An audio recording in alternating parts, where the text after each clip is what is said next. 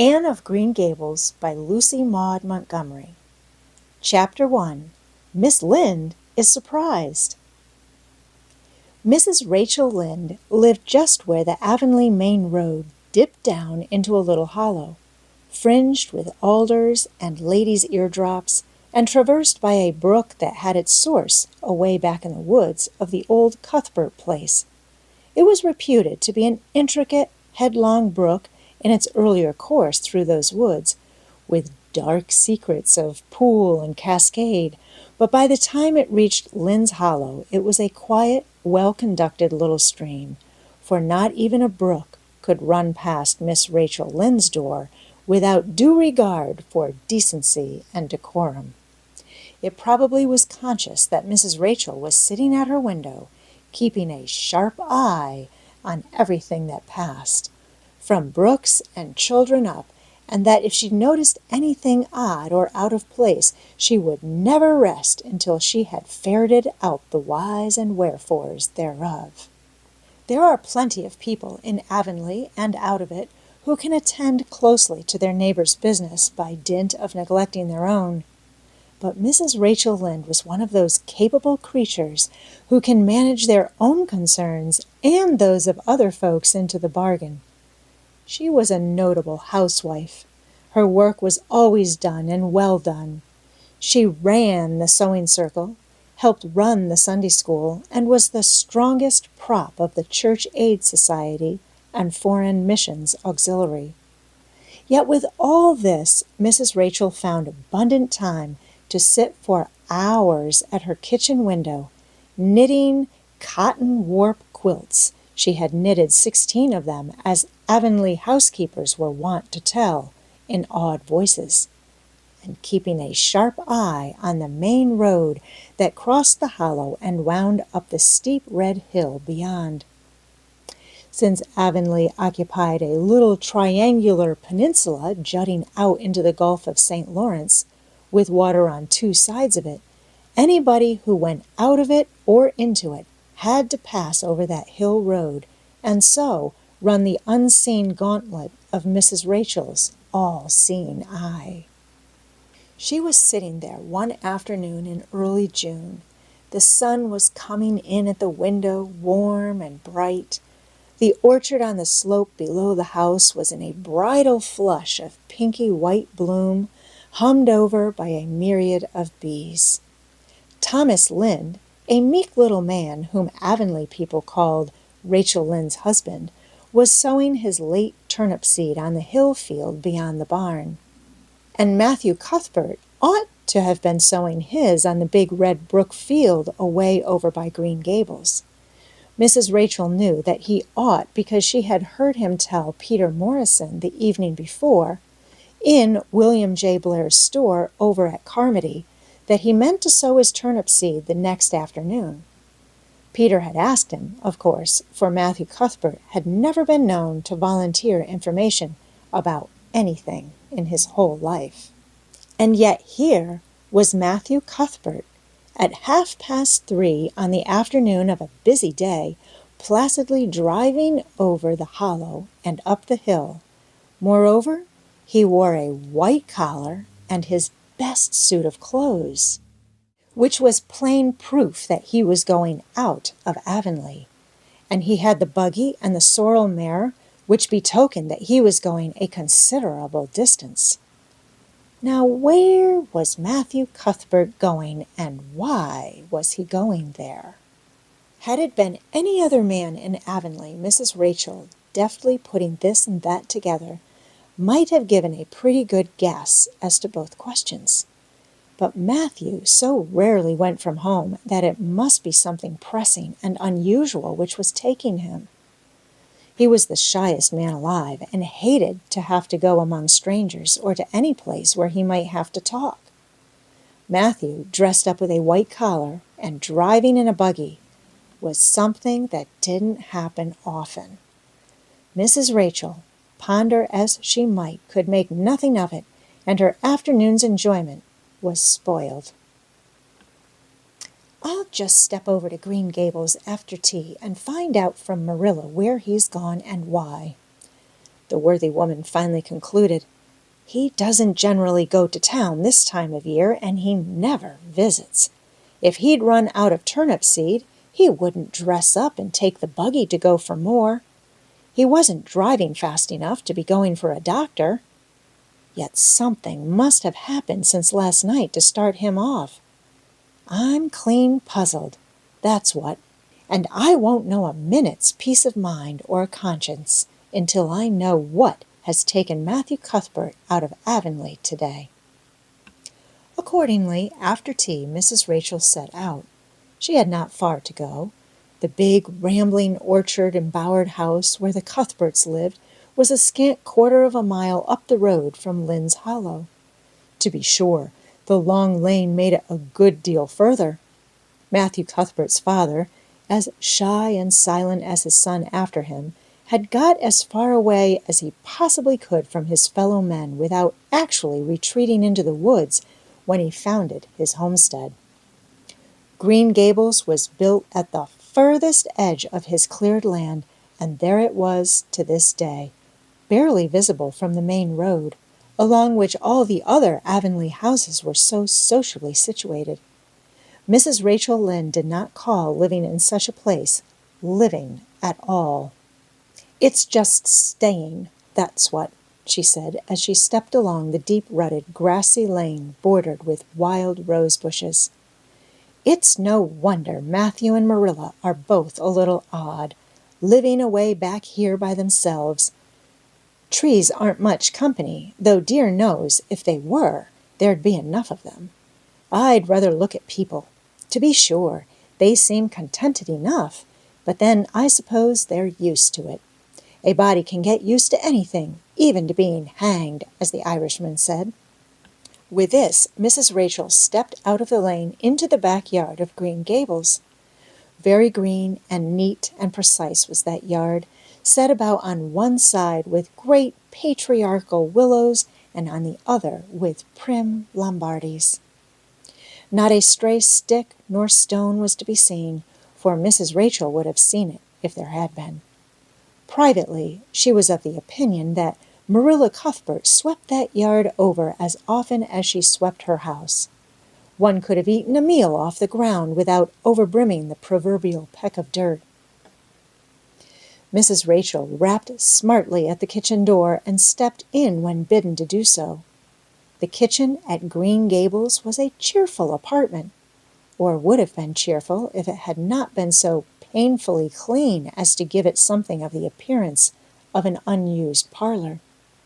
Its windows looked east and west. Through the west one, looking out on the backyard, came a flood of mellow June sunlight. But the east one, whence you got a glimpse of the bloom-white cherry trees in the left orchard and nodding slender birches down in the hollow by the brook, was greened over by a tangle of vines. Here sat Marilla Cuthbert, when she sat at all, always slightly distrustful of sunshine, which seemed to her too dancing and irresponsible a thing for a world which was meant to be taken seriously.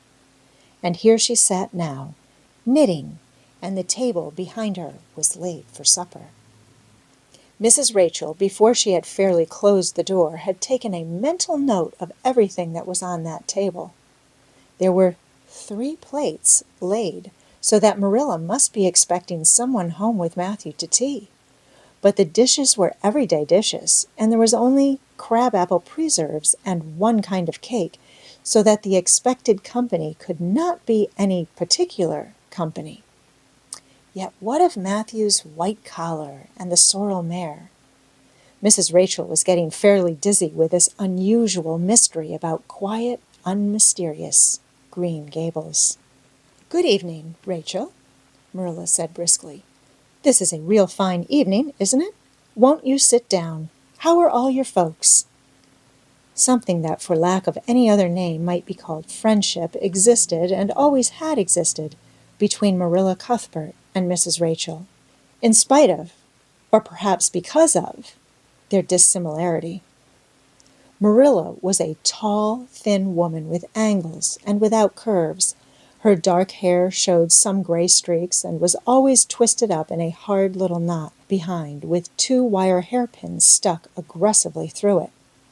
She looked like a woman of narrow experience and rigid conscience, which she was. But there was a saving something about her mouth which, if it had been ever so slightly developed, might have been considered indicative of a sense of humor. "We're all pretty well," said Mrs. Rachel. "I was kind of afraid you weren't, though, when I saw Mathew starting off today. I thought maybe he was going to the doctor's." Marilla's lips twitched understandingly. She had expected Mrs. Rachel up. She had known that the sight of Mathew jaunting off so unaccountably would be too much for her neighbor's curiosity. "Oh, no, I'm quite well, although I had a bad headache yesterday," she said. "Mathew went to Bright River. We're getting a little boy from an orphan asylum in Nova Scotia, and he's coming on the train tonight." If Marilla had said that Mathew had gone to Bright River to meet a kangaroo from Australia, Mrs. Rachel could not have been more astonished. She was actually stricken dumb for 5 seconds. It was unsupposable that Marilla was making fun of her, but Mrs. Rachel was almost forced to suppose it. "Are you in earnest, Marilla?" she demanded when her voice returned to her. "Yes, of course," said Marilla, as if getting boys from orphan asylums in Nova Scotia were part of the usual spring work on any well-regulated Avonlea farm instead of being an unheard-of innovation. Mrs. Rachel felt that she had received a severe mental jolt. She thought in exclamation points. A boy? Marilla and Mathew Cuthbert, of all people, adopting a boy? From an orphan asylum? Well, the world was certainly turning upside down. She would be surprised at nothing after this. Nothing. "What on earth put such a notion into your head?" she demanded disapprovingly. This had been done without her advice being asked and must perforce be disapproved. "Well, we've been thinking about it for some time. All winter, in fact," returned Marilla. "Mrs. Alexander Spencer was up here one day before Christmas, and she said she was going to get a little girl from the asylum over in Hopeton in the spring. Her cousin lives there, and Mrs. Spencer has visited her and knows all about it. So Mathew and I have talked it over off and on ever since. We thought we'd get a boy. Mathew is getting up in years, you know. He's 60, and he isn't so spry as he once was. His heart troubles him a good deal, and you know how desperate hard it's got to be to get hired help. There's never anybody to be had but those stupid half-grown little French boys. And as soon as you do get one broke into your ways and taught something, he's up and off to the lobster canneries or the States. At first, Mathew suggested getting a home boy, but I said no, flat to that. They may be all right. I'm not saying they're not. But no London street Arabs for me, I said. Give me a native born at least. There'll be a risk, no matter who we get.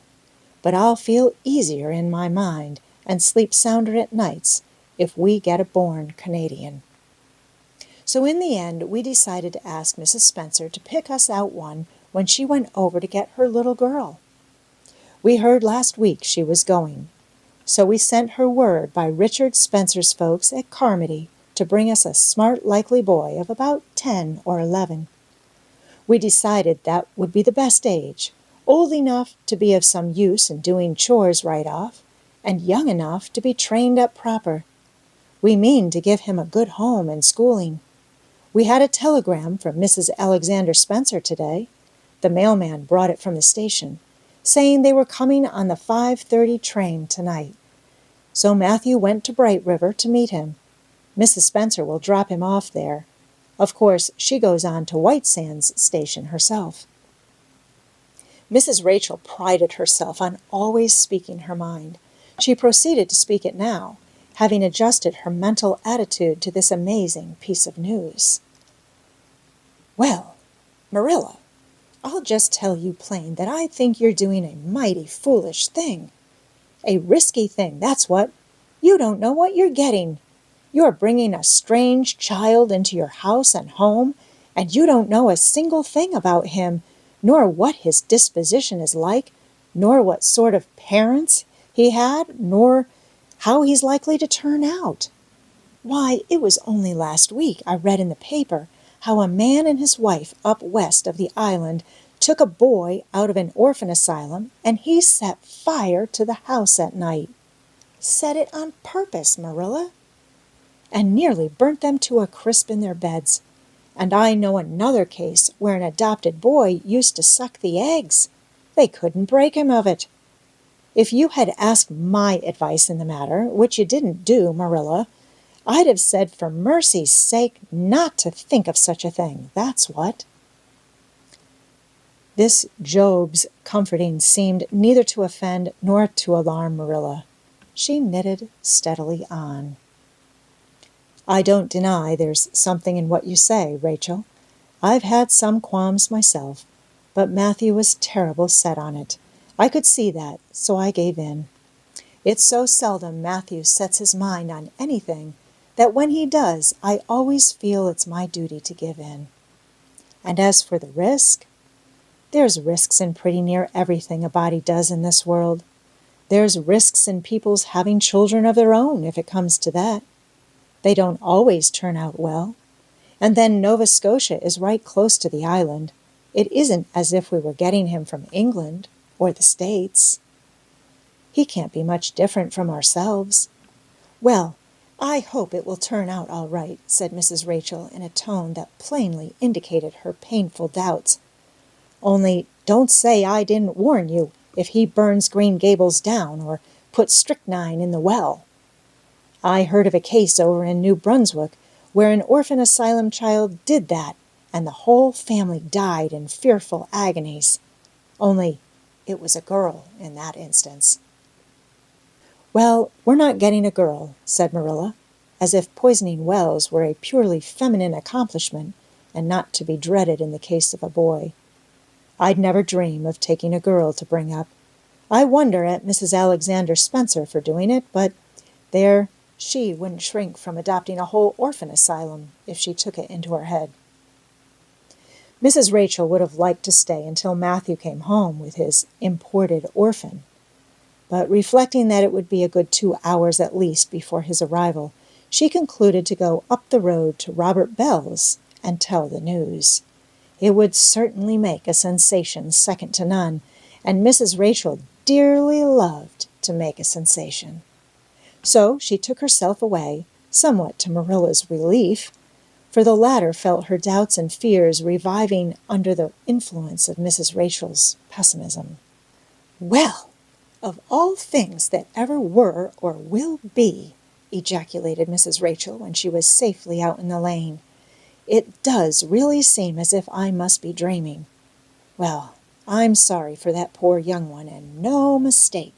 Mathew and Marilla don't know anything about children, and they'll expect him to be wiser and steadier than his own grandfather, if so be's he ever had a grandfather, which is doubtful. It seems uncanny to think of a child at Green Gables somehow. There's never been one there, for Mathew and Marilla were grown up when the new house was built. If they ever were children, which is hard to believe when one looks at them. I wouldn't be in that orphan's shoes for anything. My, but I pity him, that's what. So said Mrs. Rachel to the wild rose bushes out of the fullness of her heart.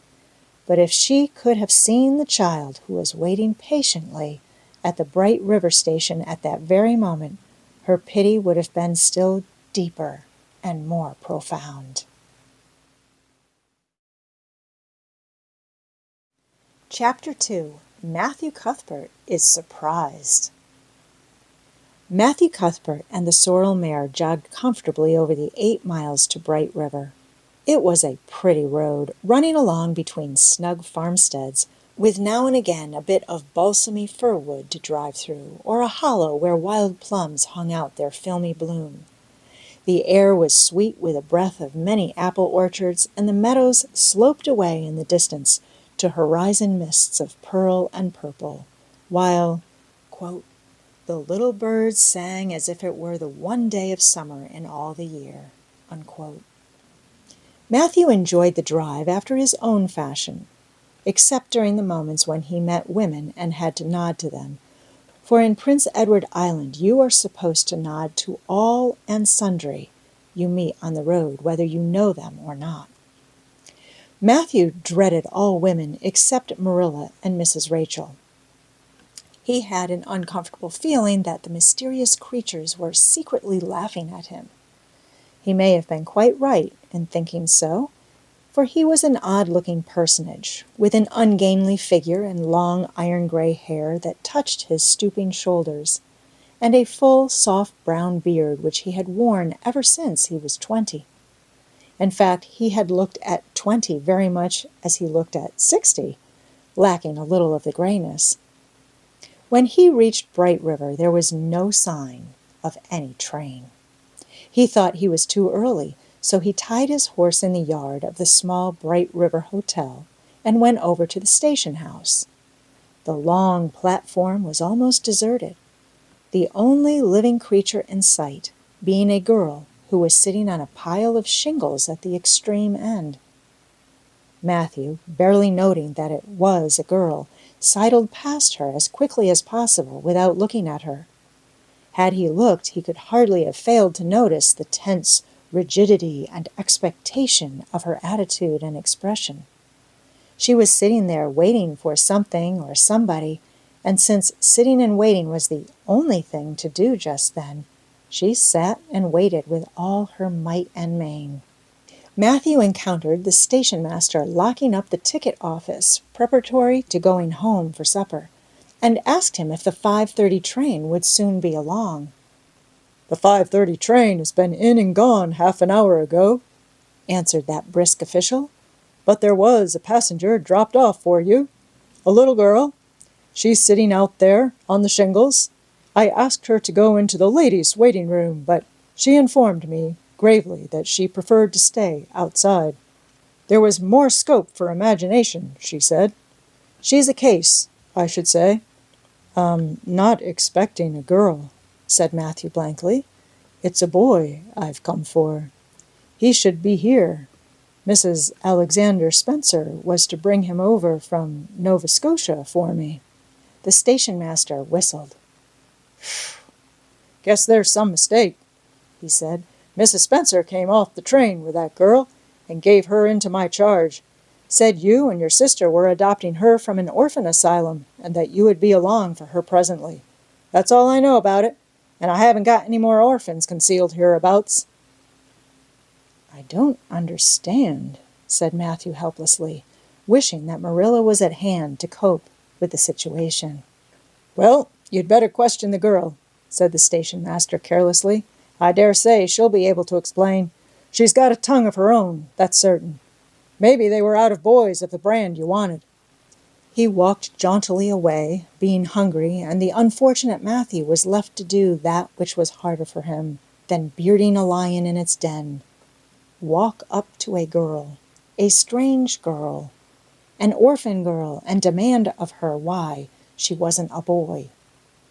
Mathew groaned in spirit as he turned about and shuffled gently down the platform towards her. She had been watching him ever since he had passed her, and she had her eyes on him now. Mathew was not looking at her and would not have seen what she was really like if he had been, but an ordinary observer would have seen this. A child of about 11, garbed in a very short, very tight, very ugly dress of yellowish-gray wincey. She wore a faded brown sailor hat, and beneath the hat, extending down her back, were 2 braids of very thick, decidedly red hair. Her face was small, white, and thin, also much freckled. Her mouth was large, and so were her eyes, which looked green in some lights and moods and gray in others. So far, the ordinary observer, an extraordinary observer, might have seen that the chin was very pointed and pronounced, that the big eyes were full of spirit and vivacity, that the mouth was sweet-lipped and expressive, that the forehead was broad and full. In short, Our discerning, extraordinary observer might have concluded that no commonplace soul inhabited the body of this stray woman-child of whom shy Mathew Cuthbert was so ludicrously afraid. Mathew, however, was spared the ordeal of speaking first, for as soon as she concluded that he was coming to her, she stood up, grasping with one thin brown hand the handle of a shabby, old-fashioned carpet-bag. The other she held out to him. "I suppose you are Mr. Mathew Cuthbert of Green Gables?" she said in a peculiarly clear, sweet voice. "I'm very glad to see you. I was beginning to be afraid you weren't coming for me, and I was imagining all the things that might have happened to prevent you. I had made up my mind that if you didn't come for me tonight, I'd go down the track to that big wild cherry tree at the bend and climb up into it to stay all night. I wouldn't be a bit afraid, and it would be lovely to sleep in a wild cherry tree, all white with bloom in the moonshine, don't you think? You could imagine you were dwelling in marble halls, couldn't you? And I was quite sure you would come for me in the morning, if you didn't tonight." Mathew had taken the scrawny little hand awkwardly in his. Then and there he decided what to do. He could not tell this child with the glowing eyes that there had been a mistake. He would take her home and let Marilla do that. She couldn't be left at Bright River anyhow, no matter what mistake had been made, so all questions and explanations might as well be deferred until he was safely back at Green Gables. "I'm sorry I was late," he said shyly. "Come along. The horse is over in the yard. Give me your bag." "Oh, I can carry it," the child responded cheerfully. "It isn't heavy. I've got all my worldly goods in it, but it isn't heavy. And if it isn't carried in just a certain way, the handle pulls out, so I'd better keep it because I know the exact knack of it. It's an extremely old carpet bag. Oh, I'm very glad you've come, even if it would have been nice to sleep in a wild cherry tree. We've got to drive a long piece, haven't we? Mrs. Spencer said it was 8 miles. I'm glad because I love driving. Oh, it seems so wonderful that I'm going to live with you and belong to you. I've never belonged to anybody, not really, but the asylum was the worst. I've only been in it 4 months, but that was enough. I don't suppose you ever were an orphan in an asylum, so you can't possibly understand what it is like. It's worse than anything you could imagine. Mrs. Spencer said it was wicked of me to talk like that, but I didn't mean to be wicked. It's so easy to be wicked without knowing it, isn't it? They were good, you know, the asylum people, but there is so little scope for the imagination in an asylum. Only just in the other orphans. It was pretty interesting to imagine things about them, to imagine that perhaps the girl who sat next to you was really the daughter of a belted earl, who had been stolen away from her parents in her infancy by a cruel nurse who died before she could confess. I used to lie awake at nights and imagine things like that, because I didn't have time in the day. I guess that's why I'm so thin. I am dreadful thin, ain't I? There isn't a pick on my bones. I do love to imagine I'm nice and plump, with dimples in my elbows." With this, Mathew's companion stopped talking, partly because she was out of breath, and partly because they had reached the buggy. Not another word did she say until they had left the village and were driving down a steep little hill, the road part of which had been cut so deeply into the soft soil that the banks, fringed with blooming wild cherry trees and slim white birches, were several feet above their heads. The child put out her hand and broke off a branch of wild plum that brushed against the side of the buggy. "Isn't that beautiful? What did that tree, leaning out from the bank, all white and lacy, make you think of?" she asked. "Well, now, I don't know," said Mathew. "Why, a bride, of course. A bride all in white with a lovely misty veil. I've never seen one, but I can imagine what she would look like. I don't ever expect to be a bride myself. I'm so homely, nobody will ever want to marry me, unless it might be a foreign missionary. I suppose a foreign missionary mightn't be very particular, but I do hope that some day I shall have a white dress. That is my highest ideal of earthly bliss. I just love pretty clothes, and I've never had a pretty dress in my life that I can remember. But of course, it's all the more to look forward to, isn't it? And then I can imagine that I'm dressed gorgeously.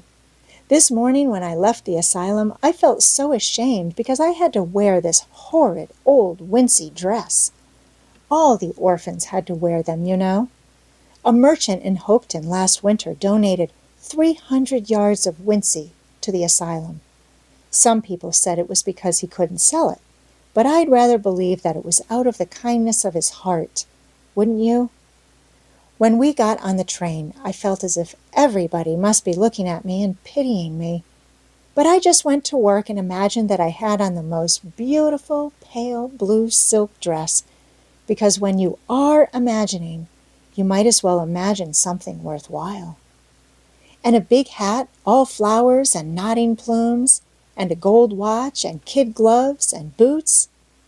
I felt cheered up right away, and I enjoyed my trip to the island with all my might. I wasn't a bit sick coming over in the boat. Neither was Mrs. Spencer, although she generally is. She said she hadn't time to get sick, watching to see that I didn't fall overboard. She said she never saw the beat of me for prowling about. But if it kept her from being seasick, it's a mercy I did prowl, isn't it? And I wanted to see everything that was to be seen on that boat, because I didn't know whether I'd ever have another opportunity. Oh, there are a lot more cherry trees all in bloom. This island is the bloomiest place. I just love it already, and I'm so glad I'm going to live here. I've always heard that Prince Edward Island was the prettiest place in the world, and I used to imagine I was living here, but I never really expected I would. It's delightful when your imaginations come true, isn't it? But those red roads are so funny. When we got into the train at Charlottetown and the red roads began to flash past, I asked Mrs. Spencer what made them red, and she said she didn't know. And for pity's sake not to ask her any more questions. She said I must have asked her 1,000 already. I suppose I had, too. But how are you going to find out about things if you don't ask questions? And what does make the roads red? Well, now, I don't know, said Mathew. Well, that is one of the things to find out sometime. Isn't it splendid to think of all the things there are to find out about? It just makes me feel glad to be alive. It's such an interesting world. It wouldn't be half so interesting if we knew all about everything, would it? There'd be no scope for imagination then, would there? But am I talking too much? People are always telling me I do. Would you rather I didn't talk? If you say so, I'll stop. I can stop when I make up my mind to it, although it's difficult. Mathew, much to his own surprise, was enjoying himself. Like most quiet folks, he liked talkative people when they were willing to do the talking themselves and did not expect him to keep up his end of it. But he had never expected to enjoy the society of a little girl. Women were bad enough in all conscience, but little girls were worse. He detested the way they had of sidling past him timidly with sideways glances, as if they expected him to gobble them up at a mouthful if they ventured to say a word. That was the Avonlea type of well-bred little girl. But this freckled witch was very different, and although he found it rather difficult for his slower intelligence to keep up with her brisk mental processes, he thought that he kind of liked her chatter. So he said, as shyly as usual, "Oh, you can talk as much as you like. I don't mind." "Oh, I'm so glad.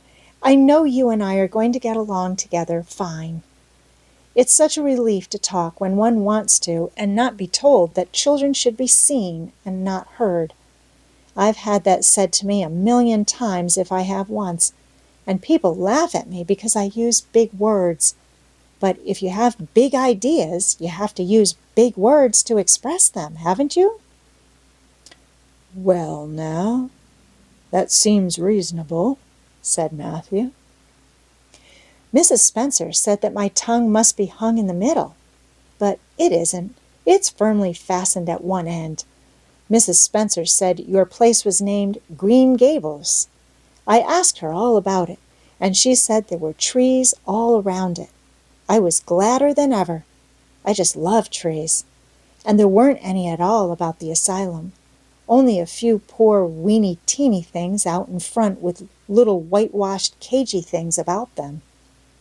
They just looked like orphans themselves, those trees did. It used to make me want to cry to look at them. I used to say to them, "Oh, you poor little things." If you were out in a great big woods with other trees all around you, and little mosses and June bells growing over your roots, and a brook not far away, and birds singing in your branches, you could grow, couldn't you? But you can't where you are. I know just exactly how you feel, little trees. I felt sorry to leave them behind this morning. You do get so attached to things like that, don't you? Is there a brook anywhere near Green Gables?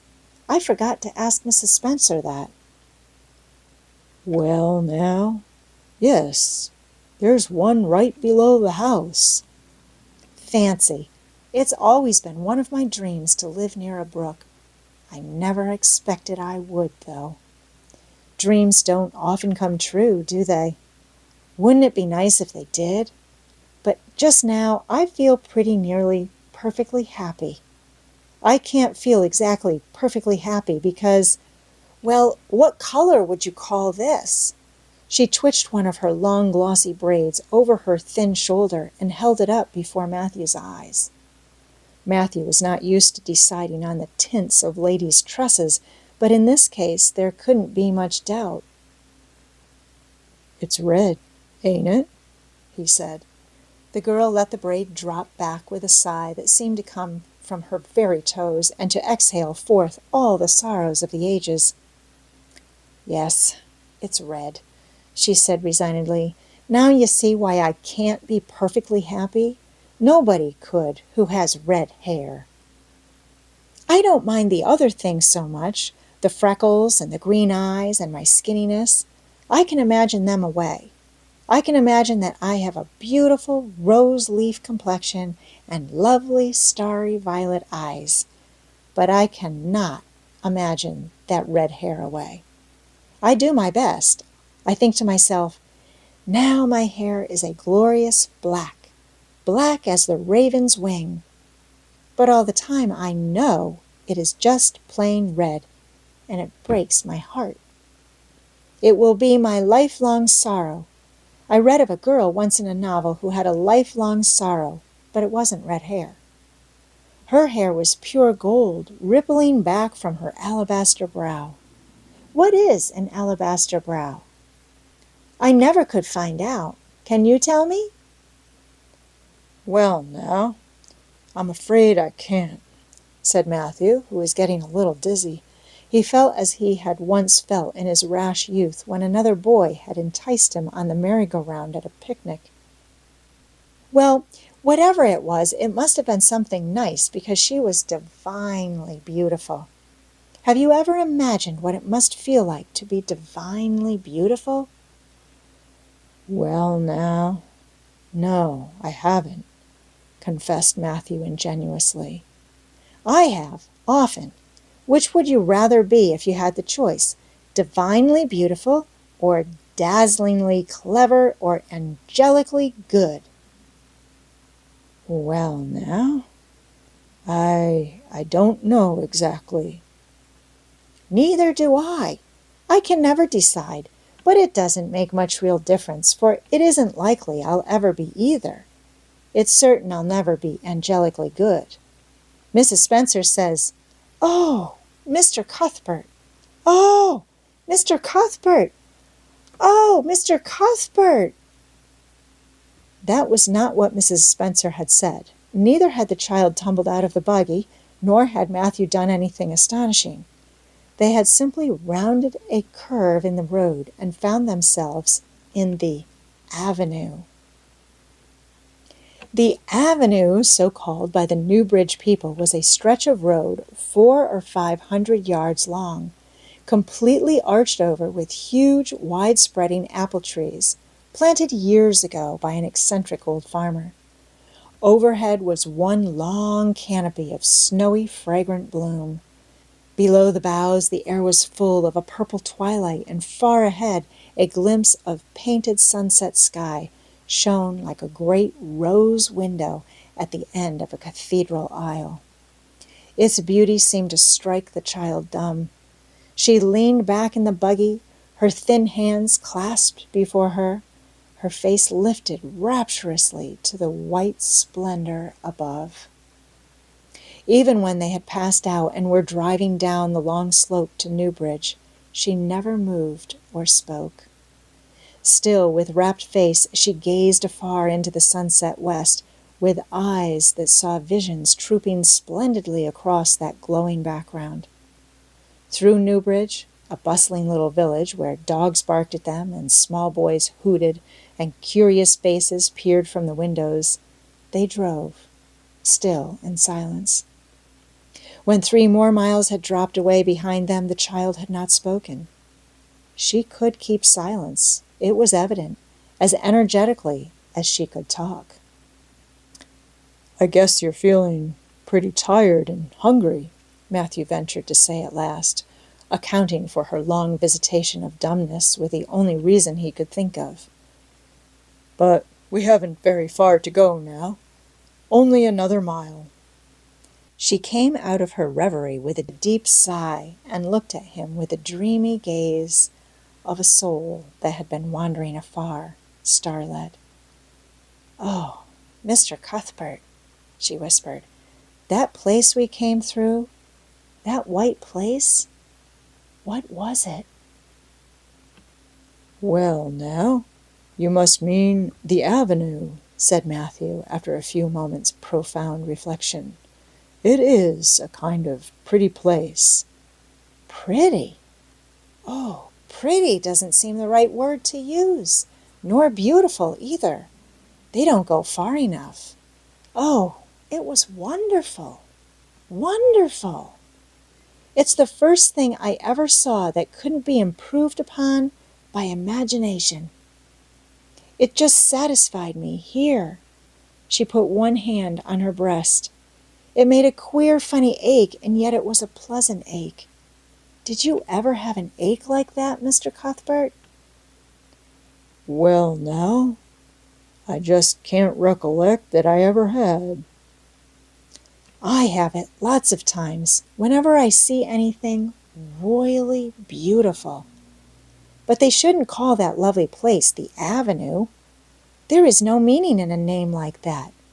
They should call it, let me see, the White Way of Delight. Isn't that a nice, imaginative name? When I don't like the name of a place or a person, I always imagine a new one, and always think of them so. There was a girl at the asylum whose name was Hepzibah Jenkins, but I always imagined her as Rosalia DeVere. Other people may call that place the Avenue, but I shall always call it the White Way of Delight." "Have we really only another mile to go before we get home?" "I'm glad, and I'm sorry. I'm sorry because this drive has been so pleasant, and I'm always sorry when pleasant things end. Something still pleasanter may come after, but you can never be sure. And it's so often the case that it isn't pleasanter. That has been my experience anyhow. But I'm glad to think of getting home. You see, I've never had a real home since I can remember. It gives me that pleasant ache again just to think of coming to a really, truly home. Oh, isn't that pretty?" They had driven over the crest of a hill. Below them was a pond, looking almost like a river, so long and winding was it. A bridge spanned it midway, and from there to its lower end, where an amber-hued belt of sand-hills shut it in from the dark blue gulf beyond.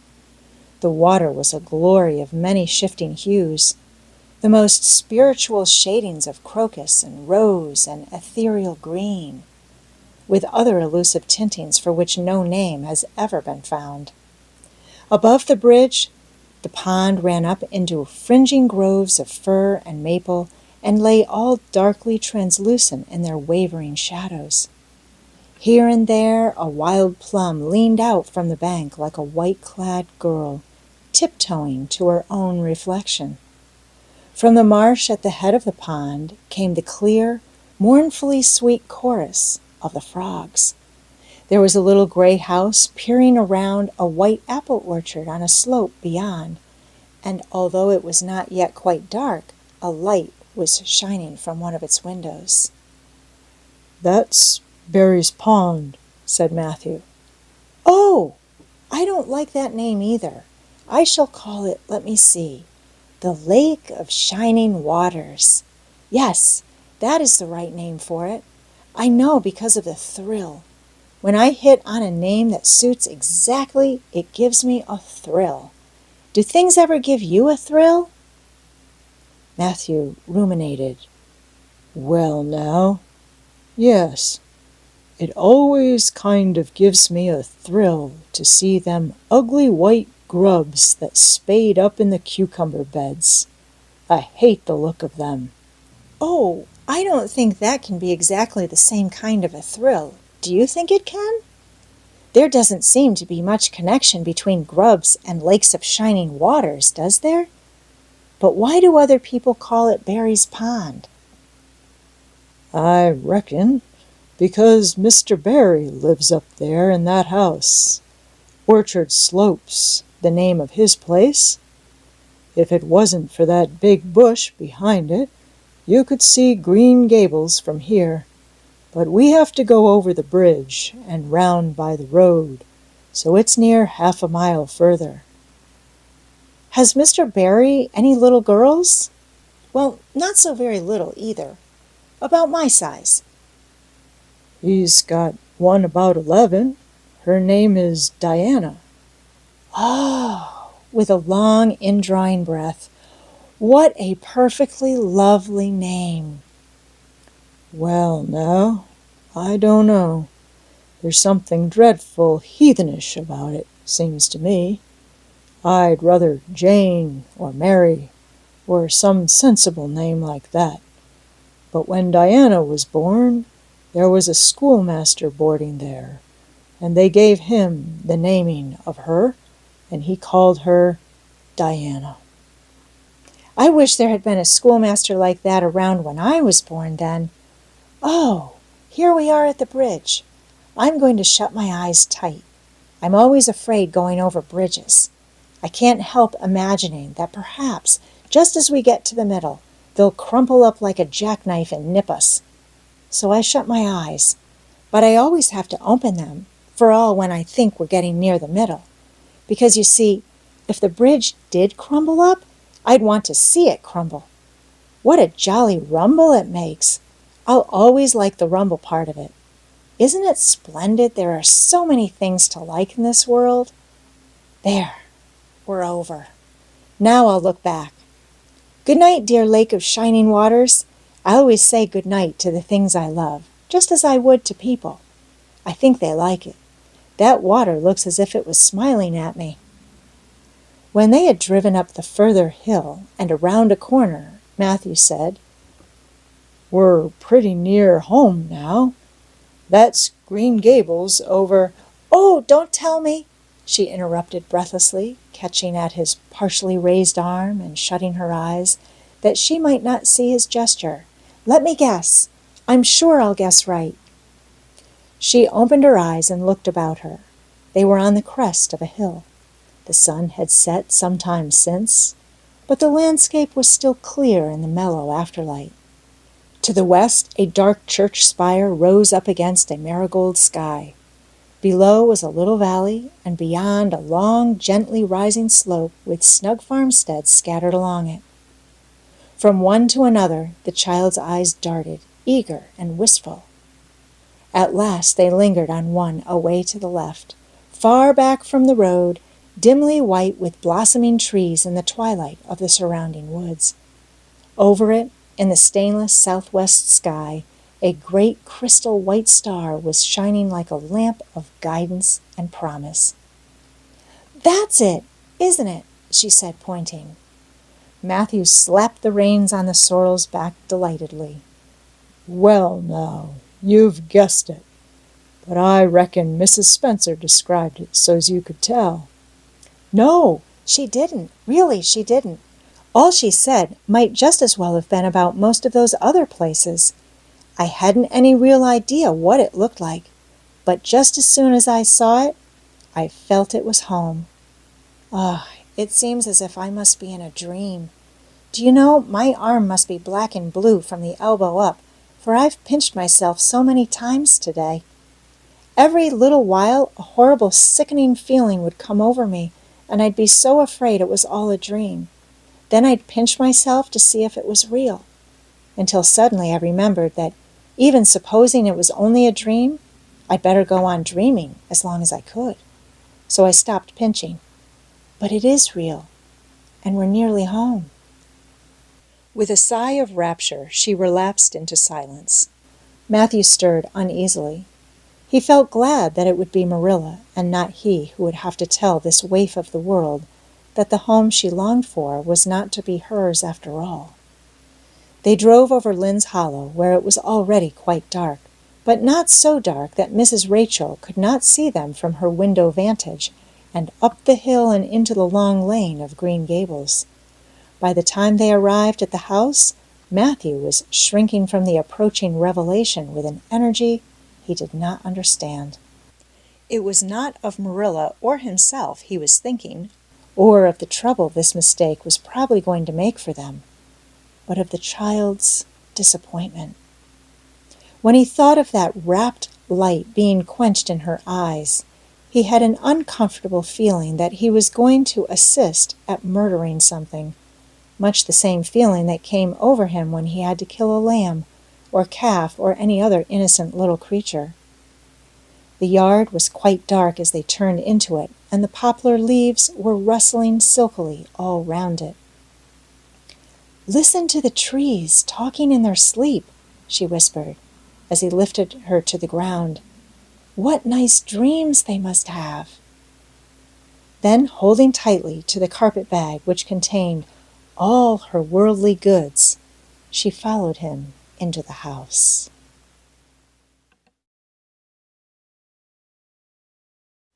Chapter 3. Marilla Cuthbert is Surprised. Marilla came briskly forward as Mathew opened the door, but when her eyes fell on the little figure in the stiff, ugly dress, with the long braids of red hair and the eager, luminous eyes, she stopped short in amazement. "Mathew Cuthbert, who's that?" she ejaculated. "Where is the boy?" "There wasn't any boy," said Mathew wretchedly. "There was only her." He nodded at the child, remembering that he had never even asked her name. "No boy? But there must have been a boy," insisted Marilla.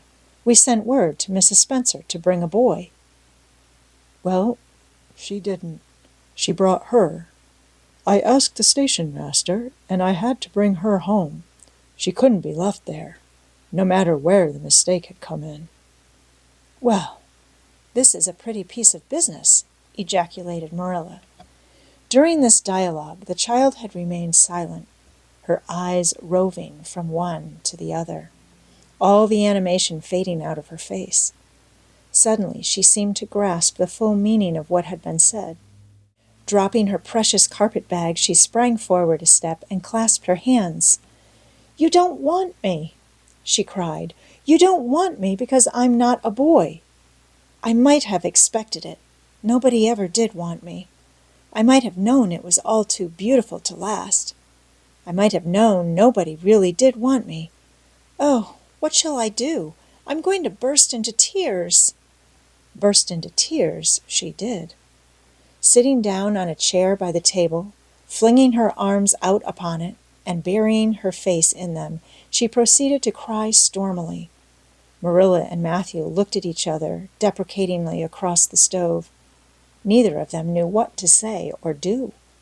Finally, Marilla stepped lamely into the breach. "Well, well, there's no need to cry so about it." "Yes, there is need."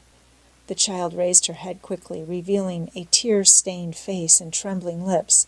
"You would cry, too, if you were an orphan and had to come to a place you thought was going to be home, and found that they didn't want you because you weren't a boy. Oh, this is the most tragical thing that ever happened to me." Something like a reluctant smile, rather rusty from long disuse, mellowed Marilla's grim expression. "Well, don't cry any more. We're not going to turn you out of doors tonight. You'll have to stay here until we investigate this affair. What's your name?" The child hesitated for a moment. "Will you please call me Cordelia?" she said eagerly. "Call you Cordelia? Is that your name?" "No, it's not exactly my name, but I would love to be called Cordelia. It's such a perfectly elegant name." "I don't know what on earth you mean. If Cordelia isn't your name, what is?" "Anne Shirley," reluctantly faltered forth the owner of that name. "But, oh, please do call me Cordelia. It can't matter much to you what you call me if I'm only going to be here a little while, can it? And Anne is such an unromantic name." "Unromantic fiddlesticks," said the unsympathetic Marilla. "Anne is a real good, plain, sensible name. You've no need to be ashamed of it." "Oh, I'm not ashamed of it," explained Anne, "only I like Cordelia better. I've always imagined that my name was Cordelia. At least, I always have of late years. When I was young, I used to imagine it was Geraldine. But I like Cordelia better now. But if you call me Anne, please call me Anne spelled with an E." "What difference does it make how it's spelled?" asked Marilla with another rusty smile as she picked up the teapot. "Oh, it makes such a difference. It looks so much nicer. When you hear a name pronounced, can't you always see it in your mind just as if it was printed out? I can. And ANN looks dreadful, but ANNE looks so much more distinguished. If you'll only call me Anne spelled with an E, I shall try to reconcile myself to not being called Cordelia." "Very well, then. Anne spelled with an E. Can you tell us how this mistake came to be made? We sent word to Mrs. Spencer to bring us a boy. Were there no boys at the asylum?" "Oh, yes, there was an abundance of them. But Mrs. Spencer said distinctly that you wanted a girl about 11 years old. And the matron said she thought I would do. You don't know how delighted I was. I couldn't sleep all last night for joy. Oh," she added reproachfully, turning to Mathew, "why didn't you tell me at the station that you didn't want me and leave me there? If I hadn't seen the white way of delight and the lake of shining waters, it wouldn't be so hard." "What on earth does she mean?" demanded Marilla, staring at Mathew. She's just referring to some conversation we had on the road," said Mathew hastily. "I'm going out to put the mare in, Marilla. Have tea ready when I come back." "Did Mrs. Spencer bring anybody over besides you?" continued Marilla, when Mathew had gone out. "She brought Lily Jones for herself. Lily is only 5 years old, and she is very beautiful and had nut-brown hair. If I was very beautiful and had nut-brown hair, would you keep me?" "No. We want a boy to help Mathew on the farm. A girl would be of no use to us. Take off your hat. I'll lay it and your bag on the hall table." Anne took off her hat meekly. Mathew came back presently, and they sat down to supper. But Anne could not eat. In vain she nibbled at the bread and butter, and pecked at the crab-apple preserve, out of the little scalloped glass dish by her plate. She did not really make any headway at all. "You're not eating anything," said Marilla sharply, eyeing her as if it were a serious shortcoming. Anne sighed. "I can't. I'm in the depths of despair. Can you eat when you are in the depths of despair?" "I've never been in the depths of despair, so I can't say," responded Marilla. "Weren't you? Well, did you ever try to imagine you were in the depths of despair?" "No, I didn't." "Then I don't think you can understand what it's like. It's a very uncomfortable feeling indeed. When you try to eat, a lump comes right up in your throat, and you can't swallow anything, not even if it was a chocolate caramel. I had one chocolate caramel once, 2 years ago, and it was simply delicious. I've often dreamed since then that I had a lot of chocolate caramels, but I always wake up just when I'm going to eat them. I do hope you won't be offended because I can't eat. Everything is extremely nice, but still, I cannot eat." "I guess she's tired," said Mathew, who hadn't spoken since his return from the barn. "Best put her to bed, Marilla." Marilla had been wondering where Anne should be put to bed. She had prepared a couch in the kitchen chamber for the desired and expected boy. But although it was neat and clean, it did not seem quite the thing to put a girl there somehow. But the spare room was out of the question for such a stray waif, so there remained only the east gable room. Marilla lighted a candle and told Anne to follow her, which Anne spiritlessly did, taking her hat and carpet-bag from the hall table as she passed. The hall was fearsomely clean. The little gable chamber in which she presently found herself seemed still cleaner. Marilla set the candle on a 3-legged, 3-cornered table and turned down the bedclothes. "I suppose you have a nightgown?" she questioned. Anne nodded. "Yes, I have 2. The matron of the asylum made them for me. They're fearfully skimpy. There is never enough to go around in an asylum, so things are always skimpy, at least in a poor asylum like ours. I hate skimpy night dresses. But one can dream just as well in them as in lovely trailing ones with frills around the neck. That's one consolation." "Well, undress as quick as you can and go to bed. I'll come back in a few minutes for the candle. I daren't trust you to put it out yourself. You'd likely set the place on fire." When Marilla had gone, Anne looked around her wistfully. The whitewashed walls were so painfully bare and staring that she thought they must ache over their own bareness. The floor was bare, too, except for a round braided mat in the middle, such as Anne had never seen before.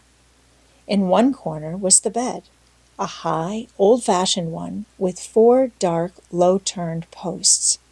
In the other corner was the aforesaid 3-cornered table, adorned with a fat red velvet pincushion, hard enough to turn the point of the most adventurous pin. Above it hung a little 6x8 mirror. Midway between table and bed was the window, with an icy white muslin frill over it, and opposite was the washstand. The whole apartment was of a rigidity not to be described in words, but which sent a shiver to the very marrow of Anne's bones. With a sob, she hastily discarded her garments, put on the skimpy nightgown, and sprang into bed, where she burrowed face downward into the pillow and pulled the clothes over her head. When Marilla came up for the light, various skimpy articles of raiment scattered most untidily over the floor, and a certain tempestuous appearance of the bed, were the only indications of any presence save her own. She deliberately picked up Anne's clothes, placed them neatly on a prim yellow chair, and then, taking up the candle, went over to the bed. "Good night," she said, a little awkwardly, but not unkindly. Anne's white face and big eyes appeared over the bedclothes with a startling suddenness. "How can you call it a good night when you know it must be the very worst night I've ever had?" she said reproachfully. Then she dived down into invisibility again. Marilla went slowly down to the kitchen and proceeded to wash the supper dishes. Mathew was smoking, a sure sign of perturbation of mind. He seldom smoked, for Marilla set her face against it as a filthy habit. But at certain times and seasons he felt driven to it, and then Marilla winked at the practice, realizing that a mere man must have some vent for his emotions. "Well, this is a pretty kettle of fish," she said wrathfully. "This is what comes of sending word instead of going ourselves. Richard Spencer's folks have twisted that message somehow. One of us will have to drive over and see Mrs. Spencer tomorrow, that's certain. This girl will have to be sent back to the asylum." "Yes, I suppose so," said Mathew reluctantly. "You suppose so? Don't you know it?" "Well, now, she's a real nice little thing, Marilla. It's kind of a pity to send her back when she's so set on staying here." "Mathew Cuthbert, you don't mean to say you think we ought to keep her?" Marilla's astonishment could not have been greater if Mathew had expressed a predilection for standing on his head. "Well, now, no, I suppose not. Not exactly," stammered Mathew, uncomfortably driven into a corner for his precise meaning. "I suppose we could hardly be expected to keep her." "I should say not. What good would she be to us?" "We might be some good to her," said Mathew suddenly and unexpectedly. "Mathew Cuthbert, I believe that child has bewitched you. I can see as plain that you want to keep her." "Well, now, she's a real interesting little thing," persisted Mathew. "You should have heard her talk coming from the station." "Oh, she can talk fast enough. I saw that at once. It's nothing in her favor, either. I don't like children who have so much to say. I don't want an orphan girl, and if I did, she isn't the style I'd pick out. There's something I don't understand about her. No, she's got to be dispatched straightway back to where she came from." "I could hire a French boy to help me," said Mathew, "and she'd be company for you." "I'm not suffering for company," said Marilla shortly, "and I'm not going to keep her." "Well, now, it's just as you say, of course, Marilla," said Mathew, rising and putting his pipe away. "I'm going to bed." To bed went Mathew, and to bed, when she had put her dishes away, went Marilla, frowning most resolutely. And upstairs in the east gable, a lonely, heart-hungry, friendless child cried herself to sleep.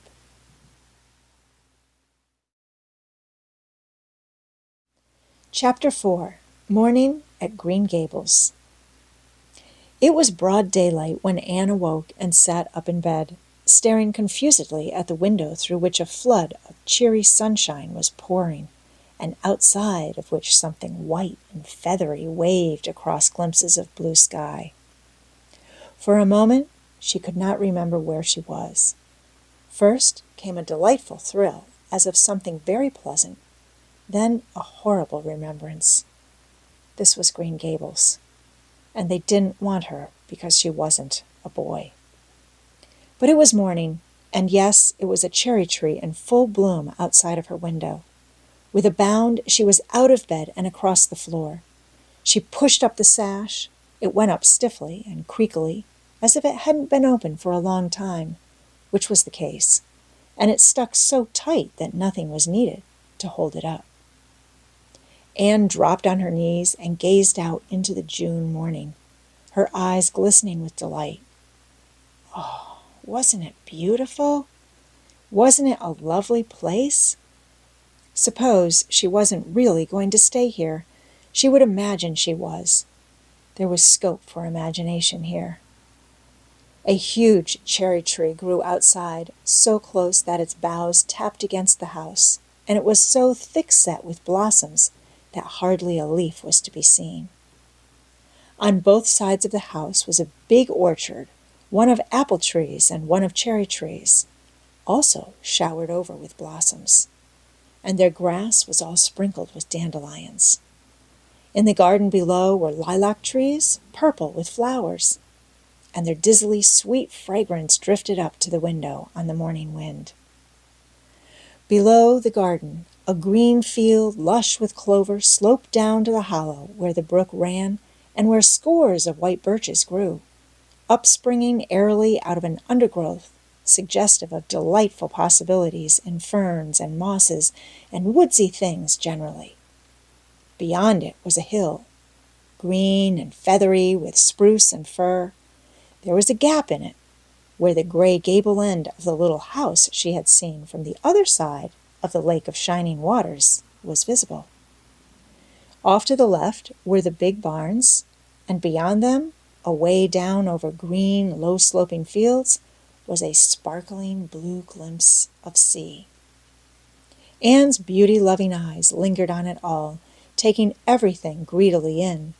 She had looked on so many unlovely places in her life, poor child, but this was as lovely as anything she had ever dreamed. She knelt there, lost to everything but the loveliness around her, until she was startled by a hand on her shoulder. Marilla had come in, unheard by the small dreamer. "It's time you were dressed," she said curtly. Marilla really did not know how to talk to the child, and her uncomfortable ignorance made her crisp and curt when she did not mean to be. Anne stood up and drew a long breath. "Oh, isn't it wonderful?" she said, waving her hand comprehensively at the good world outside. "It's a big tree," said Marilla, "and it blooms great, but the fruit don't amount to much never. Small and wormy." "Oh, I don't mean just the tree. Of course it's lovely. Yes, it's radiantly lovely. It blooms as if it meant it. But I meant everything. The garden and the orchard and the brook and the woods. The whole big dear world. Don't you feel as if you just loved the world on a morning like this? And I can hear the brook laughing all the way up here. Have you ever noticed what cheerful things brooks are? They're always laughing, even in winter time. I've heard them under the ice. I'm so glad there's a brook near Green Gables. Perhaps you think it doesn't make any difference to me when you're not going to keep me, but it does. I shall always like to remember that there is a brook at Green Gables, even if I never see it again. If there wasn't a brook, I'd be haunted by the uncomfortable feeling that there ought to be one. I'm not in the depths of despair this morning. I never can be in the morning. Isn't it a splendid thing that there are mornings? But I feel very sad. I've just been imagining that it was really me you wanted after all, and that I was to stay here for ever and ever. It was a great comfort while it lasted, but the worst of imagining things is that the time comes when you have to stop, and that hurts. You'd better get dressed and come downstairs and never mind your imaginings, said Marilla as soon as she could get a word in edgewise. Breakfast is waiting. Wash your face and comb your hair. Leave the window up and turn your bedclothes back over the foot of the bed. Be as smart as you can. Anne could evidently be smart to some purpose, for she was downstairs in 10 minutes' time, with her clothes neatly on, her hair brushed and braided, her face washed, and a comfortable consciousness pervading her soul that she had fulfilled all Marilla's requirements. As a matter of fact, however, she had forgotten to turn back the bedclothes. I'm pretty hungry this morning, she announced as she slipped into the chair Marilla placed for her. The world doesn't seem such a howling wilderness as it did last night. I'm so glad it's a sunshiny morning. But I like rainy mornings real well, too. All sorts of mornings are interesting, don't you think? You don't know what's going to happen through the day, and there's so much scope for imagination. But I'm glad it's not rainy today, because it's easier to be cheerful and bear up under affliction on a sunshiny day. I feel that I have a good deal to bear up under. It's all very well to read about sorrows and imagine yourself living through them heroically, but it's not so nice when you really come to have them, is it?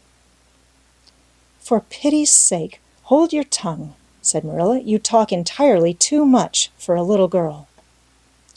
Thereupon Anne held her tongue so obediently and thoroughly that her continued silence made Marilla rather nervous, as if in the presence of something not exactly natural. Mathew also held his tongue, but this was natural, so that the meal was a very silent one. As it progressed, Anne became more and more abstracted, eating mechanically with her big eyes fixed unswervingly and unseeingly on the sky outside the window. This made Marilla more nervous than ever. She had an uncomfortable feeling that while this odd child's body might be there at the table, her spirit was far away in some remote airy cloudland, borne aloft on the wings of imagination.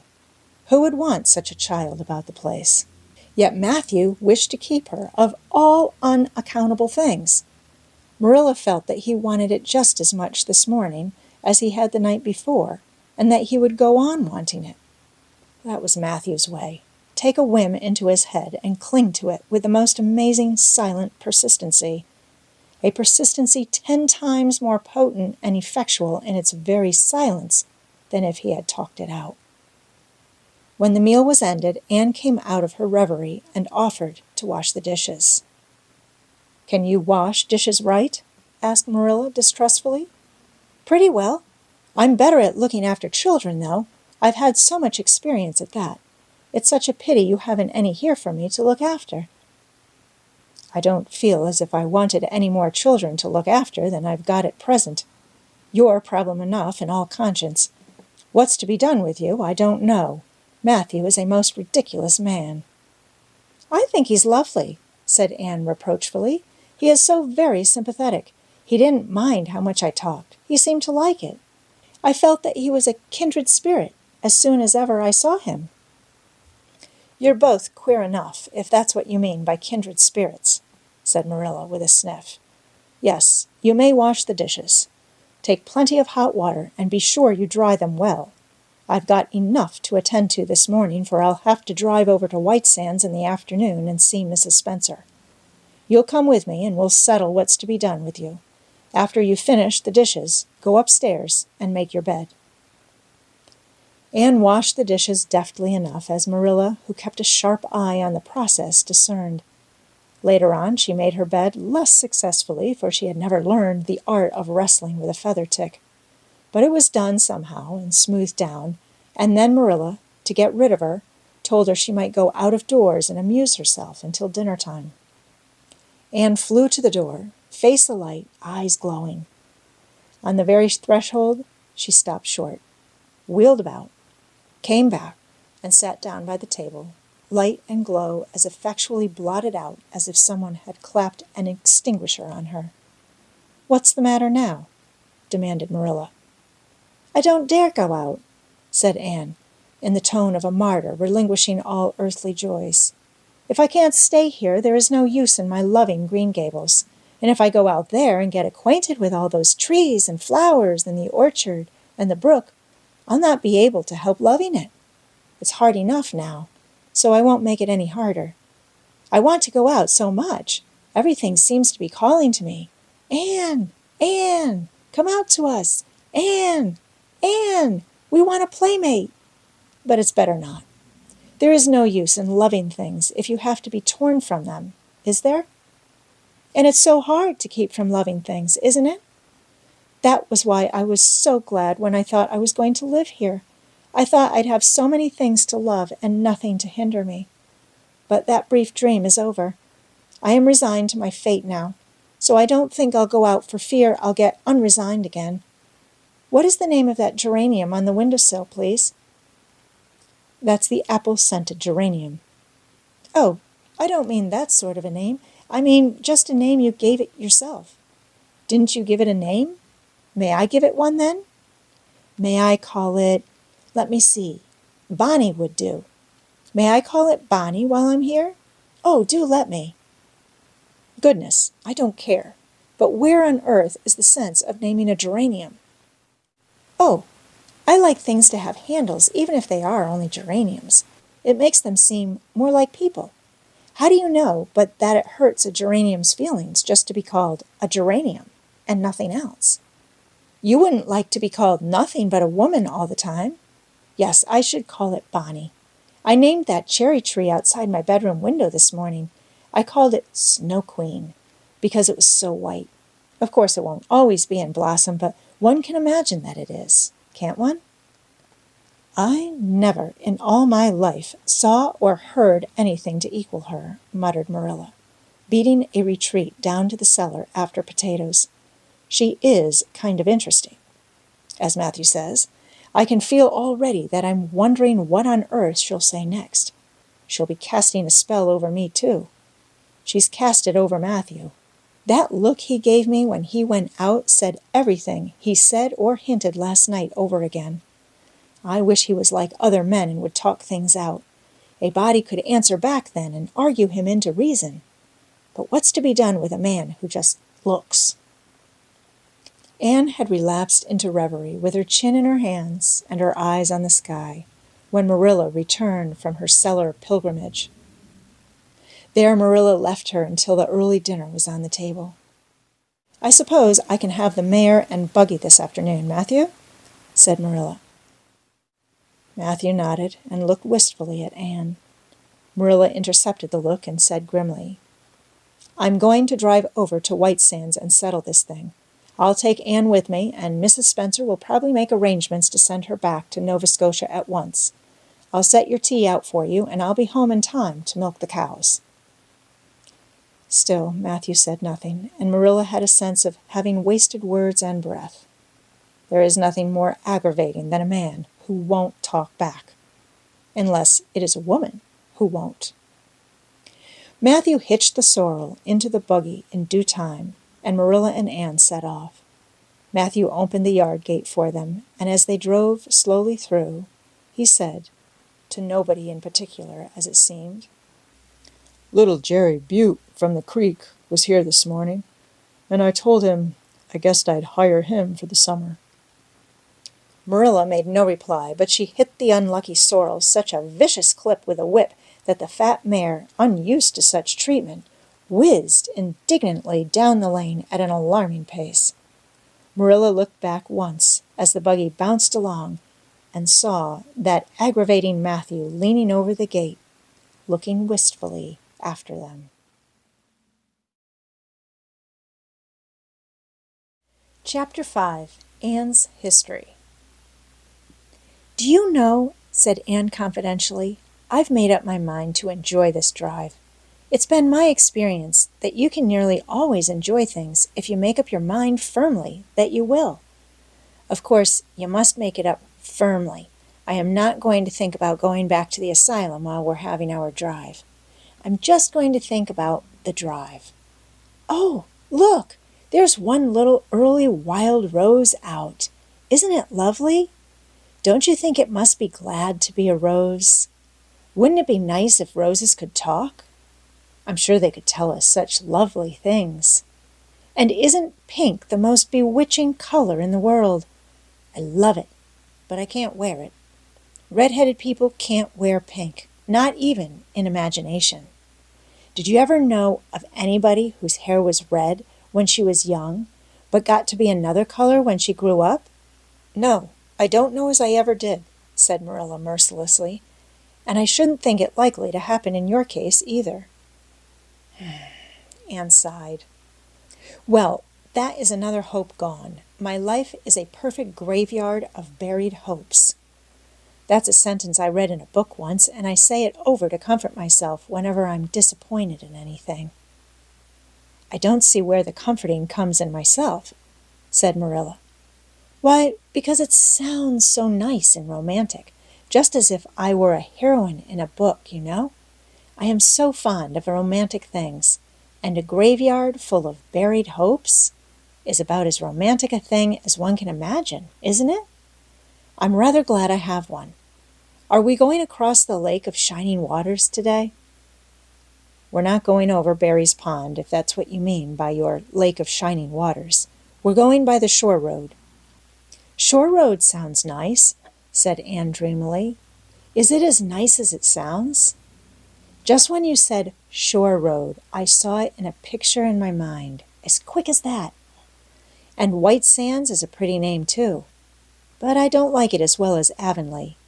Avonlea is a lovely name. It just sounds like music. How far is it to White Sands? It's 5 miles, and as you're evidently bent on talking, you might as well talk to some purpose by telling me what you know about yourself. Oh, what I know about myself isn't really worth telling, said Anne eagerly. If you'll only let me tell you what I imagine about myself, you'll think it ever so much more interesting. No, I don't want any of your imaginings. Just you stick to bald facts. Begin at the beginning. Where were you born, and how old are you?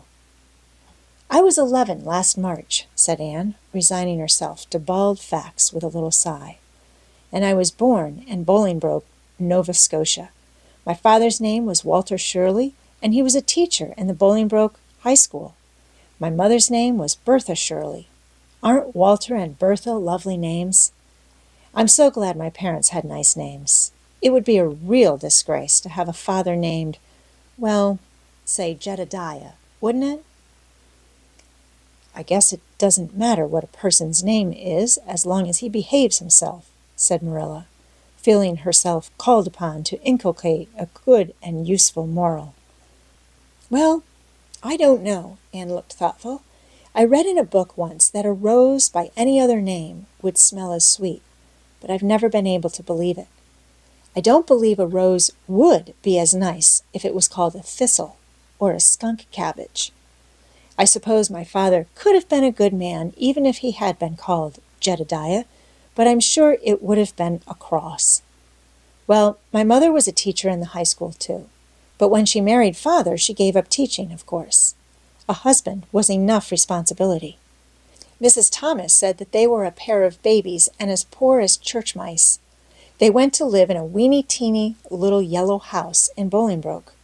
I've never seen that house, but I've imagined it thousands of times.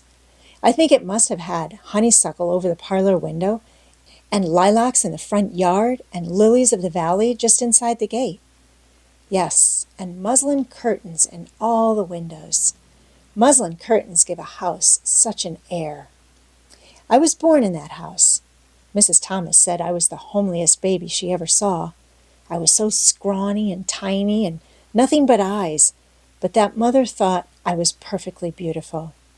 I should think a mother would be a better judge than a poor woman who came in to scrub, wouldn't you? I'm glad she was satisfied with me anyhow.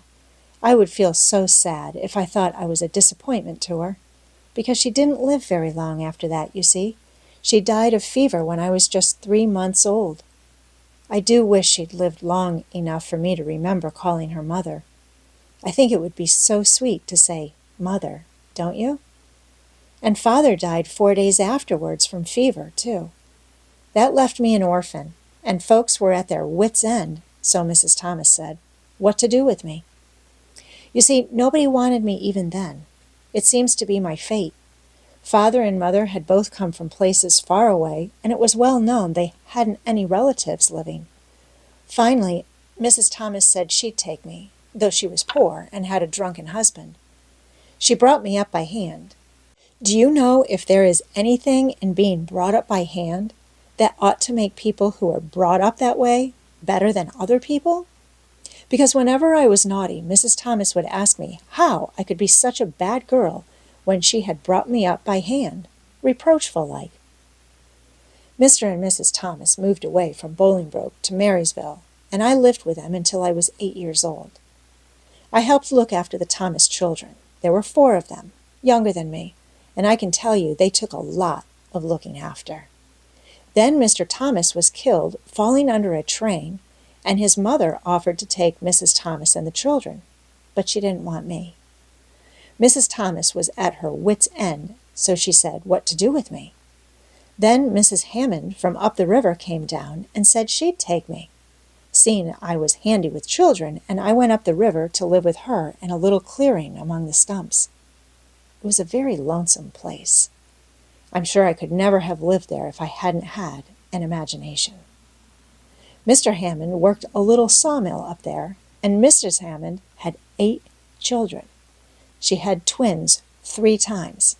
I like babies in moderation, but twins 3 times in succession is too much. I told Mrs. Hammond so firmly when the last pair came.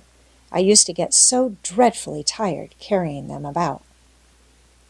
I lived upriver with Mrs. Hammond over 2 years, and then Mr. Hammond died, and Mrs. Hammond broke up housekeeping. She divided her children among her relatives and went to the States. I had to go to the asylum at Hopeton because nobody would take me. They didn't want me at the asylum either. They said they were overcrowded as it was. But they had to take me, and I was there 4 months until Mrs. Spencer came. Anne finished up with another sigh of relief this time. Evidently she did not like talking about her experiences in a world that had not wanted her. "Did you ever go to school?" demanded Marilla, turning the sorrel mare down the shore road.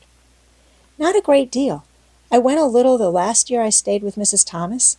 When I went upriver, we were so far from a school that I couldn't walk it in winter, and there was vacation in summer, so I could only go in the spring and fall. But of course I went while I was at the asylum. I can read pretty well, and I know ever so many pieces of poetry off by heart. The Battle of Hohenlinden, and Edinburgh after Flodden, and Bingen on the Rhine, and lots of The Lady of the Lake, and most of The Seasons by James Thomson. Don't you just love poetry that gives you a crinkly feeling up and down your back? There is a piece in the 5th Reader, The Downfall of Poland, that is just full of thrills. Of course, I wasn't in the 5th Reader. I was only in the 4th. But the big girls used to lend me theirs to read. Were those women, Mrs. Thomas and Mrs. Hammond, good to you?" asked Marilla, looking at Anne out of the corner of her eye. "Oh," faltered Anne. Her sensitive little face suddenly flushed scarlet, and embarrassment sat on her brow. "Oh, they meant to be. I know they meant to be just as good and kind as possible, and when people mean to be good to you, you don't mind very much when they're not, quite. Always. They had a good deal to worry them, you know. It's very trying to have a drunken husband, you see, and it must be very trying to have twins 3 times in succession, don't you think? But I feel sure they meant to be good to me." Marilla asked no more questions. Anne gave herself up to a silent rapture over the shore road, and Marilla guided the sorrel abstractedly while she pondered deeply.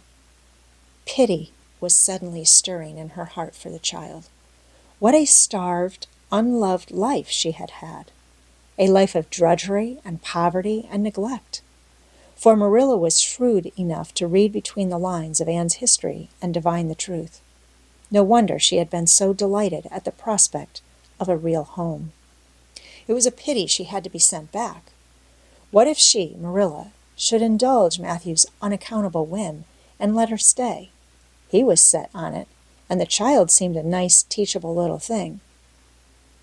She's got too much to say, thought Marilla, but she might be trained out of that. And there's nothing rude or slangy in what she does say. She's ladylike. It's likely her people were nice folks. The shore road was woodsy and wild and lonesome. On the right hand, scrub firs, their spirits quite unbroken by long years of tussle with the gulf winds, grew thickly. On the left were the steep red sandstone cliffs, so near the track in places that a mare of less steadiness than the sorrel might have tried the nerves of the people behind her. Down at the base of the cliffs were heaps of surf-worn rocks or little sandy coves inlaid with pebbles as with ocean jewels. Beyond lay the sea, shimmering and blue, and over it soared the gulls, their pinions flashing silvery in the sunlight. "Isn't the sea wonderful?" said Anne, rousing from a long, wide-eyed silence. "Once when I lived in Marysville, Mr. Thomas hired an express wagon and took us all to spend the day at the shore 10 miles away. I enjoyed every moment of that day, even if I had to look after the children all the time. I lived it over in happy dreams for years. But this shore is nicer than the Marysville shore. Aren't those gulls splendid? Would you like to be a gull? I think I would. That is, if I couldn't be a human girl." Don't you think it would be nice to wake up at sunrise and swoop down over the water and away out over that lovely blue all day? And then at night to fly back to one's nest? Oh, I can just imagine myself doing it. What big house is that just ahead, please? That's the White Sands Hotel. Mr. Kirk runs it, but the season hasn't begun yet. There are heaps of Americans come there for the summer. They think this shore is just about right. I was afraid it might be Mrs. Spencer's place, said Anne mournfully. I don't want to get there. Somehow it will seem like the end of everything. Chapter 6. Marilla Makes Up Her Mind. Get there they did, however, in due season. Mrs. Spencer lived in a big yellow house at White Sands Cove, and she came to the door with surprise and welcome mingled on her benevolent face. Dear, dear, she exclaimed, you're the last folks I was looking for today, but I'm real glad to see you. You'll put your horse in? And how are you, Anne? I'm as well as can be expected, thank you, said Anne smilelessly. A blight seemed to have descended on her. I suppose we'll stay a little while to rest the mare, said Marilla, but I promised Mathew I'd be home early. The fact is, Mrs. Spencer, there's been a queer mistake somewhere, and I've come over to see where it is. We sent word, Mathew and I, for you to bring us a boy from the asylum. We told your brother Robert to tell you we wanted a boy 10 or 11 years old. Marilla Cuthbert, you don't say so, said Mrs. Spencer in distress. Why, Robert sent word down by his daughter Nancy, and she said you wanted a girl. Didn't she, Flora Jane? Appealing to her daughter, who had come out to the steps. She certainly did, Miss Cuthbert, corroborated Flora Jane earnestly. I'm dreadful sorry, said Mrs. Spencer. It's too bad, but it certainly wasn't my fault, you see, Miss Cuthbert. I did the best I could, and I thought I was following your instructions. Nancy is a terrible flighty thing. I've often had to scold her well for her heedlessness. It was our own fault, said Marilla resignedly. We should have come to you ourselves and not left an important message to be passed along by word of mouth in that fashion. Anyhow, the mistake has been made, and the only thing to do now is to set it right. Can we send the child back to the asylum? I suppose they'll take her back, won't they? I suppose so, said Mrs. Spencer thoughtfully, but I don't think it will be necessary to send her back. Mrs. Peter Blewett was up here yesterday, and she was saying to me how much she wished she'd sent by me for a little girl to help her. Mrs. Peter has a large family, you know, and she finds it hard to get help.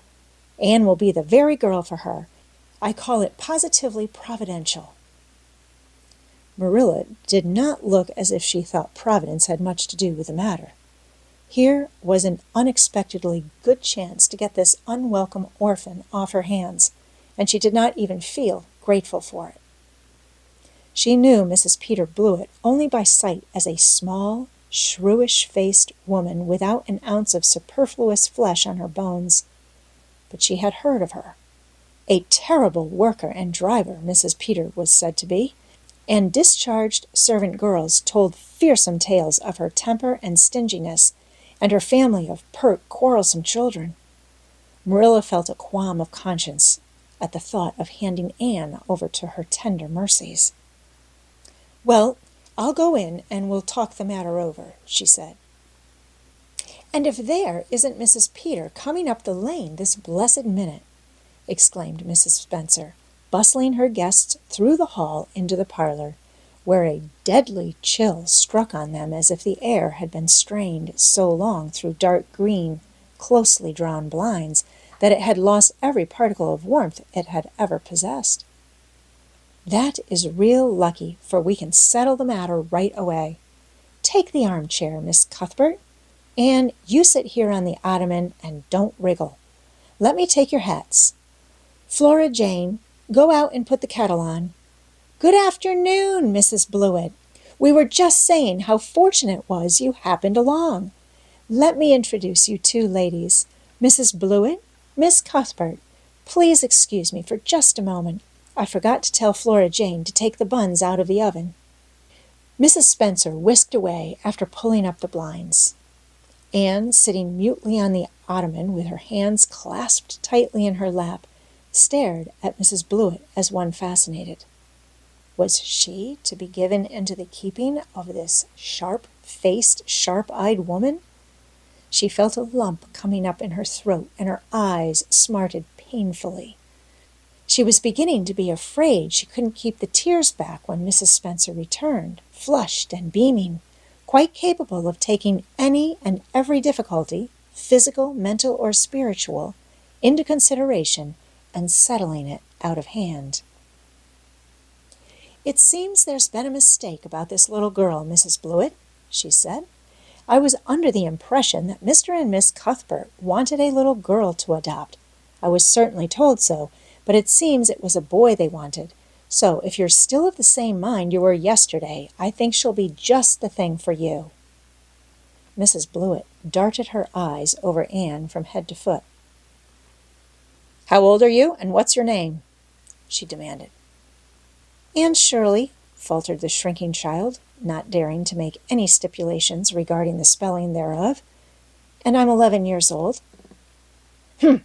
You don't look as if there was much to you, but you're wiry." "I don't know, but the wiry ones are the best after all." "Well, if I take you, you'll have to be a good girl, you know. Good and smart and respectful. I'll expect you to earn your keep, and no mistake about that. Yes, I suppose I might as well take her off your hands, Miss Cuthbert.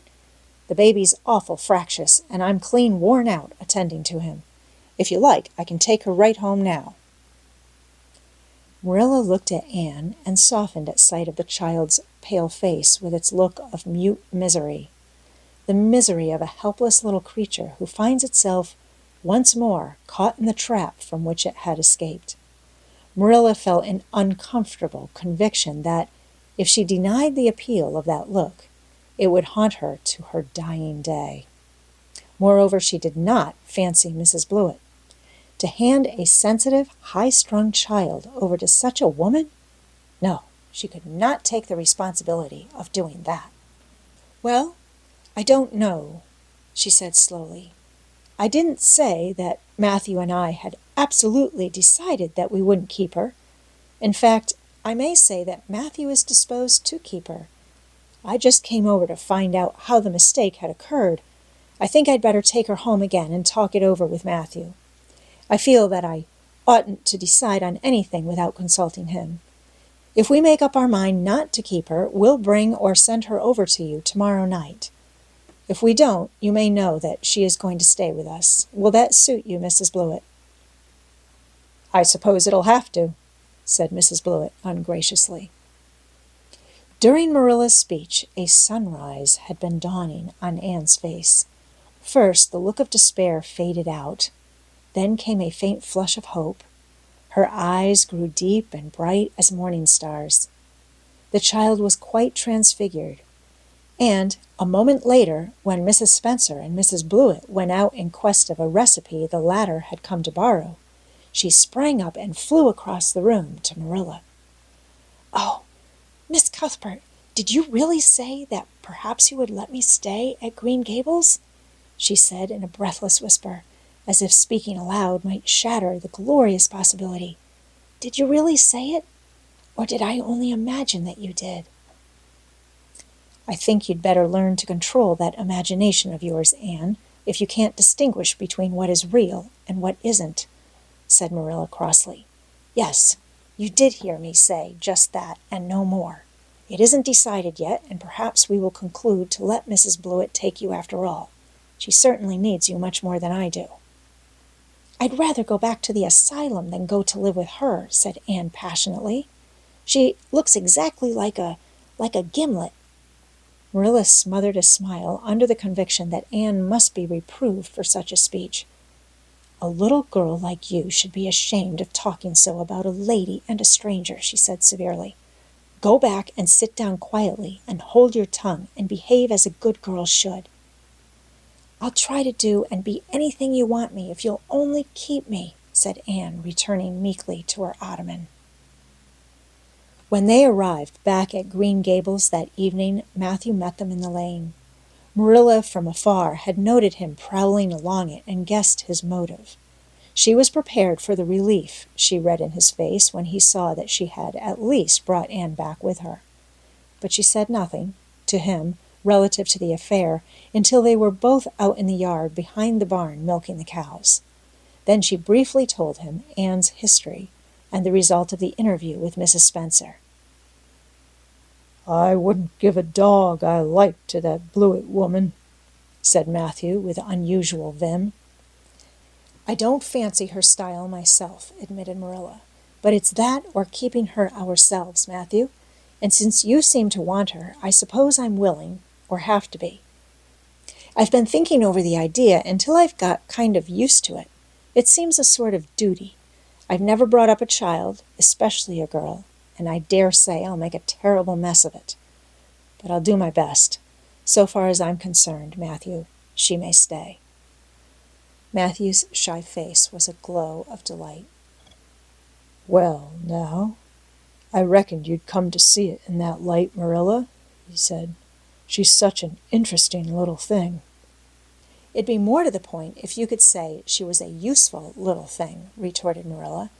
"But I'll make it my business to see she's trained to be that. And mind, Mathew, you're not to go interfering with my methods. Perhaps an old maid doesn't know much about bringing up a child, but I guess she knows more than an old bachelor. So you just leave me to manage her. When I fail, it'll be time enough to put your oar in."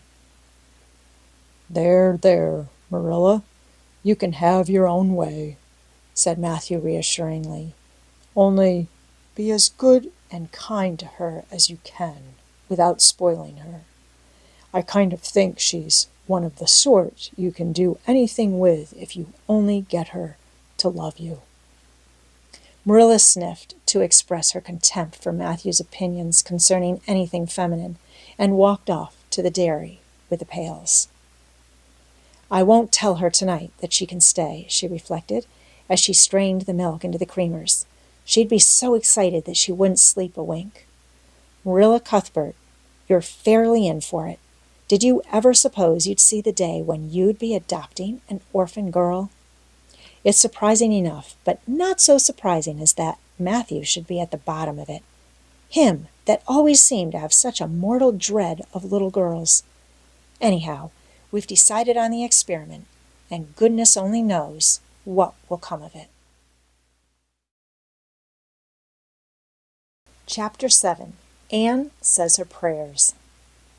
When Marilla took Anne up to bed that night, she said stiffly, "Now, Anne, I noticed last night that you threw your clothes all about the floor when you took them off.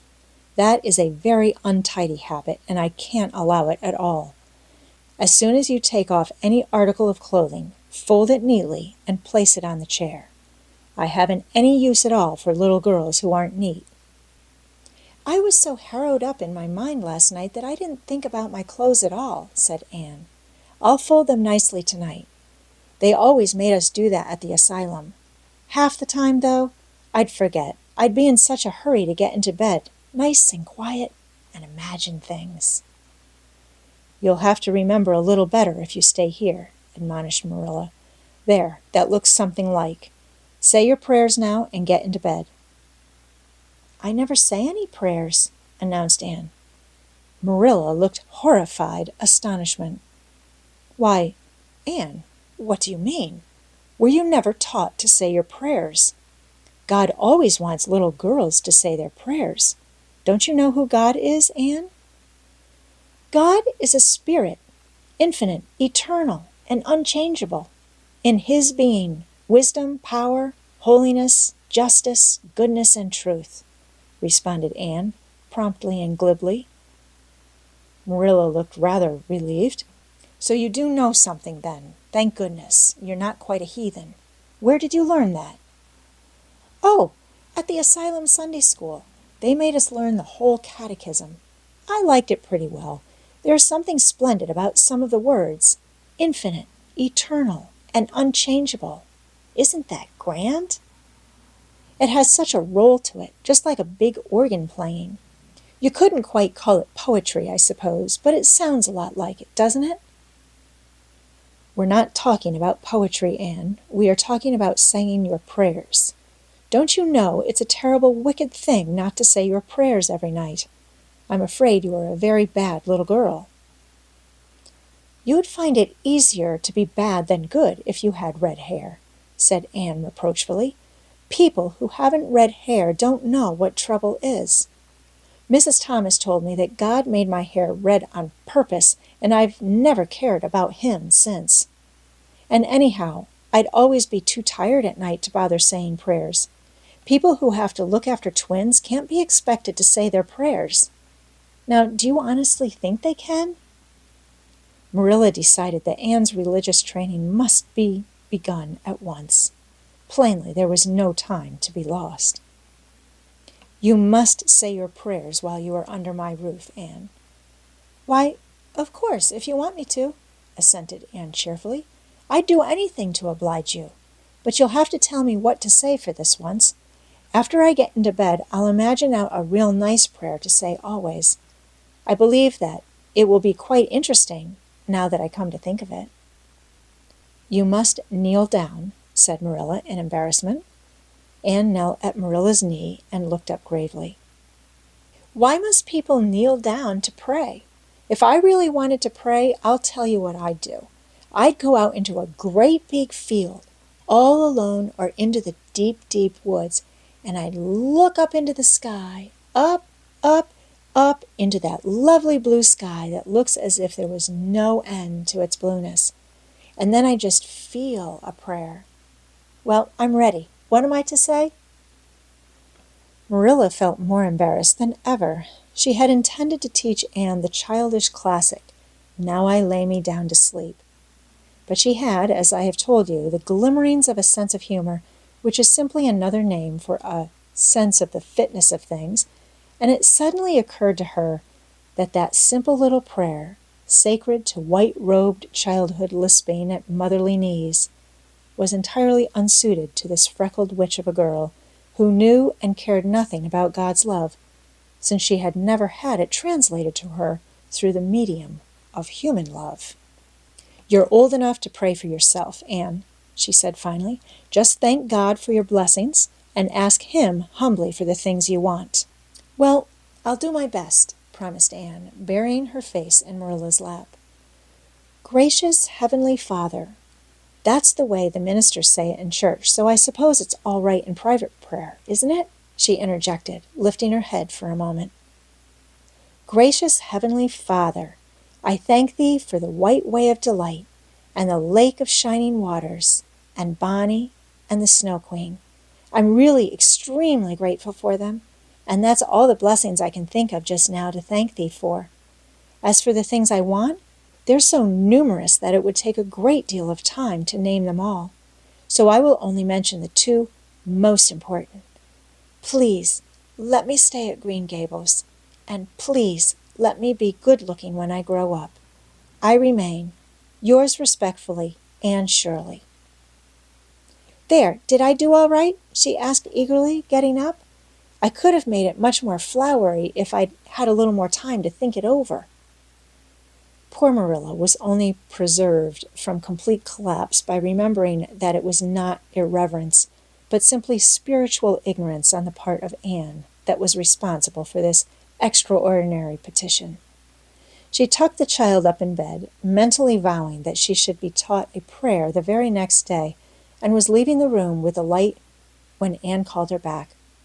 I've just thought of it now. I should have said amen in place of yours respectfully, shouldn't I? The way the ministers do. I'd forgotten it, but I felt a prayer should be finished off in some way, so I put in the other. Do you suppose it will make any difference? I don't suppose it will, said Marilla. Go to sleep now like a good child. Good night. I can say good night tonight with a clear conscience, said Anne, cuddling luxuriously down among her pillows. Marilla retreated to the kitchen, set the candle firmly on the table, and glared at Mathew.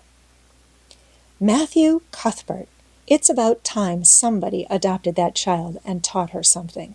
She's next door to a perfect heathen. Will you believe that she never said a prayer in her life till tonight? I'll send to the manse tomorrow and borrow the Peep of the Day series. That's what I'll do. And she shall go to Sunday school just as soon as I can get some suitable clothes made for her. I foresee that I shall have my hands full. Well, well, we can't get through this world without our share of trouble. I've had a pretty easy life of it so far, but my time has come at last, and I suppose I'll just have to make the best of it.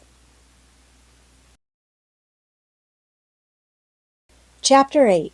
Anne's bringing up is begun. For reasons best known to herself, Marilla did not tell Anne that she was to stay at Green Gables until the next afternoon. During the forenoon she kept the child busy with various tasks and watched over her with a keen eye while she did them. By noon she had concluded that Anne was smart and obedient, willing to work and quick to learn. Her most serious shortcoming seemed to be a tendency to fall into daydreams in the middle of a task and forget all about it until such time as she was sharply recalled to earth by a reprimand or a catastrophe. When Anne had finished washing the dinner dishes, she suddenly confronted Marilla with the air and expression of one desperately determined to learn the worst. Her thin little body trembled from head to foot, her face flushed, and her eyes dilated until they were almost black. She clasped her hands tightly and said in an imploring voice, "Oh, please, Miss Cuthbert, won't you tell me if you are going to send me away or not? I've tried to be patient all the morning, but I really feel that I cannot bear not knowing any longer. It's a dreadful feeling. Please tell me." "You haven't scalded the dishcloth in clean hot water as I told you to do," said Marilla immovably. "Just go and do it before you ask any more questions, Anne." Anne went and attended to the dishcloth. Then she returned to Marilla and fastened imploring eyes of the latter's face. "Well," said Marilla, unable to find any excuse for deferring her explanation longer, "I suppose I might as well tell you. Mathew and I have decided to keep you. That is, if you will try to be a good little girl and show yourself grateful." "Why, child, whatever is the matter?" "I'm crying," said Anne in a tone of bewilderment. "I can't think why. I'm glad as glad can be. Oh, glad doesn't seem the right word at all. I was glad about the White Way and the cherry blossoms, but this? Oh, it's something more than glad. I'm so happy. I'll try to be so good. It will be uphill work, I expect, for Mrs. Thomas often told me I was desperately wicked. However, I'll do my very best. But can you tell me why I'm crying?" "I suppose it's because you're all excited and worked up," said Marilla disapprovingly. "Sit down on that chair and try to calm yourself. I'm afraid you both cry and laugh far too easily. Yes, you can stay here and we will try to do right by you. You must go to school, but it's only a fortnight till vacation, so it isn't worthwhile for you to start before it opens again in September." "What am I to call you?" asked Anne.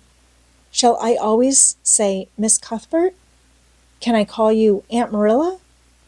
"No, you'll call me just plain Marilla. I'm not used to being called Miss Cuthbert, and it would make me nervous." "It sounds awfully disrespectful to just say Marilla," protested Anne. "I guess there'll be nothing disrespectful in it if you're careful to speak respectfully. Everybody, young and old, in Avonlea calls me Marilla, except the minister. He says Miss Cuthbert when he thinks of it." "I'd love to call you Aunt Marilla," said Anne wistfully. "I've never had an aunt or any relation at all, not even a grandmother. It would make me feel as if I really belonged to you. Can't I call you Aunt Marilla?" "No, I'm not your aunt, and I don't believe in calling people names that don't belong to them." "But we could imagine you are my aunt." "I couldn't," said Marilla grimly. "Do you never imagine things different from what they really are?" asked Anne wide-eyed. "No." "Oh." Anne drew a long breath.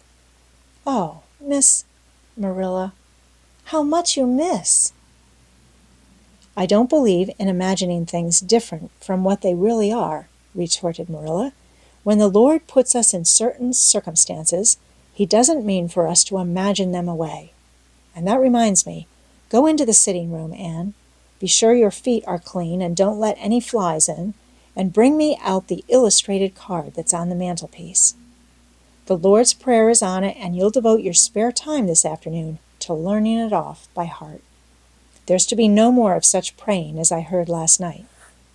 "I suppose I was very awkward," said Anne apologetically, "but then, you see, I'd never had any practice. You couldn't really expect a person to pray very well the first time she tried, could you? I thought out a splendid prayer after I went to bed, just as I promised you I would. It was nearly as long as a minister's and so poetical. But would you believe it? I couldn't remember one word when I woke up this morning, and I'm afraid I'll never be able to think out another one as good.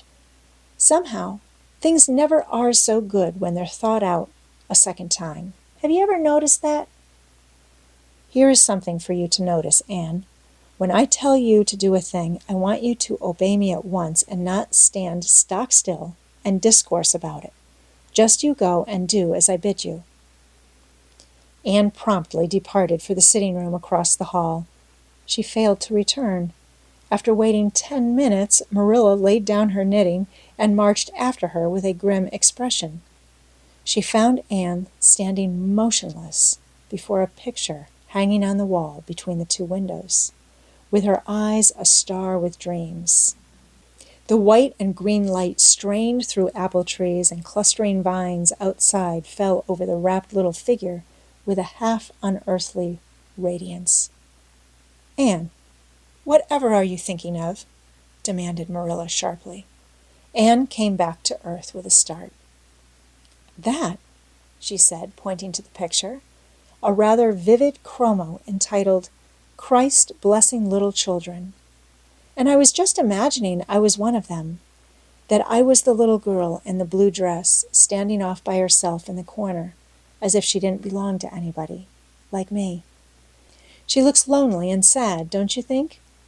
I guess she hadn't any father or mother of her own, but she wanted to be blessed, too, so she just crept shyly up on the outside of the crowd, hoping nobody would notice her, except him. I'm sure I know just how she felt. Her heart must have beat and her hands must have got cold like mine did when I asked you if I could stay. She was afraid he mightn't notice her, but it's likely he did, don't you think? I've been trying to imagine it all out, her edging a little nearer all the time until she was quite close to him, and then he would look at her and put his hand on her hair, and oh, such a thrill of joy as would run over her. But I wish the artist hadn't painted him so sorrowful looking. All his pictures are like that, if you've noticed. But I don't believe he could really have looked so sad, or the children would have been afraid of him." "Anne," said Marilla, wondering why she had not broken into this speech long before, "you shouldn't talk that way. It's irreverent, positively irreverent." Anne's eyes marveled. "Why? I felt just as reverent as could be. I'm sure I didn't mean to be irreverent." "Well, I don't suppose you did, but it doesn't sound right to talk so familiarly about such things. And another thing, Anne, when I send you after something, you are to bring it at once and not fall into mooning and imagining before pictures. Remember that. Take that card and come right to the kitchen. Now sit down in the corner and learn that prayer off by heart." Anne set the card up against the jugful of apple blossoms she had brought in to decorate the dinner table. Marilla had eyed that decoration askance, but had said nothing, propped her chin on her hands, and fell to studying it intently for several silent minutes. "I like this," she announced at length. "It's beautiful. I've heard it before. I heard the superintendent of the Asylum Sunday School say it over once, but I didn't like it then. He had such a cracked voice, and he prayed it so mournfully. I really felt sure he thought praying was a disagreeable duty. This isn't poetry, but it makes me feel just the same way poetry does. Our Father, who art in heaven, hallowed be thy name. That is just like a line of music. "Oh, I'm so glad you thought of making me learn this, Miss Marilla." "Well, learn it and hold your tongue," said Marilla shortly. Anne tipped the vase of apple blossoms near enough to bestow a soft kiss on a pink-cupped bud, and then studied diligently for some moments longer. "Marilla," she demanded presently, "do you think that I shall ever have a bosom friend in Avonlea?" A what kind of friend?" "A bosom friend, an intimate friend, you know, a really kindred spirit to whom I can confide my inmost soul. I've dreamed of meeting her all my life. I never really supposed I would, but so many of my loveliest dreams have come true all at once that perhaps this one will, too. Do you think it's possible?" "Diana Barry lives over at Orchard Slope, and she's about your age. She's a very nice little girl, and perhaps she will be a playmate for you when she comes home. She's visiting her aunt over at Carmody just now. You'll have to be careful how you behave yourself, though. Mrs. Barry is a very particular woman. She won't let Diana play with any little girl who isn't nice and good." Anne looked at Marilla through the apple blossoms, her eyes aglow with interest. "What is Diana like? Her hair isn't red, is it? Oh, I hope not. It's bad enough to have red hair myself, but I positively couldn't endure it in a bosom friend." "Diana is a very pretty little girl. She has black eyes and hair and rosy cheeks, and she is good and smart, which is better than being pretty." Marilla was as fond of morals as the Duchess in Wonderland, and was firmly convinced that one should be tacked on to every remark made to a child who is being brought up. But Anne waved the moral inconsequently aside and seized only on the delightful possibilities before it. "Oh, I'm so glad she's pretty. Next to being beautiful oneself, and that's impossible in my case, it would be best to have a beautiful bosom friend. When I lived with Mrs. Thomas, she had a bookcase in her sitting room with glass doors. There weren't any books in it. Mrs. Thomas kept her best china and her preserves there, when she had any preserves to keep. One of the doors was broken. Mr. Thomas smashed it one night when he was slightly intoxicated, but the other was whole, and I used to pretend that my reflection in it was another little girl who lived in it. I called her Katie Maurice, and we were very intimate. I used to talk to her by the hour, especially on Sunday, and tell her everything. Katie was the comfort and consolation of my life. We used to pretend that the bookcase was enchanted, and that if I only knew the spell, I could open the door and step right into the room where Katie Maurice lived, instead of into Mrs. Thomas's shelves of preserves and china. And then Katie Maurice would have taken me by the hand and led me out into a wonderful place, all flowers and sunshine and fairies, and we would have lived there, happy forever after. When I went to live with Mrs. Hammond, it just broke my heart to leave Katie Maurice. She felt it dreadfully, too. I know she did, for she was crying when she kissed me goodbye through the bookcase door. There was no bookcase at Mrs. Hammond's, but just up the river a little way from the house there was a long green little valley, and the loveliest echo lived there. It echoed back every word you said, even if you didn't talk a bit loud. So I imagined that it was a little girl called Violetta. And we were great friends, and I loved her almost as well as I loved Katie Maurice. Not quite, but almost, you know. The night before I went to the asylum, I said goodbye to Violetta, and oh, her goodbye came back to me in such sad, sad tones. I had become so attached to her that I hadn't the heart to imagine a bosom friend at the asylum, even if there had been any scope for imagination there. "I think it's just as well there wasn't," said Marilla dryly. "I don't approve of such goings-on. You seem to half believe your own imaginations. It will be well for you to have a real live friend to put such nonsense out of your head. But don't let Mrs. Barry hear you talking about your Katie Maurices and your Violettas, or she'll think you tell stories." "Oh, I won't. I couldn't talk of them to everybody. Their memories are too sacred for that. But I thought I'd like to have you know about them. Oh, look, here's a big bee just tumbled out of an apple blossom."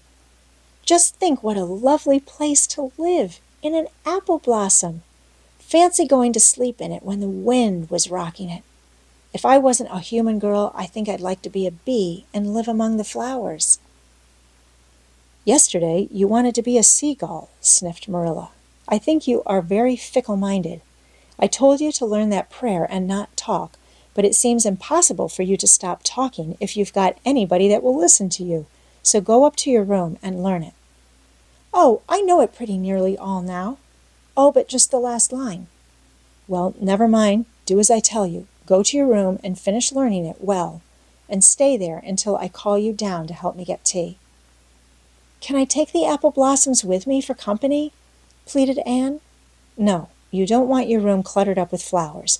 You should have left them on the tree in the first place." "I did feel a little that way, too," said Anne. "I kind of felt I shouldn't shorten their lovely lives by picking them. I wouldn't want to be picked if I were an apple blossom. But the temptation was irresistible." "What do you do when you meet with an irresistible temptation?" "Anne, did you hear me tell you to go to your room?" Anne sighed, retreated to the east gable, and sat down in a chair by the window. "There. I know this prayer. I learned that last sentence coming upstairs. Now I'm going to imagine things into this room so that they'll always stay imagined. The floor is covered with a white velvet carpet with pink roses all over it, and there are pink silk curtains at the windows. The walls are hung with gold and silver brocade tapestry. The furniture is mahogany. I never saw any mahogany, but it does sound so luxurious. This is a couch all heaped with gorgeous silken cushions, pink and blue and crimson and gold, and I am reclining gracefully on it. I can see my reflection in that splendid big mirror hanging on the wall. I am tall and regal, clad in a gown of trailing white lace, with a pearl cross on my breast and pearls in my hair. My hair is of midnight darkness, and my skin is a clear ivory pallor. My name is the Lady Cordelia Fitzgerald. No, it isn't. I can't make that seem real." She danced up to the little looking-glass and peered into it. Her pointed freckled face and solemn gray eyes peered back at her. "You're only Anne of Green Gables," she said earnestly, "and I see you, just as you are looking now, whenever I try to imagine I'm the Lady Cordelia. But it's a million times nicer to be Anne of Green Gables than Anne of nowhere in particular, isn't it?" She bent forward, kissed her reflection affectionately, and betook herself to the open window. "Dear Snow Queen, good afternoon. And good afternoon, dear birches down in the hollow. And good afternoon, dear gray house up on the hill. I wonder if Diana is to be my bosom friend. I hope she will, and I shall love her very much. But I must never quite forget Katie Maurice and Violetta. She would feel so hurt if I did, and I'd hate to hurt anybody's feelings, even a little bookcase girl's or a little echo girl's. I must be careful to remember them and send them a kiss every day." Anne blew a couple of airy kisses from her fingertips past the cherry blossoms, and then, with her chin in her hands, drifted luxuriously out on a sea of daydreams. Chapter 9. Mrs. Rachel Lynde is properly horrified. Anne had been a fortnight at Green Gables before Mrs. Lynde arrived to inspect her. Mrs. Rachel, to do her justice, was not to blame for this. A severe and unseasonable attack of grippe had confined that good lady to her house ever since the occasion of her last visit to Green Gables. Mrs. Rachel was not often sick, and had a well-defined contempt for people who were. But grippe, she asserted, was like no other illness on earth, and could only be interpreted as one of the special visitations of Providence. As soon as her doctor allowed her to put her foot out of doors, she hurried up to Green Gables, bursting with curiosity to see Mathew and Marilla's orphan, concerning whom all sorts of stories and suppositions had gone abroad in Avonlea. Anne had made good use of every waking moment of that fortnight.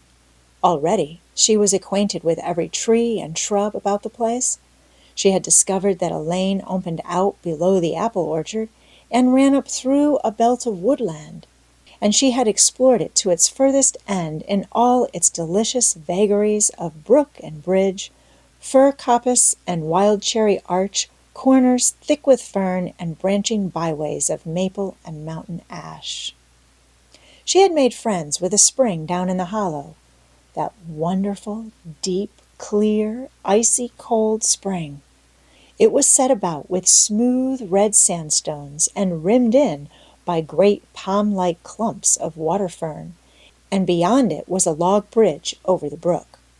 That bridge led Anne's dancing feet up over a wooded hill beyond, where perpetual twilight reigned under the straight, thick-growing firs and spruces.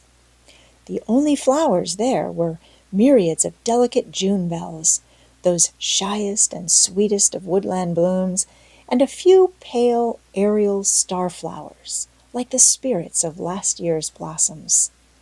Gossamers glimmered like threads of silver among the trees, and the fir boughs and tassels seemed to utter friendly speech. All these raptured voyages of exploration were made in the odd half-hours which she was allowed for play. And Anne talked Mathew and Marilla half-deaf over her discoveries. Not that Mathew complained, to be sure. He listened to it all with a wordless smile of enjoyment on his face. Marilla permitted the chatter until she found herself becoming too interested in it, whereupon she always promptly quenched Anne by a curt command to hold her tongue. Anne was out in the orchard when Mrs. Rachel came, wandering at her own sweet will through the lush, tremulous grasses, splashed with ruddy evening sunshine, so that good lady had an excellent chance to talk her illness fully over, describing every ache and pulse beat with such evident enjoyment that Marilla thought even grippe must bring its compensations. When details were exhausted, Mrs. Rachel introduced the real reason of her call. "I've been hearing some surprising things about you and Mathew." "I don't suppose you are any more surprised than I am myself," said Marilla. "I'm getting over my surprise now." "It was too bad there was such a mistake," said Mrs. Rachel sympathetically. "Couldn't you have sent her back?" "I suppose we could, but we decided not to. Mathew took a fancy to her, and I must say I like her myself, although I admit she has her faults. The house seems a different place already. She's a real bright little thing." Marilla said more than she had intended to say when she began, for she read disapproval in Mrs. Rachel's expression. "It's a great responsibility you've taken on yourself," said that lady gloomily, "especially when you've never had any experience with children. You don't know much about her or her real disposition, I suppose, and there's no guessing how a child like that will turn out. But I don't want to discourage you, I'm sure, Marilla." "I'm not feeling discouraged," was Marilla's dry response. "When I make up my mind to do a thing, it stays made up. I suppose you'd like to see Anne. I'll call her in." Anne came running in presently, her face sparkling with the delight of her orchard rovings, but abashed at finding the delight herself in the unexpected presence of a stranger, she halted confusedly inside the door. She certainly was an odd-looking little creature in the short, tight, wincey dress she had worn from the asylum, below which her thin legs seemed ungracefully long. Her freckles were more numerous and obtrusive than ever. The wind had ruffled her hatless hair into over-brilliant disorder. It had never looked redder than at that moment. "Well, they didn't pick you for your looks, that's sure and certain," was Mrs. Rachel Lynde's emphatic comment. Mrs. Rachel was one of those delightful and popular people who pride themselves on speaking their mind without fear or favor. "She's terrible skinny and homely, Marilla. Come here, child, and let me have a look at you. Lawful heart, did anyone ever see such freckles? And hair as red as carrots. Come here, child, I say."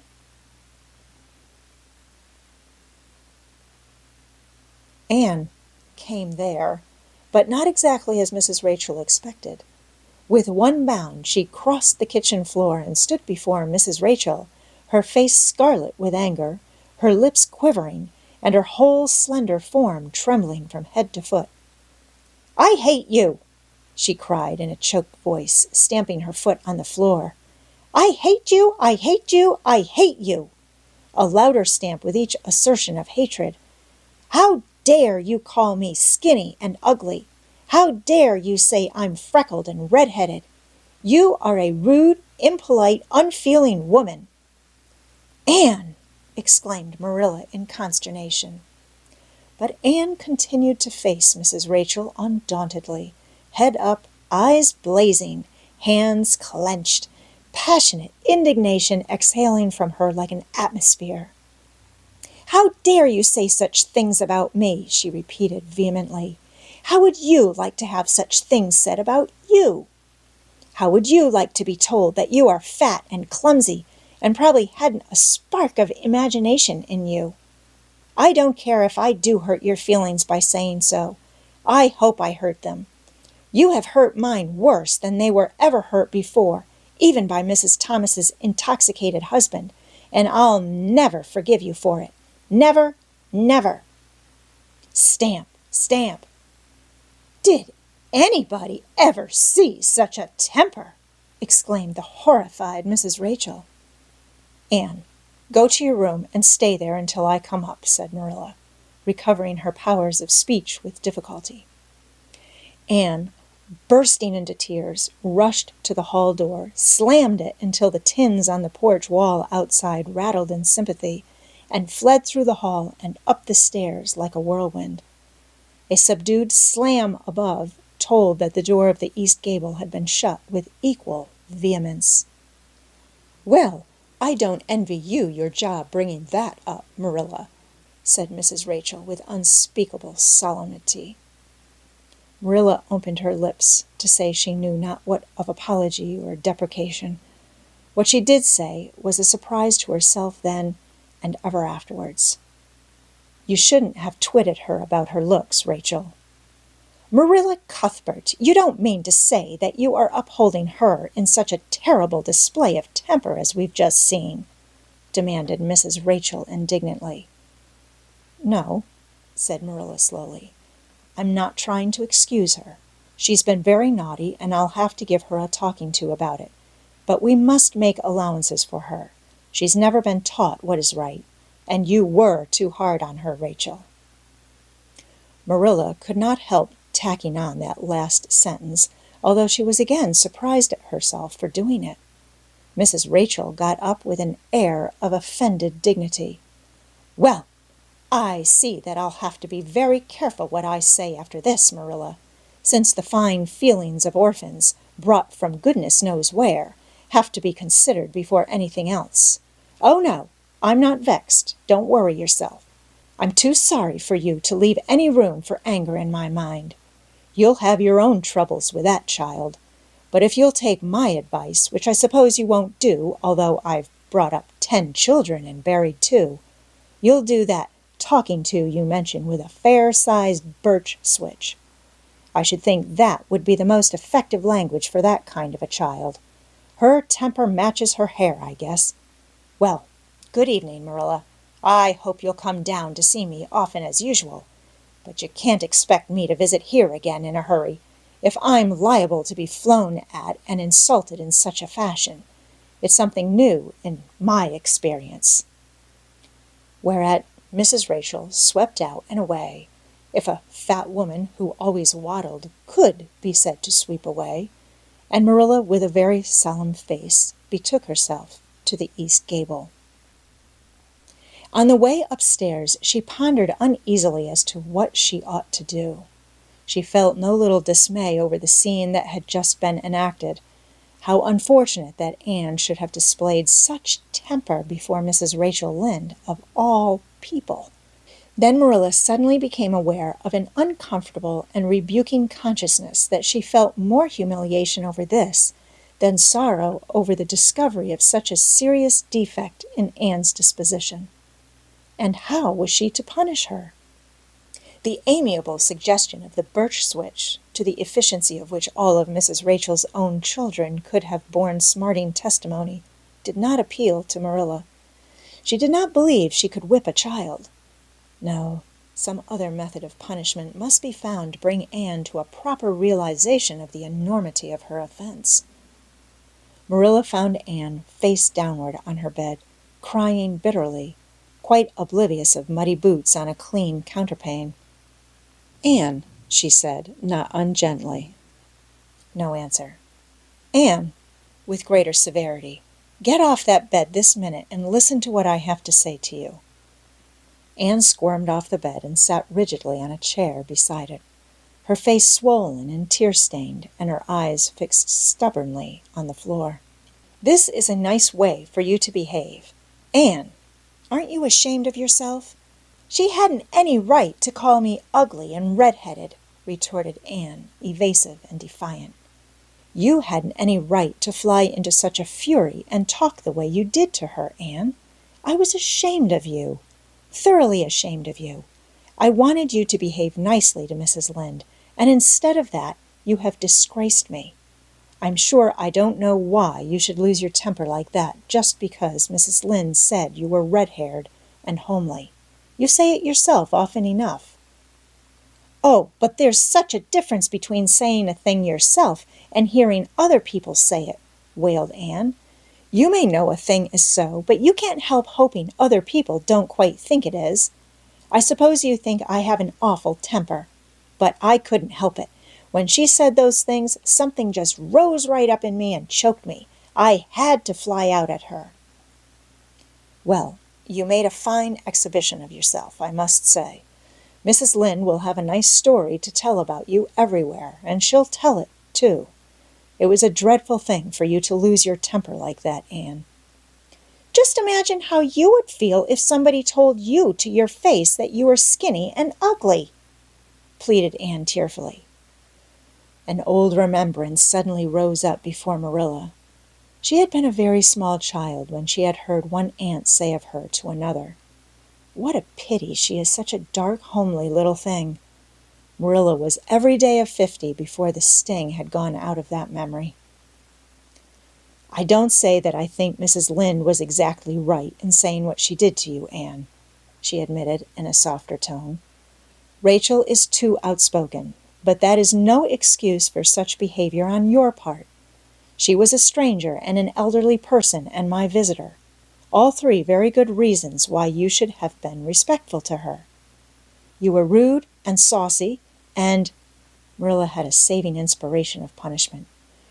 "You must go to her and tell her you are very sorry for your bad temper and ask her to forgive you." "I can never do that," said Anne determinedly and darkly. "You can punish me in any way you like, Marilla. You can shut me up in a dark, damp dungeon inhabited by snakes and toads and feed me only on bread and water, and I shall not complain. But I cannot ask Mrs. Lynde to forgive me." "We're not in the habit of shutting people up in dark, damp dungeons," said Marilla dryly, "especially as they're rather scarce in Avonlea. But apologize to Mrs. Lynde you must and shall, and you'll stay here in your room until you can tell me you're willing to do it." "I shall have to stay here forever then," said Anne mournfully, "because I can't tell Mrs. Lynde I'm sorry I said those things to her. How can I? I'm not sorry. I'm sorry I vexed you, but I'm glad I told her just what I did. It was a great satisfaction. I can't say I'm sorry when I'm not, can I? I can't even imagine I'm sorry." "Perhaps your imagination will be in better working order by the morning," said Marilla, rising to depart. "You'll have the night to think over your conduct in and come to a better frame of mind. You said you would try to be a very good girl if we kept you at Green Gables, but I must say it hasn't seemed very much like it this evening." Leaving this Parthian shaft to rankle in Anne's stormy bosom, Marilla descended to the kitchen, grievously troubled in mind and vexed in soul. She was as angry with herself as with Anne, because whenever she recalled Mrs. Rachel's dumbfounded countenance, her lips twitched with amusement, and she felt a most reprehensible desire to laugh. Chapter 10. Anne's Apology. Marilla said nothing to Mathew about the affair that evening, but when Anne proved still refractory the next morning, an explanation had to be made to account for her absence from the breakfast table. Marilla told Mathew the whole story, taking pains to impress him with a due sense of the enormity of Anne's behavior. "It's a good thing Rachel Lynde got a calling down. She's a meddlesome old gossip," was Mathew's consolatory rejoinder. "Mathew Cuthbert, I'm astonished at you. You know that Anne's behavior was dreadful, and yet you take her part. I suppose you'll be saying next thing that she oughtn't to be punished at all." "Well, now, no, not exactly," said Mathew uneasily. "I reckon she ought to be punished a little. But don't be too hard on her, Marilla. Recollect she hasn't ever had anyone to teach her right. You're going to give her something to eat, aren't you?" "When did you ever hear of me starving people into good behavior?" demanded Marilla indignantly. "She'll have her meals regular, and I'll carry them up to her myself. But she'll stay up there until she's willing to apologize to Mrs. Lynde, and that's final, Mathew." Breakfast, dinner, and supper were very silent meals, for Anne still remained obdurate. After each meal, Marilla carried a well-filled tray to the east gable and brought it down later on, not noticeably depleted. Mathew eyed its last descent with a troubled eye. Had Anne eaten anything at all? When Marilla went out that evening to bring the cows from the back pasture, Mathew, who had been hanging about the barns and watching, slipped into the house with the air of a burglar and crept upstairs. As a general thing, Mathew gravitated between the kitchen and the little bedroom off the hall where he slept. Once in a while he ventured uncomfortably into the parlor or sitting room when the minister came to tea, but he had never been upstairs in his own house since the spring he helped Marilla paper the spare bedroom, and that was 4 years ago. He tiptoed along the hall and stood for several minutes outside the door of the east gable before he summoned courage to tap on it with his fingers and then open the door to peep in. Anne was sitting on the yellow chair by the window, gazing mournfully out into the garden. Very small and unhappy she looked, and Mathew's heart smote him. He softly closed the door and tiptoed over to her. "Anne," he whispered, as if afraid of being overheard. "How are you making it, Anne?" Anne smiled wanly. "Pretty well. I imagine a good deal, and that helps to pass the time. Of course, it's rather lonesome, but then I may as well get used to that." Anne smiled again, bravely facing the long years of solitary imprisonment before her. Mathew recollected that he must say what he had come to say without loss of time, lest Marilla return prematurely. "Well, now, Anne, don't you think you'd better do it and have it over with?" he whispered. "It'll have to be done sooner or later, you know, for Marilla's a dreadful determined woman. Dreadful determined. Anne, do it right off, I say, and have it over." "Do you mean apologize to Mrs. Lynde?" "Yes. Apologize, that's the very word," said Mathew eagerly. "Just smooth it over, so to speak. That's what I was trying to get at." "I suppose I could do it to oblige you," said Anne thoughtfully.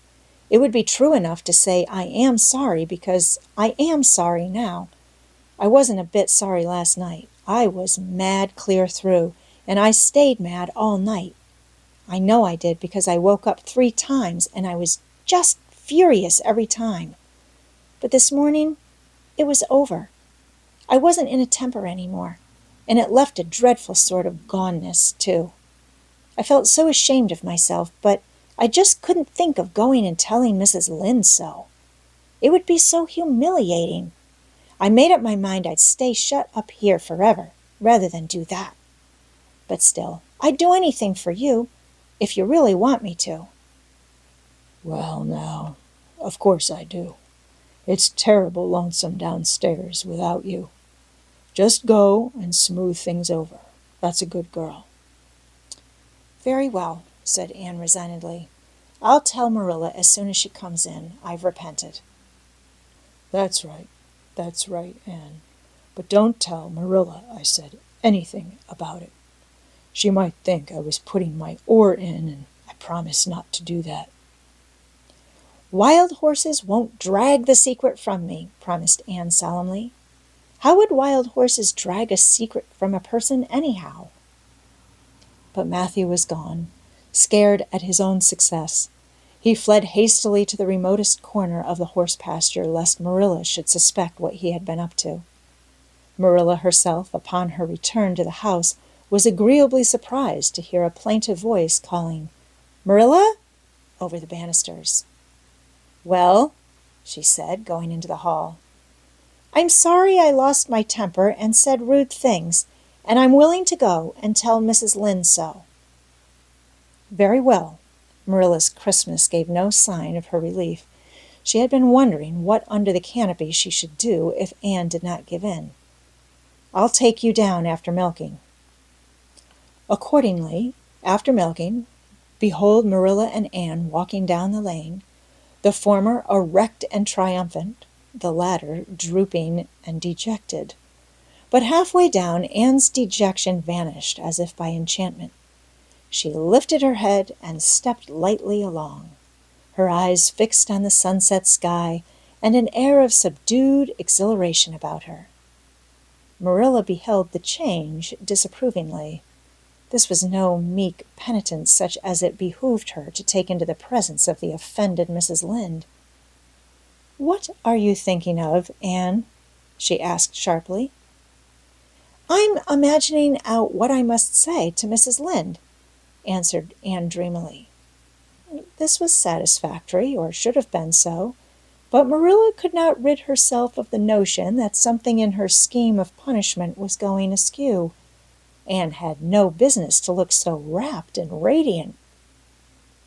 Rapt and radiant Anne continued until they were in the very presence of Mrs. Lynde, who was sitting knitting by her kitchen window. Then the radiance vanished.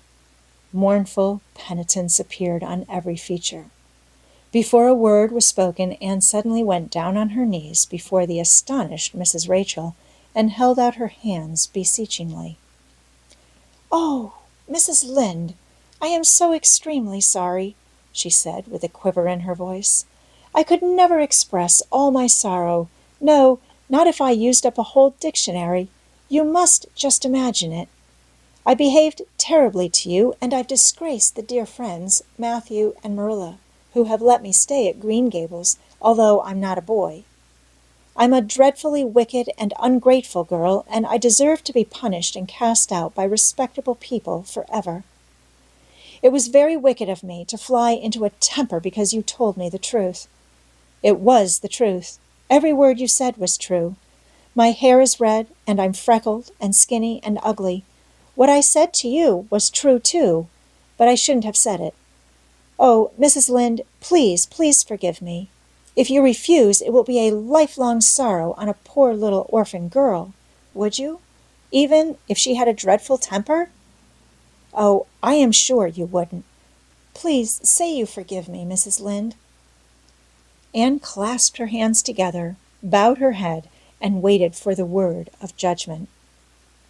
There was no mistaking her sincerity. It breathed in every tone of her voice. Both Marilla and Mrs. Lynde recognized its unmistakable ring, but the former understood in dismay that Anne was actually enjoying her valley of humiliation, was reveling in the thoroughness of her abasement. Where was the wholesome punishment upon which she, Marilla, had plumed herself? Anne had turned it into a species of positive pleasure. Good Mrs. Lynde, not being overburdened with perception, did not see this. She only perceived that Anne had made a very thorough apology, and all resentment vanished from her kindly, if somewhat officious, heart. "There, there, get up, child," she said heartily. "Of course I forgive you. I guess I was a little too hard on you anyway. But I'm such an outspoken person. You just mustn't mind me, that's what. It can't be denied your hair is terrible red, but I knew a girl once, went to school with her, in fact, whose hair was every mite as red as yours when she was young. But when she grew up, it darkened to a real handsome auburn. I wouldn't be a mite surprised if yours did too. Not a mite. Oh, Mrs. Lynde, Anne drew a long breath as she rose to her feet. You have given me a hope. I shall always feel that you are a benefactor. Oh, I could endure anything if I only thought my hair would be a handsome auburn when I grew up. It would be so much easier to be good if one's hair was a handsome auburn, don't you think? And now, may I go out into your garden and sit on that bench under the apple trees while you and Marilla are talking? There is so much more scope for imagination out there.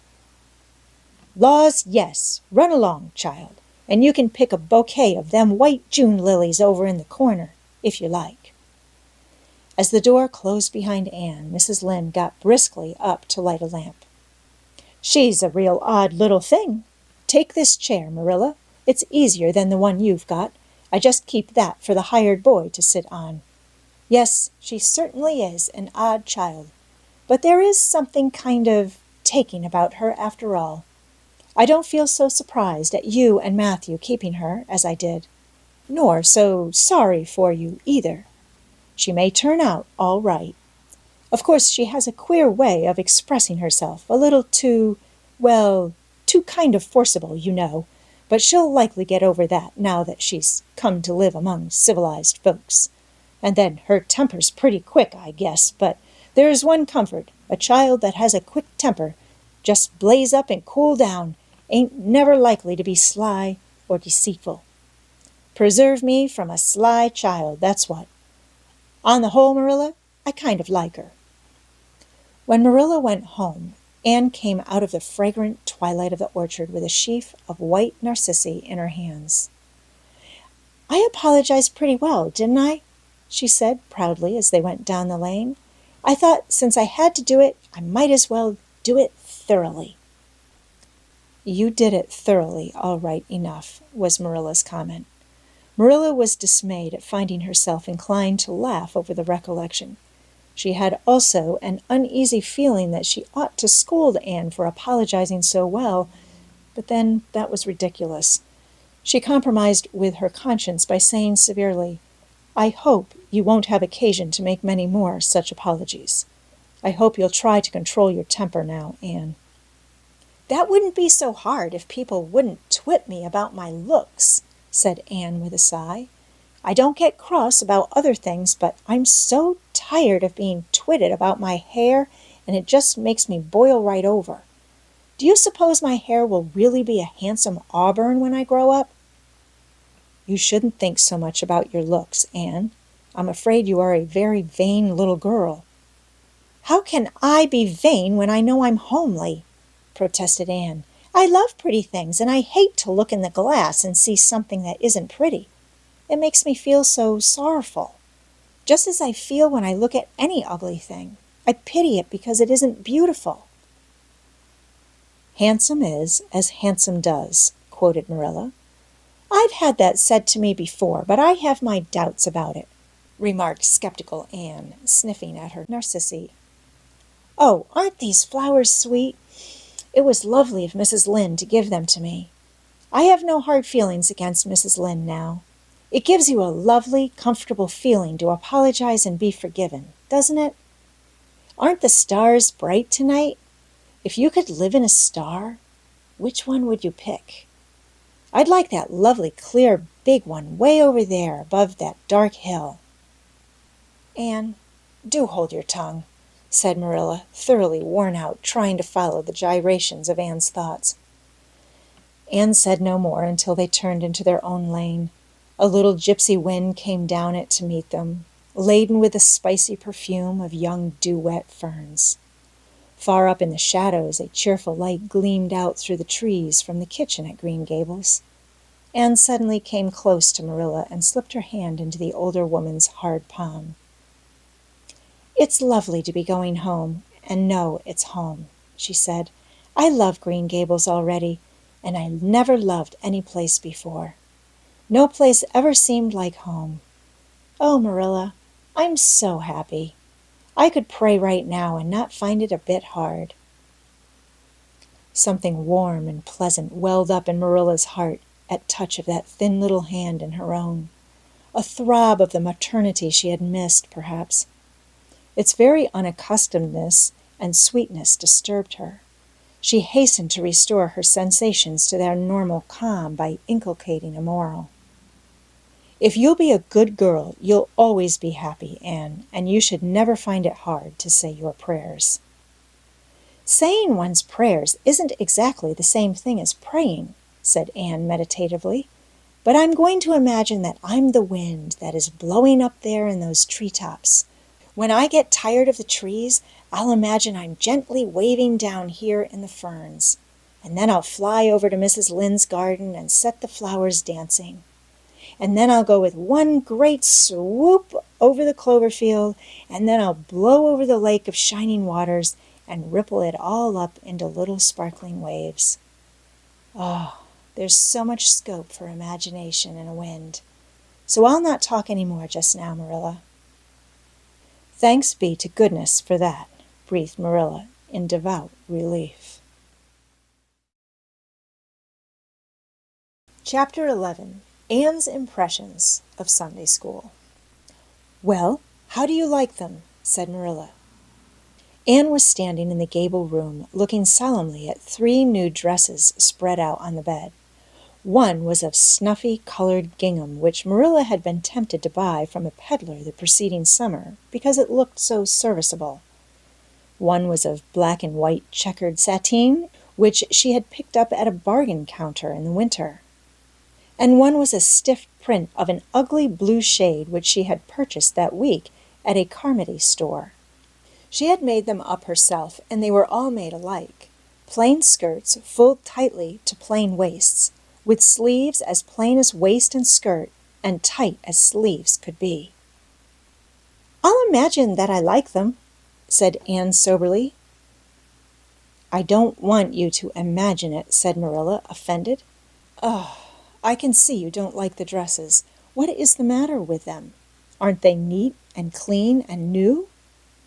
"Yes." "Then why don't you like them?" They're not pretty," said Anne reluctantly. "Pretty?" Marilla sniffed. "I didn't trouble my head about getting pretty dresses for you. I don't believe in pampering vanity, Anne. I'll tell you that right off. Those dresses are good, sensible, serviceable dresses, without any frills or furbelows about them, and they're all you'll get this summer. The brown gingham and the blue print will do you for school when you begin to go. The sateen is for church and Sunday school. I'll expect you to keep them neat and clean and not to tear them. I should think you'd be grateful to get most anything after those skimpy, wincey things you've been wearing." "Oh, I am grateful," protested Anne, "but I'd be ever so much gratefuler if you'd made just one of them with puffed sleeves."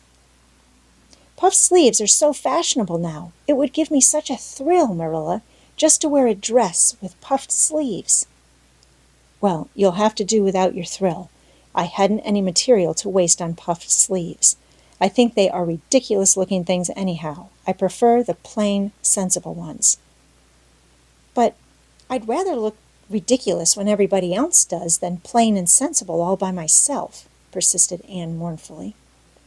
"Trust you for that. Well, hang those dresses carefully up in your closet and then sit down and learn the Sunday school lesson. I got a quarterly from Mr. Bell for you, and you'll go to Sunday school tomorrow," said Marilla, disappearing downstairs in high dudgeon. Anne clasped her hands and looked at the dresses. "I did hope there would be a white one with puffed sleeves," she whispered disconsolately. "I prayed for one, but I didn't much expect it on that account. I didn't suppose God would have time to bother about a little orphan girl's dress. I knew I'd just have to depend on Marilla for it. Well, fortunately, I can imagine that one of them is of snow-white muslin with lovely lace frills and 3 puffed sleeves." The next morning, Warnings of a sick headache prevented Marilla from going to Sunday school with Anne. "You'll have to go down and call for Mrs. Lynde, Anne," she said. "She'll see that you get into the right class. Now, mind you behave yourself properly. Stay to preaching afterwards and ask Mrs. Lynde to show you our pew. Here's a cent for collection. Don't stare at people and don't fidget. I shall expect you to tell me the text when you come home." Anne started off irreproachable, arrayed in the stiff black and white sateen, which, while decent as regards length and certainly not open to the charge of skimpiness, contrived to emphasize every corner and angle of her thin figure. Her hat was a little flat, glossy new sailor, the extreme plainness of which had likewise much disappointed Anne, who had permitted herself secret visions of ribbon and flowers. The latter, however, were supplied before Anne reached the main road, for being confronted halfway down the lane with a golden frenzy of wind-stirred buttercups and a glory of wild roses, Anne promptly and liberally garlanded her hat with a heavy wreath of them. Whatever other people might have thought of the result, it satisfied Anne, and she tripped gaily down the road, holding her ruddy head with its decoration of pink and yellow very proudly. When she had reached Mrs. Lynde's house, she found that lady gone. Nothing daunted, Anne proceeded onward to the church alone. In the porch she found a crowd of little girls, all more or less gaily attired in whites and blues and pinks, and all staring with curious eyes at this stranger in their midst with her extraordinary head adornment. Avonlea little girls had already heard queer stories about Anne. Mrs. Lynde said she had an awful temper. Jerry Butte, the hired boy at Green Gables, said she talked all the time to herself or to the trees and flowers like a crazy girl.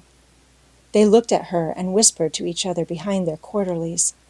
Nobody made any friendly advances, then or later on, when the opening exercises were over and Anne found herself in Miss Rogerson's class. Miss Rogerson was a middle-aged lady who had taught a Sunday school class for 20 years. Her method of teaching was to ask the printed questions from the quarterly and look sternly over its edge at the particular little girl she thought ought to answer the question.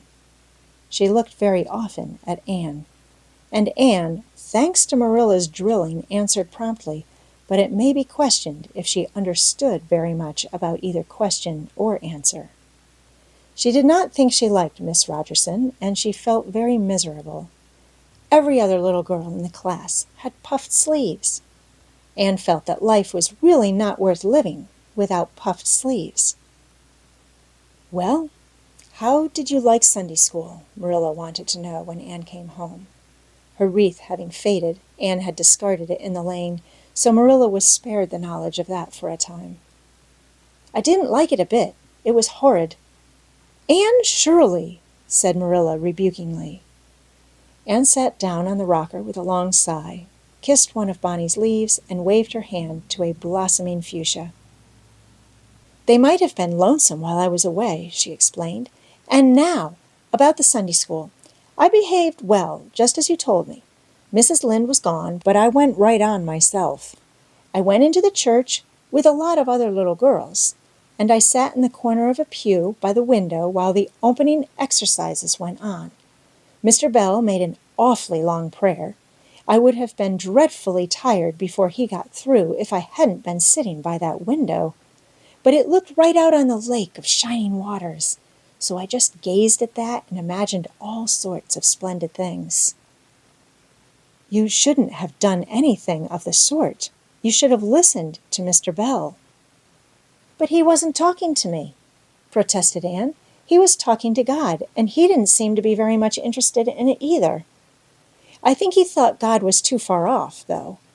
There was a long row of white birches hanging over the lake, and the sunshine fell down through them, way, way down, deep into the water. Oh, Marilla, it was like a beautiful dream. It gave me a thrill, and I just said, 'Thank you for it, God,' 2 or 3 times. "Not out loud, I hope," said Marilla anxiously. "Oh, no, just under my breath. Well, Mr. Bell did get through at last, and they told me to go into the classroom with Miss Rogerson's class. There were 9 other girls in it.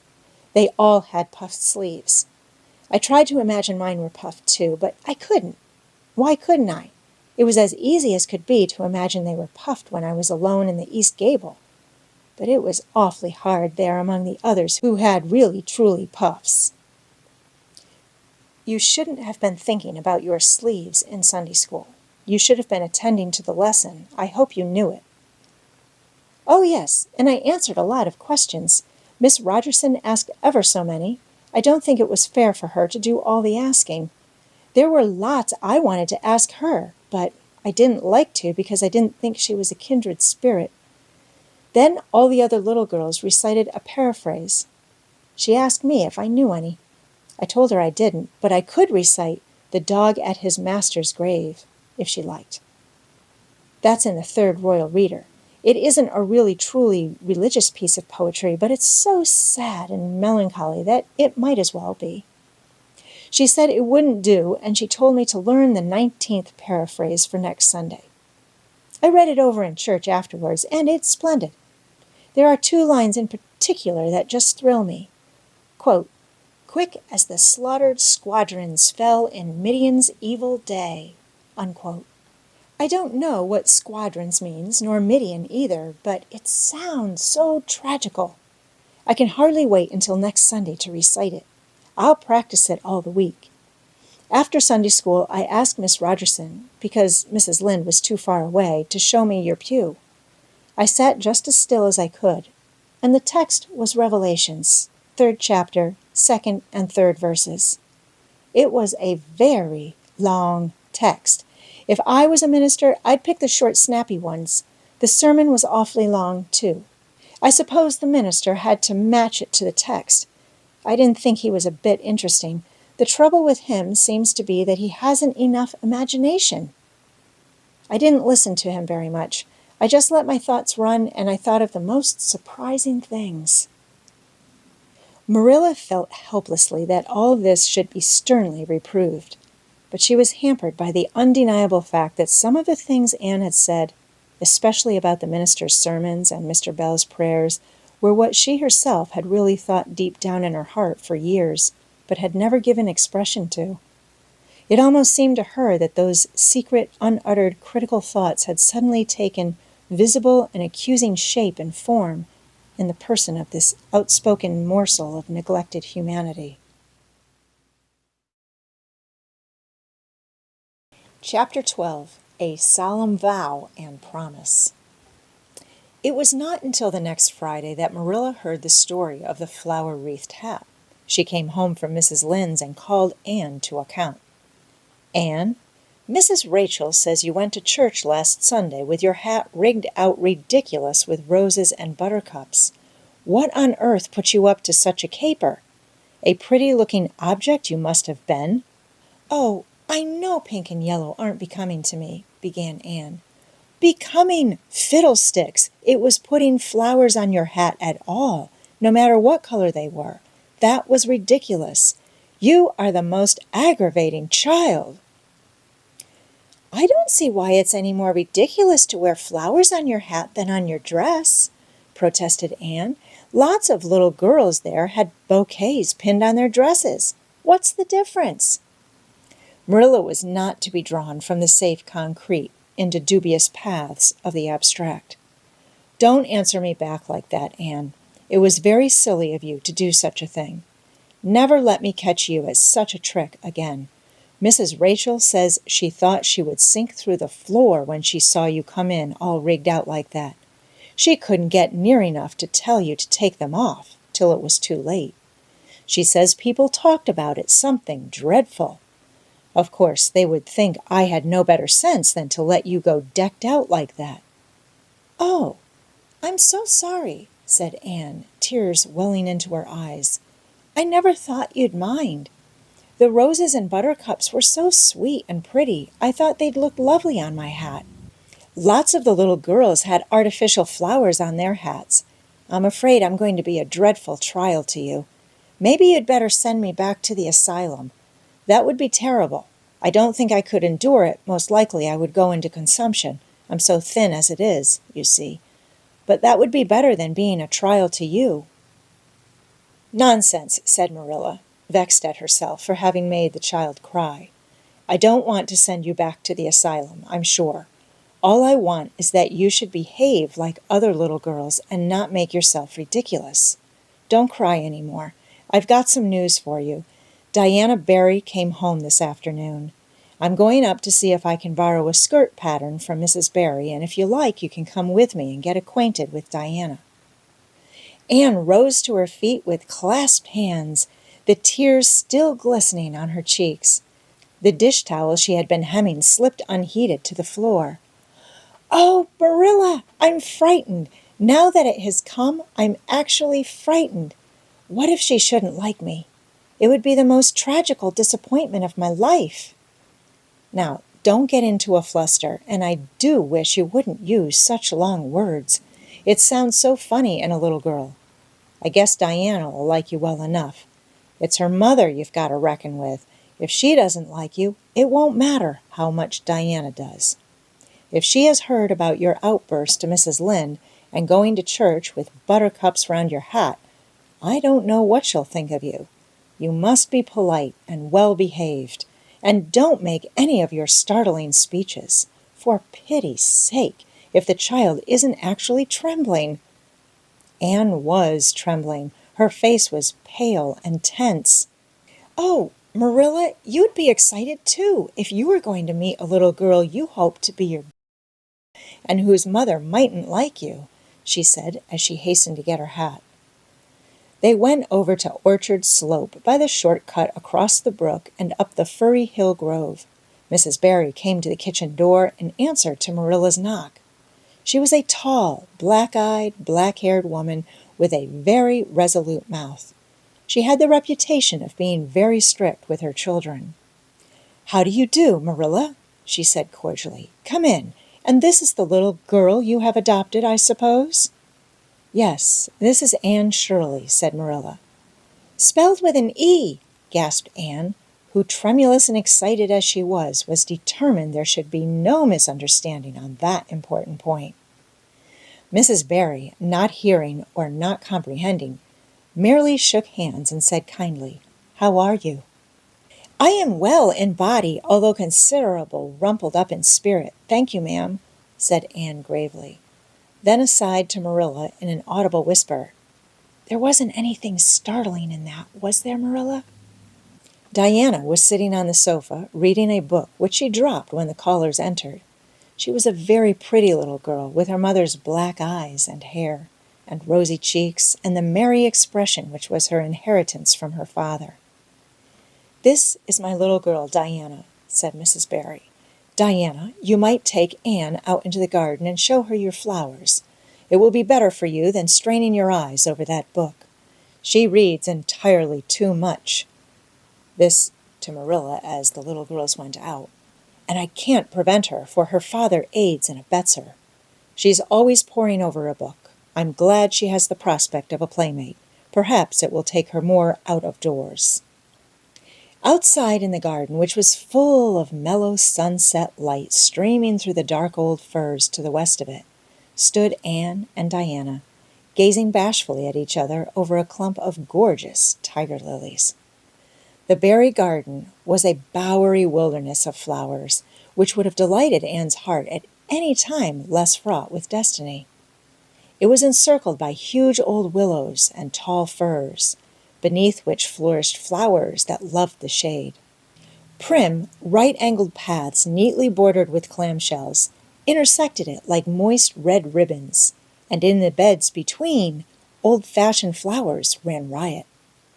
There were rosy bleeding hearts and great splendid crimson peonies, white fragrant narcissi, and thorny sweet Scotch roses, pink and blue and white columbines, and lilac-tinted bouncy bets, clumps of southernwood and ribbon grass and mint, purple Adam and Eve, daffodils, and masses of sweet clover, white with its delicate, fragrant, feathery sprays, scarlet lightning that shot its fiery lances over prim white musk flowers, A garden it was, where sunshine lingered and bees hummed, and winds, beguiled into loitering, purred and rustled.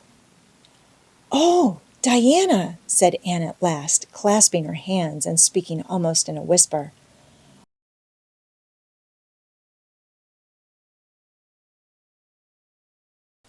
Diana laughed. Diana always laughed before she spoke.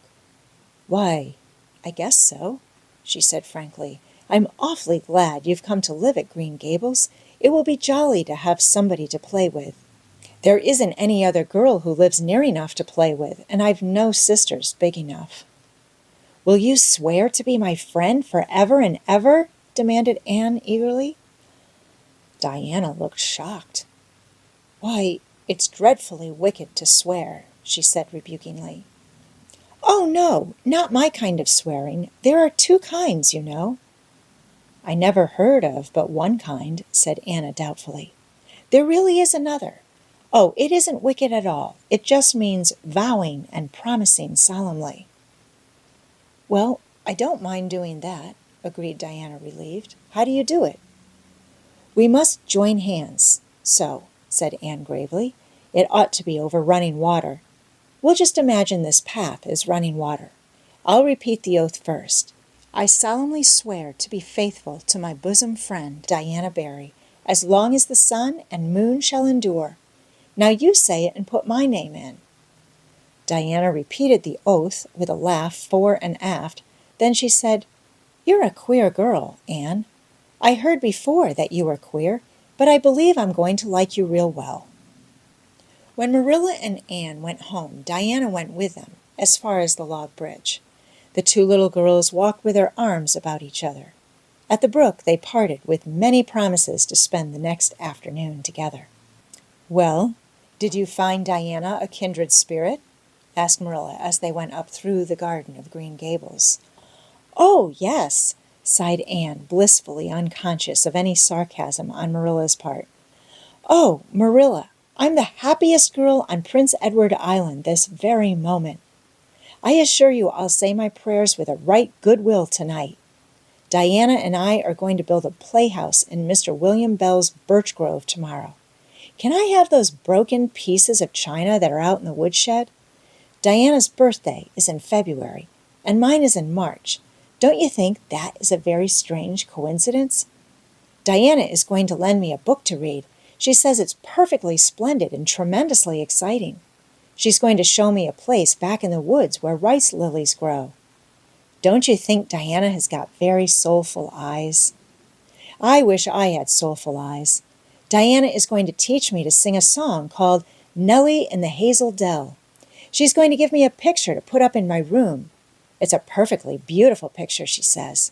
A lovely lady in a pale blue silk dress. A sewing machine agent gave it to her. I wish I had something to give Diana. I'm an inch taller than Diana, but she is ever so much fatter. She says she'd like to be thin because it's so much more graceful, but I'm afraid she only said it to soothe my feelings.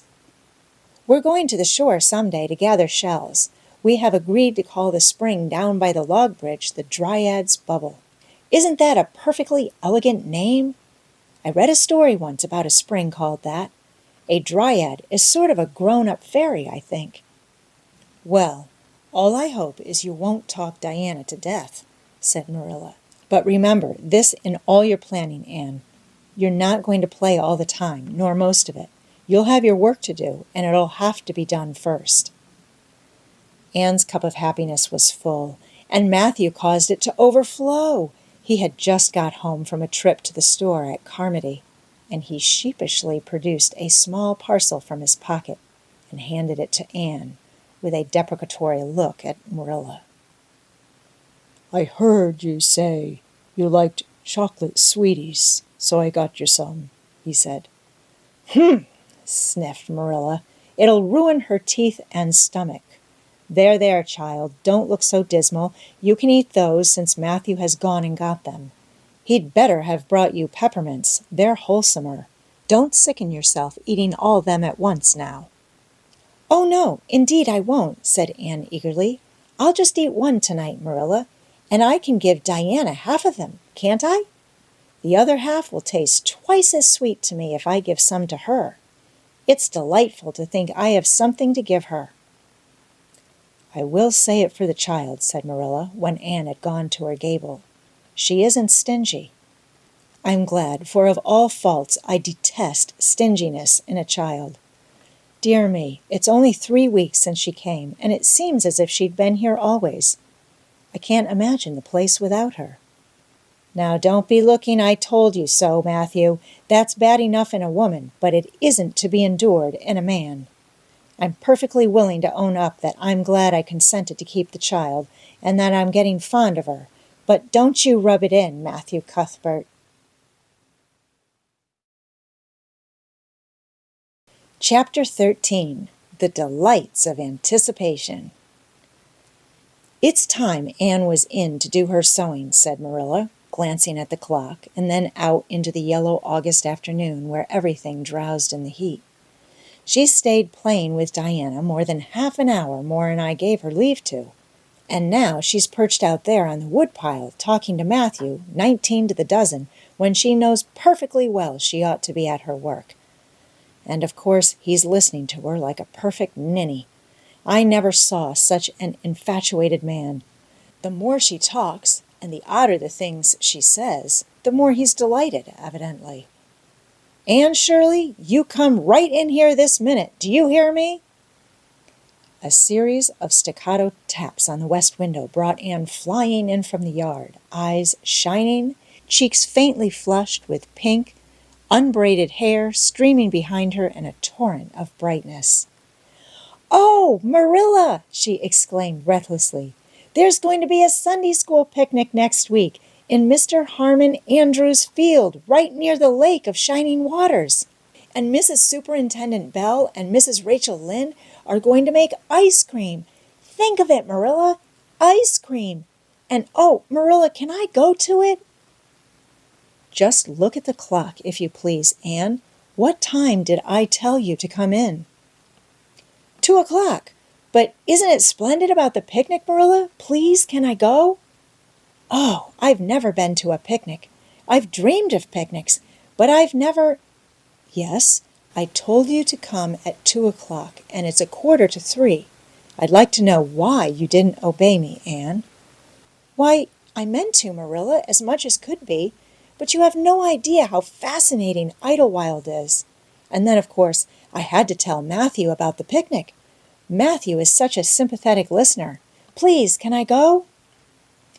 "You'll have to learn to resist the fascination of idle whatever you call it. When I tell you to come in at a certain time, I mean that time and not half an hour later. And you needn't stop to discourse with sympathetic listeners on your way, either. As for the picnic, of course you can go. You're a Sunday school scholar, and it's not likely I'd refuse to let you go when all the other little girls are going." But, faltered Anne, "Diana says that everybody must take a basket of things to eat. I can't cook, as you know, Marilla, and I don't mind going to a picnic without puffed sleeves so much, but I'd feel terribly humiliated if I had to go without a basket. It's been preying on my mind ever since Diana told me." "Well, it needn't prey any longer. I'll bake you a basket." "Oh, you dear, good Marilla. Oh, you are so kind to me. Oh, I'm so much obliged to you." Getting through with her ohs, Anne cast herself into Marilla's arms and rapturously kissed her sallow cheek. It was the first time in her whole life that childish lips had voluntarily touched Marilla's face. Again, that sudden sensation of startling sweetness thrilled her. She was secretly vastly pleased at Anne's impulsive caress, which was probably the reason why, she said brusquely, There, never mind your kissing nonsense. I'd sooner see you doing strictly as you're told. As for cooking, I mean to begin giving you lessons in that some of these days. But you're so feather-brained, Anne. I've been waiting to see if you'd sober down a little and learn to be steady before I begin.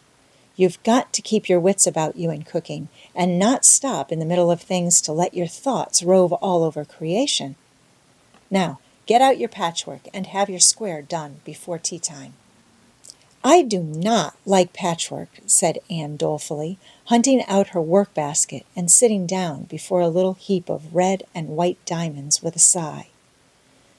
"I think some kinds of sewing would be nice, but there's no scope for imagination in patchwork. It's just one little seam after another, and you never seem to be getting anywhere. But of course I'd rather be Anne of Green Gables sewing patchwork than Anne of any other place with nothing to do but play. I wish time went as quick sewing patches as it does when I'm playing with Diana, though. Oh, we do have such elegant times, Marilla. I have to furnish most of the imagination, but I'm well able to do that. Diana is simply perfect in every other way.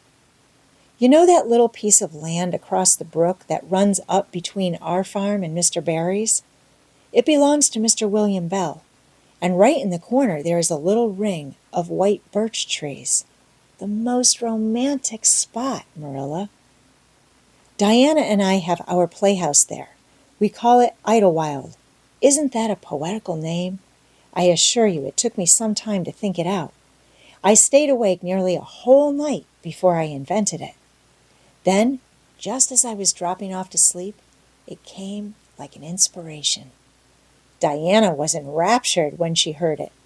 We have got our house fixed up elegantly. You must come and see it, Marilla, won't you? We have great big stones, all covered with moss, for seats, and boards from tree to tree for shelves. And we have all our dishes on them. Of course, they're all broken, but it's the easiest thing in the world to imagine that they are whole. There's a piece of a plate with a spray of red and yellow ivy on it that is especially beautiful. We keep it in the parlor, and we have the fairy glass there, too. The fairy glass is as lovely as a dream. Diana found it out in the woods behind their chicken house. It's all full of rainbows, just little young rainbows that haven't grown big yet. And Diana's mother told her it was broken off a hanging lamp they once had. But it's nice to imagine the fairies lost it one night when they had a ball, so we call it the fairy glass. Mathew is going to make us a table. Oh, we have named that little round pool over in Mr. Barry's field Willowmere. I got that name out of the book Diana lent me. That was a thrilling book, Marilla. The heroine had 5 lovers. I'd be satisfied with one, wouldn't you? She was very handsome, and she went through great tribulations. She could faint as easy as anything. I'd love to be able to faint, wouldn't you, Marilla? It's so romantic. But I'm really very healthy for all I'm so thin. I believe I'm getting fatter, though. Don't you think I am? I look at my elbows every morning when I get up to see if any dimples are coming. Diana is having a new dress made with elbow sleeves. She is going to wear it to the picnic. Oh, I do hope it will be fine next Wednesday. I don't feel that I could endure the disappointment if anything happened to prevent me from getting to the picnic. I suppose I'd live through it, but I'm certain it would be a lifelong sorrow. It wouldn't matter if I got to 100 picnics in after years. They wouldn't make up for missing this one. They're going to have boats on the lake of shining waters and ice cream, as I told you. I have never tasted ice cream. Diana tried to explain what it was like, but I guess ice cream is one of those things that are beyond imagination. Anne, you have talked even on for 10 minutes by the clock, said Marilla. Now, just for curiosity's sake, see if you can hold your tongue for the same length of time.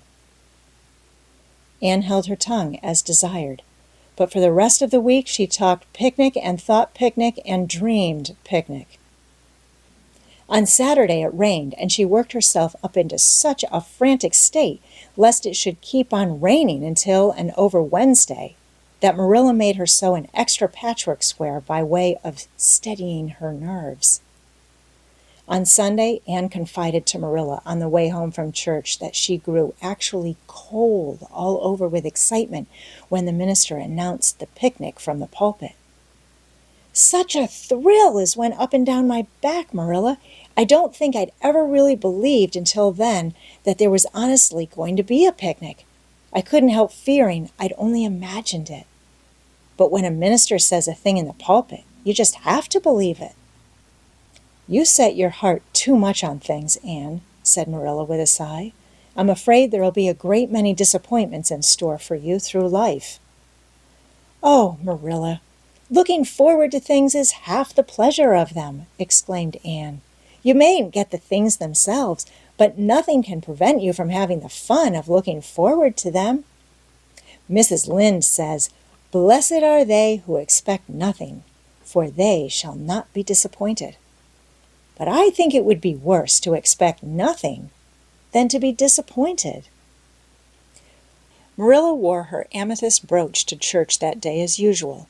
Marilla always wore her amethyst brooch to church. She would have thought it rather sacrilegious to leave it off, as bad as forgetting her Bible or her collection dime.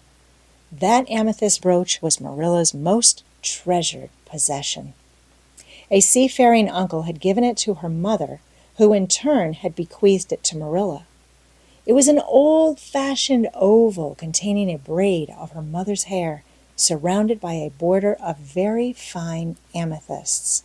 Marilla knew too little about precious stones to realize how fine the amethysts actually were, but she thought them very beautiful and was always pleasantly conscious of their violet shimmer at her throat, above her good brown satin dress, even although she could not see it.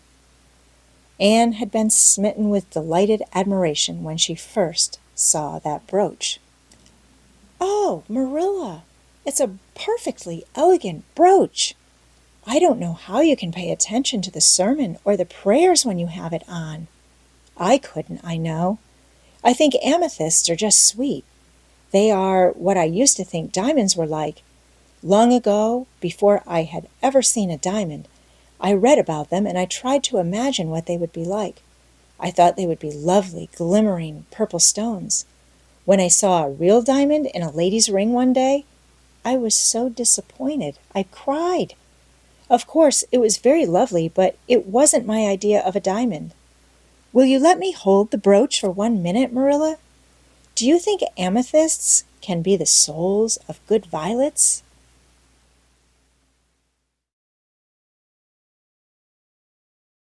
Chapter 14. Anne's Confession. On the Monday evening before the picnic, Marilla came down from her room with a troubled face. "Anne," she said to that small personage who was shelling peas by the spotless table and singing "Nellie of the Hazel Dell" with a vigor and expression that did credit to Diana's teaching, "did you see anything of my amethyst brooch? I thought I stuck it in my pincushion when I came home from church yesterday evening, but I can't find it anywhere." I saw it this afternoon when you were away at the Aid Society," said Anne, a little slowly. "I was passing your door when I saw it on the cushion, so I went in to look at it." "Did you touch it?" said Marilla sternly. Yes, admitted Anne. I took it up and I pinned it on my breast just to see how it would look." "You had no business to do anything of the sort. It's very wrong in a little girl to meddle. You shouldn't have gone into my room in the first place, and you shouldn't have touched a brooch that didn't belong to you in the second. Where did you put it?"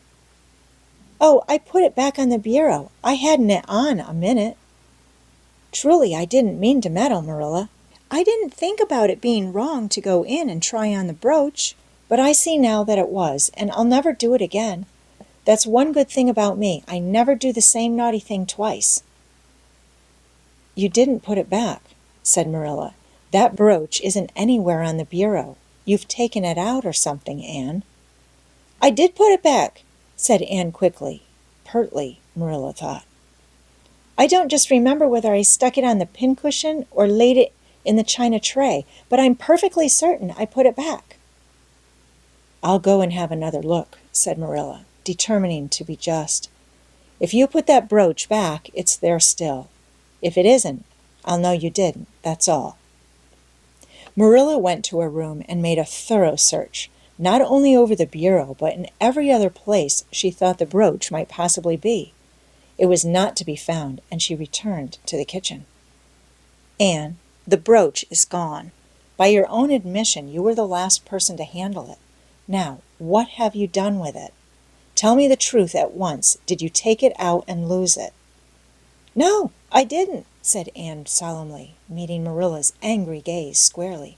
"I never took the brooch out of your room, and that is the truth, if I was to be led to the block for it, although I'm not very certain what a block is. So there, Marilla." Anne's "so there" was only intended to emphasize her assertion, but Marilla took it as a display of defiance. "I believe you are telling me a falsehood, Anne," she said sharply. "I know you are. There now, don't say anything more unless you are prepared to tell the whole truth. Go to your room and stay there until you are ready to confess." "Will I take the peas with me?" said Anne meekly. "No, I'll finish shelling them myself. Do as I bid you." When Anne had gone, Marilla went about her evening tasks in a very disturbed state of mind. She was worried about her valuable brooch. What if Anne had lost it?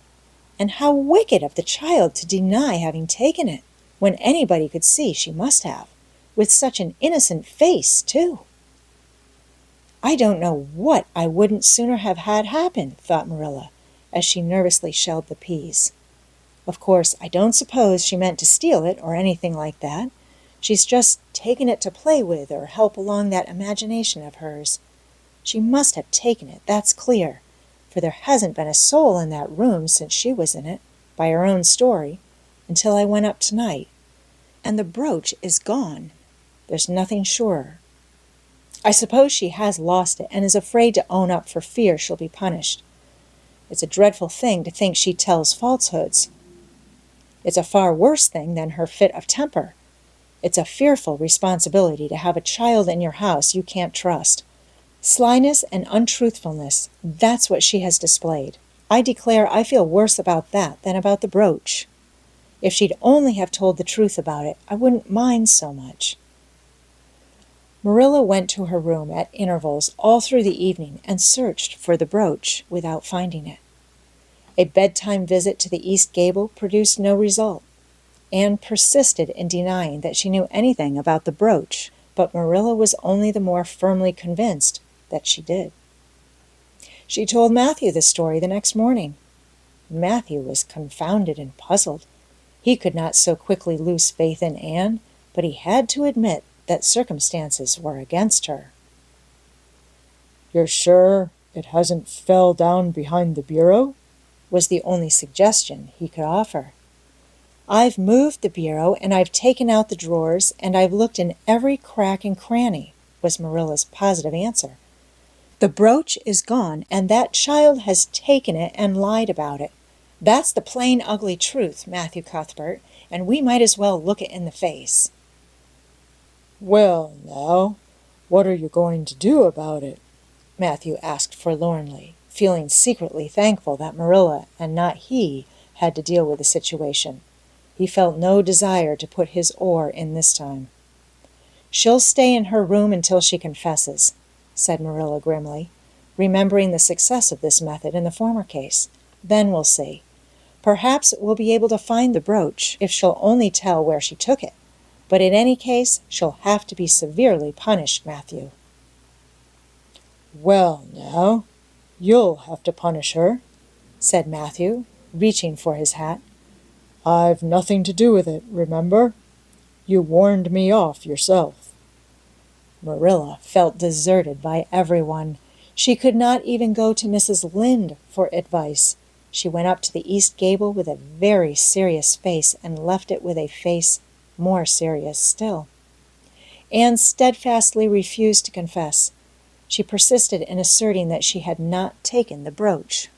The child had evidently been crying, and Marilla felt a pang of pity, which she sternly repressed. By night she was, as she expressed it, beat out. "You'll stay in this room until you confess, Anne. You can make up your mind to that," she said firmly. "But the picnic is tomorrow, Marilla," cried Anne. "You won't keep me from going to that, will you? You'll just let me out for the afternoon, won't you? Then I'll stay here as long as you like afterwards, cheerfully, but I must go to the picnic." "You'll not go to picnics nor anywhere else until you've confessed, Anne." "Oh, Marilla!" gasped Anne. But Marilla had gone out and shut the door. Wednesday morning dawned as bright and fair as if expressly made to order for the picnic. Birds sang around Green Gables. The Madonna lilies in the garden sent out whiffs of perfume that entered in on viewless winds at every door and window, and wandered through halls and rooms like spirits of benediction. The birches in the hollow waved joyful hands as if watching for Anne's usual morning greeting from the east gable. But Anne was not at her window. When Marilla took her breakfast up to her, she found the child sitting primly on her bed, pale and resolute, with tight-shut lips and gleaming eyes. "Marilla, I'm ready to confess." "Ah!" Marilla laid down her tray. Once again her method had succeeded, but her success was very bitter to her. "Let me hear what you have to say, then, Anne." "I took the amethyst brooch," said Anne, as if repeating a lesson she had learned. "I took it just as you said. I didn't mean to take it when I went in. But it did look so beautiful, Marilla, when I pinned it on my breast that I was overcome by an irresistible temptation. I imagined how perfectly thrilling it would be to take it to Idlewild and play I was the Lady Cordelia Fitzgerald. It would be so much easier to imagine I was the Lady Cordelia if I had a real amethyst brooch on. Diana and I make necklaces of roseberries, but what are roseberries compared to amethysts? So I took the brooch. I thought I could put it back before you came home. I went all the way around by the road to lengthen out the time. When I was going over the bridge across the lake of shining waters, I took the brooch off to have another look at it. Oh, how it did shine in the sunlight!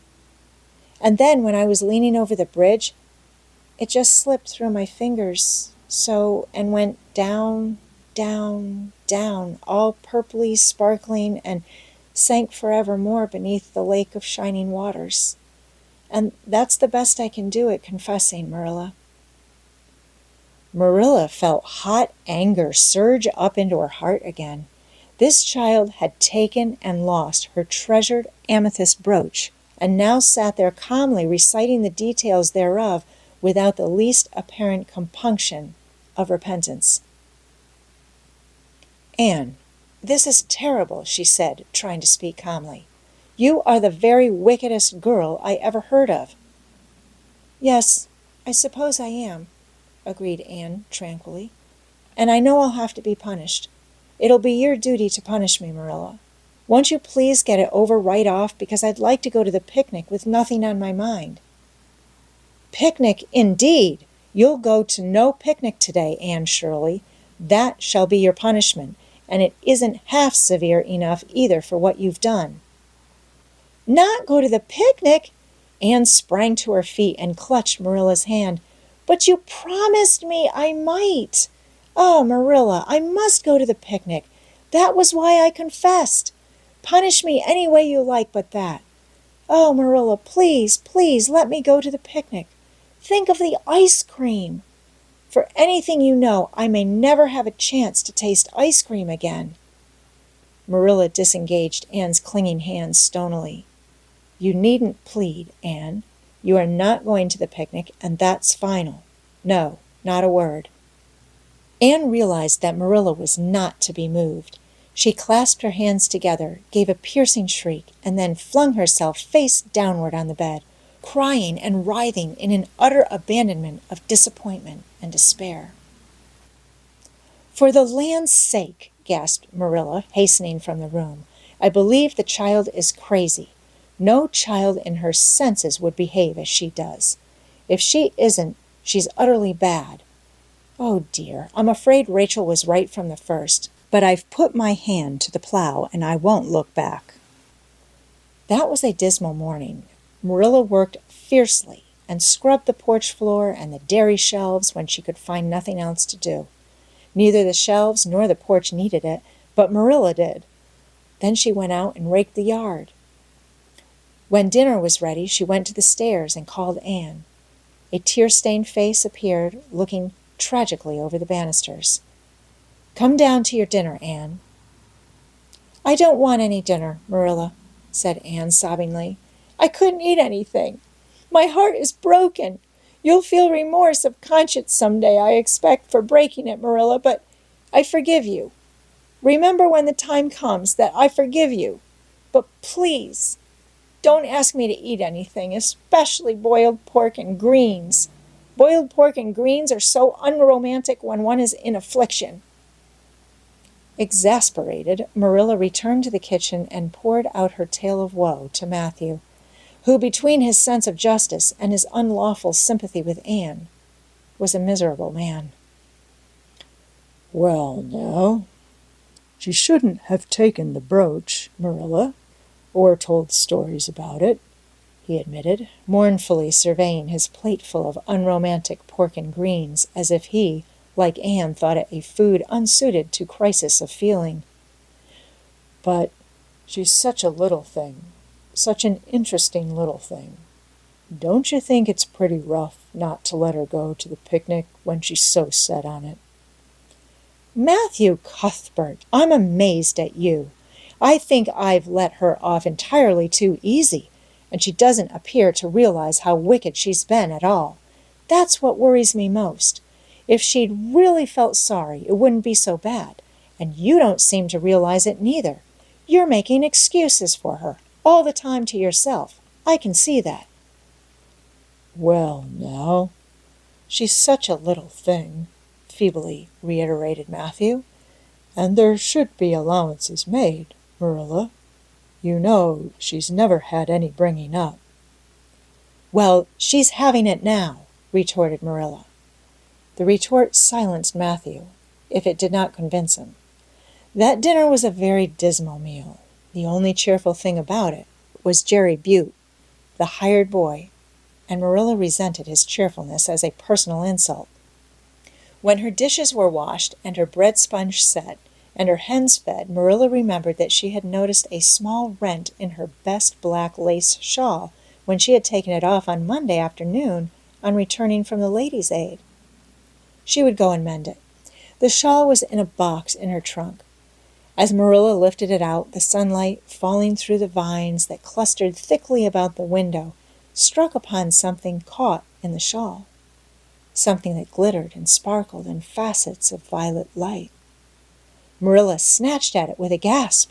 It was the amethyst brooch, hanging to a thread of the lace by its catch. "Dear life and heart," said Marilla blankly. "What does this mean? Here's my brooch, safe and sound, that I thought was at the bottom of Barry's pond. Whatever did that girl mean by saying she took it and lost it? I declare, I believe Green Gables is bewitched. I remember now that when I took off my shawl Monday afternoon, I laid it on the bureau for a minute. I suppose the brooch got caught in it somehow. Well!" Marilla betook herself to the east gable, brooch in hand. Anne had cried herself out and was sitting dejectedly by the window. "Anne Shirley," said Marilla solemnly, "I've just found my brooch, hanging to my black lace shawl. Now, I want to know what that rigmarole you told me this morning meant." "Why, you said you'd keep me here until I confessed," returned Anne wearily, "and so I decided to confess because I was bound to get to the picnic. I thought out a confession last night after I went to bed and made it as interesting as I could, and I said it over and over so that I wouldn't forget it. But you wouldn't let me go to the picnic after all, so all my trouble was wasted." Marilla had to laugh in spite of herself, but her conscience pricked her. "Anne, you do beat all. But I was wrong. I see that now. I shouldn't have doubted your word when I'd never known you to tell a story. Of course, it wasn't right for you to confess to a thing you hadn't done. It was very wrong to do so, but I drove you to it.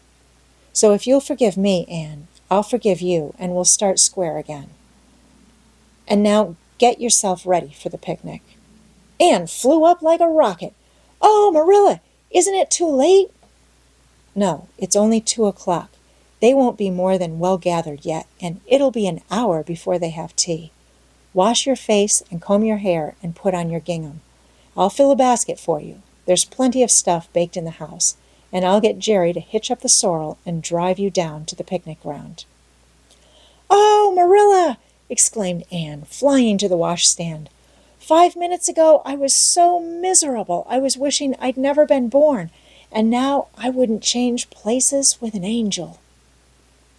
That night a thoroughly happy, completely tired-out Anne returned to Green Gables in a state of beatification impossible to describe. "Oh, Marilla, I've had a perfectly scrumptious time. Scrumptious is a new word I learned today. I heard Mary Alice Bell use it. Isn't it very expressive? Everything was lovely. We had a splendid tea, and then Mr. Harmon Andrews took us all for a row on the lake of shining waters, 6 of us at a time, and Jane Andrews nearly fell overboard. She was leaning out to pick water lilies, and if Mr. Andrews hadn't caught her by her sash just in the nick of time, she'd fallen in and probably been drowned. I wish it had been me. It would have been such a romantic experience to have been nearly drowned. It would be such a thrilling tale to tell. And we had the ice cream. Words fail me to describe that ice cream, Marilla. I assure you it was sublime." That evening Marilla told the whole story to Mathew over her stocking basket. "I'm willing to own up that I made a mistake," she concluded candidly, "but I've learned a lesson. I have to laugh when I think of Anne's confession, although I suppose I shouldn't, for it really was a falsehood. But it doesn't seem as bad as the other would have been, somehow, and anyhow I'm responsible for it. That child is hard to understand in some respects, but I believe she'll turn out all right yet. And there's one thing certain, no house will ever be dull that she's in."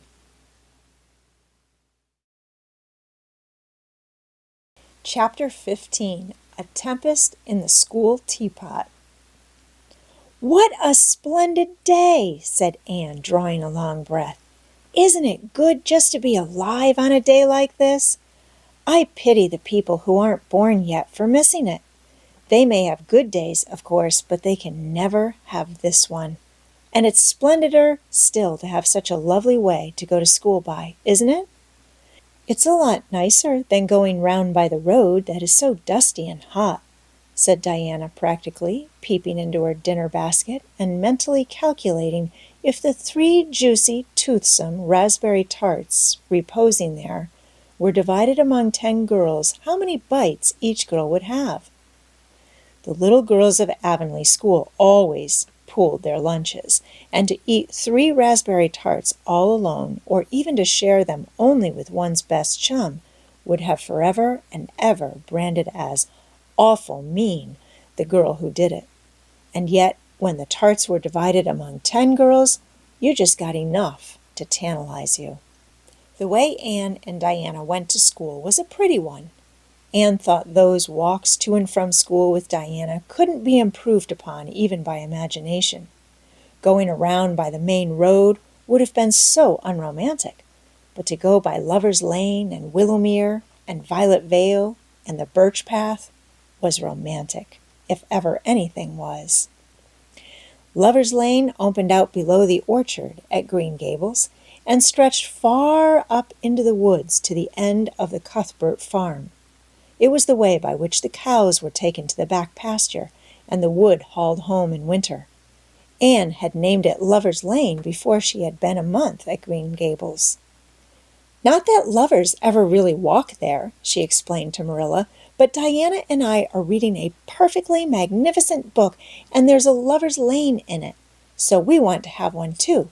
And it's a very pretty name, don't you think? So romantic. We can't imagine the lovers into it, you know. I like the lane because you can think out loud there without people calling you crazy." Anne, starting out alone in the morning, went down Lover's Lane as far as the brook. Here Diana met her, and the 2 little girls went on up the lane under the leafy arch of maples. "Maples are such sociable trees," said Anne. "They're always rustling and whispering to you." Until they came to a rustic bridge. Then they left the lane and walked through Mr. Barry's back field and past Willowmere. Beyond Willowmere came Violet Vale, a little green dimple in the shadow of Mr. Andrew Bell's big woods. "Of course, there are no violets there now," Anne told Marilla, But Diana says there are millions of them in spring. Oh, Marilla, can't you just imagine you see them? It actually takes away my breath. I named it Violet Vale. Diana says she never saw the beat of me for hitting on fancy names for places. It's nice to be clever at something, isn't it? But Diana named the Birch Path. She wanted to, so I let her. But I'm sure I could have found something more poetical than plain Birch Path. Anybody can think of a name like that. But the Birch Path is one of the prettiest places in the world, Marilla. It was. Other people besides Anne thought so when they stumbled on it. It was a little, narrow, twisting path winding down over a long hill, straight through Mr. Bell's woods, where the light came down, sifted through so many emerald screens that it was as flawless as the heart of a diamond.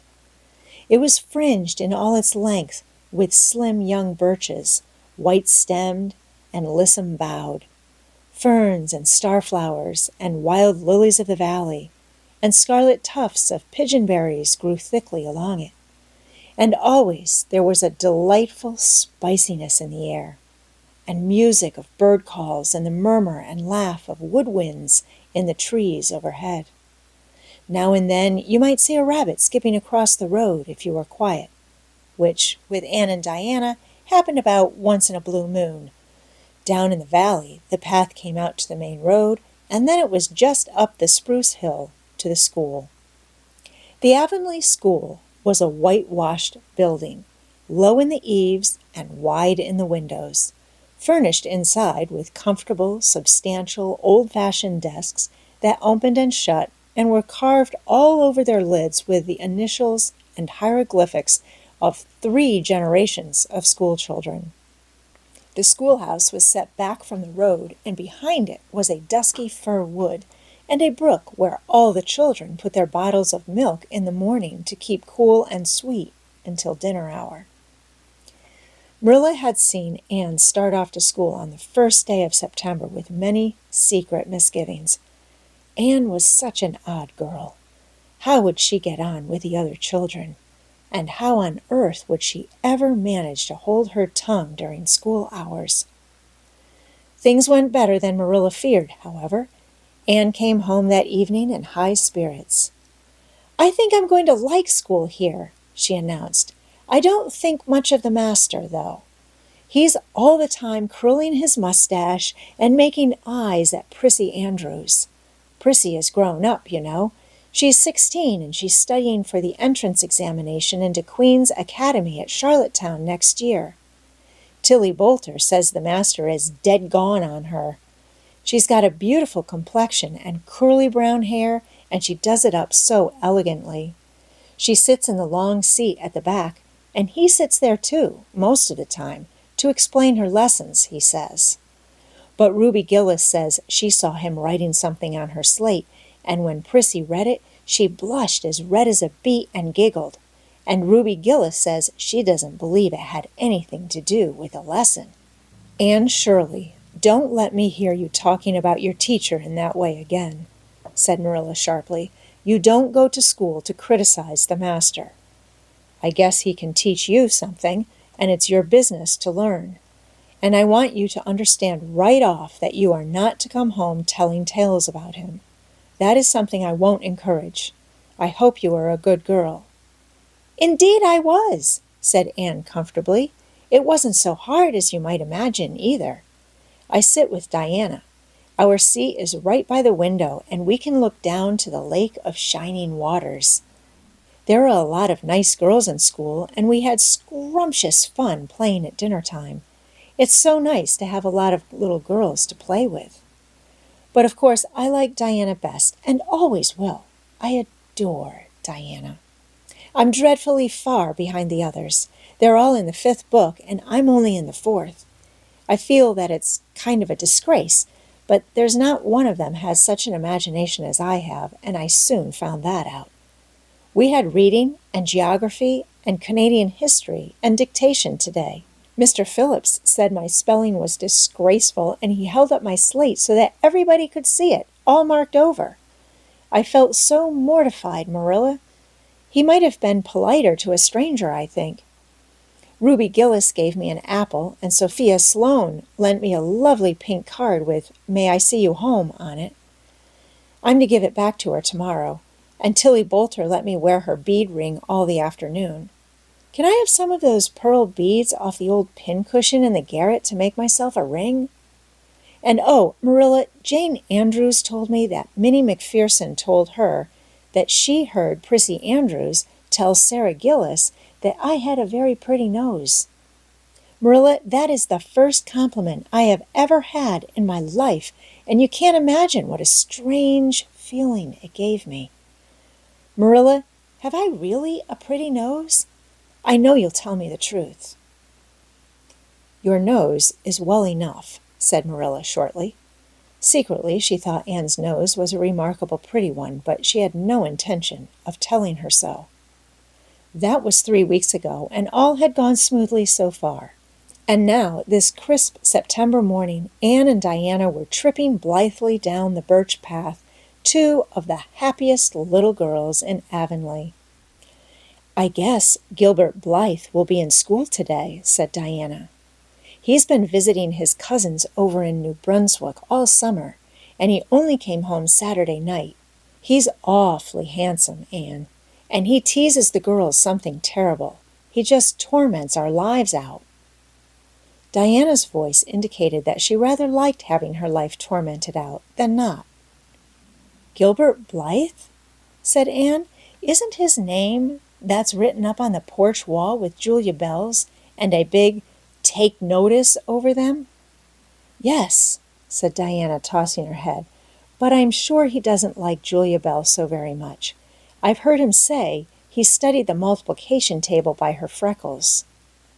Oh, don't speak about freckles to me, implored Anne. It isn't delicate when I've got so many.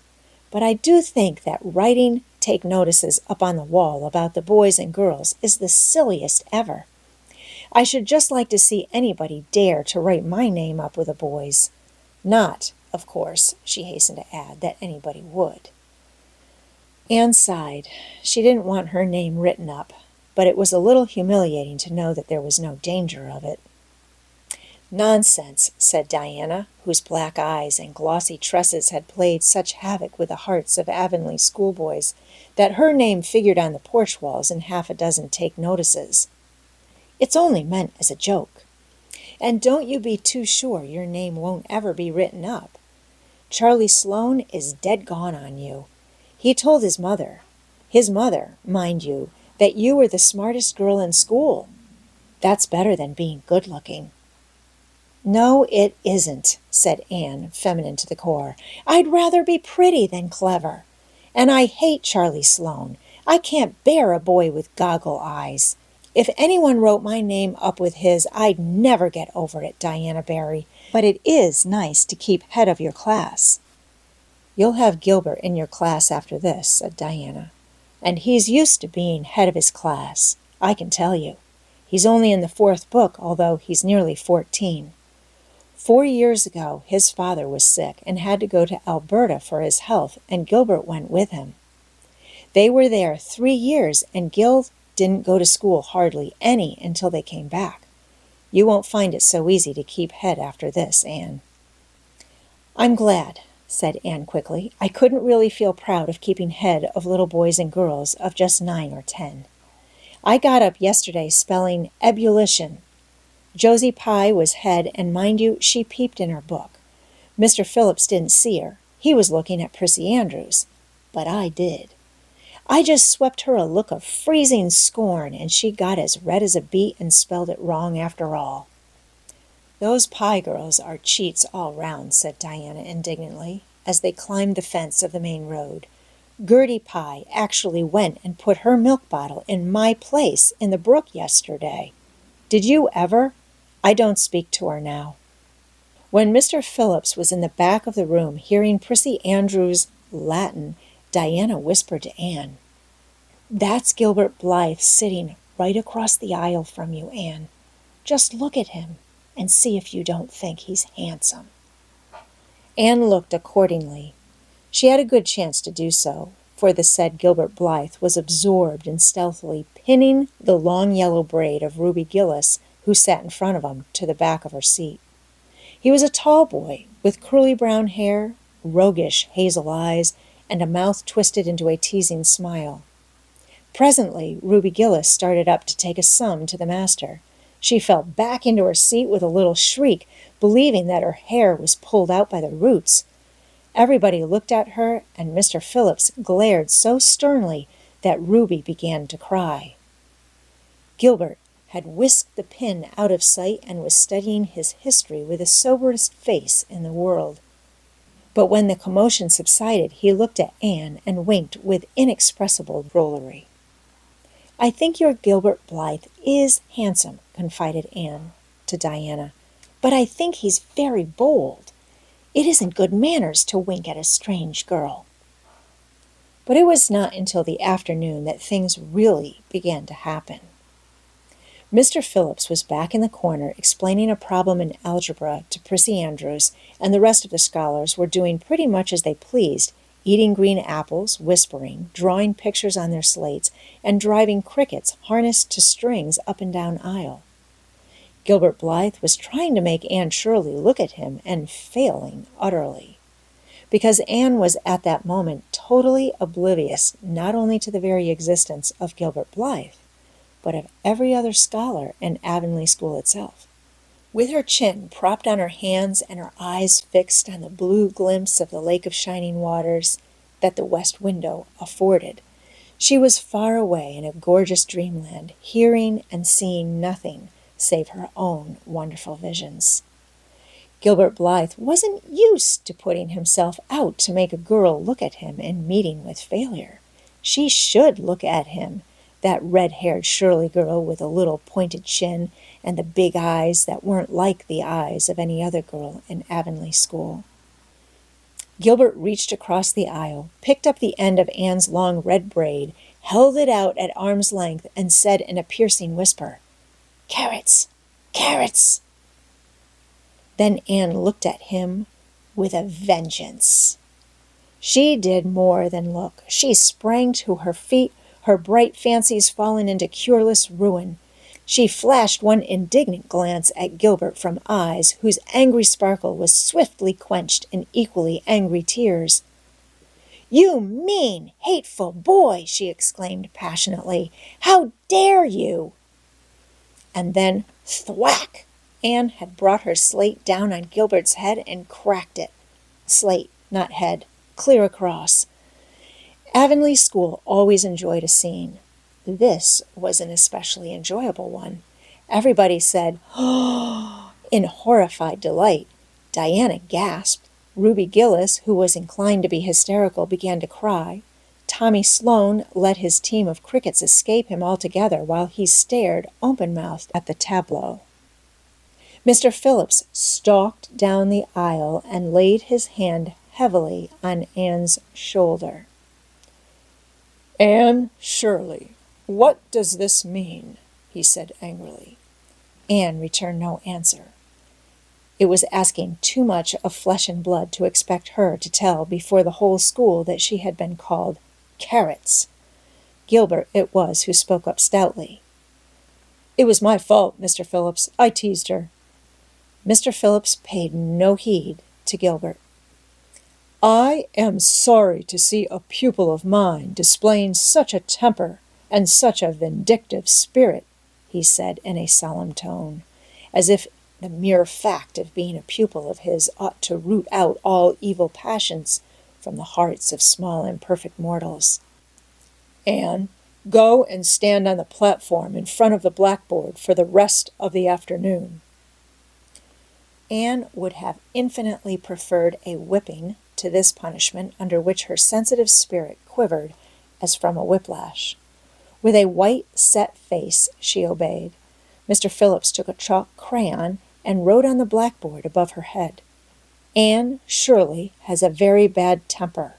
Anne Shirley must learn to control her temper," and then read it out loud so that even the primer class who couldn't read writing should understand it.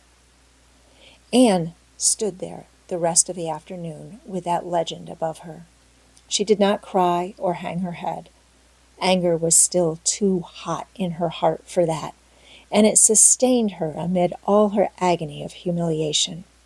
With resentful eyes and passion-red cheeks, she confronted alike Diana's sympathetic gaze and Charlie Sloane's indignant nods and Josie Pye's malicious smiles. As for Gilbert Blythe, she would not even look at him. She would never look at him again. She would never speak to him. When school was dismissed, Anne marched out with her red head held high. Gilbert Blythe tried to intercept her at the porch door. "I'm awfully sorry I made fun of your hair, Anne," he whispered contritely. "Honest, I am. Don't be mad for keeps now." Anne swept by disdainfully, without look or sign of hearing. "Oh, how could you, Anne?" breathed Diana as they went down the road, half reproachfully, half admiringly. Diana felt that she could never have resisted Gilbert's play. "I shall never forgive Gilbert Blythe," said Anne firmly, "and Mr. Phillips spelled my name without an E, too. The iron has entered into my soul, Diana." Diana hadn't the least idea what Anne meant, but she understood it was something terrible. "You mustn't mind Gilbert making fun of your hair," she said soothingly. "Why, he makes fun of all the girls. He laughs at mine because it's so black. He's called me a crow a dozen times, and I never heard him apologize for anything before, either." "There's a great deal of difference between being called a crow and being called carrots," said Anne with dignity. "Gilbert Blythe has hurt my feelings excruciatingly, Diana." It is possible the matter might have blown over without more excruciation if nothing else had happened. But when things begin to happen, they are apt to keep on. Avonlea scholars often spent noon hour picking gum in Mr. Bell's spruce grove over the hill and across his big pasture field. From there they could keep an eye on Eben Wright's house, where the master boarded. When they saw Mr. Phillips emerging therefrom, they ran for the schoolhouse. But the distance being about 3 times longer than Mr. Wright's lane, they were very apt to arrive there, breathless and gasping, some 3 minutes too late. On the following day, Mr. Phillips was seized with one of his spasmodic fits of reform, and announced before going home to dinner that he should expect to find all the scholars in their seats when he returned. Anyone who came in late would be punished. All the boys and some of the girls went to Mr. Bell's spruce grove as usual, fully intending to stay only long enough to pick a chew. But spruce groves are seductive, and yellow nuts of gum beguiling. They picked and loitered and strayed, and as usual, the first thing that recalled them to a sense of the flight of time was Jimmy Glover shouting from the top of a patriarchal old spruce, "Master's coming!" The girls who were on the ground started first and managed to reach the schoolhouse in time, but without a second to spare. The boys, who had to wriggle hastily down from the trees, were later, and Anne, who had not been picking gum at all, but was wandering happily in the far end of the grove, waist-deep among the bracken, singing softly to herself, with a wreath of rice lilies on her hair as if she were some wild divinity of the shadowy places, was latest of all. Anne could run like a deer, however. Run she did, with the impish result that she overtook the boys at the door and was swept into the schoolhouse among them, just as Mr. Phillips was in the act of hanging up his hat. Mr. Phillips's brief reforming energy was over. He didn't want the bother of punishing a dozen pupils, but it was necessary to do something to save his word, so he looked about for a scapegoat and found it in Anne, who had dropped into her seat, gasping for breath, with a forgotten lily wreath hanging askew over one ear and giving her a particularly rakish and disheveled appearance. "Anne Shirley, since you seem to be so fond of the boys' company, we shall indulge your taste for it this afternoon," he said sarcastically. "Take those flowers out of your hair and sit with Gilbert Blythe." The other boys snickered. Diana, turning pale with pity, plucked the wreath from Anne's hair and squeezed her hand. Anne stared at the master, as if turned to stone. "Did you hear what I said, Anne?" queried Mr. Phillips sternly. "Yes, sir," said Anne slowly, "but I didn't suppose you really meant it." "I assure you I did," still with a sarcastic inflection which all the children, and Anne especially, hated. It flicked on the raw, "Obey me at once." For a moment Anne looked as if she meant to disobey. Then, realizing that there was no help for it, she rose haughtily, stepped across the aisle, sat down beside Gilbert Blythe, and buried her face in her arms on the desk. Ruby Gillis, who got a glimpse of it as it went down, told the others going home from school that she'd actually never seen anything like it. It was so white with awful little red spots in it. To Anne, this was as the end of all things. It was bad enough to be singled out for punishment from among a dozen equally guilty ones. It was worse still to be sent to sit with a boy, but that boy should be Gilbert Blythe was heaping insult on injury to a degree utterly unbearable. Anne felt that she could not bear it, and it would be of no use to try. Her whole being seized with shame and anger and humiliation. At first the other scholars looked and whispered and giggled and nudged, but as Anne never lifted her head, and as Gilbert worked fractions as if his whole soul was absorbed in them and them only, they soon returned to their own tasks, and Anne was forgotten. When Mr. Phillips called the history class out, Anne should have gone, but Anne did not move, and Mr. Phillips, who had been writing some verses to Priscilla before he called the class, was thinking about an obstinate rhyme still and never missed her. Once, when nobody was looking, Gilbert took from his desk a little pink candy heart with a gold motto on it, "You are sweet," and slipped it under the curve of Anne's arm. Whereupon Anne arose, took the pink heart gingerly between the tips of her fingers, dropped it on the floor, ground it to powder beneath her heel, and resumed her position without deigning to bestow a glance on Gilbert. When school went out, Anne marched to her desk, ostentatiously took out everything therein, books and writing tablet, pen and ink, testament and arithmetic, and piled them neatly on her cracked slate. "What are you taking all those things home for, Anne?" Diana wanted to know as soon as they were out on the road. She had not dared to ask the question before. "I am not coming back to school any more," said Anne. Diana gasped and stared at Anne to see if she meant it. "Will Marilla let you stay home?" she asked. "She'll have to," said Anne. "I'll never go to school to that man again." "Oh, Anne," Diana looked as if she were ready to cry. "I do think you're mean. What shall I do? Mr. Phillips will make me sit with that horrid Gertie Pye. I know he will, because she is sitting alone. Do come back, Anne." "I'll do almost anything in the world for you, Diana," said Anne sadly. "I'd let myself be torn limb from limb if it would do you any good. But I can't do this. So please don't ask it. You harrow up my very soul." "Just think of all the fun you will miss," mourned Diana. "We are going to build the loveliest new house down by the brook, and we'll be playing ball next week, and you've never played ball, Anne. It's tremendously exciting, and we're going to learn a new song. Jane Andrews is practicing it up now, and Alice Andrews is going to bring a new pansy book next week, and we're all going to read it out loud, chapter about, down by the brook. And you know you are so fond of reading out loud, Anne." Nothing moved Anne in the least. Her mind was made up. She would not go to school to Mr. Phillips again. She told Marilla so when she got home. "Nonsense," said Marilla. "It isn't nonsense at all," said Anne, gazing at Marilla with solemn, reproachful eyes. "Don't you understand, Marilla? I've been insulted." "Insulted? Fiddlesticks. You'll go to school tomorrow as usual." "Oh, no," Anne shook her head gently. I'm not going back, Marilla.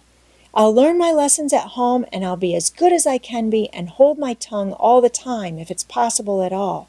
But I will not go back to school, I assure you. Marilla saw something remarkably like unyielding stubbornness looking out of Anne's small face.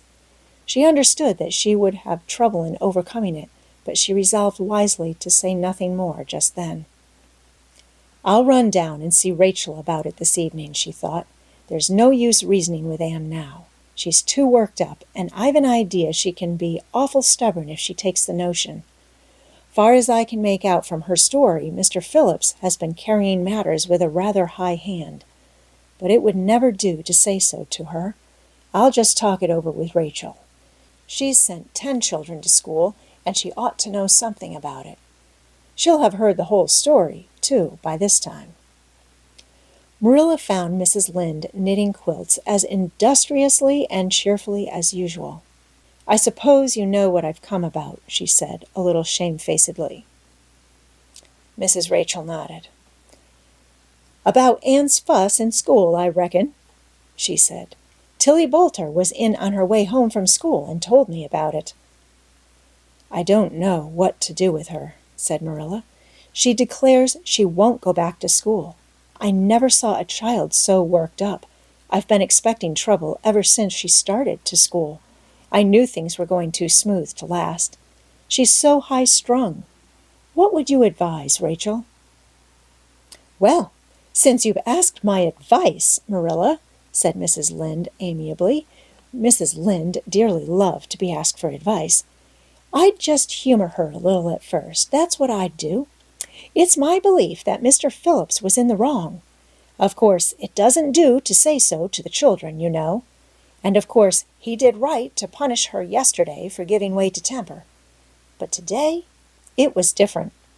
The others who were late should have been punished as well as Anne, that's what.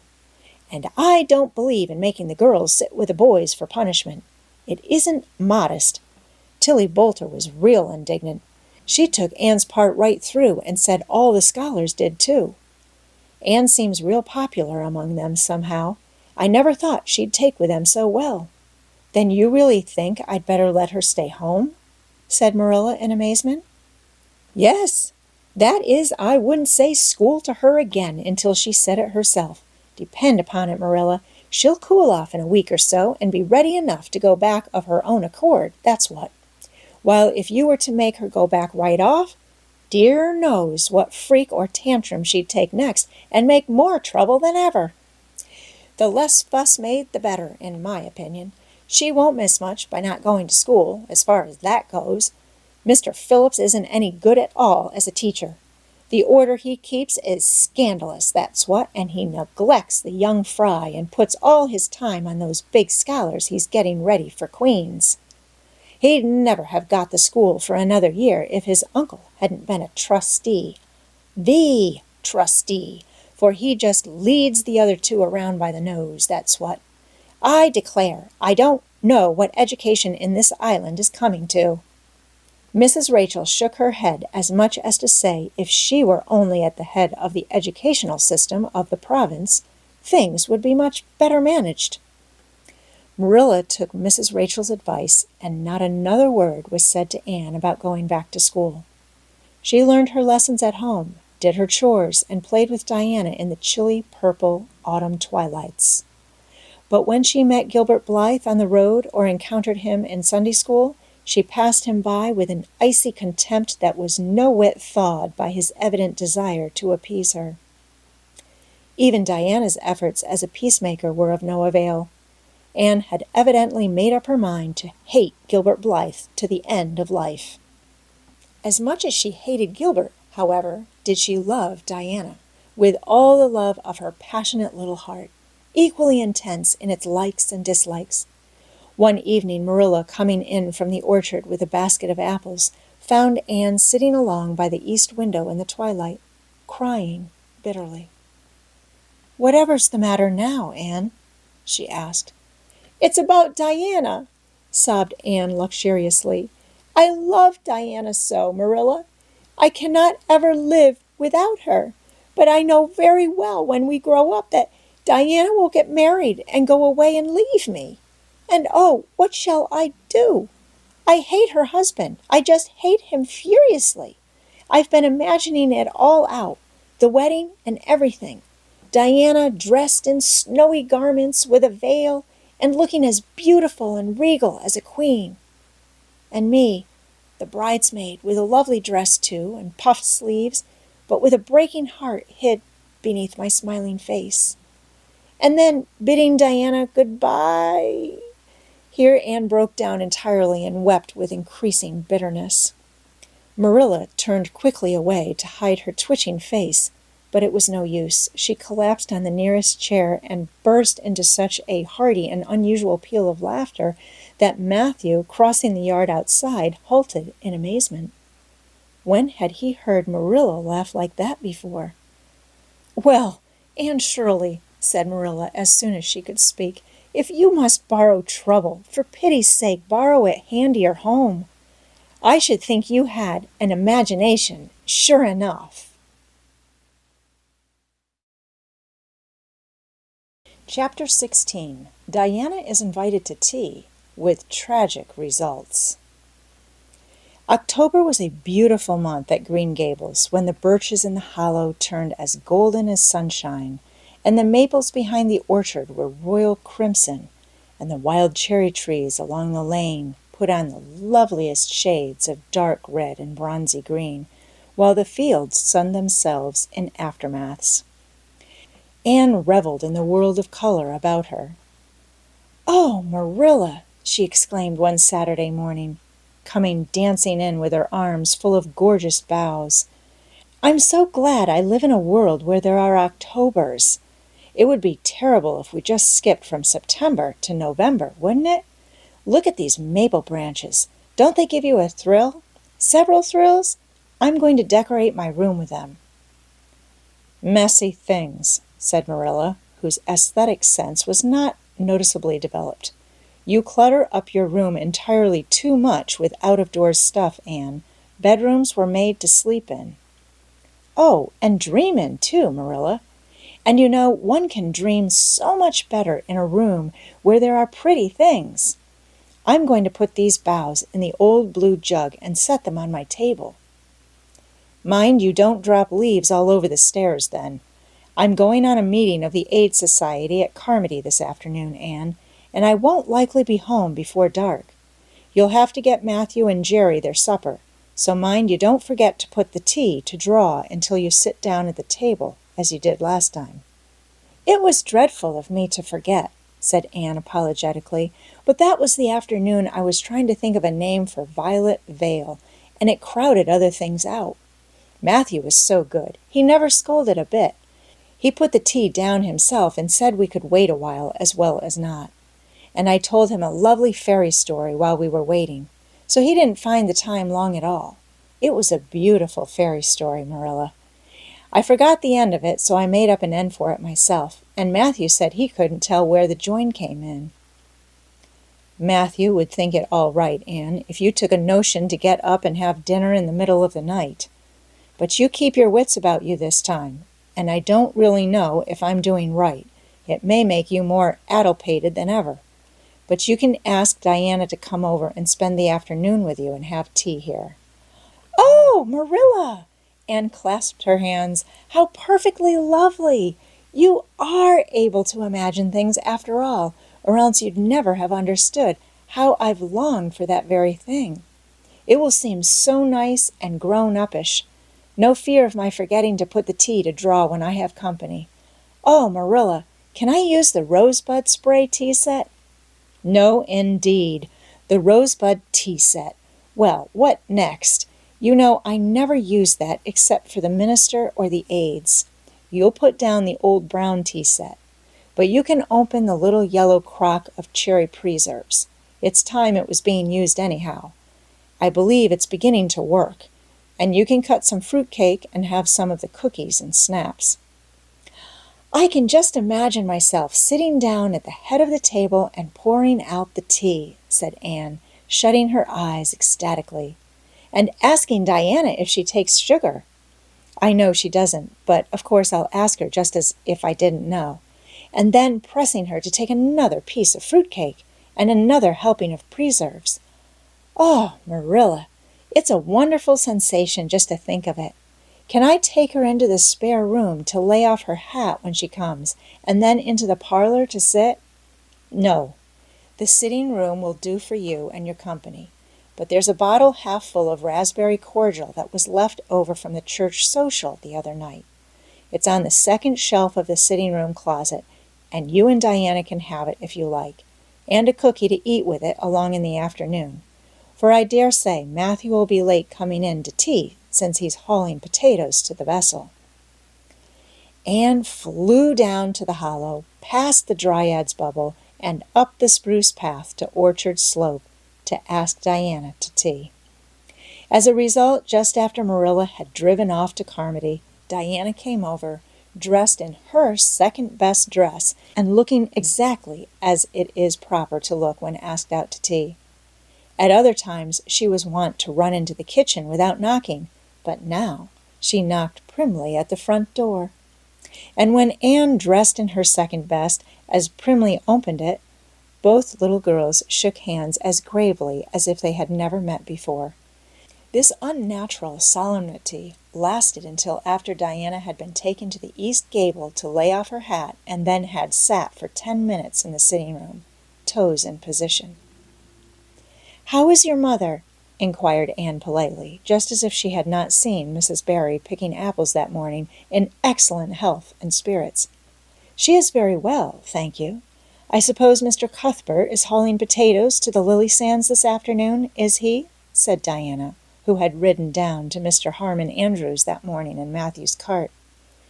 "Yes, our potato crop is very good this year. I hope your father's crop is good, too." "It is fairly good, thank you. Have you picked many of your apples yet?" "Oh, ever so many," said Anne, forgetting to be dignified and jumping up quickly. "Let's go out to the orchard and get some of the red sweetings, Diana. Marilla says we can have all that are left on the tree. Marilla is a very generous woman. She said we could have fruit cake and cherry preserves for tea. But it isn't good manners to tell your company what you are going to give them to eat, so I won't tell you what she said we could have to drink. Only it begins with an R and a C, and it's bright red color. I love bright red drinks, don't you? They taste twice as good as any other color." The orchard, with its great sweeping boughs that bent to the ground with fruit, proved so delightful that the little girls spent most of the afternoon in it, sitting in a grassy corner where the frost had spared the green and the mellow autumn sunshine lingered warmly, eating apples and talking as hard as they could. Diana had much to tell Anne of what went on in school. She had to sit with Gertie Pye, and she hated it. Gertie squeaked her pencil all the time, and it just made her, Diana's, blood run cold. Ruby Gillis had charmed all her warts away, true's you live, with a magic pebble that old Mary Joe from the creek gave her. You had to rub the warts with the pebble and then throw it away over your left shoulder at the time of the new moon, and the warts would all go. Charlie Sloane's name was written up with M. White's on the porch wall, and M. White was awful mad about it. Sam Bolter had sassed Mr. Phillips in class, and Mr. Phillips whipped him, and Sam's father came down to the school and dared Mr. Phillips to lay a hand on one of his children again. And Mattie Andrews had a new red hood and a blue crossover with tassels on it, and the airs she put on about it were perfectly sickening. And Lizzie Wright didn't speak to Mammy Wilson because Mammy Wilson's grown-up sister had cut out Lizzie Wright's grown-up sister with her bow. And everybody missed Anne so, and wished she'd come to school again. And Gilbert Blythe, but Anne didn't want to hear about Gilbert Blythe. She jumped up hurriedly and said, suppose they go in and have some raspberry cordial. Anne looked on the second shelf of the room pantry, but there was no bottle of raspberry cordial there. Search revealed it away back on the top shelf. Anne put it on a tray and set it on the table with a tumbler. "Now, please help yourself, Diana," she said politely. "I don't believe I'll have any just now. I don't feel as if I wanted any after all those apples." Diana poured herself out a tumblerful, looked at its bright red hue admiringly, and then sipped it daintily. "That's awfully nice raspberry cordial, Anne," she said. "I didn't know raspberry cordial was so nice." "I'm real glad you like it. Take as much as you want. I'm going to run out and stir the fire up. There are so many responsibilities on a person's mind when they're keeping house, isn't there?" When Anne came back from the kitchen, Diana was drinking her second glassful of cordial and being entreated thereto by Anne. She offered no particular objection to the drinking of a third. The tumblerfuls were generous ones, and the raspberry cordial was certainly very nice. "The nicest I ever drank," said Diana. "It's ever so much nicer than Mrs. Lynde's, although she brags of hers so much. It doesn't taste a bit like hers." "I should think Marilla's raspberry cordial would probably be much nicer than Mrs. Lynde's," said Anne loyally. "Marilla is a famous cook. She is trying to teach me to cook, but I assure you, Diana, it is uphill work. There's so little scope for imagination in cookery. You just have to go by rules. The last time I made a cake, I forgot to put the flour in. I was thinking the loveliest story about you and me, Diana. I thought you were desperately ill with smallpox, and everybody deserted you. But I went boldly to your bedside and nursed you back to life. And then I took the smallpox and died. And I was buried under those poplar trees in the graveyard, and you planted a rose bush by my grave and watered it with your tears. And you never, never forgot the friend of your youth who sacrificed her life for you." Oh, it was such a pathetic tale, Diana. The tears just rained down over my cheeks while I mixed the cake. But I forgot the flour, and the cake was a dismal failure. Flour is so essential to cakes, you know. Marilla was very cross, and I don't wonder. I'm a great trial to her. She was terribly mortified about the pudding sauce last week. We had a plum pudding for dinner on Tuesday, and there was half the pudding and a pitcherful of sauce left over. Marilla said there was enough for another dinner and told me to set it on the pantry shelf and cover it. I meant to cover it just as much as could be, Diana, but when I carried it in, I was imagining I was a nun. Of course, I'm a Protestant, but I imagined I was a Catholic, taking the veil to bury a broken heart in cloistered seclusion. And I forgot all about covering the pudding sauce. I thought of it next morning and ran to the pantry. Diana, fancy, if you can, my extreme horror at finding a mouse drowned in that pudding sauce. I lifted the mouse out with a spoon and threw it out in the yard, and then I washed the spoon in 3 waters. Marilla was out milking, and I fully intended to ask her when she came in if I'd give the sauce to the pigs, but when she did come in, I was imagining that I was a frost fairy going through the woods, turning the trees red and yellow, whichever they wanted to be. So I never thought about the pudding sauce again, and Marilla sent me out to pick apples. Well, Mr. and Mrs. Chester Ross from Spencervale came here that morning. You know, they are very stylish people, especially Mrs. Chester Ross.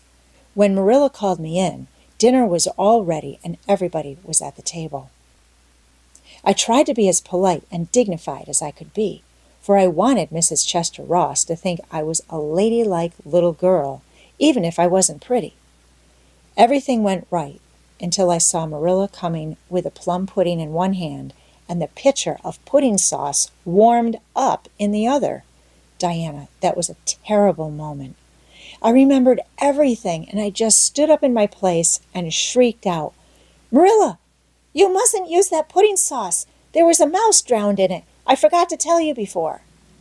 Oh, Diana, I shall never forget that awful moment if I live to be 100. Mrs. Chester Ross just looked at me, and I thought I would sink through the floor with mortification. She is such a perfect housekeeper, and fancy what she must have thought of us. Marilla turned red as fire, but she never said a word then. She just carried that sauce and pudding out and brought in some strawberry preserves. She even offered me some, but I couldn't swallow a mouthful. It was like heaping coals of fire on my head. After Mrs. Chester Ross went away, Marilla gave me a dreadful scolding. "Why, Diana, what is the matter?" Diana had stood up very unsteadily. Then she sat down again, putting her hands to her head. I'm awful sick, she said, a little thickly. I must go right home. Oh, you mustn't dream of going home without your tea, cried Anne in distress. I'll get it right off. I'll go and put the tea down this very minute. I must go home, repeated Diana stupidly but determinedly. Let me get you a lunch anyhow, implored Anne. Let me give you a bit of fruit cake and some of the cherry preserves. Lie down on the sofa for a little while and you'll be better. Where do you feel bad? I must go home, said Diana, and that was all she would say. In vain, Anne pleaded. I never heard of company going home without tea, she mourned. Oh, Diana, do you suppose that it's possible you're really taking the smallpox? If you are, I'll go and nurse you. You can depend on that. I'll never forsake you. But I do wish you'd stay till after tea. Where do you feel bad? I'm awful dizzy, said Diana. And indeed she walked very dizzily.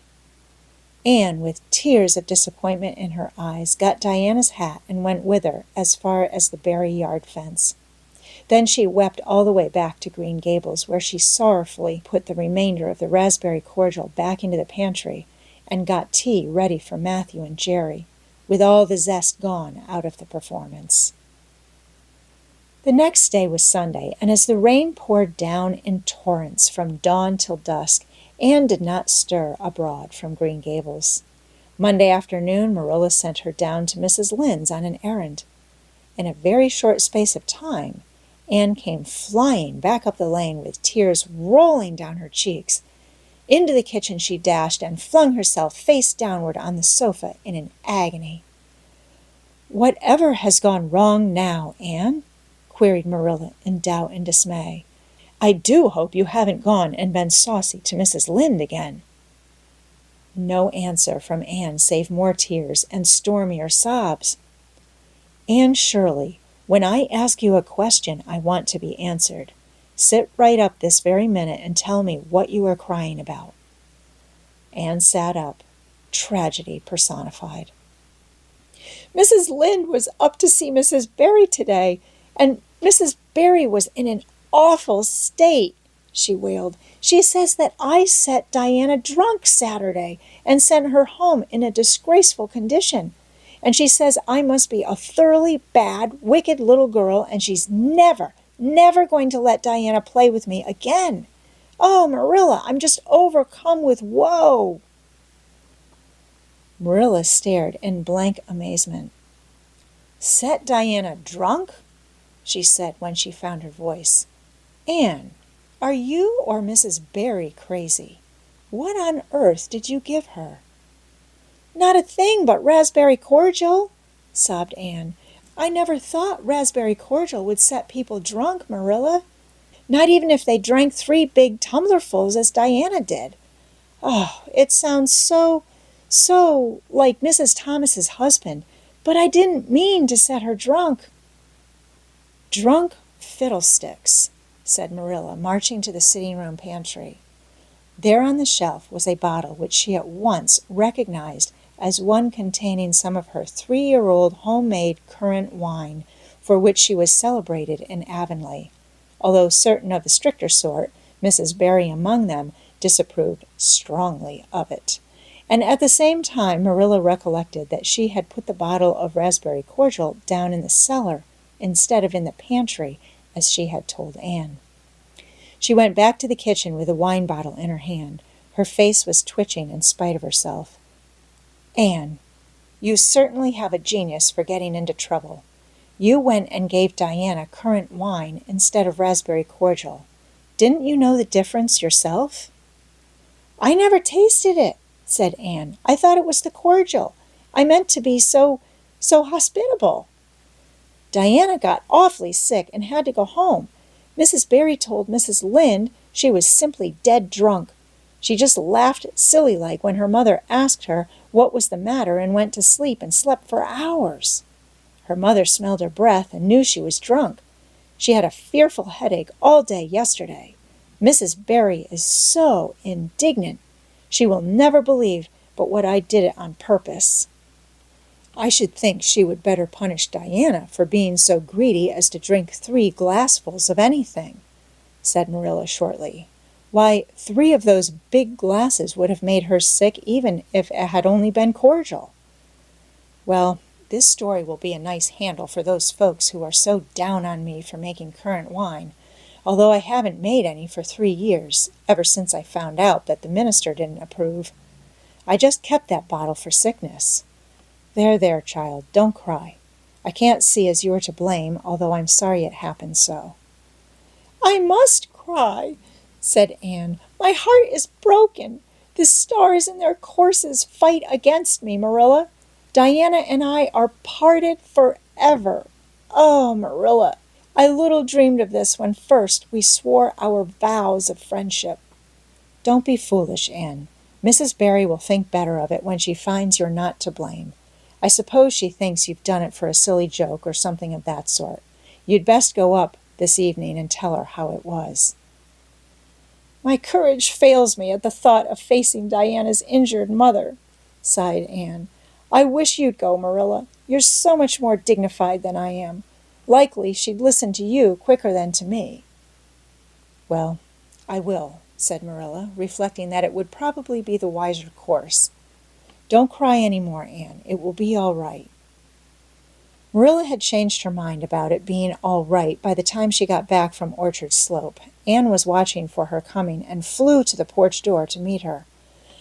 "Oh, Marilla, I know by your face that it's been no use," she said sorrowfully. "Mrs. Barry won't forgive me?" "Mrs. Barry, indeed," snapped Marilla. "Of all the unreasonable women I ever saw, she's the worst. I told her it was all a mistake and you weren't to blame, but she just simply didn't believe me. And she rubbed it well in about my currant wine and how I'd always said it couldn't have the least effect on anybody. I just told her plainly that currant wine wasn't meant to be drunk 3 tumblerfuls at a time, and that if a child I had to do with was so greedy, I'd sober her up with a right good spanking." Marilla whisked into the kitchen, grievously disturbed, leaving a very much distracted little soul in the porch behind her. Presently Anne stepped out, bareheaded, into the chill autumn dusk. Very determinedly and steadily she took her way down through the sere clover field, over the log bridge, and up through the spruce grove, lighted by a pale little moon hanging low over the western woods. Mrs. Barry, coming to the door in answer to a timid knock, found a white-lipped, eager-eyed suppliant on the doorstep. Her face hardened. Mrs. Barry was a woman of strong prejudices and dislikes, and her anger was of the cold, sullen sort which is always hardest to overcome. To do her justice, she really believed Anne had made Diana drunk out of sheer malice prepense, and she was honestly anxious to preserve her little daughter from the contamination of further intimacy with such a child. "What do you want?" she said stiffly. Anne clasped her hands. "Oh, Mrs. Barry, please forgive me. I did not mean to intoxicate Diana. How could I? Just imagine if you were a poor little orphan girl that kind people had adopted, and you had just one bosom friend in all the world. Do you think you would intoxicate her on purpose? I thought it was only raspberry cordial. I was firmly convinced it was raspberry cordial. Oh, please don't say that you won't let Diana play with me any more. If you do, you will cover my life with a dark cloud of woe." This speech, which would have softened good Mrs. Lynde's heart in a twinkling, had no effect on Mrs. Barry, except to irritate her still more. She was suspicious of Anne's big words and dramatic gestures, and imagined that the child was making fun of her. So she said, coldly and cruelly, "I don't think you are a fit little girl for Diana to associate with. You'd better go home and behave yourself." Anne's lips quivered. "Won't you let me see Diana just once to say farewell?" she implored. "Diana has gone over to Carmody with her father," said Mrs. Barry, going in and shutting the door. Anne went back to Green Gables, calm with despair. My last hope is gone, she told Marilla. I went up and saw Mrs. Barry myself, and she treated me very insultingly. Marilla, I do not think she is a well-bred woman. There is nothing more to do except to pray, and I haven't much hope that that'll do much good because, Marilla, I do not believe that God himself can do very much with such an obstinate person as Mrs. Barry. Anne, you shouldn't say such things, rebuked Marilla, striving to overcome that unholy tendency to laughter which she was dismayed to find growing upon her. And indeed, when she told the whole story to Mathew that night, she did laugh heartily over Anne's tribulations. But when she slipped into the east gable before going to bed and found that Anne had cried herself to sleep, an unaccustomed softness crept into her face. Poor little soul, she murmured, lifting a loose curl of hair from the child's tear-stained face. Then she bent down and kissed the flushed cheek on the pillow. Chapter 17. A New Interest in Life. The next afternoon, Anne, bending over her patchwork at the kitchen window, happened to glance out and beheld Diana down by the Dryad's bubble, beckoning mysteriously. In a trice, Anne was out of the house and flying down to the hollow, astonishment and hope struggling in her expressive eyes. But the hope faded when she saw Diana's dejected countenance. "Your mother hasn't relented?" she gasped. Diana shook her head mournfully. "No, and oh, Anne, she says I'm never to play with you again. I've cried, and I told her it wasn't your fault, but it wasn't any use. I had ever such a time coaxing her to let me come down and say goodbye to you. She said I was only to stay 10 minutes, and she's timing me by the clock." 10 minutes isn't very long to say an eternal farewell in, said Anne tearfully. "Oh, Diana, will you promise faithfully never to forget me? The friend of your youth, no matter what dearer friends may caress thee?" "Indeed I will," sobbed Diana. "I don't want to have. I couldn't love anybody as I love you." "Oh, Diana," cried Anne, clasping her hands, "do you love me?" "Why, of course I do. Didn't you know that?" "No." Anne drew a long breath. "I thought you liked me, of course, but I never hoped you loved me. Why, Diana, I didn't think anybody could love me. Nobody ever has loved me since I can remember. Oh, this is wonderful. It's a ray of light which will forever shine on the darkness of a path severed from thee, Diana. Oh, just say it once again." "I love you devotedly, Anne," said Diana staunchly, "and I always will, you may be sure of that." "And I will always love thee, Diana," said Anne, solemnly extending her hand. "In the years to come thy memory will shine like a star over my lonely life, as that last story we read together says. Diana, wilt thou give me a lock of thy jet-black tresses in parting to treasure forevermore?" "Have you got anything to cut it with?" queried Diana, wiping away the tears which Anne's affecting accents had caused to flow afresh, and returning to practicalities.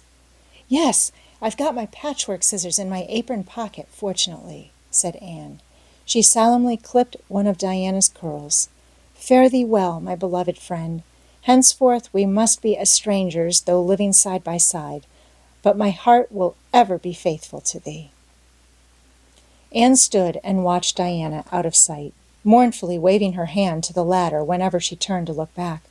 Then she returned to the house, not a little consoled for the time being by this romantic parting. "It is all over," she informed Marilla. "I shall never have another friend. I'm really worse off than ever before, for I haven't Katie Maurice and Violetta now. And even if I had, it wouldn't be the same. Somehow, little dream girls are not satisfying after a real friend. Diana and I had such an affecting farewell down by the spring. It will be sacred in my memory forever. I used the most pathetic language I could think of and said thou and thee. Thou and thee seem so much more romantic than you. Diana gave me a lock of her hair, and I'm going to sew it up in a little bag and wear it around my neck all my life. Please see that it is buried with me, for I don't believe I'll live very long. Perhaps when she sees me lying cold and dead before her, Mrs. Barry may feel remorse for what she has done, and will let Diana come to my funeral." "I don't think there is much fear of your dying of grief as long as you can talk, Anne," said Marilla unsympathetically. The following Monday, Anne surprised Marilla by coming down from her room with her basket of books on her arm and hip and her lips primmed up into a line of determination. "I'm going back to school," she announced. "That is all there is left in life for me, now that my friend has been ruthlessly torn from me. In school, I can look at her and muse over days departed." "You'd better muse over your lessons and sums," said Marilla, concealing her delight at this development of the situation. "If you're going back to school, I hope we'll hear no more of breaking slates over people's heads and such carryings on. Behave yourself and do just what your teacher tells you." "I'll try to be a model pupil," agreed Anne dolefully. "There won't be much fun in it, I expect. Mr. Phillips said Minnie Andrews was a model pupil, and there isn't a spark of imagination or life in her. She is just dull and poky and never seems to have a good time. But I feel so depressed that perhaps it will come easy to me now. I'm going round by the road. I couldn't bear to go by the birch path all alone. I should weep bitter tears if I did." Anne was welcomed back to school with open arms. Her imagination had been sorely missed in games, her voice in the singing, and her dramatic ability in the perusal aloud of books at dinner hour. Ruby Gillis smuggled 3 blue plums over to her during Testament reading. Ella May McPherson gave her an enormous yellow pansy cut from the covers of a floral catalogue, a species of desk decoration much prized in Avonlea School. Sophia Sloane offered to teach her a perfectly elegant new pattern of knit lace, so nice for trimming aprons. Katie Bolter gave her a perfume bottle to keep slate water in, and Julia Bell copied carefully on a piece of pale pink paper, scalloped on the edges, the following effusion. To Anne. "When twilight drops her curtain down and pins it with a star, remember that you have a friend, though she may wander far." "It's so nice to be appreciated," sighed Anne rapturously to Marilla that night. The girls were not the only scholars who appreciated her. When Anne went to her seat after dinner hour, she had been told by Mr. Phillips to sit with a model Minnie Andrews. She found on her desk a big, luscious strawberry apple. Anne caught it up all ready to take a bite when she remembered that the only place in Avonlea where strawberry apples grew was in the old Blythe orchard on the other side of the Lake of Shining Waters. Anne dropped the apple as if it were a red-hot coal and ostentatiously wiped her fingers on her handkerchief. The apple lay untouched on her desk until the next morning, when little Timothy Andrews, who swept the school and kindled the fire, annexed it as one of his perquisites. Charlie Sloane's slate pencil, gorgeously bedizened with striped red and yellow paper, costing 2 cents where ordinary pencils cost only 1, which he sent up to her after dinner hour, met with a more favorable reception. Anne was graciously pleased to accept it and rewarded the donor with a smile which exalted that infatuated youth straightway into the 7th heaven of delight, and caused him to make such fearful errors in his dictation that Mr. Phillips kept him in after school to rewrite it. But as the Caesar's pageant shorn of Brutus's bust did but of Rome's best son remind her more. So the marked absence of any tribute or recognition from Diana Barry, who was sitting with Gertie Pye, embittered Anne's little triumph. "Diana might just have smiled at me once, I think," she mourned to Marilla that night, but the next morning a note most fearfully and wonderfully twisted and folded, and a small parcel were passed across to Anne. "Dear Anne," ran the former, "Mother says I'm not to play with you or talk to you even in school. It isn't my fault, and don't be cross at me because I love you as much as ever. I miss you awfully to tell all my secrets to, and I don't like Gertie Pye one bit. I made you one of the new bookmarkers out of red tissue paper. They are awfully fashionable now, and only 3 girls in school know how to make them. When you look at it, remember, your true friend, Diana Barry. Anne read the note, kissed the bookmark, and dispatched a prompt reply back to the other side of the school. My own darling Diana, of course I am not cross at you because you have to obey your mother. Our spirits can commune. I shall keep your lovely present forever. Minnie Andrews is a very nice little girl, although she has no imagination. But after having been Diana's bosom friend, I cannot be Minnie's. Please excuse mistakes because my spelling isn't very good yet, although much improved. Yours until death us do part, Anne or Cordelia Shirley. P.S. I shall sleep with your letter under my pillow tonight. A or C.S. Marilla pessimistically expected more trouble since Anne had again begun to go to school, but none developed. Perhaps Anne caught something of the model spirit from Minnie Andrews. At least she got on very well with Mr. Phillips thenceforth. She flung herself into her studies heart and soul, determined not to be outdone in any class by Gilbert Blythe. The rivalry between them was soon apparent. It was entirely good-natured on Gilbert's side, but it is much to be feared that the same thing cannot be said of Anne, who had certainly an unpraiseworthy tenacity for holding grudges. She was as intense in her hatreds as in her loves. She would not stoop to admit that she meant to rival Gilbert in schoolwork, because that would have been to acknowledge his existence, which Anne persistently ignored. But the rivalry was there, and honors fluctuated between them. Now Gilbert was head of the spelling class. Now Anne, with a toss of her long red braids, spelled him down. One morning Gilbert had all his sums done correctly and had his name written on the blackboard on the roll of honor. The next morning Anne, having wrestled wildly with decimals the entire evening before, would be first. One awful day they were ties, and their names were written up together. It was almost as bad as a take notice, and Anne's mortification was as evident as Gilbert's satisfaction. When the written examinations at the end of each month were held, the suspense was terrible. The first month, Gilbert came out 3 marks ahead. The second, Anne beat him by 5. But her triumph was marred by the fact that Gilbert congratulated her heartily before the whole school. It would have been ever so much sweeter to her if he had felt the sting of his defeat.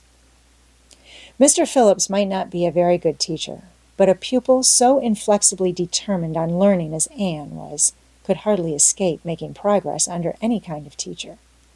By the end of the term, Anne and Gilbert were both promoted into the 5th class and allowed to begin studying the elements of the branches by which Latin, geometry, French, and algebra were meant.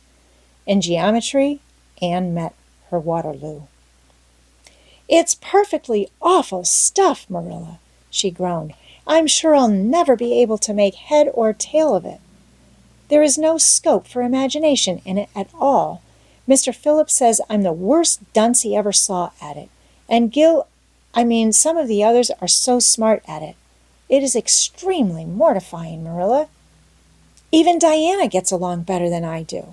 But I don't mind being beaten by Diana. Even although we meet as strangers now, I still love her with an inextinguishable love. It makes me very sad at times to think about her. But really, Marilla, one can't stay sad very long in such an interesting world, can one?"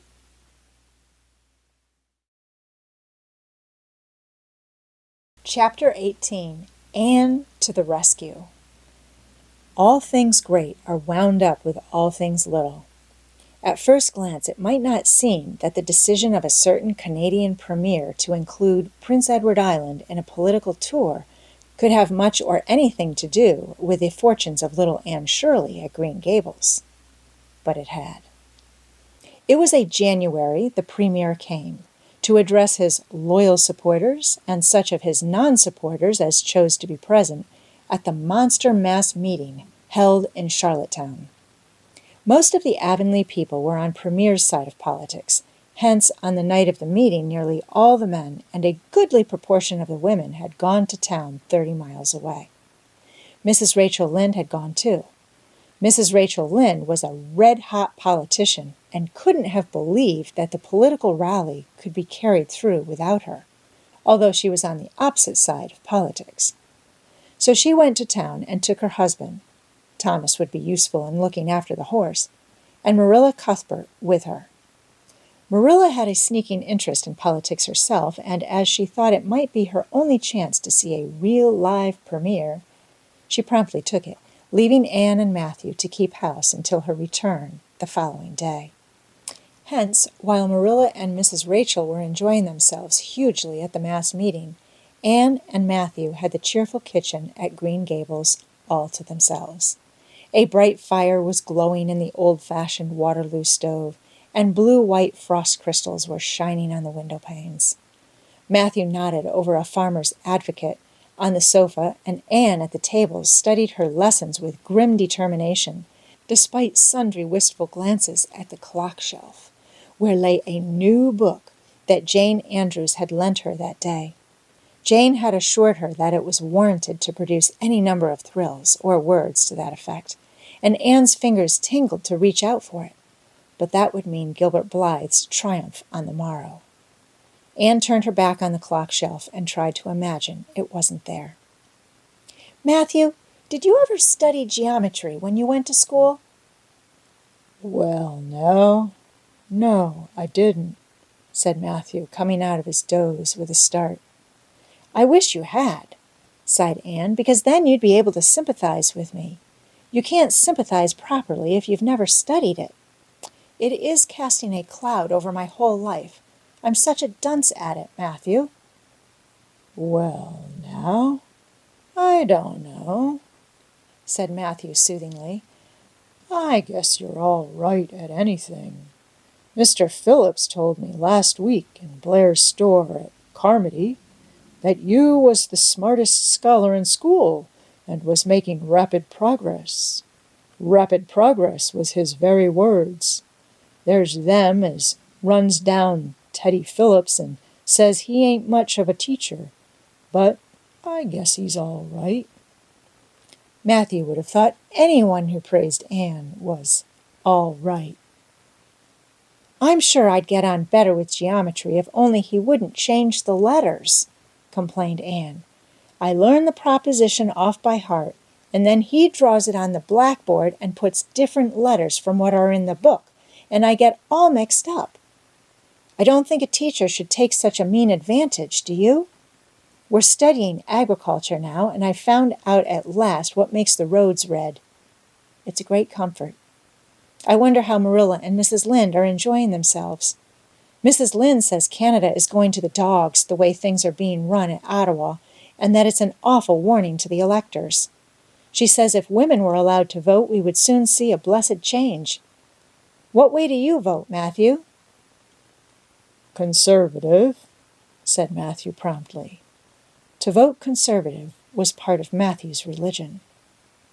"Then I'm conservative too," said Anne decidedly. "I'm glad, because some of the boys in school are grits.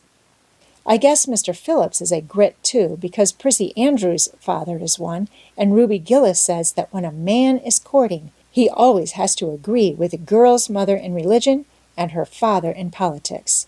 Is that true, Mathew?" "Well, now, I don't know," said Mathew. "Did you ever go courting, Mathew?" "Well, now, no, I don't know's I ever did," said Mathew, who had certainly never thought of such a thing in his whole existence. Anne reflected with her chin in her hands. It must be rather interesting, don't you think, Mathew? Ruby Gillis says when she grows up, she's going to have ever so many bows on the string and have them all crazy about her. But I think that would be too exciting. I'd rather have just one in his right mind. But Ruby Gillis knows a great deal about such matters because she has so many big sisters. And Mrs. Lynde says the Gillis girls have gone off like hotcakes. Mr. Phillips goes up to see Prissy Andrews nearly every evening.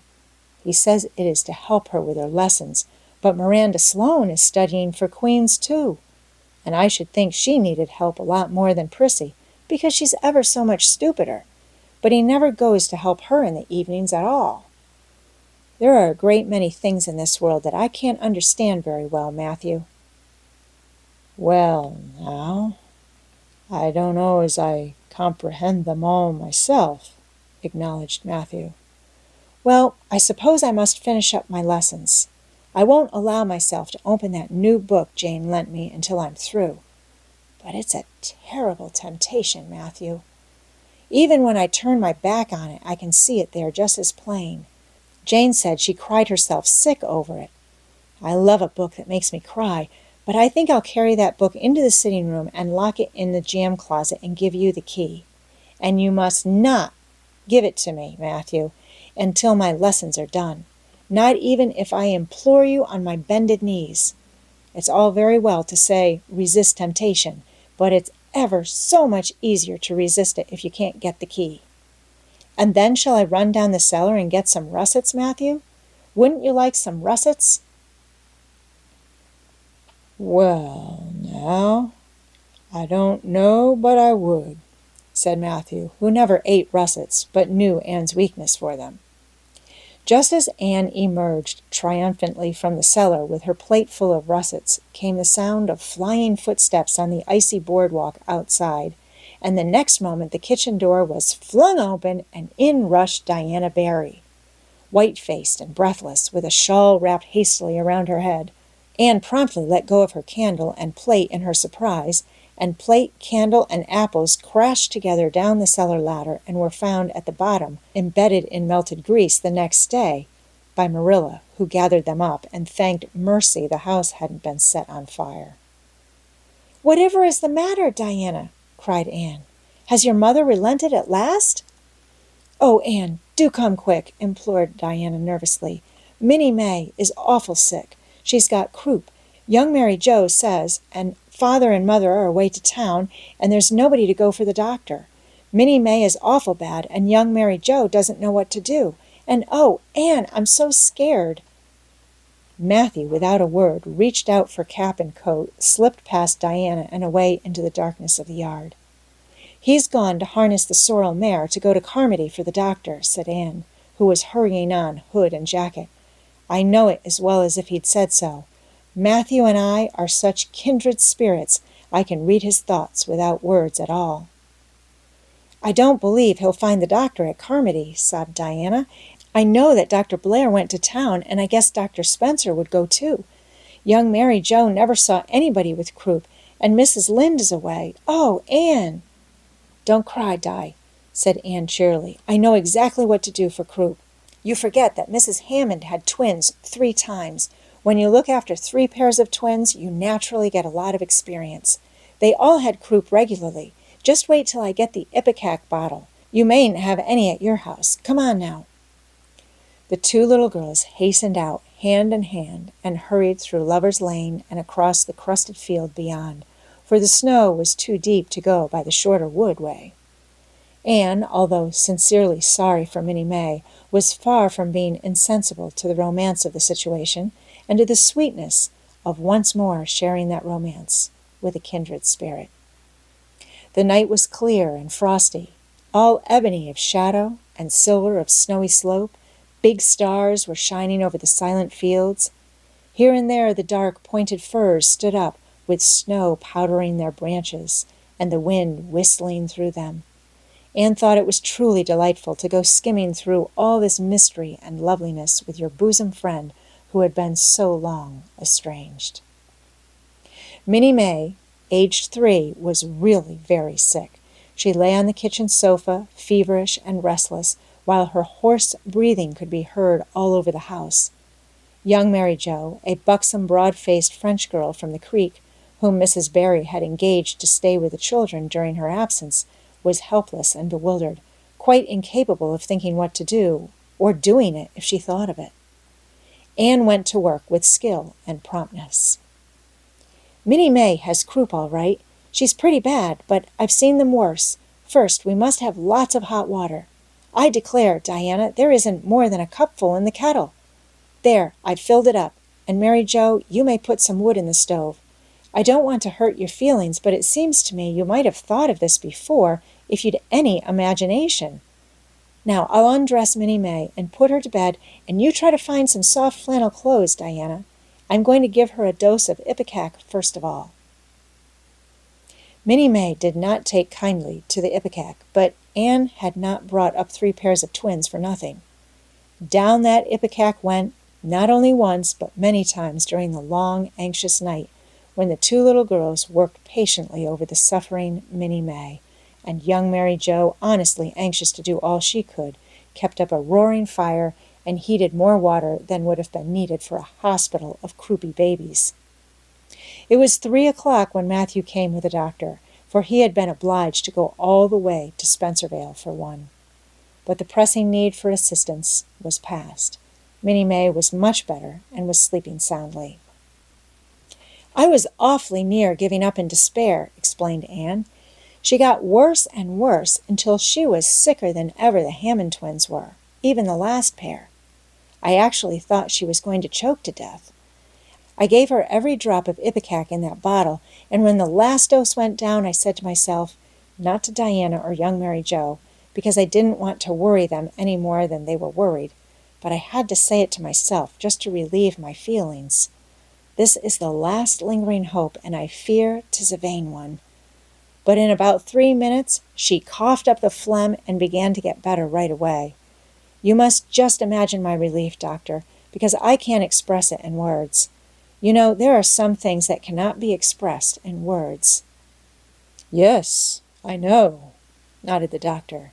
He looked at Anne as if he were thinking some things about her that couldn't be expressed in words. Later on, however, he expressed them to Mr. and Mrs. Barry. "That little red-headed girl they have over at Cuthbert's is as smart as they make 'em. I tell you, she saved that baby's life, for it would have been too late by the time I got there. She seems to have a skill and presence of mind perfectly wonderful in a child of her age. I never saw anything like the eyes of her when she was explaining the case to me." Anne had gone home in the wonderful white frosted winter morning, heavy-eyed from loss of sleep, but still talking unweariedly to Mathew as they crossed the long white field and walked under the glittering fairy arch of the Lovers' Lane maples. "Oh, Mathew, isn't it a wonderful morning? The world looks like something God had just imagined for His own pleasure, doesn't it?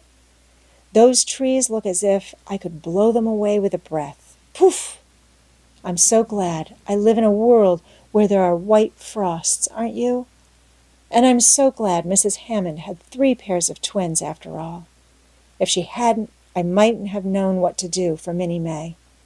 I'm real sorry I was ever cross with Mrs. Hammond for having twins. But oh, Mathew, I'm so sleepy.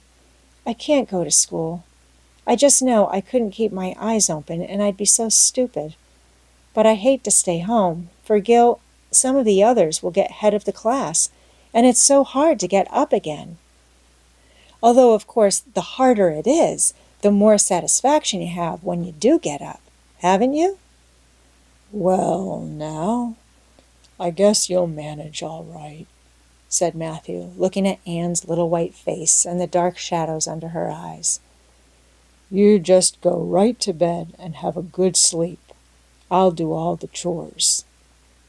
Anne accordingly went to bed and slept so long and soundly that it was well on in the white and rosy winter afternoon when she awoke and descended to the kitchen where Marilla, who had arrived home in the meantime, was sitting knitting. "Oh, did you see the premier?" exclaimed Anne at once. "What did he look like, Marilla?" "Well, he never got to be premier on account of his looks," said Marilla. "Such a nose as that man had. But he can speak. I was proud of being a conservative. Rachel Lynde, of course, being a liberal, had no use for him. Your dinner is in the oven, Anne, and you can get yourself some blue plum preserve out of the pantry. I guess you're hungry. Mathew has been telling me about last night. I must say it was fortunate you knew what to do. I wouldn't have had any idea myself, for I never saw a case of croup. There now, never mind talking till you've had your dinner. I can tell by the look of you that you're just full up with speeches, but they'll keep. Marilla had something to tell Anne, but she did not tell it just then, for she knew if she did, Anne's consequent excitement would lift her clear out of the region of such material matters as appetite or dinner. Not until Anne had finished her saucer of blue plums did Marilla say, "Mrs. Barry was here this afternoon, Anne. She wanted to see you, but I wouldn't wake you up. She says you saved Minnie May's life, and she is very sorry she acted as she did in that affair of the currant wine. She says she knows now you didn't mean to set Diana drunk, and she hopes you'll forgive her and be good friends with Diana again. You're to go over this evening if you like, for Diana can't stir outside the door on account of a bad cold she caught last night. Now, Anne Shirley, for pity's sake, don't fly up into the air." The warning seemed not unnecessary, so uplifted and aerial was Anne's expression and attitude as she sprang to her feet, her face irradiated with the flame of her spirit. "Oh, Marilla, can I go right now, without washing my dishes? I'll wash them when I come back, but I cannot tie myself down to anything so unromantic as dishwashing at this thrilling moment." "Yes, yes, run along," said Marilla indulgently. "Anne Shirley, are you crazy? Come back this instant and put something on you. I might as well call to the wind. She's gone without a cap or wrap. Look at her, tearing through the orchard with her hair streaming. It'll be a mercy if she doesn't catch her death of cold." Anne came dancing home in the purple winter twilight across the snowy places. Afar in the southwest was the great shimmering, pearl-like sparkle of an evening star in a sky that was pale golden and ethereal rose over gleaming white spaces and dark glens of spruce. The tinkles of sleigh bells among the snowy hills came like elfin chimes through the frosty air, but their music was not sweeter than the song in Anne's heart and on her lips. "You see before you a perfectly happy person, Marilla," she announced. "I'm perfectly happy, yes, in spite of my red hair. Just at present I have a soul above red hair. Mrs. Barry kissed me and cried and said she was so sorry and she could never repay me. I felt fearfully embarrassed, Marilla, but I just said as politely as I could, 'I have no hard feelings for you, Mrs. Barry. I assure you once for all that I did not mean to intoxicate Diana, and henceforth I shall cover the past with a mantle of oblivion.' That was a pretty dignified way of speaking, wasn't it, Marilla? I felt that I was heaping coals of fire on Mrs. Barry's head, and Diana and I had a lovely afternoon. Diana showed me a new fancy crochet stitch her aunt over at Carmody taught her. Not a soul in Avonlea knows but us, and we pledged a solemn vow never to reveal it to anyone else. Diana gave me a beautiful card with a wreath of roses on it and a verse of poetry. 'If you love me as I love you, nothing but death can part us two.' And that is true, Marilla. We're going to ask Mr. Phillips to let us sit together in school again, and Gertie Pye can go with Minnie Andrews. We had an elegant tea. Mrs. Barry had the very best china set out, Marilla, just as if I was real company. I can't tell you what a thrill it gave me. Nobody ever used their very best china on my account before. And we had fruit cake and pound cake and doughnuts and 2 kinds of preserves, Marilla. And Mrs. Barry asked me if I took tea, and said, 'Pa, why don't you pass the biscuits to Anne?'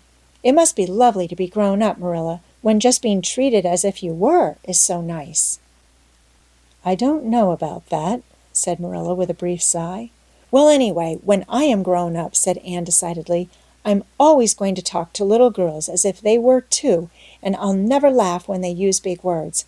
I know from sorrowful experience how that hurts one's feelings." After tea, Diana and I made taffy. The taffy wasn't very good, I suppose because neither Diana nor I ever made any before. Diana left me to stir it while she buttered the plates, and I forgot and let it burn. And then when we set it out on the platform to cool, the cat walked over one plate, and that had to be thrown away. But the making of it was splendid fun. Then when I came home, Mrs. Barry asked me to come over as often as I could, and Diana stood at the window and threw kisses to me all the way down to Lover's Lane.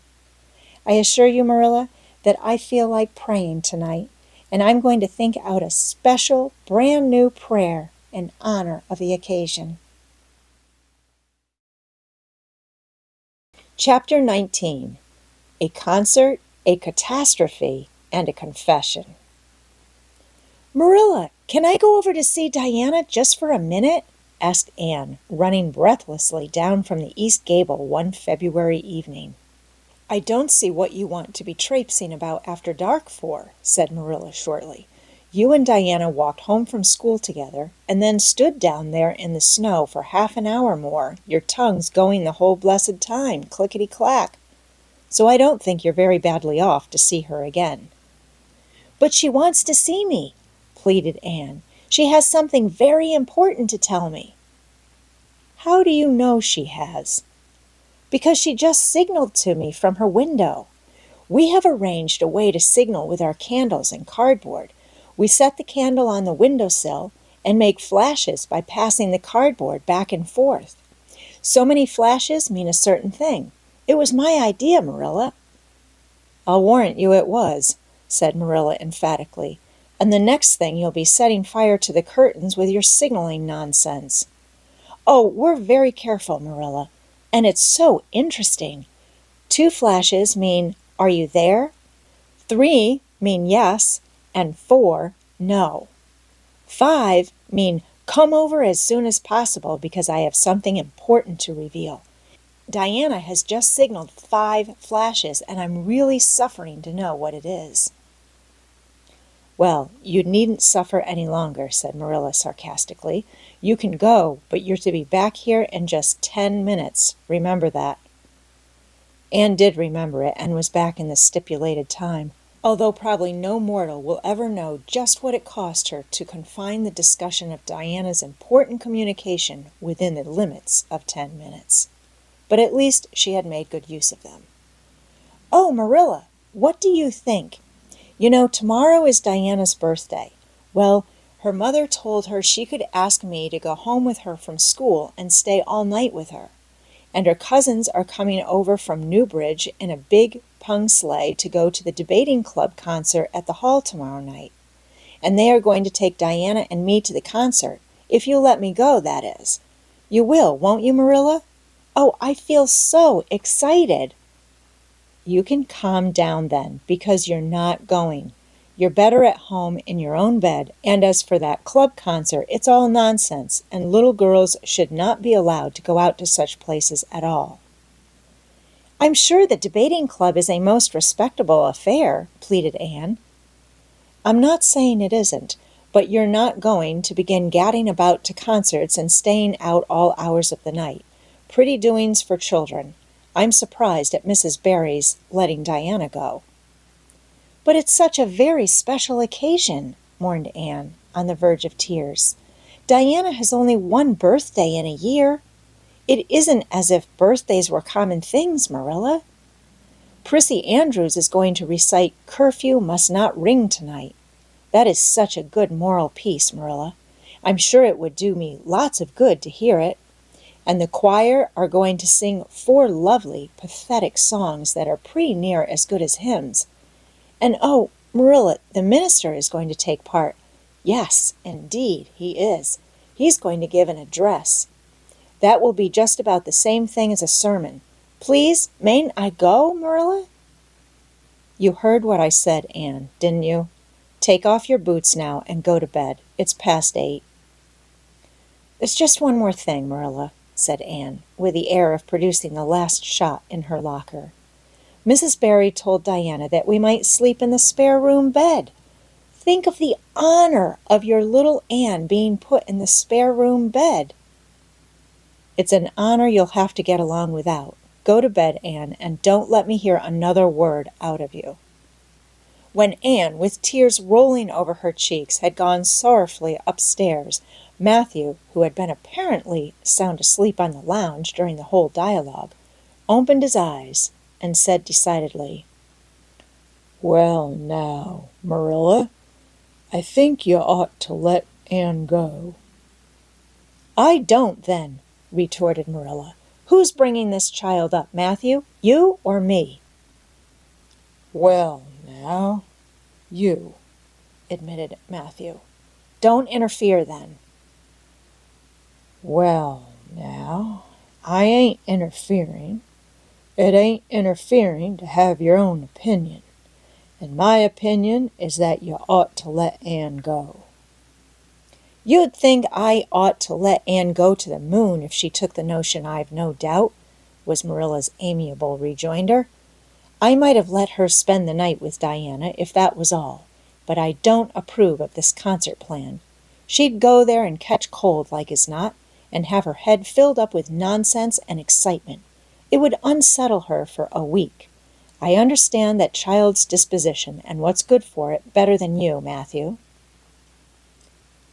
"I think you ought to let Anne go," repeated Mathew firmly.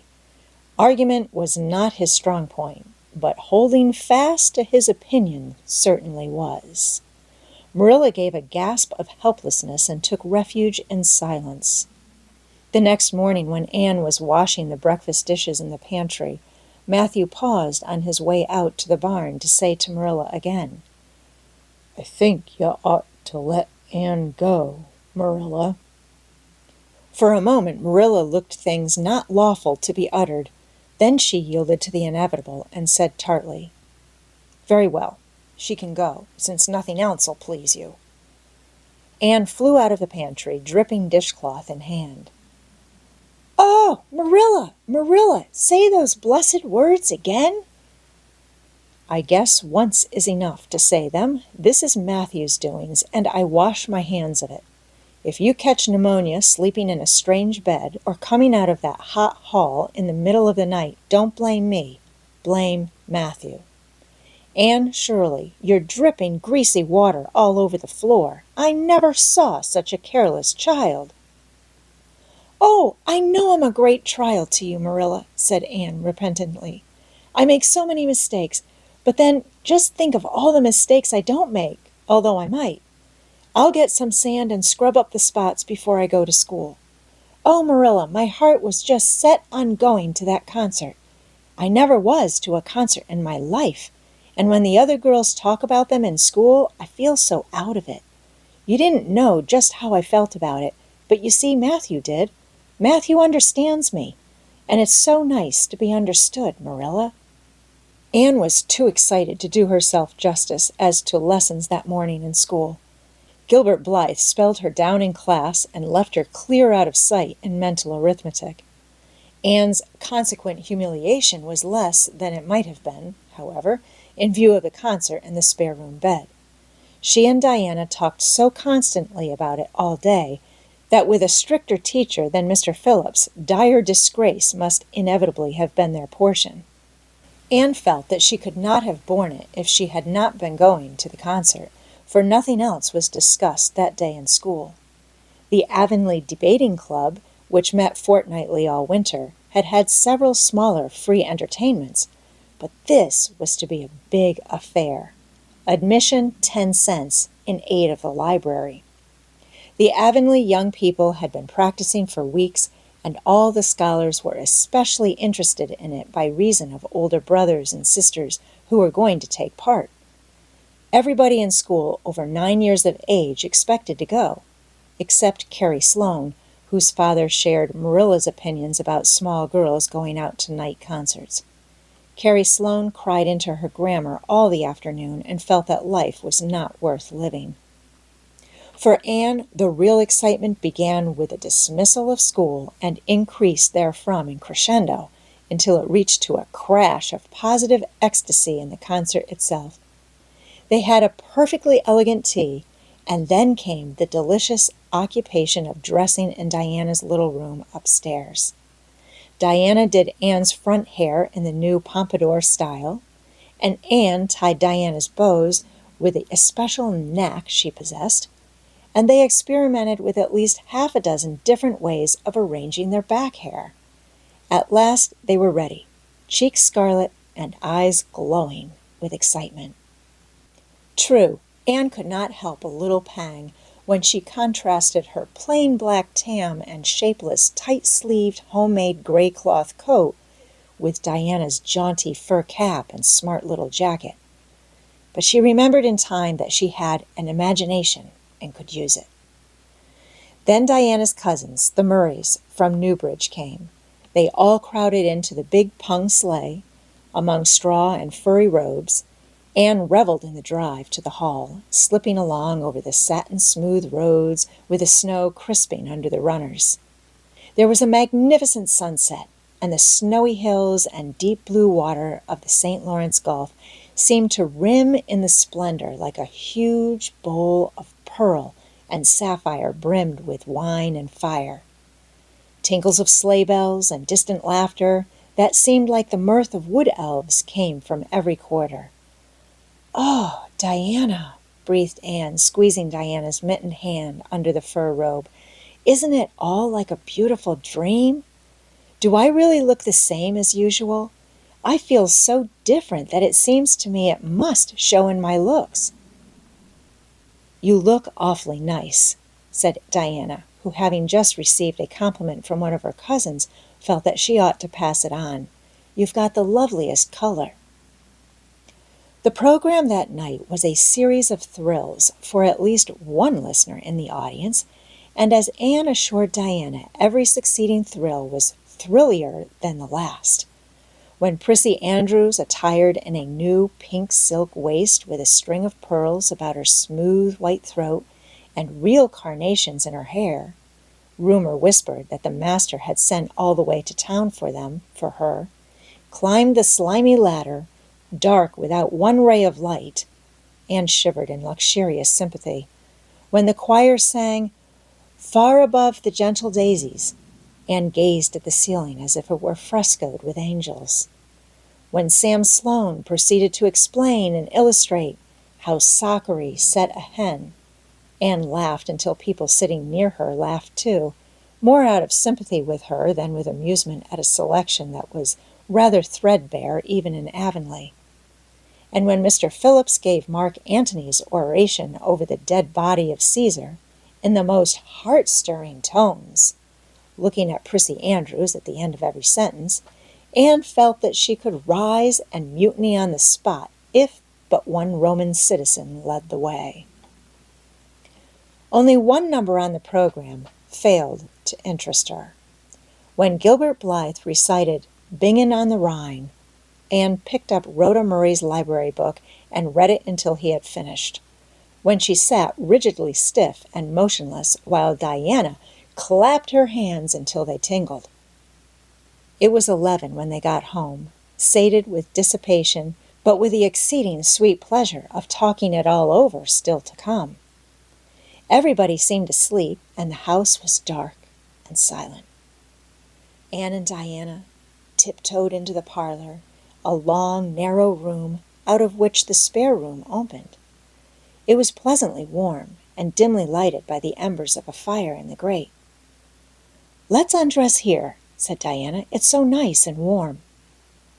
"Hasn't it been a delightful time?" sighed Anne rapturously. "It must be splendid to get up and recite there. Do you suppose we will ever be asked to do it, Diana?" "Yes, of course, some day. They're always wanting the big scholars to recite.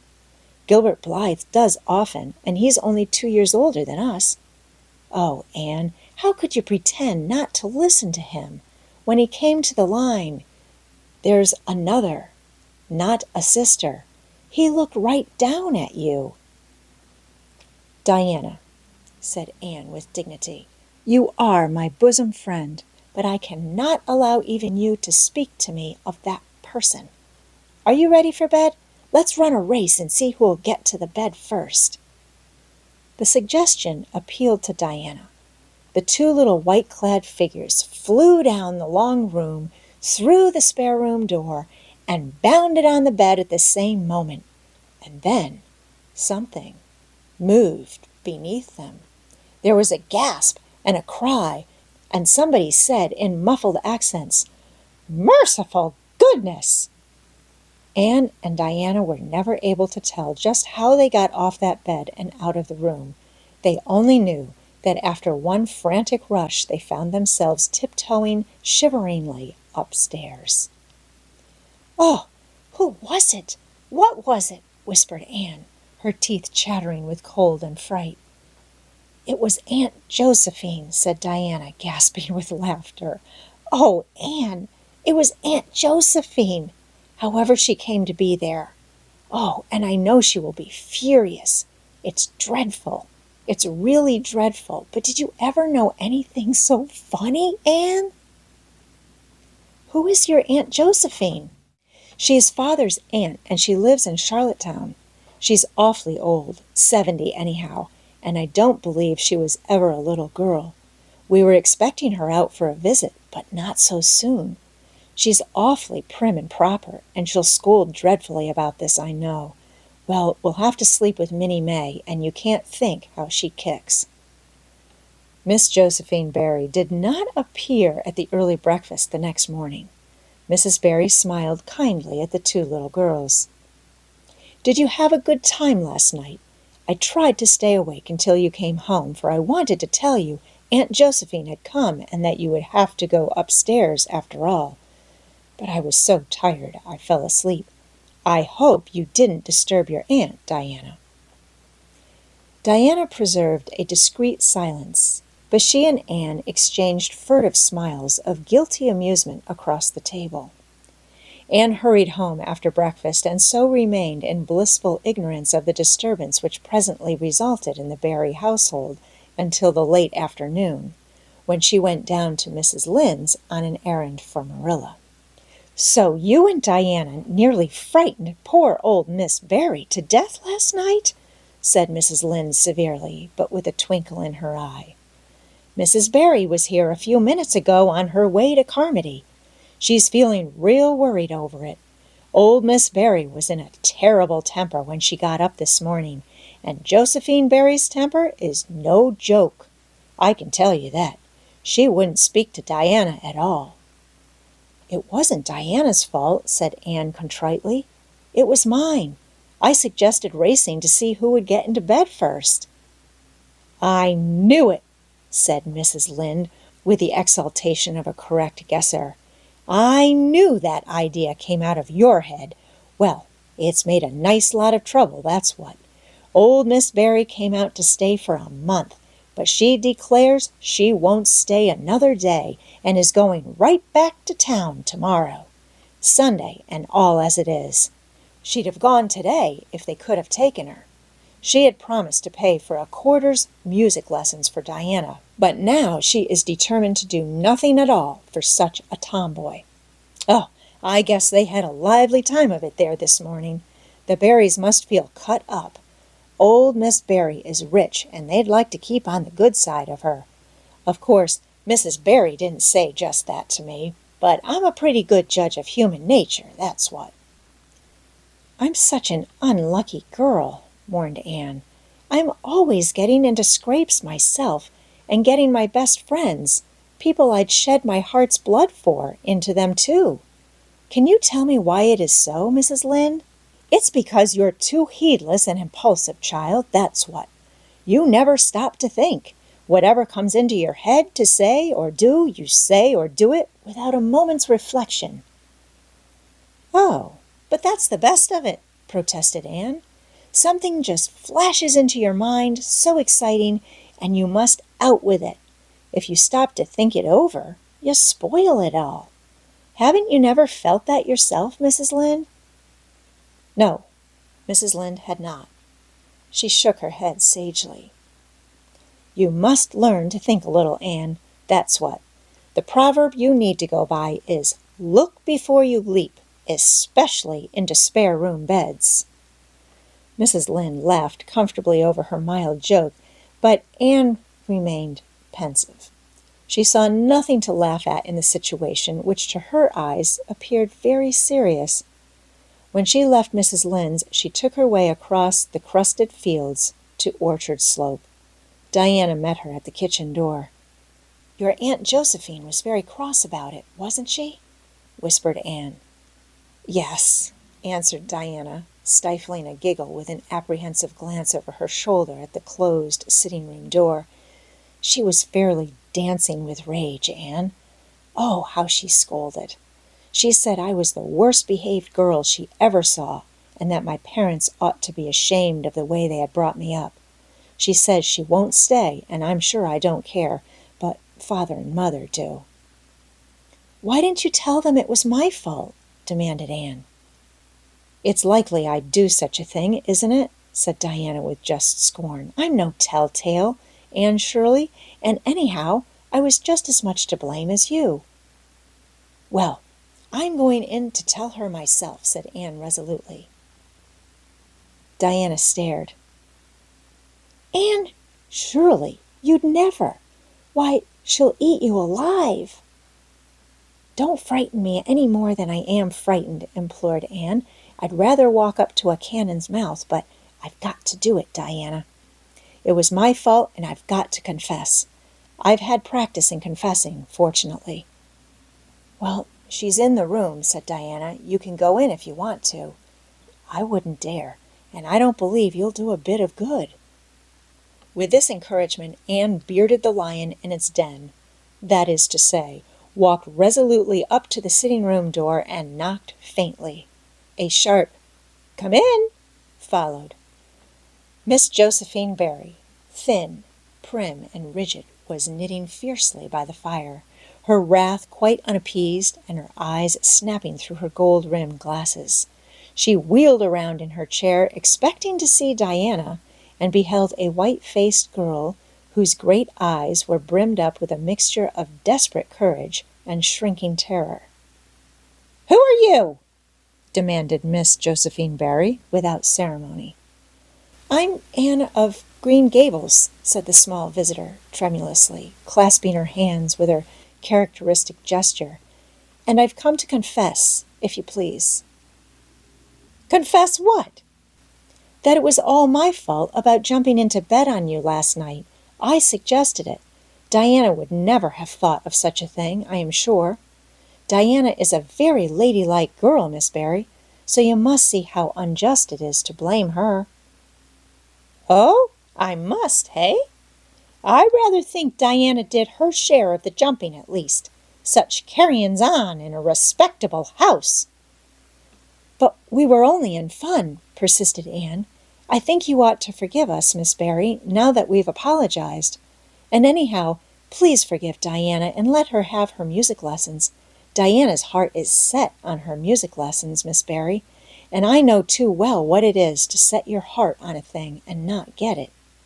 If you must be cross with anyone, be cross with me. I've been so used in my early days to having people cross at me that I can endure it much better than Diana can." Much of the snap had gone out of the old lady's eyes by this time and was replaced by a twinkle of amused interest, but she still said severely, "I don't think it is any excuse for you that you were only in fun. Little girls never indulged in that kind of fun when I was young. You don't know what it is to be awakened out of a sound sleep after a long and arduous journey by two great girls coming bounce down on you." "I don't know, but I can imagine," said Anne eagerly. "I'm sure it must have been very disturbing. But then there is our side of it, too. Have you any imagination, Miss Barry? If you have, just put yourself in our place. We didn't know there was anybody in that bed, and you nearly scared us to death. It was simply awful the way we felt, and then we couldn't sleep in the spare room after being promised. I suppose you are used to sleeping in spare rooms, but just imagine what you would feel like if you were a little orphan girl who had never had such an honor." All the snap had gone by this time. Miss Barry actually laughed, a sound which caused Diana, waiting in speechless anxiety in the kitchen outside, to give a great gasp of relief. "I'm afraid my imagination is a little rusty. It's so long since I used it," she said. "I dare say your claim to sympathy is just as strong as mine. It all depends on the way we look at it. Sit down here and tell me about yourself." "I am very sorry I can't," said Anne firmly. "I would like to, because you seem like an interesting lady, and you might even be a kindred spirit, although you don't look very much like it, but it is my duty to go home to Miss Marilla Cuthbert. Miss Marilla Cuthbert is a very kind lady who has taken me to bring up properly. She is doing her best, but it is very discouraging work. You must not blame her because I jumped on the bed. But before I go, I do wish you would tell me if you will forgive Diana and stay just as long as you meant to in Avonlea.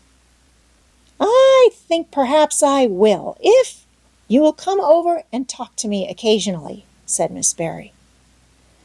That evening, Miss Barry gave Diana a silver bangle bracelet and told the senior members of the household that she had unpacked her valise. I've made up my mind to stay simply for the sake of getting better acquainted with that Anne girl, she said frankly. She amuses me, and at my time of life, an amusing person is a rarity. Marilla's only comment when she heard the story was, I told you so. This was for Mathew's benefit. Miss Barry stayed her month out and over. She was a more agreeable guest than usual, for Anne kept her in good humor. They became firm friends. When Miss Barry went away, she said, Remember, you Anne girl, when you come to town, you're to visit me, and I'll put you in my very sparest spare-room bed to sleep. Miss Barry was a kindred spirit after all, Anne confided to Marilla. You wouldn't think so to look at her, but she is. You don't find it right out at first, as in Mathew's case, but after a while you come to see it. Kindred spirits are not so scarce as I used to think. It's splendid to find out that there are so many of them in the world.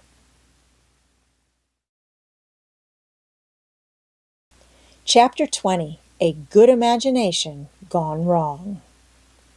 Spring had come once more to Green Gables, the beautiful, capricious, reluctant Canadian spring, lingering along through April and May in a succession of sweet, fresh, chilly days, with pink sunsets and miracles of resurrection and growth.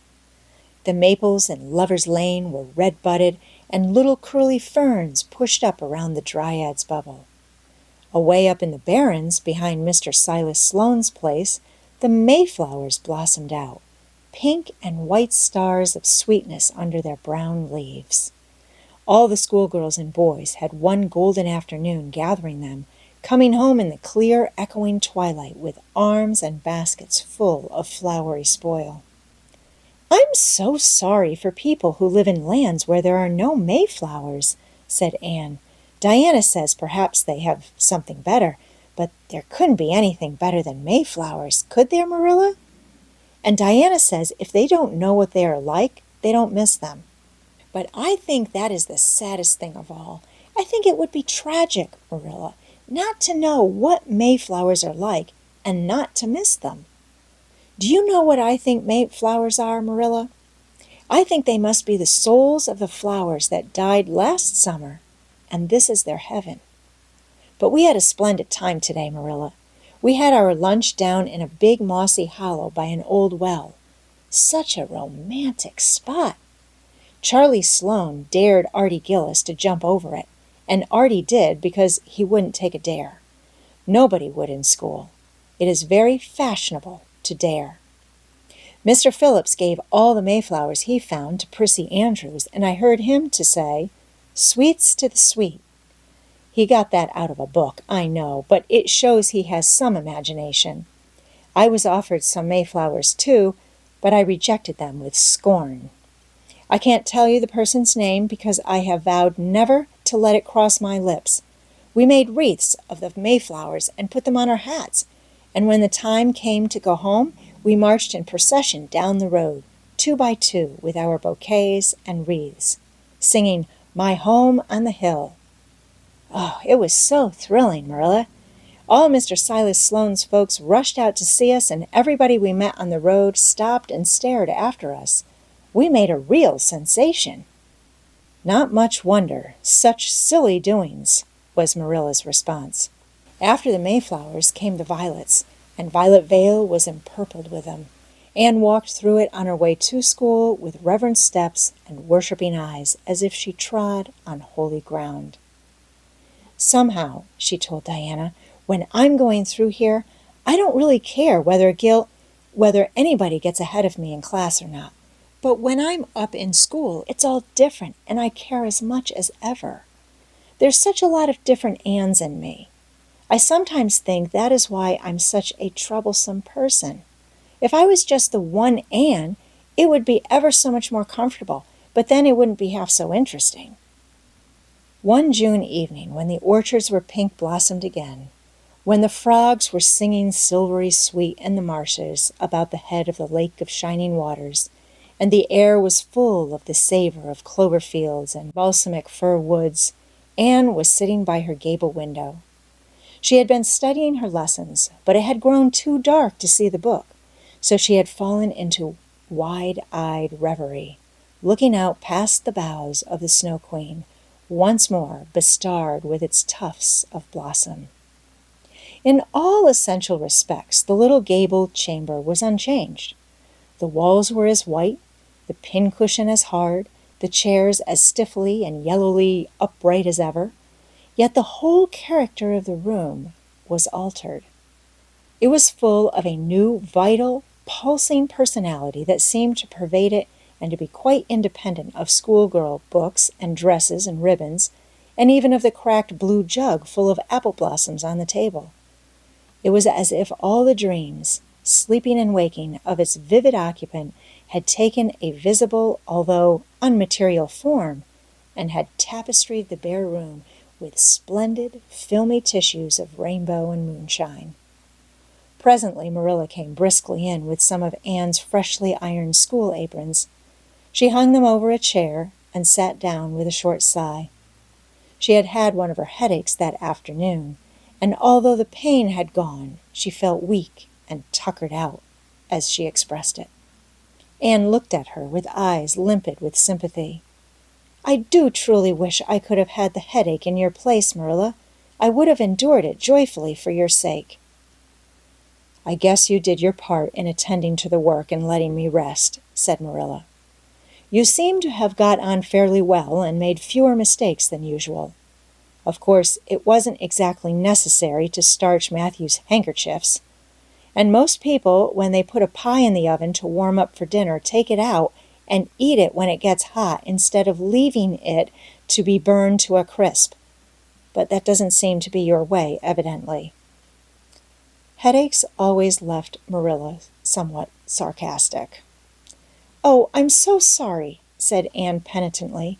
"I never thought about that pie from the moment I put it in the oven till now, although I felt instinctively that there was something missing on the dinner table. I was firmly resolved when you left me in charge this morning not to imagine anything, but keep my thoughts on facts. I did pretty well until I put the pie in, and then an irresistible temptation came to me to imagine I was an enchanted princess shut up in a lonely tower with a handsome knight riding to my rescue on a coal-black steed. So that is how I came to forget the pie. I didn't know I starched the handkerchiefs. All the time I was ironing, I was trying to think of a name for a new island Diana and I have discovered up the brook. It's the most ravishing spot, Marilla. There are 2 maple trees on it, and the brook flows right around it.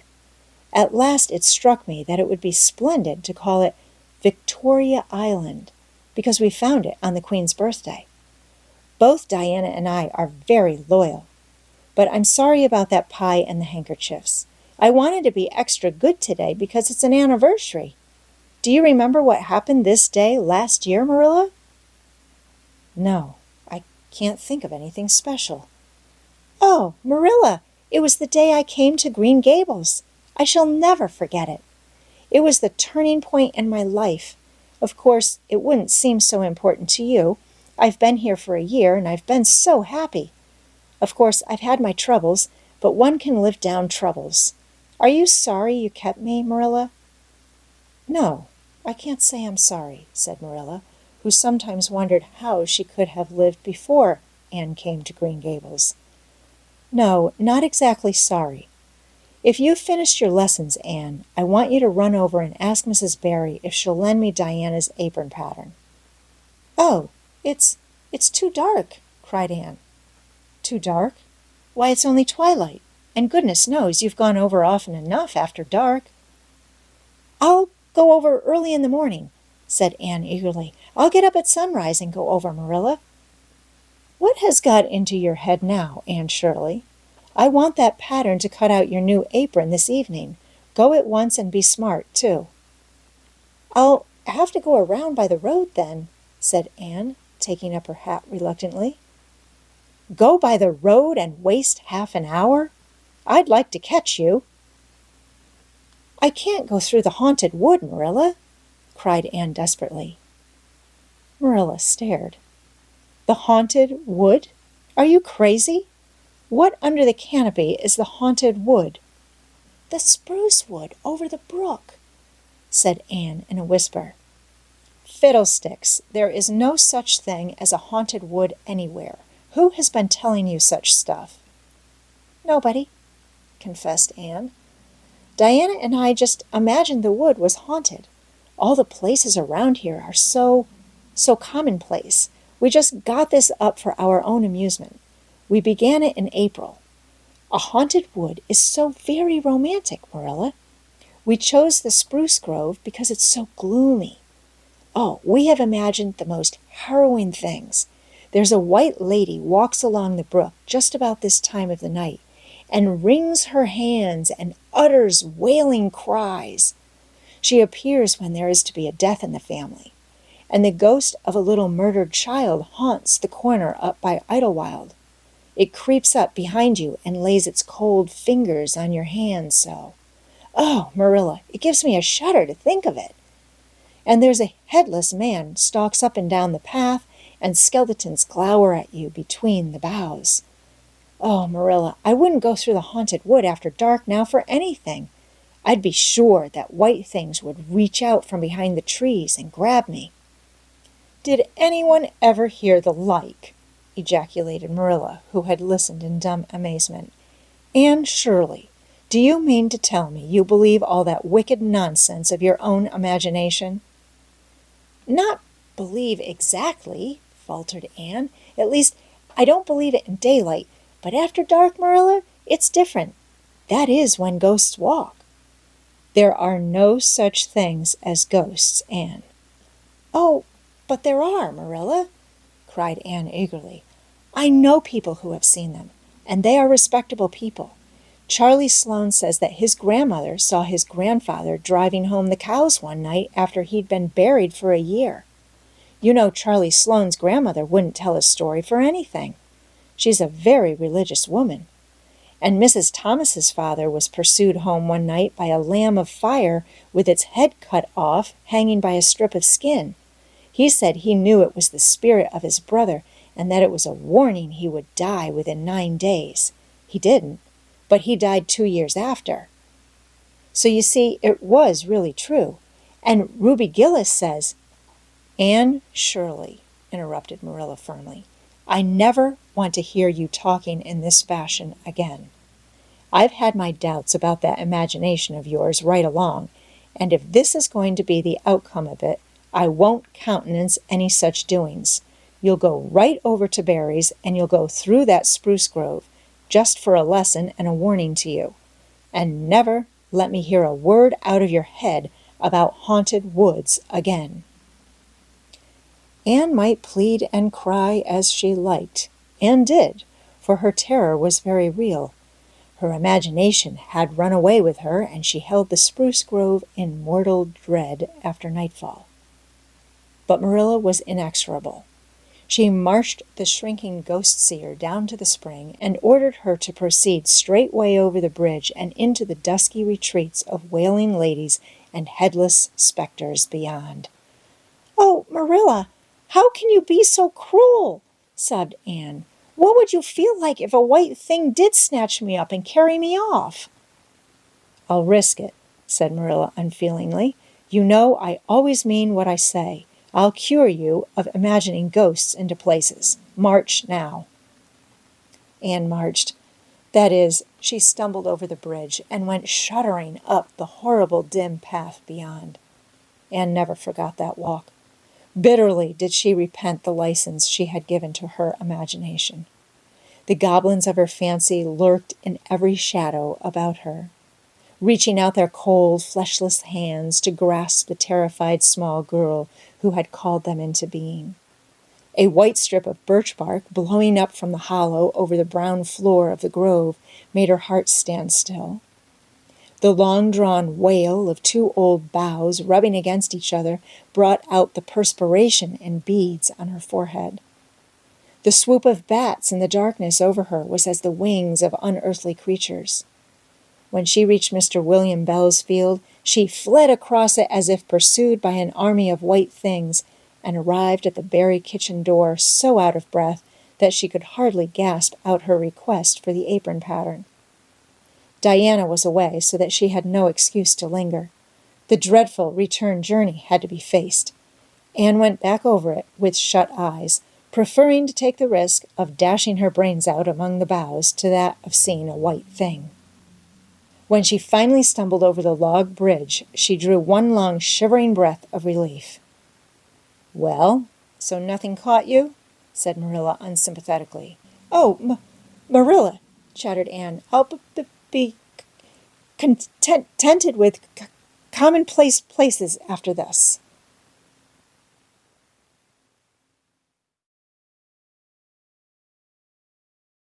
Chapter 21. A New Departure in Flavorings. "Dear me, there is nothing but meetings and partings in this world, as Mrs. Lynde says," remarked Anne plaintively, putting her slate and books down on the kitchen table on the last day of June and wiping her red eyes with a very damp handkerchief. "Wasn't it fortunate, Marilla, that I took an extra handkerchief to school today? I had a presentiment that it would be needed." "I never thought you were so fond of Mr. Phillips that you'd require 2 handkerchiefs to dry your tears just because he was going away," said Marilla. "I don't think I was crying because I was really so very fond of him," reflected Anne. "I just cried because all the others did. It was Ruby Gillis started it. Ruby Gillis has always declared she hated Mr. Phillips, but just as soon as he got up to make his farewell speech, she burst into tears. Then all the girls began to cry, one after the other. I tried to hold out, Marilla. I tried to remember the time Mr. Phillips made me sit with a boy, and the time he spelled my name without an E on the blackboard, and how he said I was the worst dunce he ever saw at geometry and laughed at my spelling, and all the times he had been so horrid and sarcastic. But somehow I couldn't, Marilla, and I just had to cry too.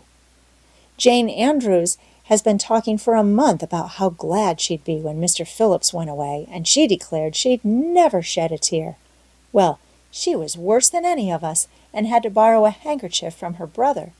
Of course, the boys didn't cry, because she hadn't brought one of her own, not expecting to need it. Oh, Marilla, it was heart-rending. Mr. Phillips made such a beautiful farewell speech beginning, 'The time has come for us to part.' It was very affecting, and he had tears in his eyes too, Marilla. Oh, I felt dreadfully sorry and remorseful for all the times I'd talked in school and drawn pictures of him on my slate and made fun of him and Prissy. I can tell you I wished I'd been a model pupil like Minnie Andrews. She hadn't anything on her conscience. The girls cried all the way home from school. Carrie Sloane kept saying every few minutes, 'The time has come for us to part,' and that would start us off again, whenever we were in any danger of cheering up. I do feel dreadfully sad, Marilla, but one can't feel quite in the depths of despair with 2 months' vacation before them, can they, Marilla? And besides, we met the new minister and his wife coming from the station. For all I was feeling so bad about Mr. Phillips going away, I couldn't help taking a little interest in a new minister, could I?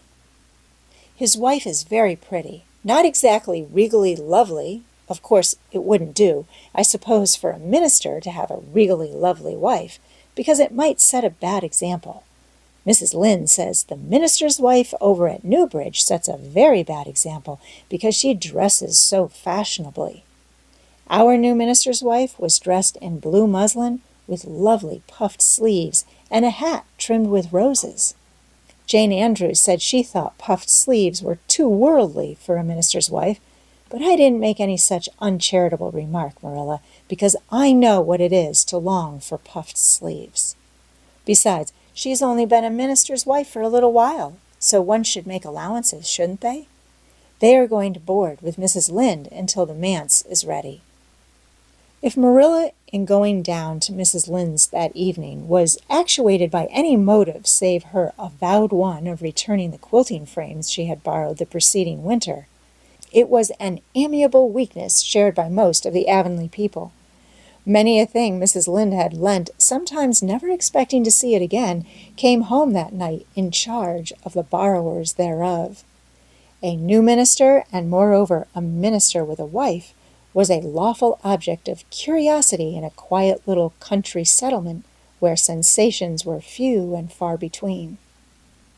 Old Mr. Bentley, the minister whom Anne had found lacking in imagination, had been pastor of Avonlea for 18 years. He was a widower when he came, and a widower he remained, despite the fact that gossip regularly married him to this, that, or the other one every year of his sojourn.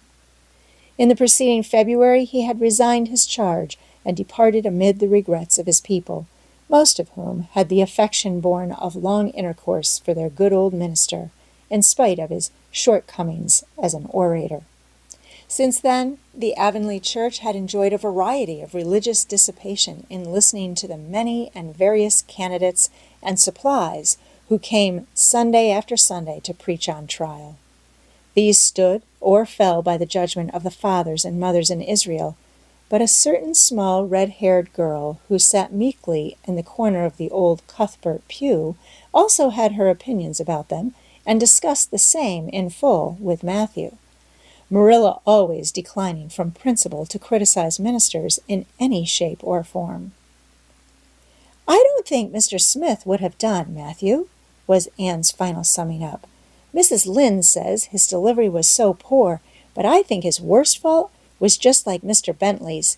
He had no imagination. And Mr. Terry had too much.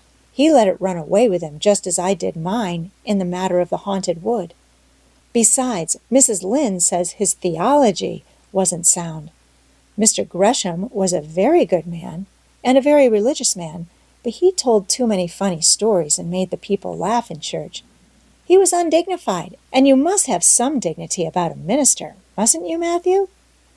I thought Mr. Marshall was decidedly attractive, but Mrs. Lynde says he isn't married or even engaged, because she made special inquiries about him, and she says it would never do to have a young unmarried minister in Avonlea, because he might marry in the congregation, and that would make trouble. Mrs. Lynde is a very far-seeing woman, isn't she, Mathew? I'm very glad they've called Mr. Allen. I liked him because his sermon was interesting, and he prayed as if he meant it, and not just as if he did it because he was in the habit of it. Mrs. Lynde says he isn't perfect, but she says she supposes we couldn't expect a perfect minister for $750 a year. And anyhow, his theology is sound because she questioned him thoroughly on all the points of doctrine. And she knows his wife's people, and they are most respectable, and the women are all good housekeepers. Mrs. Lynde says that sound doctrine in the man and good housekeeping in the woman make an ideal combination for a minister's family. The new minister and his wife were a young, pleasant-faced couple, still on their honeymoon and full of all good and beautiful enthusiasms for their chosen life work. Avonlea opened its heart to them from the start. Old and young liked the frank, cheerful young man with his high ideals, and the bright, gentle little lady who assumed the mistressship of the manse. With Mrs. Allen, Anne fell promptly and wholeheartedly in love.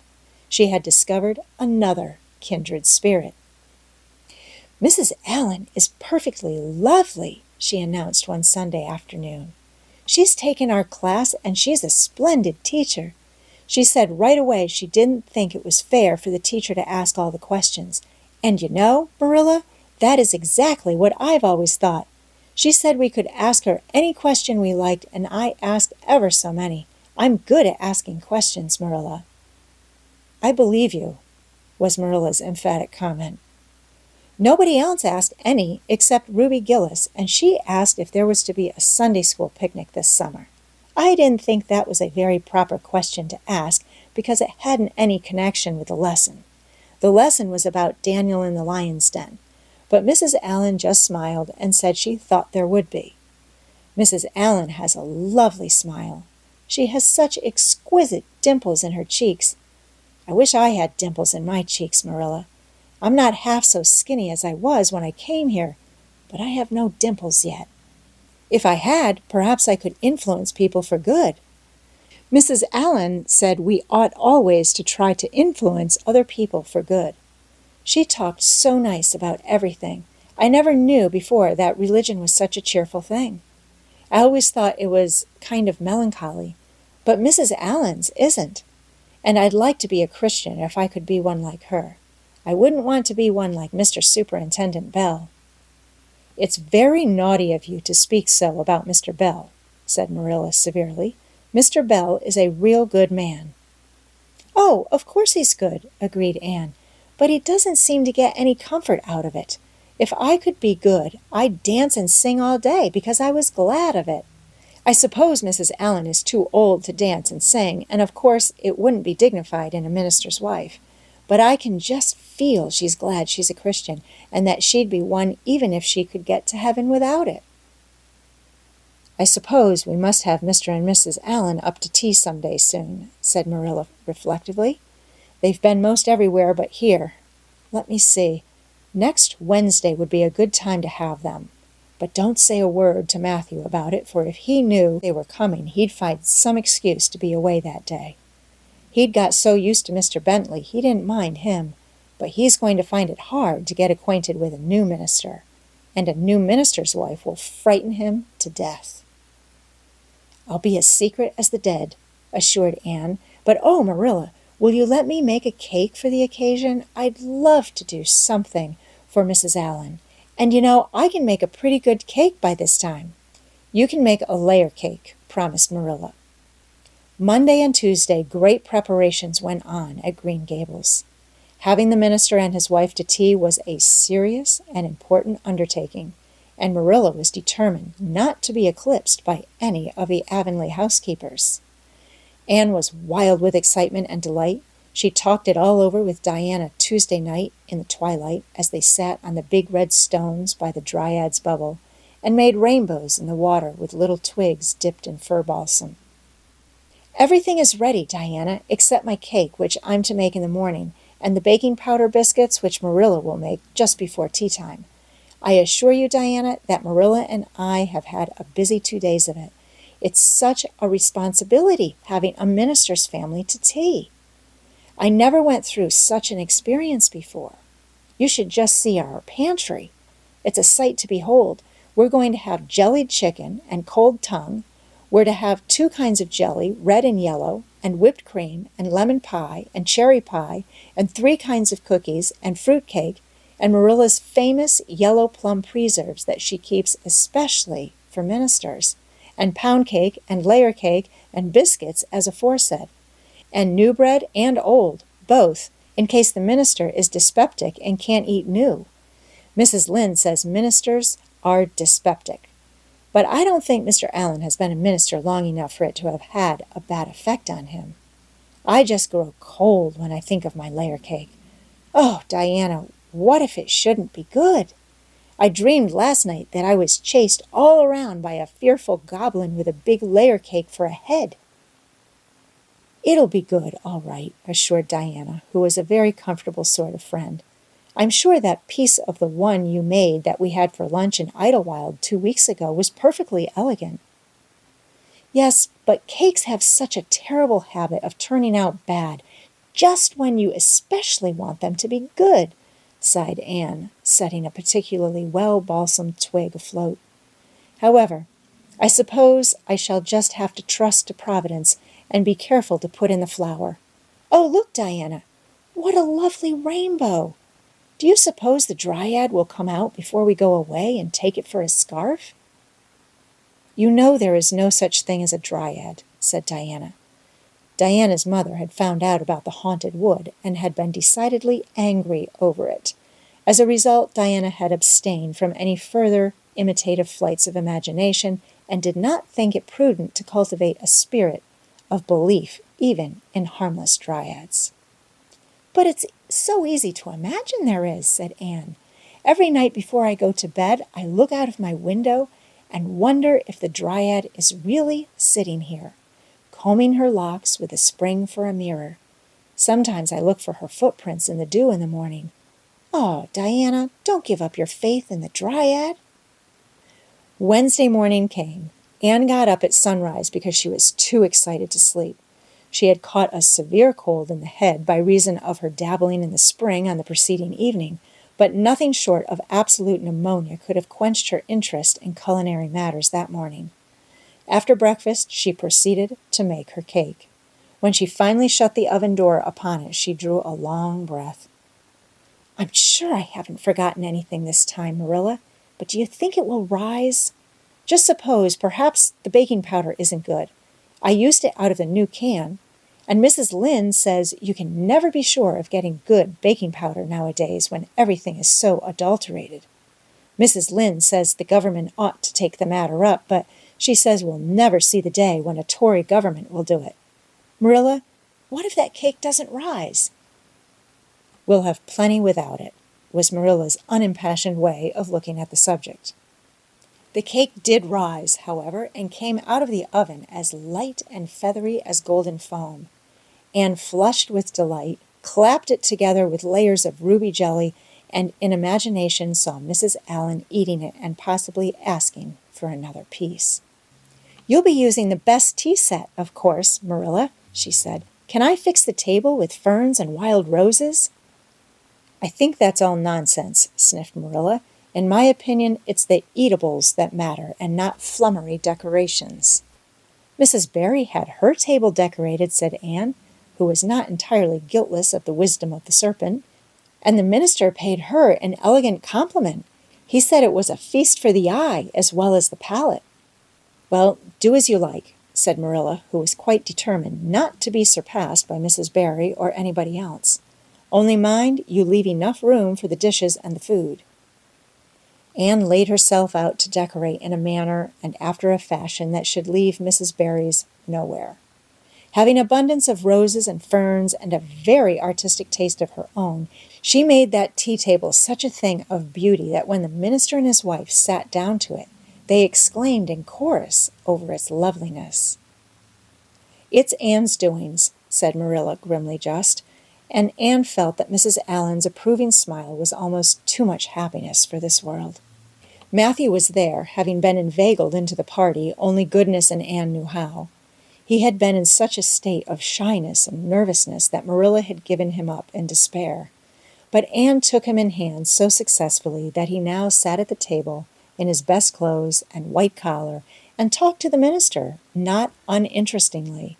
He never said a word to Mrs. Allen, but that perhaps was not to be expected. All went merry as a marriage bell until Anne's layer cake was passed. Mrs. Allen, having already been helped to a bewildering variety, declined it, but Marilla, seeing the disappointment on Anne's face, said smilingly, "Oh, you must take a piece of this, Mrs. Allen. Anne made it on purpose for you." "In that case I must sample it," laughed Mrs. Allen, helping herself to a plump triangle, as did also the minister and Marilla. Mrs. Allen took a mouthful of hers, and a most peculiar expression crossed her face. Not a word did she say, however, but steadily ate away at it. Marilla saw the expression and hastened to taste the cake. "Anne Shirley!" she exclaimed. "What on earth did you put into that cake?" "Nothing but what the recipe said, Marilla," cried Anne with a look of anguish. "Oh, isn't it all right?" "All right! It's simply horrible. Mr. Allen, don't try to eat it. Anne, taste it yourself. What flavoring did you use?" "Vanilla," said Anne, with her face scarlet with mortification after tasting the cake. "Only vanilla. Oh, Marilla, it must have been the baking powder. I had my suspicions of that baking powder fiddlesticks. Go and bring me the bottle of vanilla you used." Anne fled to the pantry and returned with a small bottle partially filled with a brown liquid and labeled yellowly, "Best Vanilla." Marilla took it, uncorked it, smelled it. Mercy on us, Anne. You flavored that cake with anodyne liniment. I broke the liniment bottle last week and poured what was left into an old empty vanilla bottle. I suppose it's partly my fault. I should have warned you. But for pity's sake, why couldn't you have smelled it? Anne dissolved into tears under this double disgrace. I couldn't. I had such a cold. And with this she fairly fled to the gable chamber, where she cast herself on the bed and wept as one who refuses to be comforted. Presently a light step sounded on the stairs, and somebody entered the room. Oh, Marilla, sobbed Anne without looking up. I'm disgraced forever. I shall never be able to live this down.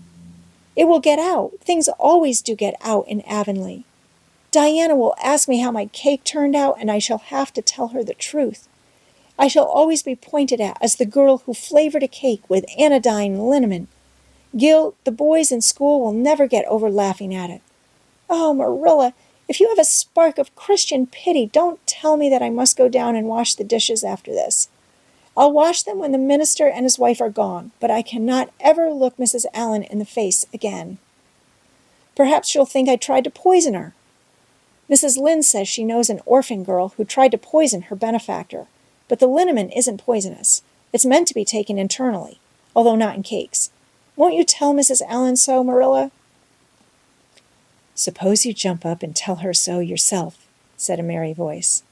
Anne flew up to find Mrs. Allen standing by her bed, surveying her with laughing eyes.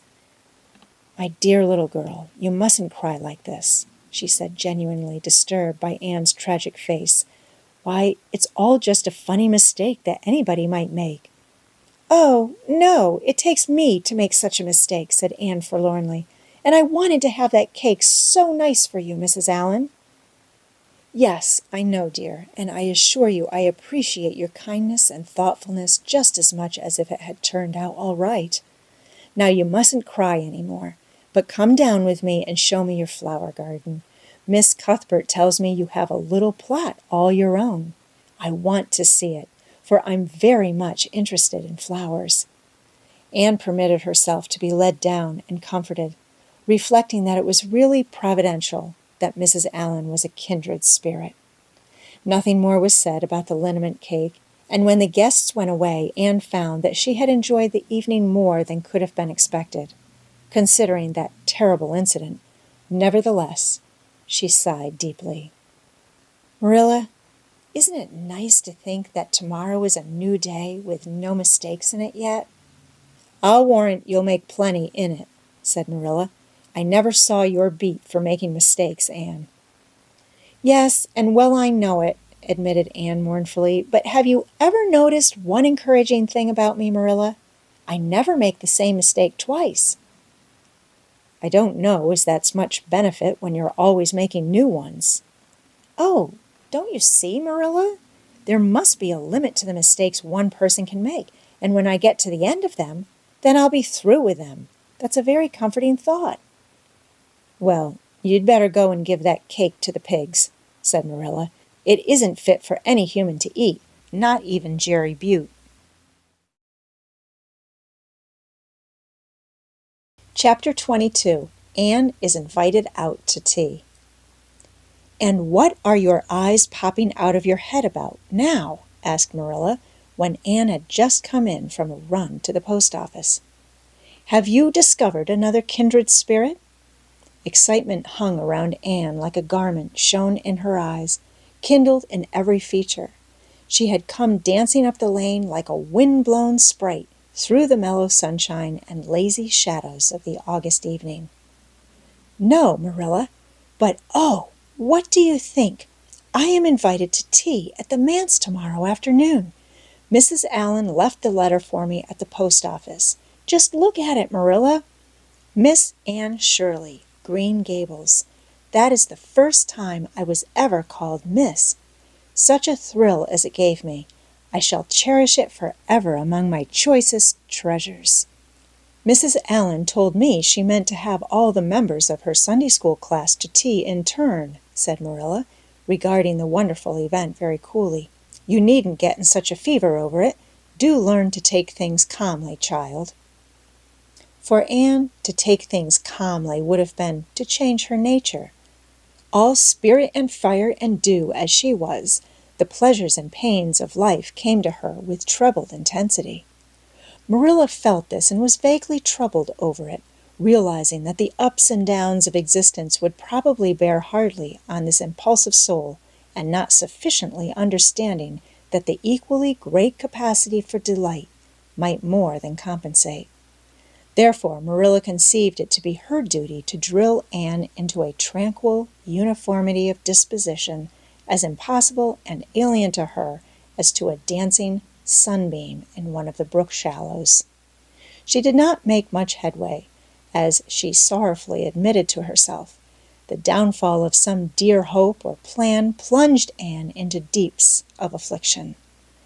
The fulfillment thereof exalted her to dizzy realms of delight.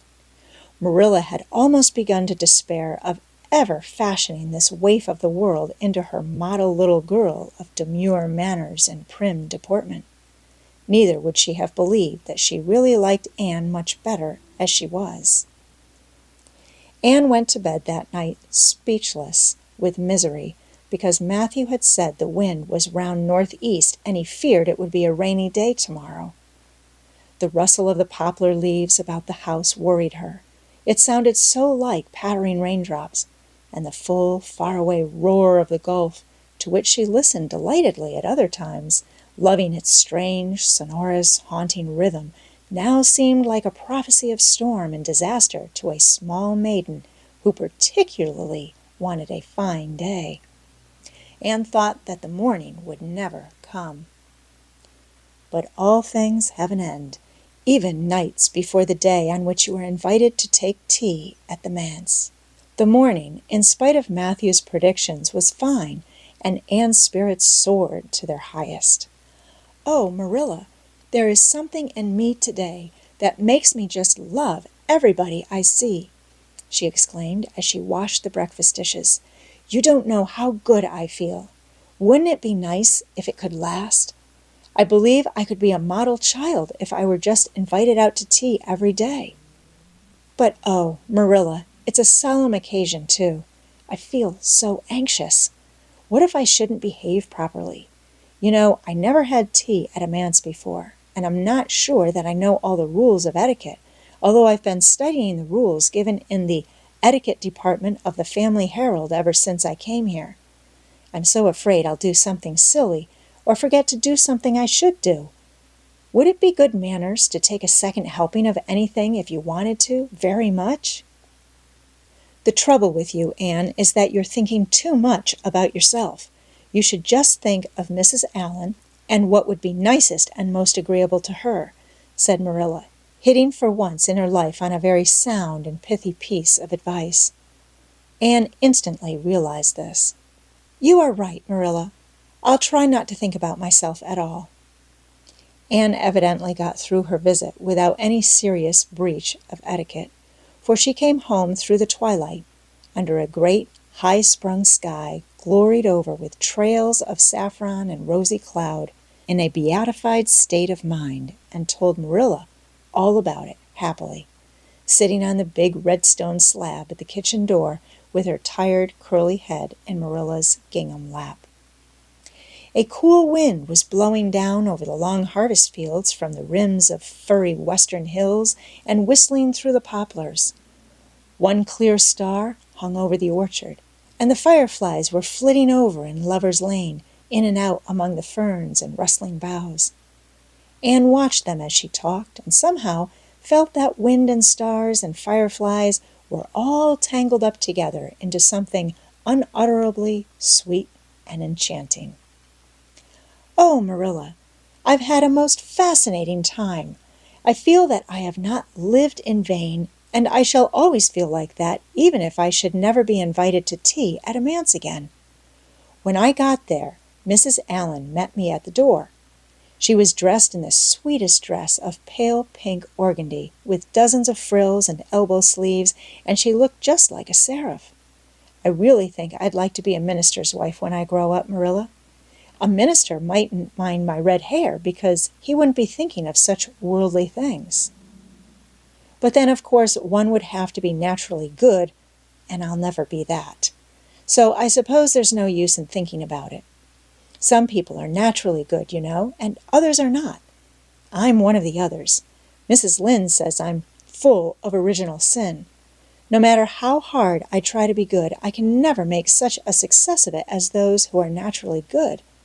It's a good deal like geometry, I expect. But don't you think the trying so hard ought to count for something? Mrs. Allen is one of the naturally good people. I love her passionately. You know, there are some people, like Mathew and Mrs. Allen, that you can love right off without any trouble. And there are others, like Mrs. Lynde, that you have to try very hard to love. You know you ought to love them because they know so much and are such active workers in the church, but you have to keep reminding yourself of it all the time or else you forget. There was another little girl at the manse to tea from the White Sands Sunday School. Her name was Lorette Bradley, and she was a very nice little girl. Not exactly a kindred spirit, you know, but still very nice. We had an elegant tea, and I think I kept all the rules of etiquette pretty well. After tea, Mrs. Allen played and sang, and she got Loretta and me to sing too. Mrs. Allen says I have a good voice, and she says I must sing in the Sunday school choir after this. You can't think how I was thrilled at the mere thought. I've longed so to sing in the Sunday school choir, as Diana does, but I feared it was an honor I could never aspire to. Loretta had to go home early because there is a big concert in the White Sands Hotel tonight, and her sister is to recite at it.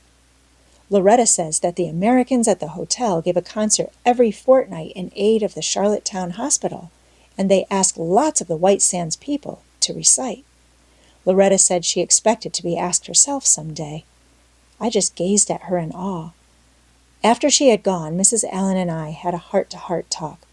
I told her everything, about Mrs. Thomas and the twins and Katie Maurice and Violetta and coming to Green Gables and my troubles over geometry.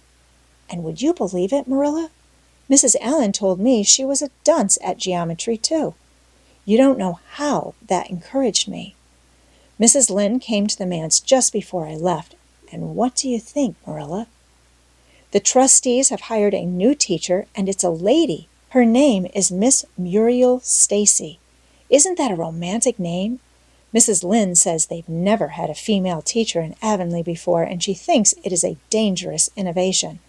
But I think it will be splendid to have a lady teacher, and I really don't see how I'm going to live through the 2 weeks before school begins. I'm so impatient to see her. Chapter 23. Anne comes to grief in an affair of honor. Anne had to live through more than 2 weeks as it happened. Almost a month having elapsed since the liniment cake episode, it was high time for her to get into fresh trouble of some sort. Little mistakes, such as absent-mindedly emptying a pan of skim milk into a basket of yarn balls in the pantry instead of into the pig's bucket, and walking clean over the edge of the log bridge into the brook while wrapped in imaginative reverie, not really being worth counting. A week after the tea at the manse, Diana Barry gave a party. Small and select, Anne assured Marilla, just the girls in our class. They had a very good time, and nothing untoward happened until after tea, when they found themselves in the Barry garden. A little tired of all their games and ripe for any enticing form of mischief which might present itself, this presently took the form of daring. Daring was the fashionable amusement among the Avonlea small fry just then. It had begun among the boys, but soon spread to the girls, and all the silly things that were done in Avonlea that summer, because the doers thereof were dared to do them, would fill a book by themselves.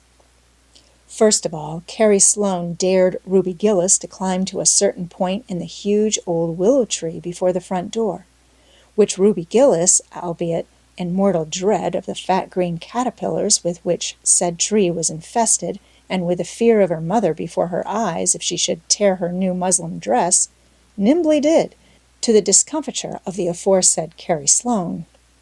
Then Josie Pye dared Jane Andrews to hop on her left leg around the garden without stopping once or putting her right foot to the ground, which Jane Andrews gamely tried to do, but gave out at the third corner and had to confess herself defeated. Josie's triumph being rather more pronounced than good taste permitted, Anne Shirley dared her to walk along the top of the board fence which bounded the garden to the east. Now, to walk board fences requires more skill and steadiness of head and heel than one might suppose who has never tried it.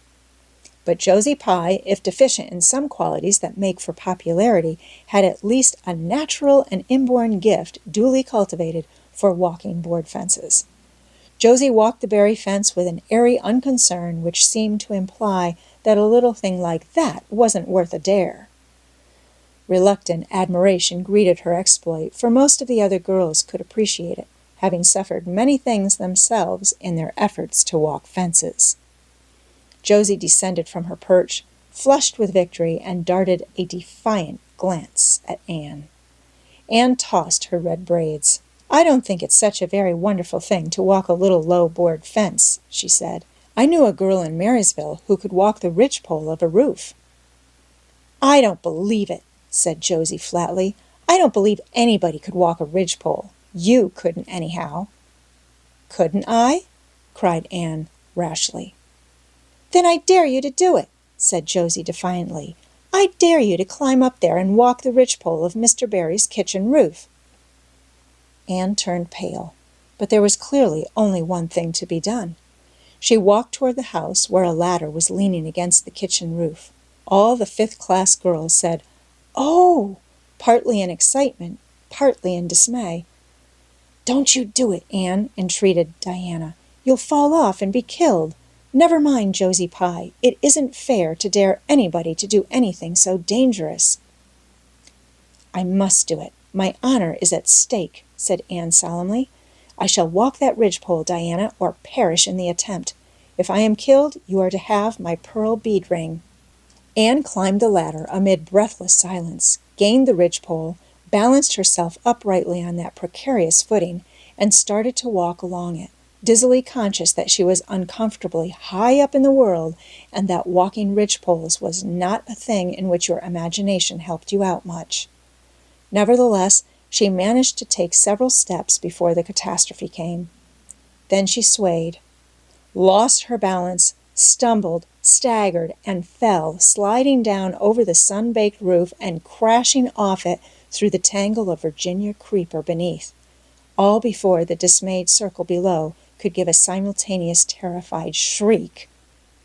If Anne had tumbled off the roof on the side up which she had ascended, Diana would probably have fallen heir to the pearl bead ring then and there.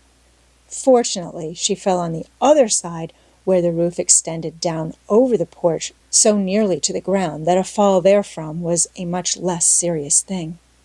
Nevertheless, when Diana and the other girls had rushed frantically around the house, except Ruby Gillis, who remained as if rooted to the ground and went into hysterics, they found Anne lying all white and limp among the wreck and ruin of the Virginia creeper. "Anne, are you killed?" shrieked Diana, throwing herself on her knees beside her friend. "Oh, Anne, dear Anne, speak just one word to me and tell me if you're killed." To the immense relief of all the girls, and especially of Josie Pye, who, in spite of lack of imagination, had been seized with horrible visions of a future branded as the girl who was the cause of Anne Shirley's early and tragic death, Anne sat dizzily up and answered uncertainly, "No, Diana, I am not killed, but I think I am rendered unconscious." "Where?" sobbed Carrie Sloane. "Oh, where, Anne?" Before Anne could answer, Mrs. Barry appeared on the scene. At sight of her, Anne tried to scramble to her feet, but sank back again with a sharp little cry of pain. "What's the matter? Where have you hurt yourself?" demanded Mrs. Barry. "My ankle," gasped Anne. "Oh, Diana, please find your father and ask him to take me home. I know I can never walk there, and I'm sure I couldn't hop so far on one foot when Jane couldn't even hop around the garden." Marilla was out in the orchard picking a panful of summer apples when she saw Mr. Barry coming over the log bridge and up the slope, with Mrs. Barry beside him and a whole procession of little girls trailing after him. In his arms he carried Anne, whose head lay limply against his shoulder. At that moment Marilla had a revelation. In the sudden stab of fear that pierced her very heart, she realized what Anne had come to mean to her. She would have admitted that she liked Anne, nay, that she was very fond of Anne, but now she knew, as she hurried wildly down the slope, that Anne was dearer to her than anything else on earth. "Mr. Barry, what has happened to her?" she gasped, more white and shaken than the self-contained, sensible Marilla had been for many years. Anne herself answered, lifting her head. "Don't be very frightened, Marilla. I was walking the ridgepole and I fell off. I expect I have sprained my ankle, but Marilla, I might have broken my neck. Let us look on the bright side of things."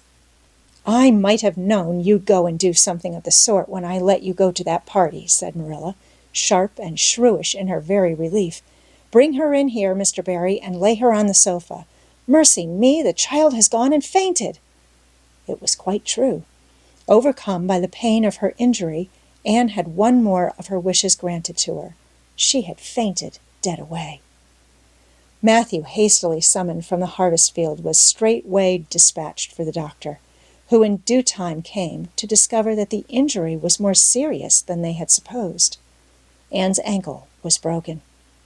That night when Marilla went up to the east gable, where a white-faced girl was lying, a plaintive voice greeted her from the bed. "Aren't you very sorry for me, Marilla?" "It was your own fault," said Marilla, twitching down the blind and lighting a lamp. "And that is just why you should be sorry for me," said Anne, "because the thought that it is all my own fault is what makes it so hard. If I could blame it on anybody, I would feel so much better. But what would you have done, Marilla, if you had been dared to walk a ridgepole?" "I'd have stayed on good firm ground and let them dare away. Such absurdity," said Marilla. Anne sighed. "But you have such strength of mind, Marilla. I haven't. I just felt that I couldn't bear Josie Pye's scorn. She would have crowed over me all my life. And I think I have been punished so much that you needn't be very cross with me, Marilla. It's not a bit nice to faint, after all. And the doctor hurt me dreadfully when he was setting my ankle. I won't be able to go around for 6 or 7 weeks, and I'll miss the new lady teacher. She won't be new any more by the time I'm able to go to school. And Gil, everybody will get ahead of me in class. Oh, I am an afflicted mortal, but I'll try to bear it all bravely if only you won't be cross with me, Marilla." There, I'm not cross," said Marilla. "You're an unlucky child, there's no doubt about that. But as you say, you'll have the suffering of it. Here now, try and eat some supper." "Isn't it fortunate I've got such an imagination?" said Anne. "It will help me through splendidly, I expect. What do people who haven't any imagination do when they break their bones, do you suppose, Marilla?" Anne had good reason to bless her imagination many a time and oft during the tedious 7 weeks that followed. But she was not solely dependent on it. She had many visitors, and not a day passed without one or more of the schoolgirls dropping in to bring her flowers and books and tell her all the happenings in the juvenile world of Avonlea. "Everybody has been so good and kind, Marilla," sighed Anne happily on the day when she could first limp across the floor. "It isn't very pleasant to be laid up, but there is a bright side to it, Marilla. You find out how many friends you have. Why, even Superintendent Bell came to see me, and he's really a very fine man. Not a kindred spirit, of course, but still, I like him, and I'm awfully sorry I ever criticized his prayers. I believe now he really does mean them, only he has got into the habit of saying them as if he didn't. He could get over that if he'd take a little trouble. I gave him a good broad hint. I told him how hard I tried to make my own little private prayers interesting.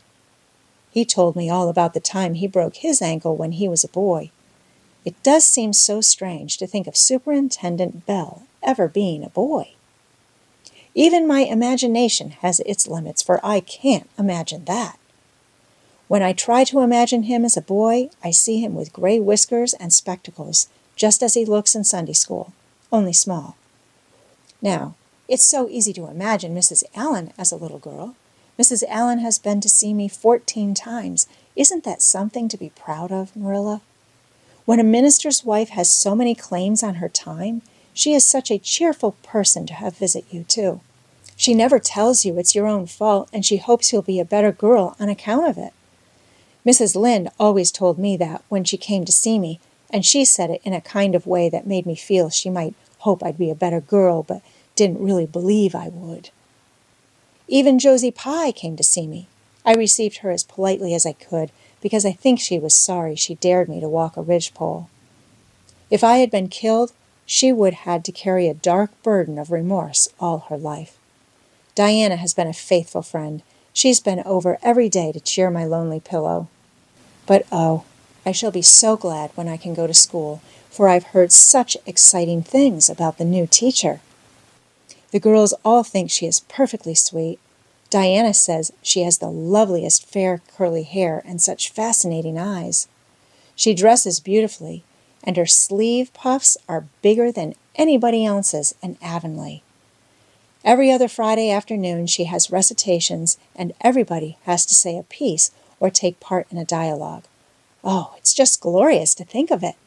Josie Pye says she hates it, but that is just because Josie has so little imagination. Diana and Ruby Gillis and Jane Andrews are preparing a dialogue called A Morning Visit for next Friday. And the Friday afternoons they don't have recitations, Miss Stacy takes them all to the woods for a field day. And they study ferns and flowers and birds. And they have physical culture exercises every morning and evening. Mrs. Lynde says she never heard of such goings-on, and it all comes of having a lady teacher. But I think it must be splendid, and I believe I shall find that Miss Stacy is a kindred spirit. There's one thing plain to be seen, Anne, said Marilla, and that is that your fall off the berry roof hasn't injured your tongue at all. Chapter 24. Miss Stacy and her pupils get up a concert. It was October again when Anne was ready to go back to school. A glorious October, all red and gold, with mellow mornings when the valleys were filled with delicate mists as if the spirit of autumn had poured them in for the sun to drain. Amethyst, pearl, silver, rose, and smoke blue. The dews were so heavy that the fields glistened like cloth of silver, and there were such heaps of rustling leaves in the hollows of many-stemmed woods to run crisply through. The birch path was a canopy of yellow, and the ferns were sere and brown all along it. There was a tang in the very air that inspired the hearts of small maidens tripping, unlike snails, swiftly and willingly to school. And it was jolly to be back again at the little brown desk beside Diana, with Ruby Gillis nodding across the aisle, and Carrie Sloane sending up notes, and Julia Bell passing a chew of gum down from the back seat. Anne drew a long breath of happiness as she sharpened her pencil and arranged her picture cards in her desk. Life was certainly very interesting. In the new teacher she found another true and helpful friend. Miss Stacy was a bright, sympathetic young woman with the happy gift of winning and holding the affections of her pupils and bringing out the best that was in them mentally and morally. Anne expanded like a flower under this wholesome influence and carried home to the admiring Mathew and the critical Marilla glowing accounts of schoolwork and aims. I love Miss Stacy with my whole heart, Marilla. She is so ladylike, and she has such a sweet voice. When she pronounces my name, I feel instinctively that she's spelling it with an E. We had recitations this afternoon. I just wish you could have been there to hear me recite Mary, Queen of Scots. I just put my whole soul into it. Ruby Gillis told me coming home that the way I said the line, "Now for my father's arm," she said, "My woman's heart, farewell," just made her blood run cold. Well, now, you might recite it for me some of these days, out in the barn, suggested Mathew. Of course I will, said Anne meditatively. But I won't be able to do it so well, I know. It won't be so exciting as it is when you have a whole schoolful before you hanging breathlessly on your words. I know I won't be able to make your blood run cold. Mrs. Lynde says it made her blood run cold to see the boys climbing to the very tops of those big trees on Bell's Hill after Crow's Nest last Friday, said Marilla. I wonder at Miss Stacy for encouraging it. But we wanted a crow's nest for nature study, explained Anne. That was on our field afternoon. Field afternoons are splendid, Marilla, and Miss Stacy explains everything so beautifully. We have to write compositions on our field afternoons, and I write the best ones. It's very vain of you to say so, then. You'd better let your teacher say it. But she did say it, Marilla, and indeed I'm not vain about it. How can I be when I'm such a dunce at geometry? Although I'm really beginning to see through it a little, too. Miss Stacy makes it so clear. Still, I'll never be good at it, and I assure you it is a humbling reflection. But I love writing compositions. Mostly, Miss Stacy lets us choose our own subjects, but next week we are to write a composition on some remarkable person. It's hard to choose among so many remarkable people who have lived. Mustn't it be splendid to be remarkable and have compositions written about you after you're dead? Oh, I would dearly love to be remarkable. I think when I grow up, I'll be a trained nurse and go with the Red Crosses to the field of battle as a messenger of mercy. That is, if I don't go out as a foreign missionary.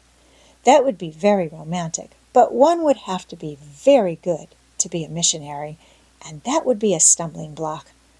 We have physical culture exercises every day, too. They make you graceful and promote digestion. Promote fiddlesticks, said Marilla, who honestly thought it was all nonsense. But all the field afternoons and recitation Fridays and physical culture contortions paled before a project which Miss Stacy brought forward in November.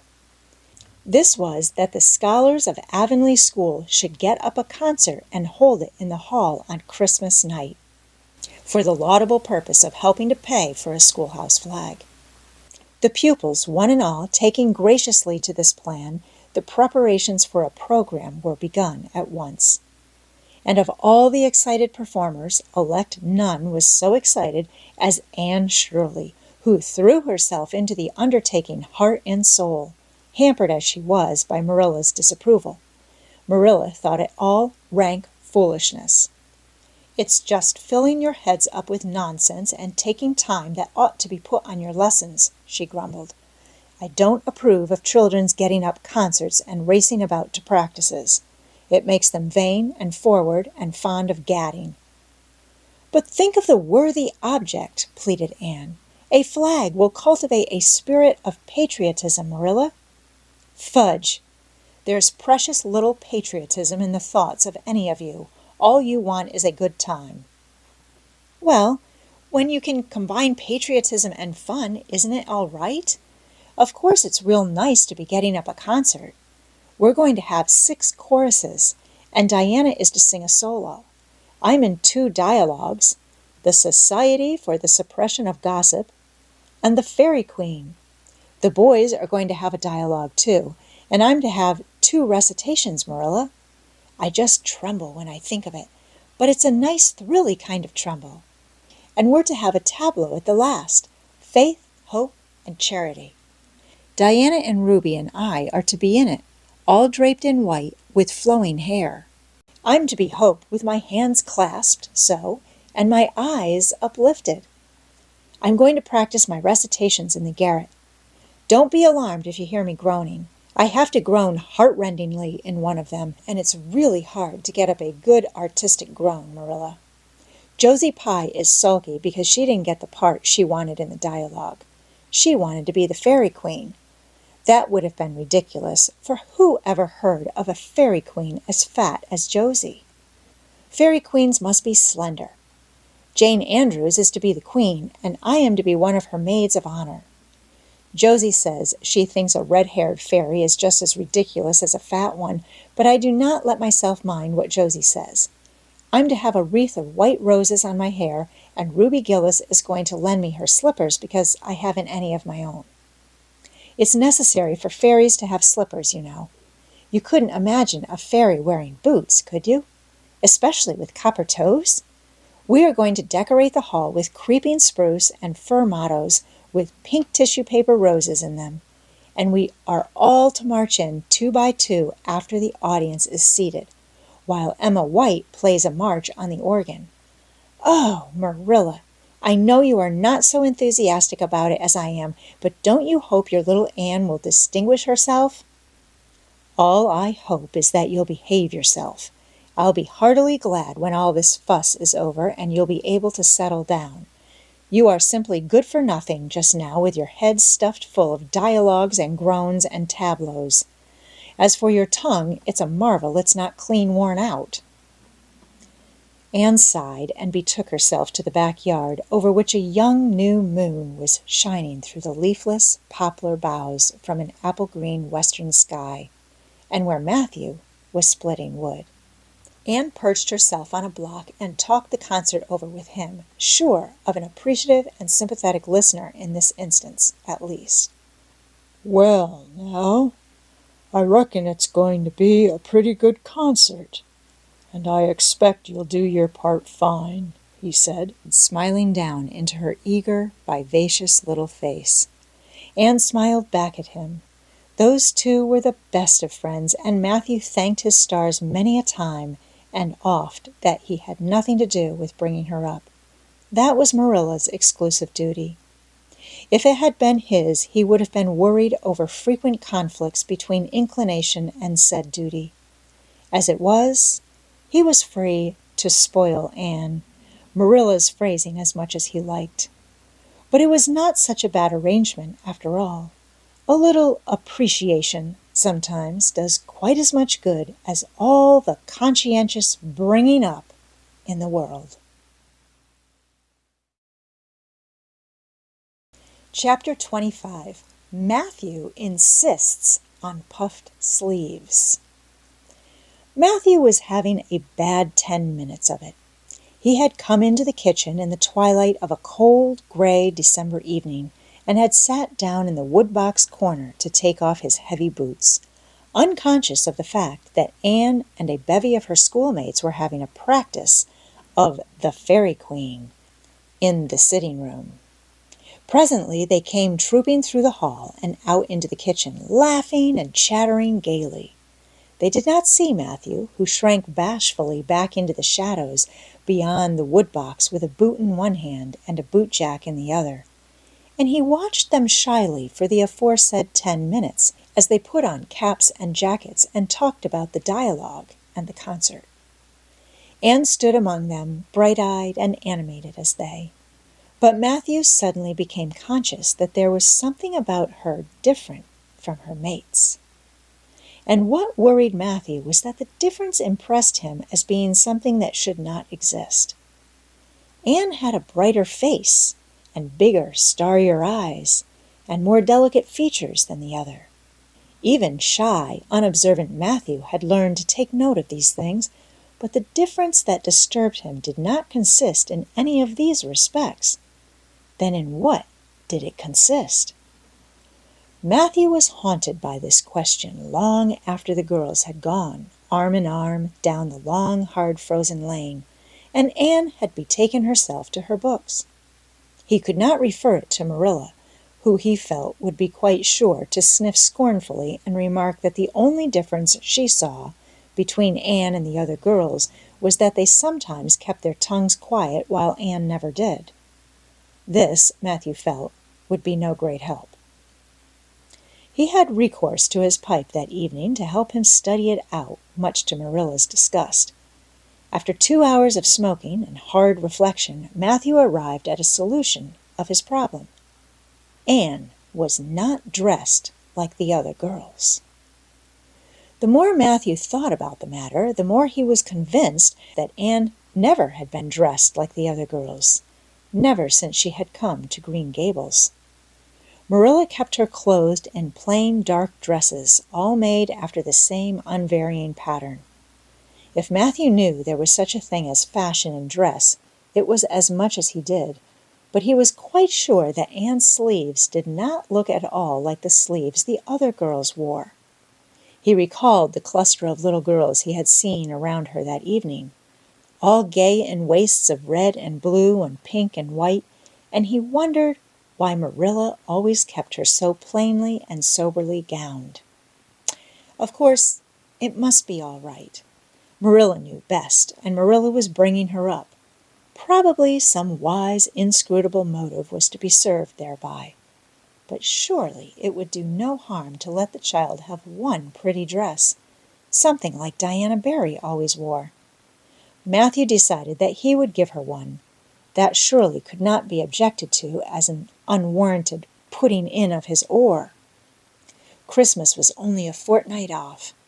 A nice new dress would be the very thing for a present. Mathew, with a sigh of satisfaction, put away his pipe and went to bed, while Marilla opened all the doors and aired the house. The very next evening Mathew betook himself to Carmody to buy the dress, determined to get the worst over and have done with it. It would be, he felt assured, no trifling ordeal. There were some things Mathew could buy and prove himself no mean bargainer, but he knew he would be at the mercy of shopkeepers when it came to buying a girl's dress. After much cogitation, Mathew resolved to go to Samuel Lawson's store instead of William Blair's. To be sure, the Cuthberts always had gone to William Blair's. It was almost as much a matter of conscience with them as to attend the Presbyterian church and vote Conservative. But William Blair's two daughters frequently waited on customers there, and Mathew held them in absolute dread. He could contrive to deal with them when he knew exactly what he wanted and could point it out. But in such a matter as this, requiring explanation and consultation, Mathew felt that he must be sure of a man behind the counter. So he would go to Lawson's, where Samuel or his son would wait on him. Alas! Mathew did not know that Samuel, in the recent expansion of his business, had set up a lady clerk also. She was a niece of his wife's, and a very dashing young person indeed, with a huge drooping pompadour, big rolling brown eyes, and a most extensive and bewildering smile. She was dressed with exceeding smartness and wore several bangle bracelets that glittered and rattled and tinkled with every movement of her hands. Mathew was covered with confusion at finding her there at all, and those bangles completely wrecked his wits at one fell swoop. "What can I do for you this evening, Mr. Cuthbert?" Miss Lucilla Harris inquired, briskly and ingratiatingly tapping the counter with both hands. "Have you well now, say, any garden rakes?" stammered Mathew. Miss Harris looked somewhat surprised, as well she might, to hear a man inquiring for garden rakes in the middle of December. "I believe we have one or two left over," she said, "but they're upstairs in the lumber room. I'll go and see." During her absence, Mathew collected his scattered senses for another effort. When Miss Harris returned with a rake and cheerfully inquired, "Anything else tonight, Mr. Cuthbert?"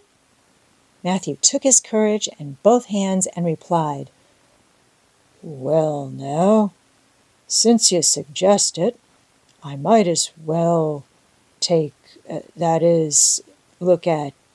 buy some hayseed." Miss Harris had heard Mathew Cuthbert called odd. She now concluded that he was entirely crazy.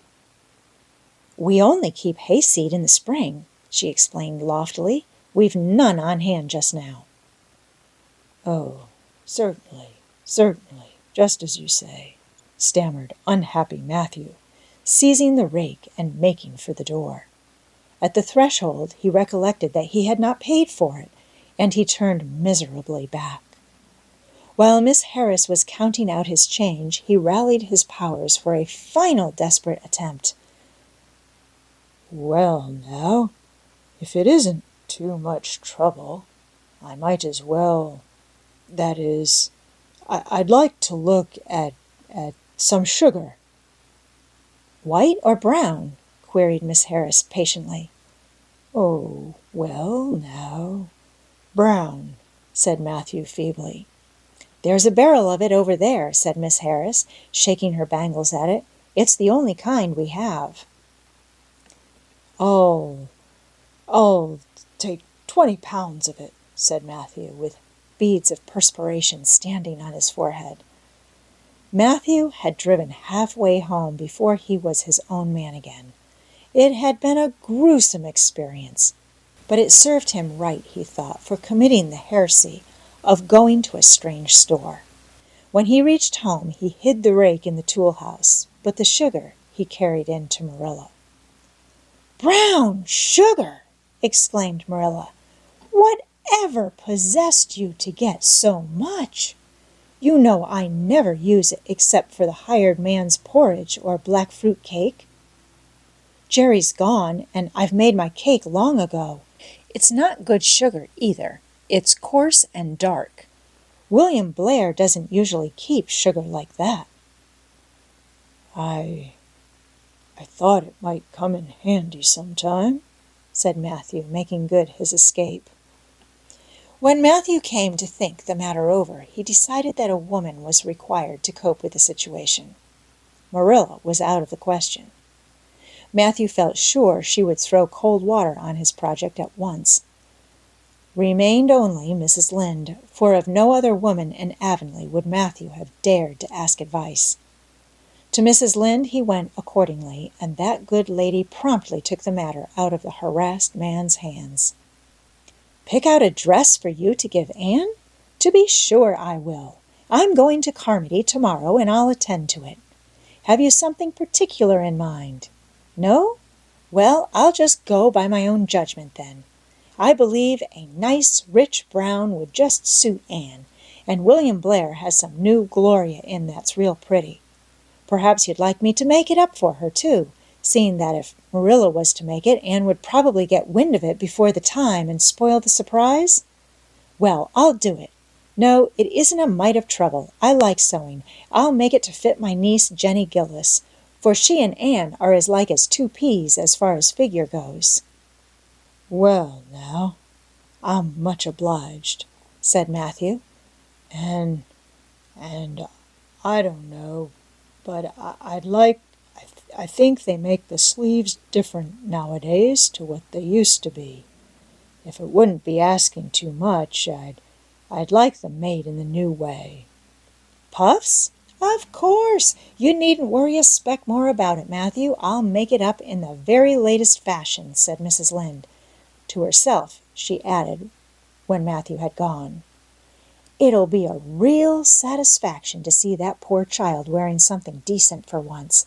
The way Marilla dresses her is positively ridiculous, that's what, and I've ached to tell her so plainly a dozen times. I've held my tongue, though, for I can see Marilla doesn't want advice, and she thinks she knows more about bringing children up than I do, for all she's an old maid. But that's always the way. Folks that has brought up children know that there's no hard and fast method in the world that'll suit every child. But them as never have think it's all as plain and easy as rule of 3. Just set your 3 terms down so fashion, and the sum'll work out correct. But flesh and blood don't come under the head of arithmetic, and that's where Marilla Cuthbert makes her mistake. I suppose she's trying to cultivate a spirit of humility in Anne by dressing her as she does, but it's more likely to cultivate envy and discontent. I'm sure the child must feel the difference between her clothes and the other girls.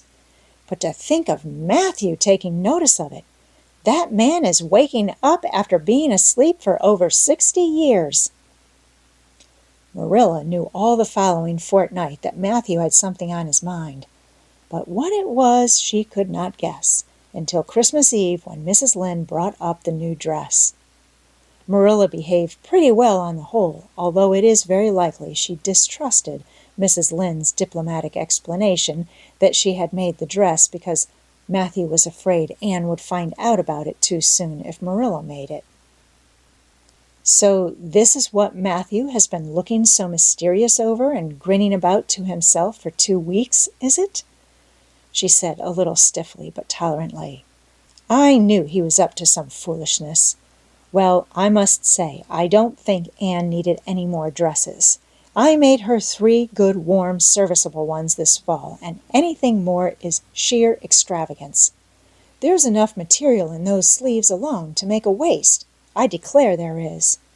You'll just pamper Anne's vanity, Mathew, and she's as vain as a peacock now. Well, I hope she'll be satisfied at last, for I know she's been hankering after those silly sleeves ever since they came in, although she never said a word after the first.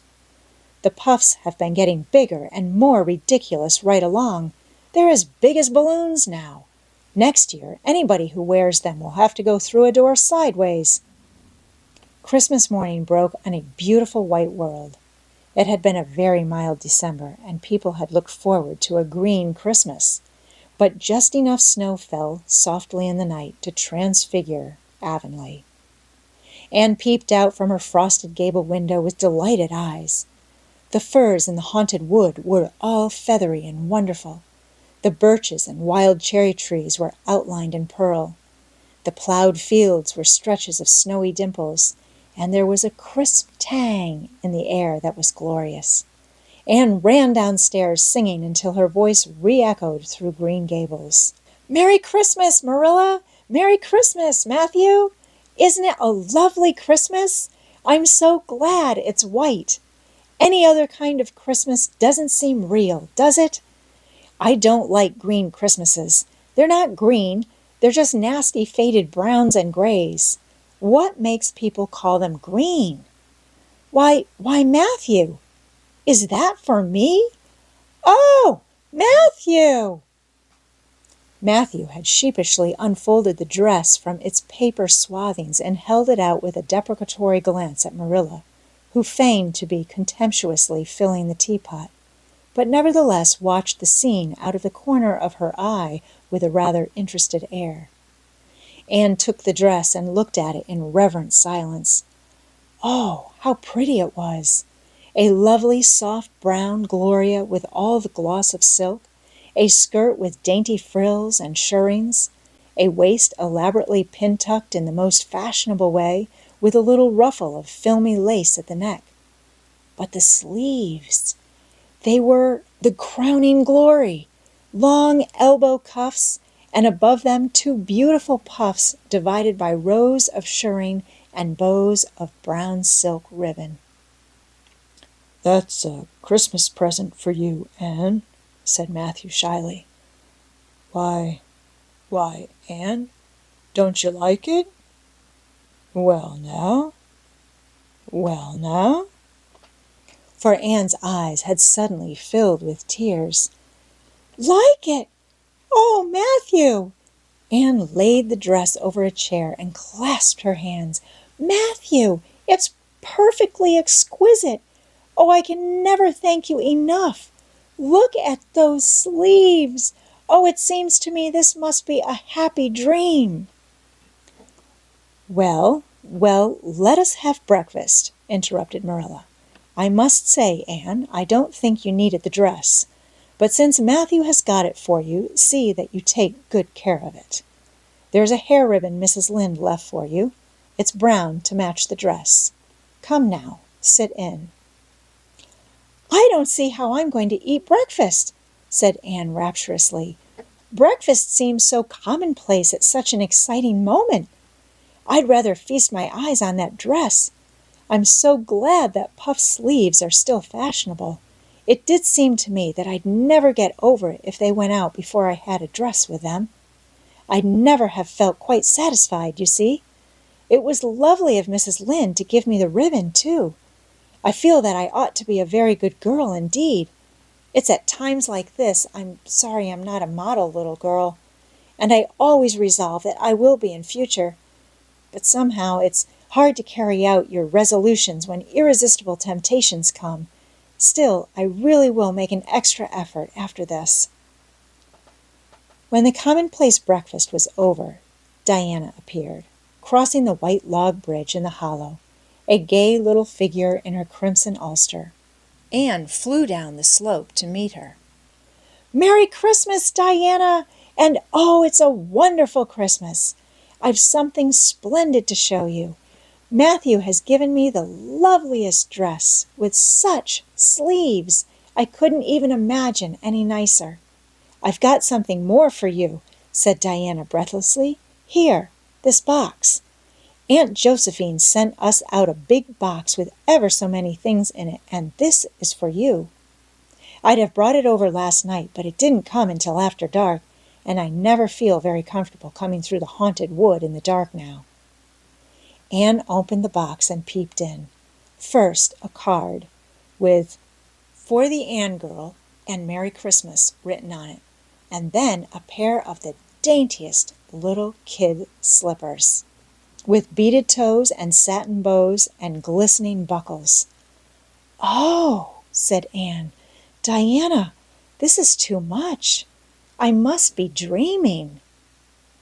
"I call it providential," said Diana. "You won't have to borrow Ruby's slippers now, and that's a blessing, for they're 2 sizes too big for you, and it would be awful to hear a fairy shuffling. Josie Pye would be delighted. Mind you, Rob Wright went home with Gertie Pye from the practice night before last. Did you ever hear anything equal to that?" All the Avonlea scholars were in a fever of excitement that day, for the hall had to be decorated and a last grand rehearsal held. The concert came off in the evening and was a pronounced success.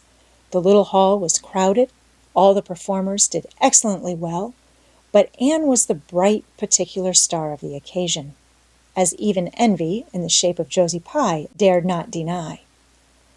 "Oh, hasn't it been a brilliant evening?" sighed Anne when it was all over, and she and Diana were walking home together under a dark, starry sky. "Everything went off very well," said Diana practically. "I guess we must have made as much as $10. Mind you, Mr. Allen is going to send an account of it to the Charlottetown papers." "Oh, Diana, will we really see our names in print?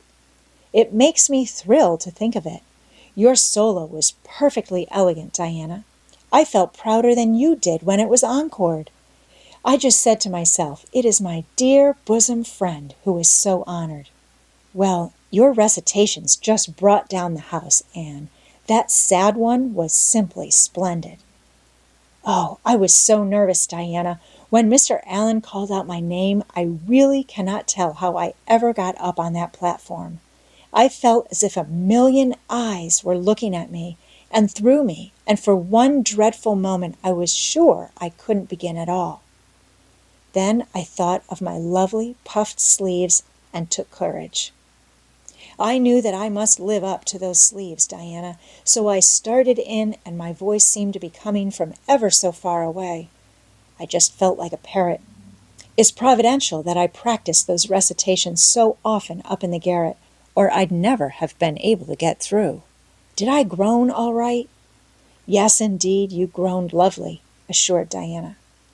"I saw old Mrs. Sloane wiping away tears when I sat down.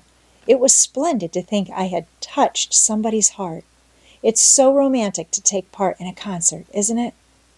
Oh, it's been a very memorable occasion indeed."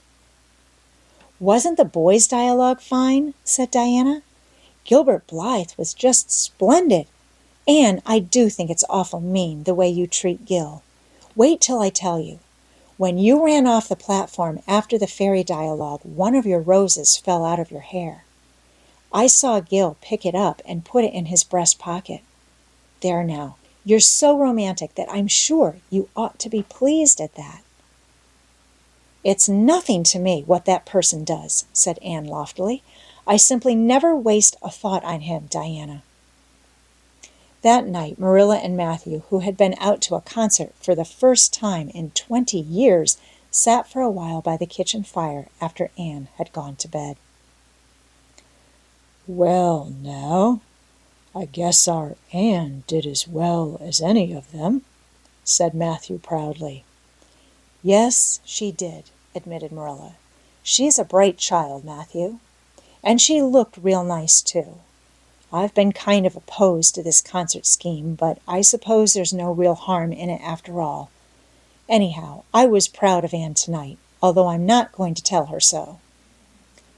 Well, now, I was proud of her, and I did tell her so, before she went upstairs, said Mathew. We must see what we can do for her some of these days, Marilla. I guess she'll need something more than Avonlea school by and by. There's time enough to think of that, said Marilla. She's only 13 in March. Though tonight it struck me she was growing quite a big girl. Mrs. Lynde made that dress a mite too long, and it makes Anne look so tall. She's quick to learn, and I guess the best thing we can do for her will be to send her to Queen's after a spell. But nothing need be said about that for a year or two yet. Well, now, it'll do no harm to be thinking it over off and on, said Mathew. Things like that are all the better for lots of thinking over. Chapter 26. The Story Club is Formed. Junior Avonlea found it hard to settle down to humdrum existence again. To Anne, in particular, things seemed fearfully flat, stale, and unprofitable after the goblet of excitement she had been sipping for weeks. Could she go back to the former quiet pleasures of those faraway days before the concert? At first, as she told Diana, she did not really think she could. I'm positively certain, Diana, that life can never be quite the same again as it was in those olden days, she said mournfully, as if referring to a period of at least 50 years back. Perhaps after a while I'll get used to it, but I'm afraid concerts spoil people for everyday life. I suppose that is why Marilla disapproves of them. Marilla is such a sensible woman. It must be a great deal better to be sensible, but still, I don't believe I'd really want to be a sensible person, because they are so unromantic. Mrs. Lynde says there is no danger of my ever being one, but you can never tell. I feel just now that I may grow up to be sensible yet, but perhaps that is only because I'm tired. I simply couldn't sleep last night for ever so long. I just lay awake and imagined the concert over and over again. That's one splendid thing about such affairs. It's so lovely to look back to them. Eventually, however, Avonlea School slipped back into its old groove and took up its old interests. To be sure, the concert left traces. Ruby Gillis and Emma White, who had quarreled over a point of precedence in their platform seats, no longer sat at the same desk, and a promising friendship of 3 years was broken up. Josie Pye and Julia Bell did not speak for 3 months because Josie Pye had told Bessie Wright that Julia Bell's bow when she got up to recite made her think of a chicken jerking its head, and Bessie told Julia. None of the Sloanes would have any dealings with the Bells because the Bells had declared that the Sloanes had too much to do in the program, and the Sloanes had retorted that the Bells were not capable of doing the little they had to do properly. Finally, Charlie Sloane fought Moody Spurgeon McPherson because Moody Spurgeon had said that Anne Shirley put on airs about her recitations, and Moody Spurgeon was licked. Consequently, Moody Spurgeon's sister, Ella May, would not speak to Anne Shirley all the rest of the winter. With the exception of these trifling frictions, work in Miss Stacy's little kingdom went on with regularity and smoothness. The winter weeks slipped by. It was an unusually mild winter, with so little snow that Anne and Diana could go to school nearly every day by way of the birch path. On Anne's birthday, they were tripping lightly down it, keeping eyes and ears alert amid all their chatter, for Miss Stacy had told them that they must soon write a composition on a winter's walk in the woods, and it behooved them to be observant. Just think, Diana, I'm 13 years old today, remarked Anne in an awed voice. I can scarcely realize that I'm in my teens. When I woke this morning, it seemed to me that everything must be different. You've been 13 for a month, so I suppose it doesn't seem such a novelty to you as it does to me. It makes life seem so much more interesting. In 2 more years, I'll be really grown up. It's a great comfort to think that I'll be able to use big words then without being laughed at. Ruby Gillis says she means to have a beau as soon as she's 15, said Diana. Ruby Gillis thinks of nothing but beaux, said Anne disdainfully. She's actually delighted when anyone writes her name up in a take notice, for all she pretends to be so mad. But I'm afraid that is an uncharitable speech. Mrs. Allen says we should never make uncharitable speeches, but they do slip out so often before you think, don't they? I simply can't talk about Josie Pye without making an uncharitable speech, so I never mention her at all. You may have noticed that. I'm trying to be as much like Mrs. Allen as I possibly can, for I think she is perfect. Mr. Allen thinks so too. Mrs. Lynde says he just worships the ground she treads on, and she doesn't really think it right for a minister to set his affections so much on a mortal being. But then, Diana, even ministers are human and have their besetting sins just like everybody else. I had such an interesting talk with Mrs. Allen about besetting sins last Sunday afternoon. There are just a few things it's proper to talk about on Sundays, and that is one of them. My besetting sin is imagining too much and forgetting my duties. I'm striving very hard to overcome it, and now that I'm really 13, perhaps I'll get on better.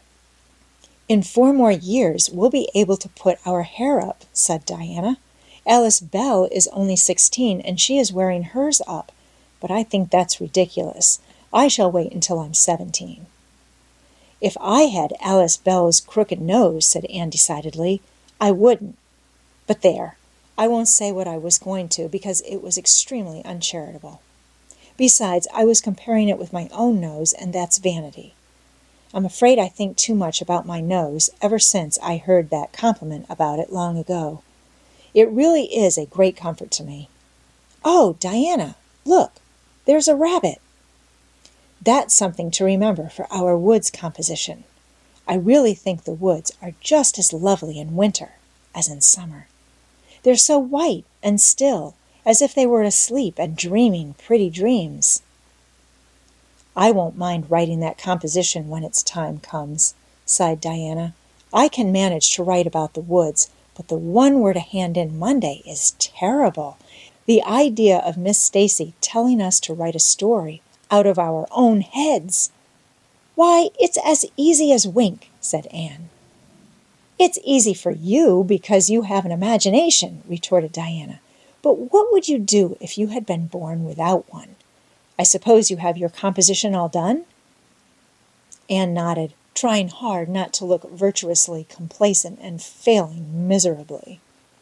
I wrote it last Monday evening. It's called The Jealous Rival, or In Death Not Divided. I read it to Marilla, and she said it was stuff and nonsense. Then I read it to Mathew, and he said it was fine. That is the kind of critic I like. It's a sad, sweet story. I just cried like a child while I was writing it. It's about 2 beautiful maidens called Cordelia Montmorency and Geraldine Seymour, who lived in the same village and were devotedly attached to each other. Cordelia was a regal brunette with a coronet of midnight hair and duskly flashing eyes. Geraldine was a queenly blonde with hair like spun gold and velvety purple eyes. I never saw anybody with purple eyes, said Diana dubiously. Neither did I just imagined them. I wanted something out of the common. Geraldine had an alabaster brow, too. I found out what an alabaster brow is. That is one of the advantages of being 13. You know so much more than you did when you were only 12. Well, what became of Cordelia and Geraldine? Asked Diana, who was beginning to feel rather interested in their fate.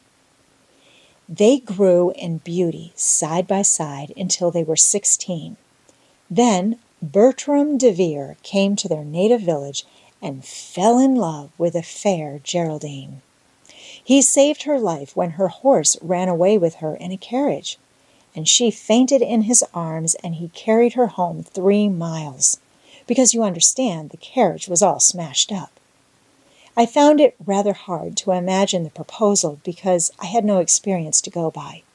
I asked Ruby Gillis if she knew anything about how men proposed, because I thought she'd likely be an authority on the subject, having so many sisters married. Ruby told me she was hid in the hall pantry when Malcolm Andres proposed to her sister Susan.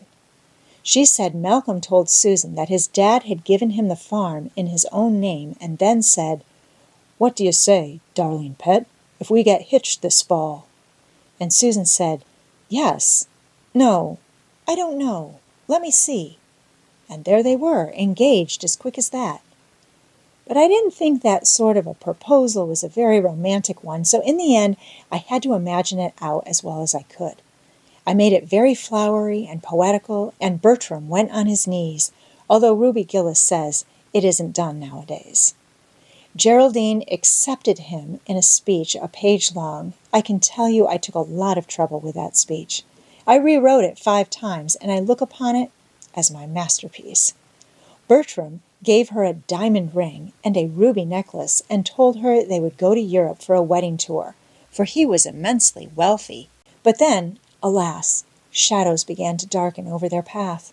Cordelia was secretly in love with Bertram herself, and when Geraldine told her about the engagement, she was simply furious, especially when she saw the necklace and the diamond ring.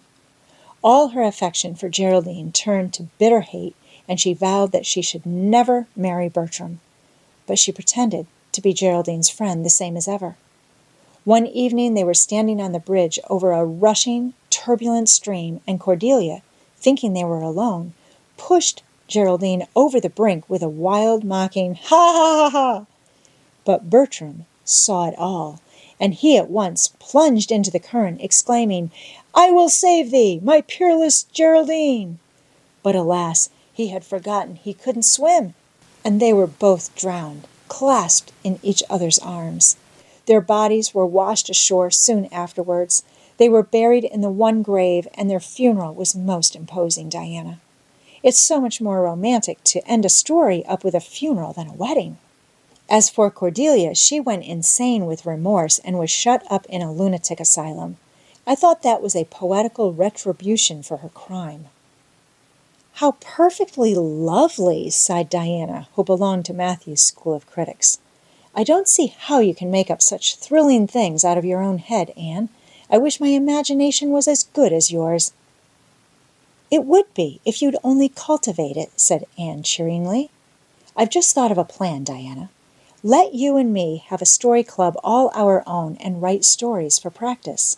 I'll help you along until you can do them by yourself. You ought to cultivate your imagination, you know. Miss Stacy says so. Only we must take the right way. I told her about the haunted wood, but she said we went the wrong way about it in that." This was how the story club came into existence. It was limited to Diana and Anne at first, but soon it was extended to include Jane Andrews and Ruby Gillis, and 1 or 2 others who felt that their imaginations needed cultivating. No boys were allowed in it, although Ruby Gillis opined that their admission would make it more exciting, and each member had to produce 1 story a week. "It's extremely interesting," Anne told Marilla. "Each girl has to read her story out loud, and then we talk it over. We are going to keep them all sacredly and have them to read to our descendants. We each write under a nom de plume. Mine is Rosamond Montmorency. All the girls do pretty well. Ruby Gillis is rather sentimental. She puts too much lovemaking into her stories, and you know, too much is worse than too little. Jane never puts any because she says it makes her feel so silly when she had to read it out loud. Jane's stories are extremely sensible. Then Diana puts too many murders into hers. She says most of the time she doesn't know what to do with the people, so she kills them off to get rid of them. I mostly always have to tell them what to write about, but that isn't hard, for I've millions of ideas. I think this story-writing business is the foolishest yet, scoffed Marilla. You'll get a pack of nonsense into your heads and waste time that should be put on your lessons. Reading stories is bad enough, but writing them is worse. "But we're so careful to put a moral into them all, Marilla," explained Anne. "I insist upon that. All the good people are rewarded, and all the bad ones are suitably punished. I'm sure that must have a wholesome effect. The moral is the great thing. Mr. Allen says so. I read one of my stories to him and Mrs. Allen, and they both agreed that the moral was excellent. Only they laughed in the wrong places. I like it better when people cry. Jane and Ruby almost always cry when I come to the pathetic parts. Diana wrote her Aunt Josephine about our club, and her Aunt Josephine wrote back that we were to send her some of our stories. So we copied out 4 of our very best and sent them. Miss Josephine Barry wrote back that she had never read anything so amusing in her life. That kind of puzzled us because the stories were all very pathetic and almost everybody died. But I'm glad Miss Barry liked them. It shows our club is doing some good in the world. Mrs. Allen says that ought to be our object in everything. I do really try to make it my object, but I forget so often when I'm having fun. I hope I shall be a little like Mrs. Allen when I grow up. Do you think there is any prospect of it, Marilla?" "I shouldn't say there was a great deal," was Marilla's encouraging answer. "I'm sure Mrs. Allen was never such a silly, forgetful little girl as you are." "No, but she wasn't always so good as she is now either," said Anne seriously. "She told me so herself. That is, she said she was a dreadful mischief when she was a girl and was always getting into scrapes. I felt so encouraged when I heard that. Is it very wicked of me, Marilla, to feel encouraged when I hear that other people have been bad and mischievous?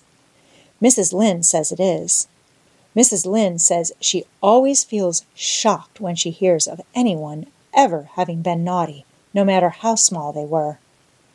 Mrs. Lynde says she once heard a minister confess that when he was a boy, he stole a strawberry tart out of his aunt's pantry, and she never had any respect for that minister again. Now, I wouldn't have felt that way. I'd have thought that it was real noble of him to confess it. And I'd have thought what an encouraging thing it would be for small boys nowadays who do naughty things and are sorry for them to know that perhaps they may grow up to be ministers in spite of it. That's how I'd feel, Marilla." "The way I feel at present, Anne," said Marilla, "is that it's high time you had those dishes washed. You've taken half an hour longer than you should with all your chattering. Learn to work first and talk afterwards."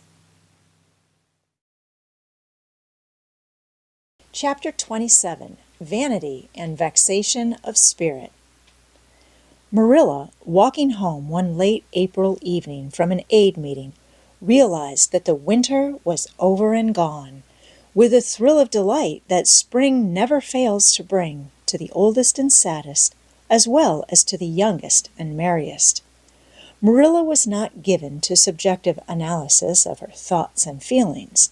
She probably imagined that she was thinking about the aids and their missionary box and the new carpet for the vestry room. But under these reflections was a harmonious consciousness of red fields smoking into pale purply mists in the declining sun, of long, sharp-pointed fir shadows falling over the meadow beyond the brook, of still crimson budded maples around a mirror-like wood pool, of awakening in the world and a stir of hidden pulses under the gray sod. The spring was abroad in the land, and Marilla's sober, middle-aged step was lighter and swifter because of its deep primal gladness. Her eyes dwelt affectionately on Green Gables, peering through its network of trees and reflecting the sunlight back from its windows in several little coruscations of glory. Marilla, as she picked her steps along the damp lane, thought that it was really a satisfaction to know that she was going home to a briskly snapping wood fire and a table nicely spread for tea, instead of to the cold comfort of old aid meeting evenings before Anne had come to Green Gables. Consequently, when Marilla entered her kitchen and found the fire black out, with no sign of Anne anywhere, she felt justly disappointed and irritated. She had told Anne to be sure and have tea ready at 5 o'clock, but now she must hurry to take off her second-best dress and prepare the meal herself against Matthew's return from plowing. "I'll settle Miss Anne when she comes home," said Marilla grimly, as she shaved up kindlings with a carving knife and with more vim than was strictly necessary. Matthew had come in and was waiting patiently for his tea in his corner. "She's gadding off somewhere with Diana, writing stories or practicing dialogue or some such tomfoolery, and never thinking once about the time or her duties. She's just got to be pulled up short and sudden on this sort of thing. I don't care if Mrs. Allan does say she's the brightest and sweetest child she ever knew. She may be bright and sweet enough, but her head is full of nonsense, and there's never any knowing what shape it'll break out in next. Just as soon as she grows out of one freak, she takes up with another. But there, here I am saying the very thing I was so riled with Rachel Lynde for saying at the aid today. I was real glad when Mrs. Allan spoke up for Anne, for if she hadn't, I know I'd have said something too sharp to Rachel before everybody.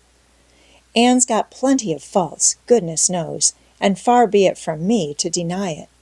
But I'm bringing her up, and not Rachel Lynde, who'd pick faults in the angel Gabriel himself if he lived in Avonlea. Just the same, Anne has no business to leave the house like this when I told her she was to stay home this afternoon and look after things. I must say, with all her faults, I never found her disobedient or untrustworthy before, and I'm real sorry to find her so now." "Well, now, I don't know," said Matthew, who, being patient and wise, and above all hungry, had deemed it best to let Marilla talk her wrath out unhindered, having learned by experience that she got through with whatever work was on hand much quicker, if not delayed by untimely argument. "Perhaps you're judging her too hasty, Marilla. Don't call her untrustworthy until you're sure she has disobeyed you. Maybe it can all be explained. Anne's a great hand at explaining."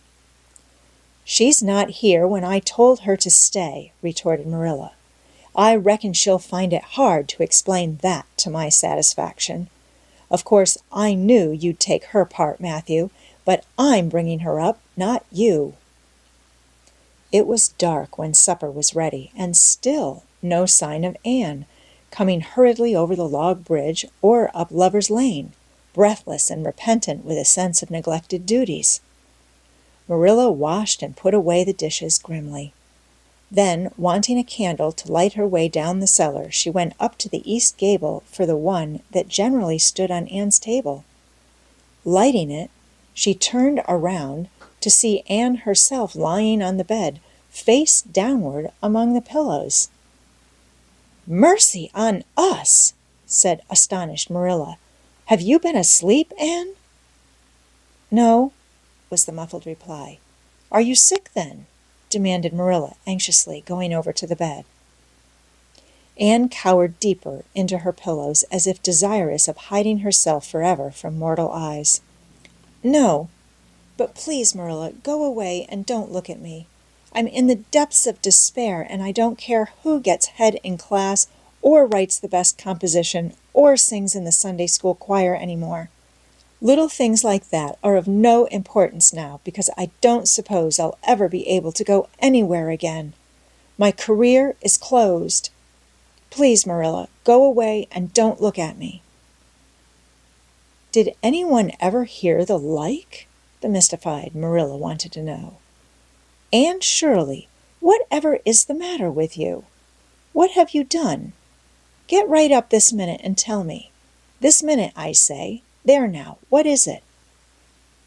Anne had slid to the floor in despairing obedience.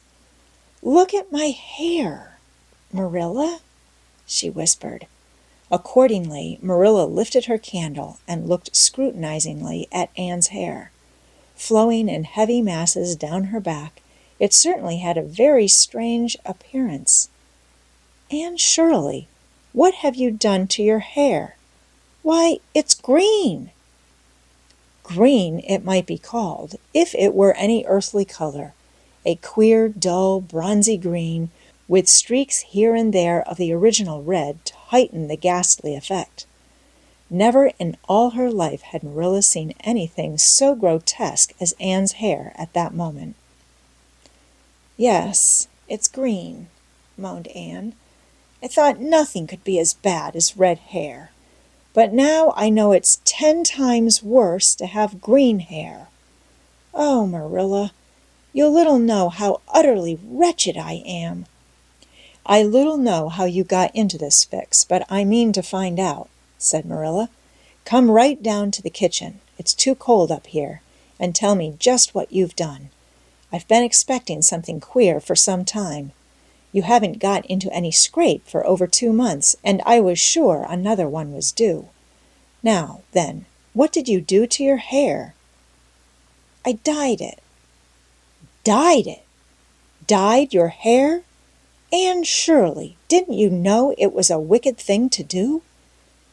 "Yes, I knew it was a little wicked," admitted Anne, "but I thought it was worth while to be a little wicked to get rid of red hair. I counted the cost, Marilla. Besides, I meant to be extra good in other ways to make up for it." "Well," said Marilla sarcastically, "if I'd decided it was worth while to dye my hair, I'd have dyed it a decent color at least. I wouldn't have dyed it green."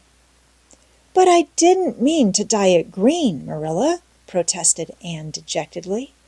"If I was wicked, I meant to be wicked to some purpose. He said it would turn my hair a beautiful raven black. He positively assured me that it would. How could I doubt his word, Marilla? I know what it feels like to have your word doubted, and Mrs. Allan says we should never suspect anyone of not telling us the truth unless we have proof that they're not. I have proof now. Green hair is proof enough for anybody, but I hadn't then, and I believed every word he said, implicitly." "Who said? Who are you talking about?" "The peddler that was here this afternoon. I bought the dye from him." "Anne Shirley, how often have I told you never to let one of those Italians in the house? I don't believe in encouraging them to come around at all." "Oh, I didn't let him in the house. I remembered what you told me, and I went out, carefully shut the door, and looked at his things on the step.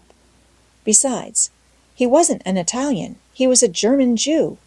He had a big box full of very interesting things, and he told me he was working hard to make enough money to bring his wife and children out from Germany. He spoke so feelingly about them that it touched my heart. I wanted to buy something from him to help him in such a worthy object. Then, all at once, I saw the bottle of hair dye.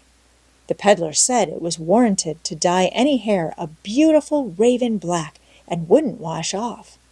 In a trice, I saw myself with beautiful raven black hair, and the temptation was irresistible.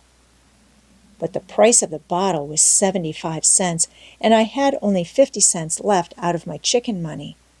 I think the peddler had a very kind heart, for he said that, seeing it was me, he'd sell it for 50 cents, and that was just giving it away.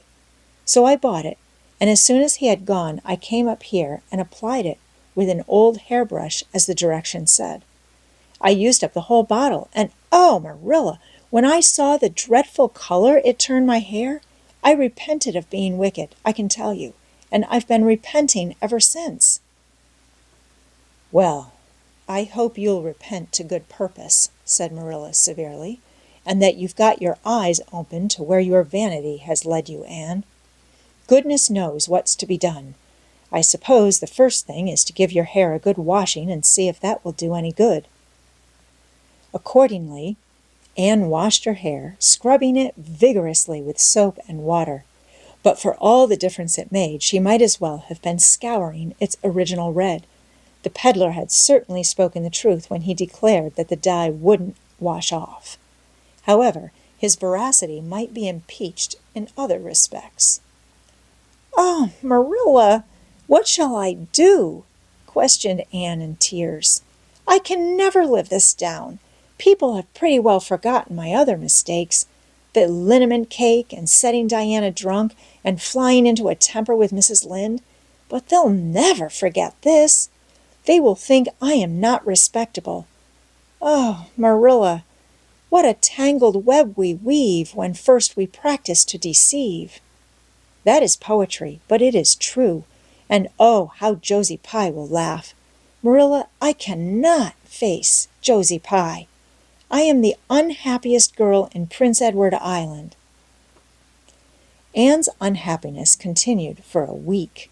During that time she went nowhere and shampooed her hair every day. Diana alone of outsiders knew the fatal secret, but she promised solemnly never to tell, and it may be stated here and now that she kept her word. At the end of the week, Marilla said decidedly, "It's no use, Anne. That is fast dye if ever there was any. Your hair must be cut off. There is no other way. You can't go out with it looking like that." Anne's lips quivered, but she realized the bitter truth of Marilla's remarks. With a dismal sigh, she went for the scissors. "Please cut it off at once, Marilla, and have it over. Oh, I feel that my heart is broken. This is such an unromantic affliction. The girls in books lose their hair in fevers or sell it to get money for some good deed, and I'm sure I wouldn't mind losing my hair in some such fashion half so much. But there is nothing comforting in having your hair cut off because you've dyed it a dreadful color, is there? I'm going to weep all the time you're cutting it off, if it won't interfere. It seems such a tragic thing." Anne wept then, but later on, when she went upstairs and looked in the glass, she was calm with despair. Marilla had done her work thoroughly, and it had been necessary to shingle the hair as closely as possible. The result was not becoming, to state the case as mildly as may be. Anne promptly turned her glass to the wall. "I'll never, never look at myself again until my hair grows," she exclaimed passionately. Then she suddenly righted the glass. "Yes, I will, too. I'd do penance for being wicked that way. I'll look at myself every time I come to my room and see how ugly I am, and I won't try to imagine it away either. I never thought I was vain about my hair, of all things, but now I know I was, in spite of its being red, because it was so long and thick and curly. I expect something will happen to my nose next." Anne's clipped head made a sensation in school on the following Monday, but to her relief nobody guessed the real reason for it, not even Josie Pye, who, however, did not fail to inform Anne that she looked like a perfect scarecrow. "I didn't say anything when Josie said that to me," Anne confided that evening to Marilla, who was lying on the sofa after one of her headaches, "because I thought it was part of my punishment and I ought to bear it patiently. It's hard to be told you look like a scarecrow, and I wanted to say something back, but I didn't. I just swept her one scornful look and then I forgave her. It makes you feel very virtuous when you forgive people, doesn't it? I mean to devote all my energies to being good after this, and I shall never try to be beautiful again. Of course, it's better to be good. I know it is, but it's sometimes so hard to believe a thing even when you know it. I do really want to be good, Marilla, like you and Mrs. Allen and Miss Stacy, and grow up to be a credit to you. Diana says when my hair begins to grow to tie a black velvet ribbon around my head with a bow at one side. She says she thinks it will be very becoming. I will call it a snood. That sounds so romantic. But am I talking too much, Marilla? Does it hurt your head?" "My head is better now. It was terrible bad this afternoon, though. These headaches of mine are getting worse and worse. I'll have to see a doctor about them. As for your chatter, I don't know that I mind it. I've got so used to it," which was Marilla's way of saying that she liked to hear it. Chapter 28. An Unfortunate Lily Maid. "Of course you must be Elaine, Anne," said Diana. "I could never have the courage to float down there." "Nor I," said Ruby Gillis with a shiver. "I don't mind floating down, when there's 2 or 3 of us in the flat, and we can sit up. It's fun then, but to lie down and pretend I was dead? I just couldn't. I'd die really of fright."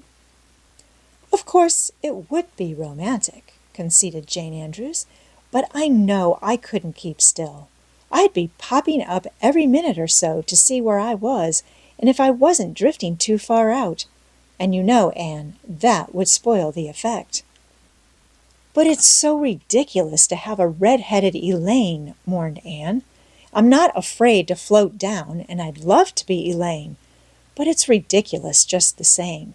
Ruby ought to be Elaine because she is so fair and has such lovely long golden hair. Elaine had all her bright hair streaming down, you know, and Elaine was the Lily Maid. Now, a red-haired person cannot be a Lily Maid." "Your complexion is just as fair as Ruby's," said Diana earnestly, "and your hair is ever so much darker than it used to be before you cut it." "Oh, do you really think so?" exclaimed Anne, flushing sensitively with delight. "I've sometimes thought it was, myself, but I never dared to ask anyone for fear she would tell me it wasn't. Do you think it could be called auburn now, Diana?" "Yes, and I think it is real pretty," said Diana, looking admiringly at the short, silky curls that clustered over Anne's head and were held in place by a very jaunty black velvet ribbon and bow. They were standing on the bank of the pond below Orchard Slope, where a little headland fringed with birches ran out from the bank. At its tip was a small wooden platform built out into the water for the convenience of fishermen and duck hunters. Ruby and Jane were spending the midsummer afternoon with Diana, and Anne had come over to play with them. Anne and Diana had spent most of their playtime that summer on and about the pond. Idlewild was a thing of the past, Mr. Bell having ruthlessly cut down the little circle of trees in his back pasture in the spring. Anne had sat among the stumps and wept, not without an eye to the romance of it, but she was speedily consoled, for, after all, as she and Diana said, big girls of 13, going on 14, were too old for such childish amusements as playhouses, and there were more fascinating sports to be found about the pond. It was splendid to fish for trout over the bridge, and the 2 girls learned to row themselves about in the little flat-bottomed dory Mr. Barry kept for duck shooting. It was Anne's idea that they dramatize Elaine. They had studied Tennyson's poem in school the preceding winter, the superintendent of education having prescribed it in the English course for the Prince Edward Island schools. They had analyzed and parsed it and torn it to pieces in general until it was a wonder there was any meaning at all left in it for them. But at least the fair Lily Maid and Lancelot and Guinevere and King Arthur had become very real people to them, and Anne was devoured by secret regret that she had not been born in Camelot. Those days, she said, were so much more romantic than the present. Anne's plan was hailed with enthusiasm. The girls had discovered that if the flat were pushed off from the landing place, it would drift down with the current under the bridge and finally strand itself on another headland lower down, which ran out at a curve in the pond. They had often gone down like this, and nothing could be more convenient for playing Elaine. "Well, I'll be Elaine," said Anne, yielding reluctantly, for although she would have been delighted to play the principal character, yet her artistic sense demanded fitness for it, and this, she felt, her limitations made impossible. "Ruby, you must be King Arthur, and Jane will be Guinevere, and Diana must be Lancelot. But first you must be the brothers and the father. We can't have the old dumb servitor, because there isn't room for 2 in the flat when one is lying down. We must pawl the barge all its length in blackest samite. That old black shawl of your mother's will be just the thing, Diana." The black shawl having been procured, Anne spread it over the flat and then lay down on the bottom, with closed eyes and hands folded over her breast. "Oh, she does look really dead," whispered Ruby Gillis nervously, watching the still, white little face under the flickering shadows of the birches. "It makes me feel frightened, girls. Do you suppose it's really right to act like this? Mrs. Lynde says that all play acting is abominably wicked." "Ruby, you shouldn't talk about Mrs. Lynde," said Anne severely. "It spoils the effect, because this is hundreds of years before Mrs. Lynde was born. Jane, you arrange this. It's silly for Elaine to be talking when she's dead." Jane rose to the occasion. Cloth of gold for coverlet there was none, but an old piano scarf of yellow Japanese crepe was an excellent substitute. A white lily was not obtainable just then, but the effect of a tall blue iris placed in one of Anne's folded hands was all that could be desired. "Now she's all ready," said Jane. "We must kiss her quiet brows, and Diana, you say, 'Sister, farewell forever,' and Ruby, you say, 'Farewell, sweet sister,' both of you as sorrowfully as you possibly can. And for goodness sake, smile a little. You know Elaine lay as though she smiled. That's better. Now push the flat off." The flat was accordingly pushed off, scraping roughly over an old embedded stake in the process. Diana and Jane and Ruby only waited long enough to see it caught in the current and headed for the bridge before scampering up through the woods, across the road, and down to the lower headland, where, as Lancelot and Guinevere and the king, they were to be in readiness to receive the Lily Maid. For a few minutes Anne, drifting slowly down, enjoyed the romance of her situation to the full. Then something happened, not at all romantic. The flat began to leak. In a very few moments it was necessary for Elaine to scramble to her feet, pick up her cloth of gold coverlet and pall of blackest samite, and gaze blankly at a big crack in the bottom of her barge through which the water was literally pouring. That sharp stake at the landing had torn off the strip of batting nailed on the flat. Anne did not know this, but it did not take her long to realize that she was in a dangerous plight. At this rate the flat would fill and sink long before it could drift to the lower headland. Where were the oars? Left behind at the landing! Anne gave one gasping little scream, which nobody ever heard. She was white to the lips, but she did not lose her self-possession. There was one chance, just one.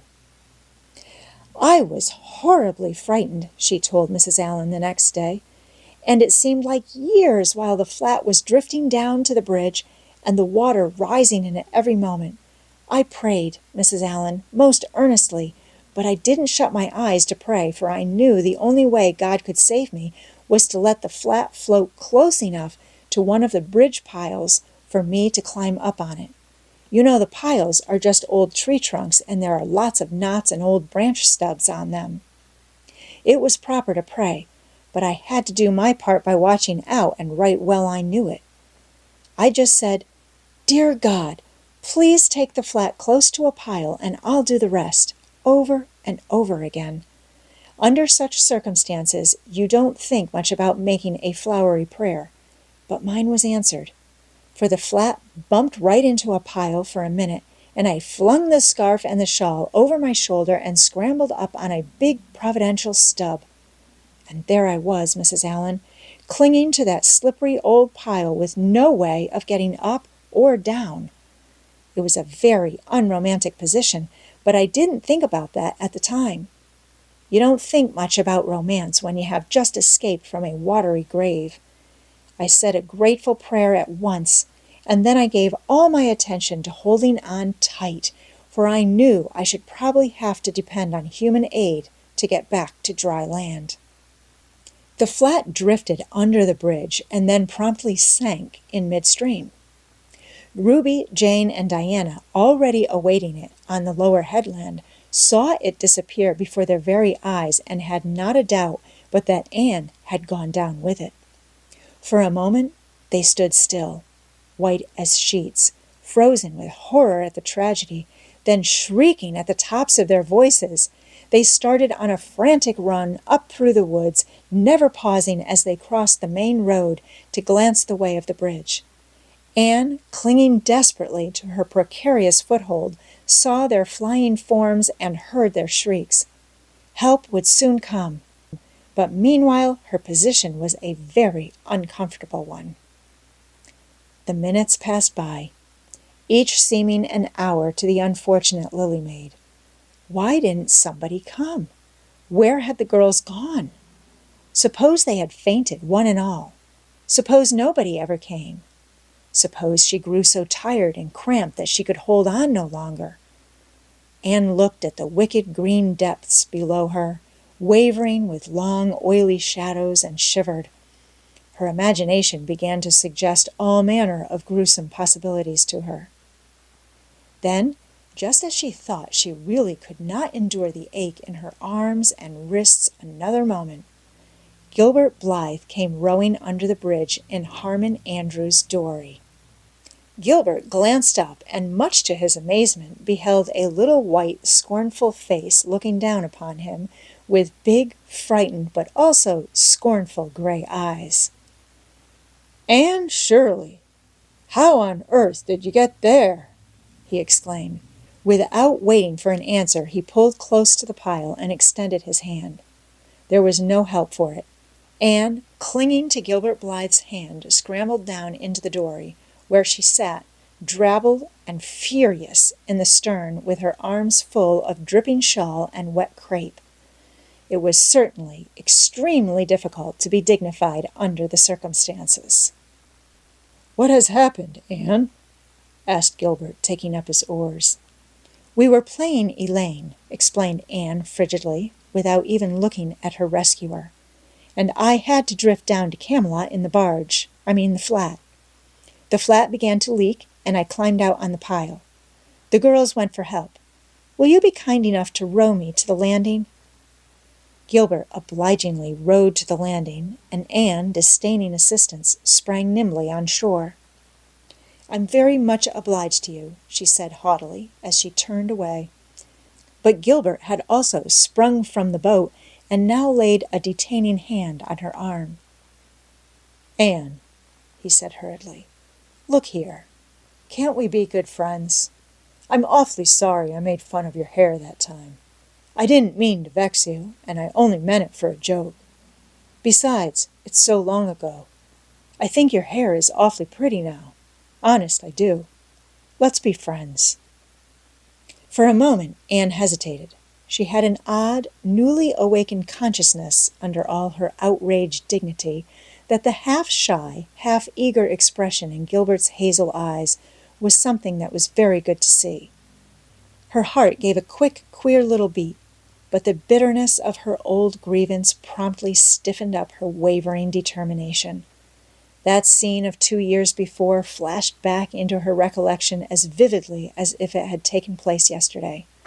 Gilbert had called her carrots, and had brought about her disgrace before the whole school. Her resentment, which to other and older people might be as laughable as its cause, was in no whit allayed and softened by time, seemingly. She hated Gilbert Blythe. She would never forgive him. "No," she said coldly. "I shall never be friends with you, Gilbert Blythe, and I don't want to be." "All right." Gilbert sprang into his skiff with an angry color in his cheeks. "I'll never ask you to be friends again, Anne Shirley, and I don't care either."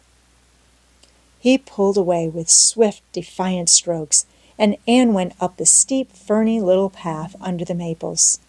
She held her head very high, but she was conscious of an odd feeling of regret. She almost wished she had answered Gilbert differently. Of course, he had insulted her terribly, but still. Altogether, Anne rather thought it would be a relief to sit down and have a good cry. She was really quite unstrung, for the reaction from her fright and cramped clinging was making itself felt. Halfway up the path, she met Jane and Diana rushing back to the pond in a state narrowly removed from positive frenzy. They had found nobody at Orchard Slope, both Mr. and Mrs. Barry being away. Here, Ruby Gillis had succumbed to hysterics and was left to recover from them as best she might, while Jane and Diana flew through the haunted wood and across the brook to Green Gables. There they had found nobody either, for Marilla had gone to Carmody, and Mathew was making hay in the back field. "Oh, Anne!" gasped Diana, fairly falling on the former's neck and weeping with relief and delight. "Oh, Anne, we thought you were drowned, and we felt like murderers because we had made you be Elaine. And Ruby is in hysterics. Oh, Anne, how did you escape?" "I climbed up on one of the piles," explained Anne wearily, "and Gilbert Blythe came along in Mr. Andrews' dory and brought me to land." "Oh, Anne, how splendid of him! Why, it's so romantic," said Jane, finding breath enough for utterance at last. "Of course you'll speak to him after this." "Of course I won't," flashed Anne, with a momentary return of her old spirit. "And I don't want ever to hear the word romantic again, Jane Andrews. I'm awfully sorry you were so frightened, girls. It is all my fault. I feel sure I was born under an unlucky star. Everything I do gets me or my dearest friends into a scrape. We've gone and lost your father's flat, Diana, and I have a presentiment that we'll not be allowed to row on the pond any more." Anne's presentiment proved more trustworthy than presentiments are apt to do. Great was the consternation in the Barry and Cuthbert households when the events of the afternoon became known. "Will you ever have any sense, Anne?" groaned Marilla. "Oh, yes, I think I will, Marilla," returned Anne optimistically. A good cry, indulged in the grateful solitude of the east gable, had soothed her nerves and restored her to her wonted cheerfulness. "I think my prospects of becoming sensible are brighter now than ever." "I don't see how," said Marilla. "Well," explained Anne, "I've learned a new and valuable lesson today. Ever since I came to Green Gables, I've been making mistakes, and each mistake has helped to cure me of some great shortcoming. The affair of the amethyst brooch cured me of meddling with things that didn't belong to me. The haunted wood mistake cured me of letting my imagination run away with me. The liniment cake mistake cured me of carelessness in cooking. Dyeing my hair cured me of vanity. I never think about my hair and nose now, at least very seldom. And today's mistake is going to cure me of being too romantic. I have come to the conclusion that it is no use trying to be romantic in Avonlea. It was probably easy enough in towered Camelot hundreds of years ago, but romance is not appreciated now. I feel quite sure that you will soon see a great improvement in me in this respect, Marilla." "I'm sure I hope so," said Marilla skeptically. But Mathew, who had been sitting mutely in his corner, laid a hand on Anne's shoulder when Marilla had gone out. "Don't give up all your romance, Anne," he whispered shyly. "A little of it is a good thing. Not too much, of course, but keep a little of it, Anne. Keep a little of it."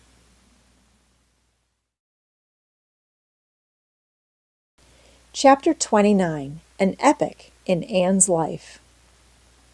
Anne was bringing the cows home from the back pasture by way of Lover's Lane. It was a September evening, and all the gaps and clearings in the woods were brimmed up with ruby sunset light. Here and there the lane was splashed with it, but for the most part it was already quite shadowy beneath the maples, and the spaces under the firs were filled with a clear violet dusk like airy wine. The winds were out in their tops, and there is no sweeter music on earth than that which the wind makes in the fir trees at evening.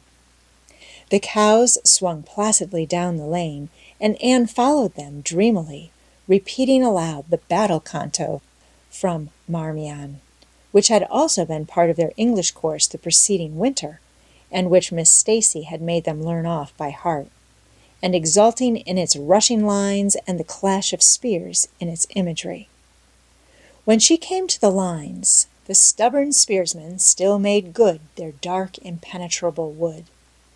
She stopped in ecstasy to shut her eyes that she might the better fancy herself one of that heroic ring.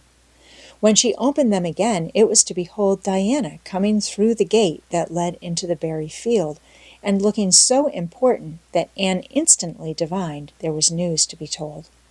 But betray too eager curiosity she would not. "Isn't this evening just like a purple dream, Diana? It makes me so glad to be alive. In the mornings, I always think the mornings are best, but when evening comes, I think it's lovelier still." "It's a very fine evening," said Diana. "But oh, I have such news, Anne." "Guess. You can have 3 guesses." "Charlotte Gillis is going to be married in the church after all, and Mrs. Allen wants us to decorate it," cried Anne. "No, Charlotte's beau won't agree to that because nobody ever has been married in the church yet, and he thinks it would seem too much like a funeral. It's too mean because it would be such fun. Guess again." "Jane's mother is going to let her have a birthday party." Diana shook her head, her black eyes dancing with merriment. "I can't think what it can be," said Anne in despair, "unless it's that Moody Spurgeon McPherson saw you home from prayer meeting last night, did he?" "I should think not!" exclaimed Diana indignantly. "I wouldn't be likely to boast of it if he did, the horrid creature. I knew you couldn't guess it. Mother had a letter from Aunt Josephine today, and Aunt Josephine wants you and me to go to town next Tuesday and stop with her for the exhibition. There!" "Oh, Diana!" whispered Anne, finding it necessary to lean up against a maple tree for support. "Do you really mean it?" "But I'm afraid Marilla won't let me go. She will say that she can't encourage gadding about. That was what she said last week when Jane invited me to go with them in their double-seated buggy to the American concert at the White Sands Hotel. I wanted to go, but Marilla said I'd be better at home learning my lessons, and so would Jane. I was bitterly disappointed, Diana. I felt so heartbroken that I wouldn't say my prayers when I went to bed. But I repented of that and got up in the middle of the night and said them." "I'll tell you," said Diana. "We'll get Mother to ask Marilla. She'll be more likely to let you go then, and if she does, we'll have the time of our lives, Anne. I've never been to an exhibition, and it's so aggravating to hear the other girls talking about their trips. Jane and Ruby have been twice, and they're going this year again."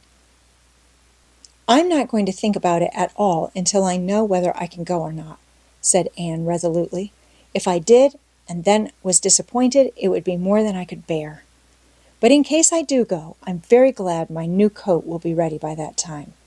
Marilla didn't think I needed a new coat. She said my old one would do very well for another winter and that I ought to be satisfied with having a new dress. The dress is very pretty, Diana. Navy blue and made so fashionably. Marilla always makes my dresses fashionably now, because she says she doesn't intend to have Mathew going to Mrs. Lynde to make them. I'm so glad. It is ever so much easier to be good if your clothes are fashionable. At least it is easier for me. I suppose it doesn't make such a difference to naturally good people. But Mathew said I must have a new coat, so Marilla bought a lovely piece of blue broadcloth, and it's being made by a real dressmaker over at Carmody. It's to be done Saturday night, and I'm trying not to imagine myself walking up the church aisle on Sunday in my new suit and cap, because I'm afraid it isn't right to imagine such things. But it just slips into my mind in spite of me. My cap is so pretty. Mathew bought it for me the day we were over at Carmody. It is one of those little blue velvet ones that are all the rage, with gold cord and tassels. Your new hat is elegant, Diana, and so becoming. When I saw you come into church last Sunday, my heart swelled with pride to think you were my dearest friend. Do you suppose it's wrong for us to think so much about our clothes? Marilla says it is very sinful. But it is such an interesting subject, isn't it? Marilla agreed to let Anne go to town, and it was arranged that Mr. Barry should take the girls in on the following Tuesday. As Charlottetown was 30 miles away, and Mr. Barry wished to go and return the same day, it was necessary to make a very early start. But Anne counted it all joy and was up before sunrise on Tuesday morning. A glance from her window assured her that the day would be fine, for the eastern sky behind the firs of the haunted wood was all silvery and cloudless. Through the gap in the trees, a light was shining in the western gable of Orchard Slope, a token that Diana was also up. Anne was dressed by the time Mathew had the fire on and had the breakfast ready when Marilla came down, but for her own part was much too excited to eat. After breakfast, the jaunty new cap and jacket were donned, and Anne hastened over the brook and up through the firs to Orchard Slope. Mr. Barry and Diana were waiting for her, and they were soon on the road. It was a long drive, but Anne and Diana enjoyed every minute of it. It was delightful to rattle along over the moist roads in the early red sunlight that was creeping across the shorn harvest fields. The air was fresh and crisp, and little smoke-blue mists curled through the valleys and floated off from the hills. Sometimes the road went through woods where maples were beginning to hang out scarlet banners. Sometimes it crossed rivers on bridges that made Anne's flesh cringe with the old half-delighted fear. Sometimes it wound along a harbor shore and passed by a little cluster of weather-gray fishing huts. Again it mounted to hills whence a far sweep of curving upland or misty blue sky could be seen. But wherever it went, there was much of interest to discuss. It was almost noon when they reached town and found their way to Beechwood. It was quite a fine old mansion, set back from the street in a seclusion of green elms and branching beeches. Miss Barry met them at the door with a twinkle in her sharp black eyes. "So you've come to see me at last, you Anne girl," she said. "Mercy, child, how you have grown! You're taller than I am, I declare. And you're ever so much better looking than you used to be, too. But I dare say you know that without being told." "Indeed, I didn't," said Anne radiantly. "I know I'm not so freckled as I used to be, so I've much to be thankful for, but I really hadn't dared to hope there was any other improvement. I'm so glad you think there is, Miss Barry." Miss Barry's house was furnished with great magnificence, as Anne told Marilla afterward. The two little country girls were rather abashed by the splendor of the parlor where Miss Barry left them when she went to see about dinner. "Isn't it just like a palace?" whispered Diana. "I never was in Aunt Josephine's house before, and I'd no idea it was so grand. I just wish Julia Bell could see this. She puts on such airs about her mother's parlor." "Velvet carpet," sighed Anne luxuriously, "and silk curtains. I've dreamed of such things, Diana, but do you know, I don't believe I feel very comfortable with them after all. There are so many things in this room, and all so splendid, that there is no scope for imagination. That is one consolation when you are poor. There are so many more things you can imagine about." Their sojourn in town was something that Anne and Diana dated from for years. From first to last, it was crowded with delights. On Wednesday, Miss Barry took them to the exhibition grounds and kept them there all day. "It was splendid," Anne related to Marilla later on. "I never imagined anything so interesting. I don't really know which department was the most interesting. I think I liked the horses and the flowers and the fancy work best. Josie Pye took first prize for knitted lace. I was real glad she did, and I was glad that I felt glad, for it shows I'm improving. Don't you think, Marilla? When I can rejoice in Josie's success? Mr. Harmon Andrews took second prize for Gravenstein apples, and Mr. Bell took first prize for a pig. Diana said she thought it was ridiculous for a Sunday school superintendent to take a prize in pigs, but I don't see why. Do you? She said she would always think of it after this when he was praying so solemnly. Clara Louise McPherson took a prize for painting, and Mrs. Lynde got first prize for homemade butter and cheese. So Avonlea was pretty well represented, wasn't it? Mrs. Lynde was there that day, and I never knew how much I really liked her until I saw her familiar face among all those strangers. There were thousands of people there, Marilla. It made me feel dreadfully insignificant. And Miss Barry took us up to the grandstand to see the horse races. Mrs. Lynde wouldn't go. She said horse racing was an abomination, and she, being a church member, thought it her bounden duty to set a good example by staying away. But there were so many there, I don't believe Mrs. Lynde's absence would ever be noticed. I don't think, though, that I ought to go very often to horse races, because they are awfully fascinating. Diana got so excited that she offered to bet me 10 cents that the red horse would win. I didn't believe he would, but I refused to bet, because I wanted to tell Mrs. Allen all about everything, and I felt sure it wouldn't do to tell her that.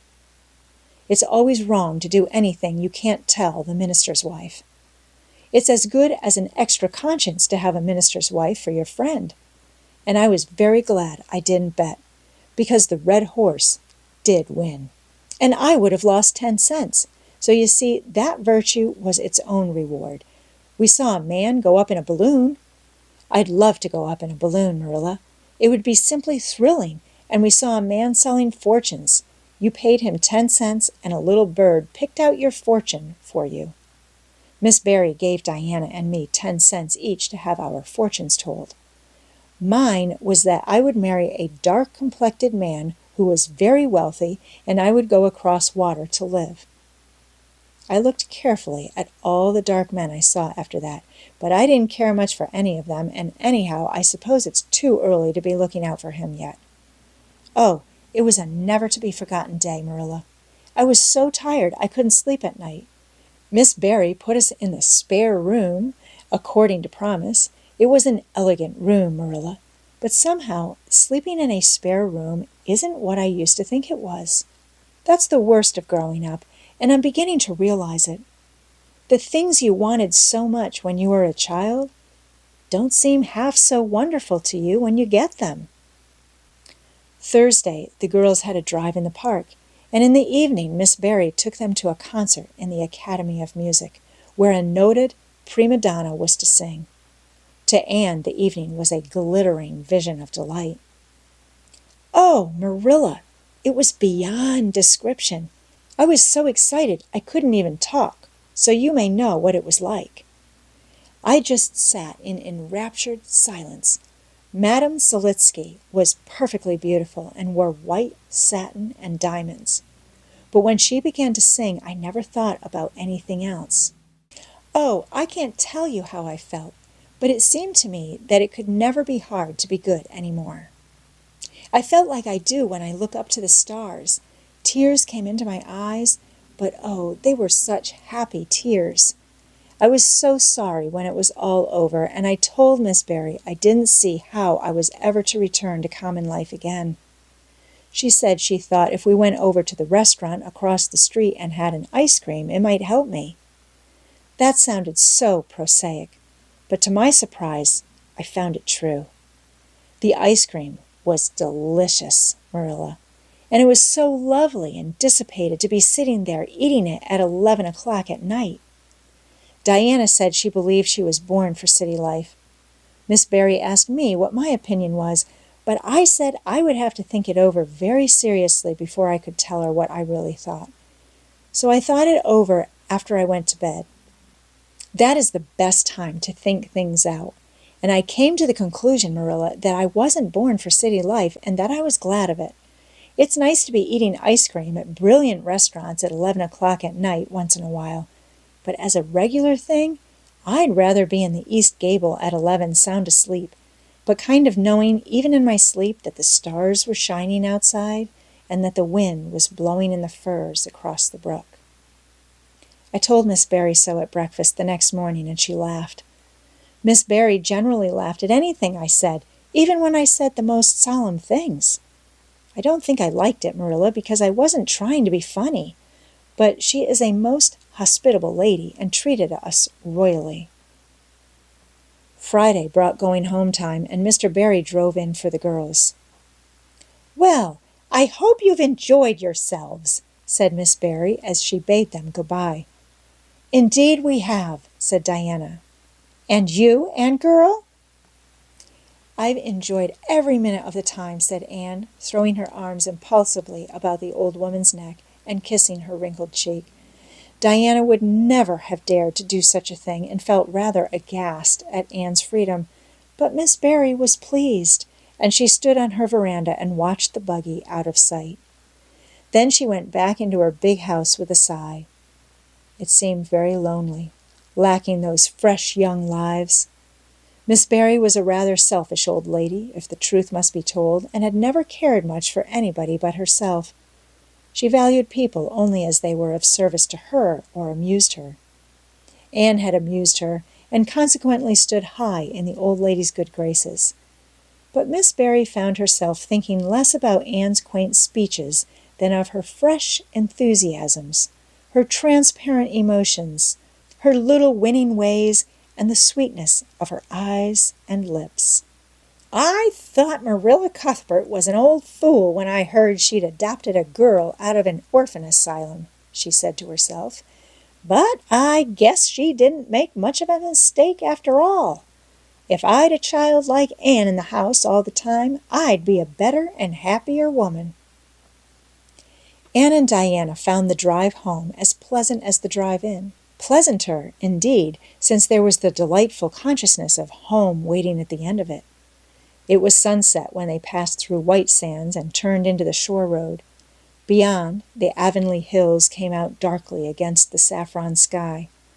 Behind them, the moon was rising out of the sea that grew all radiant and transfigured in her light. Every little cove along the curving road was a marvel of dancing ripples. The waves broke with a soft swish on the rocks below them, and the tang of the sea was in the strong, fresh air. "Oh, but it's good to be alive and to be going home," breathed Anne. When she crossed the log bridge over the brook, the kitchen light of Green Gables winked her a friendly welcome back, and through the open door shone the hearth fire, sending out its warm red glow athwart the chilly autumn night.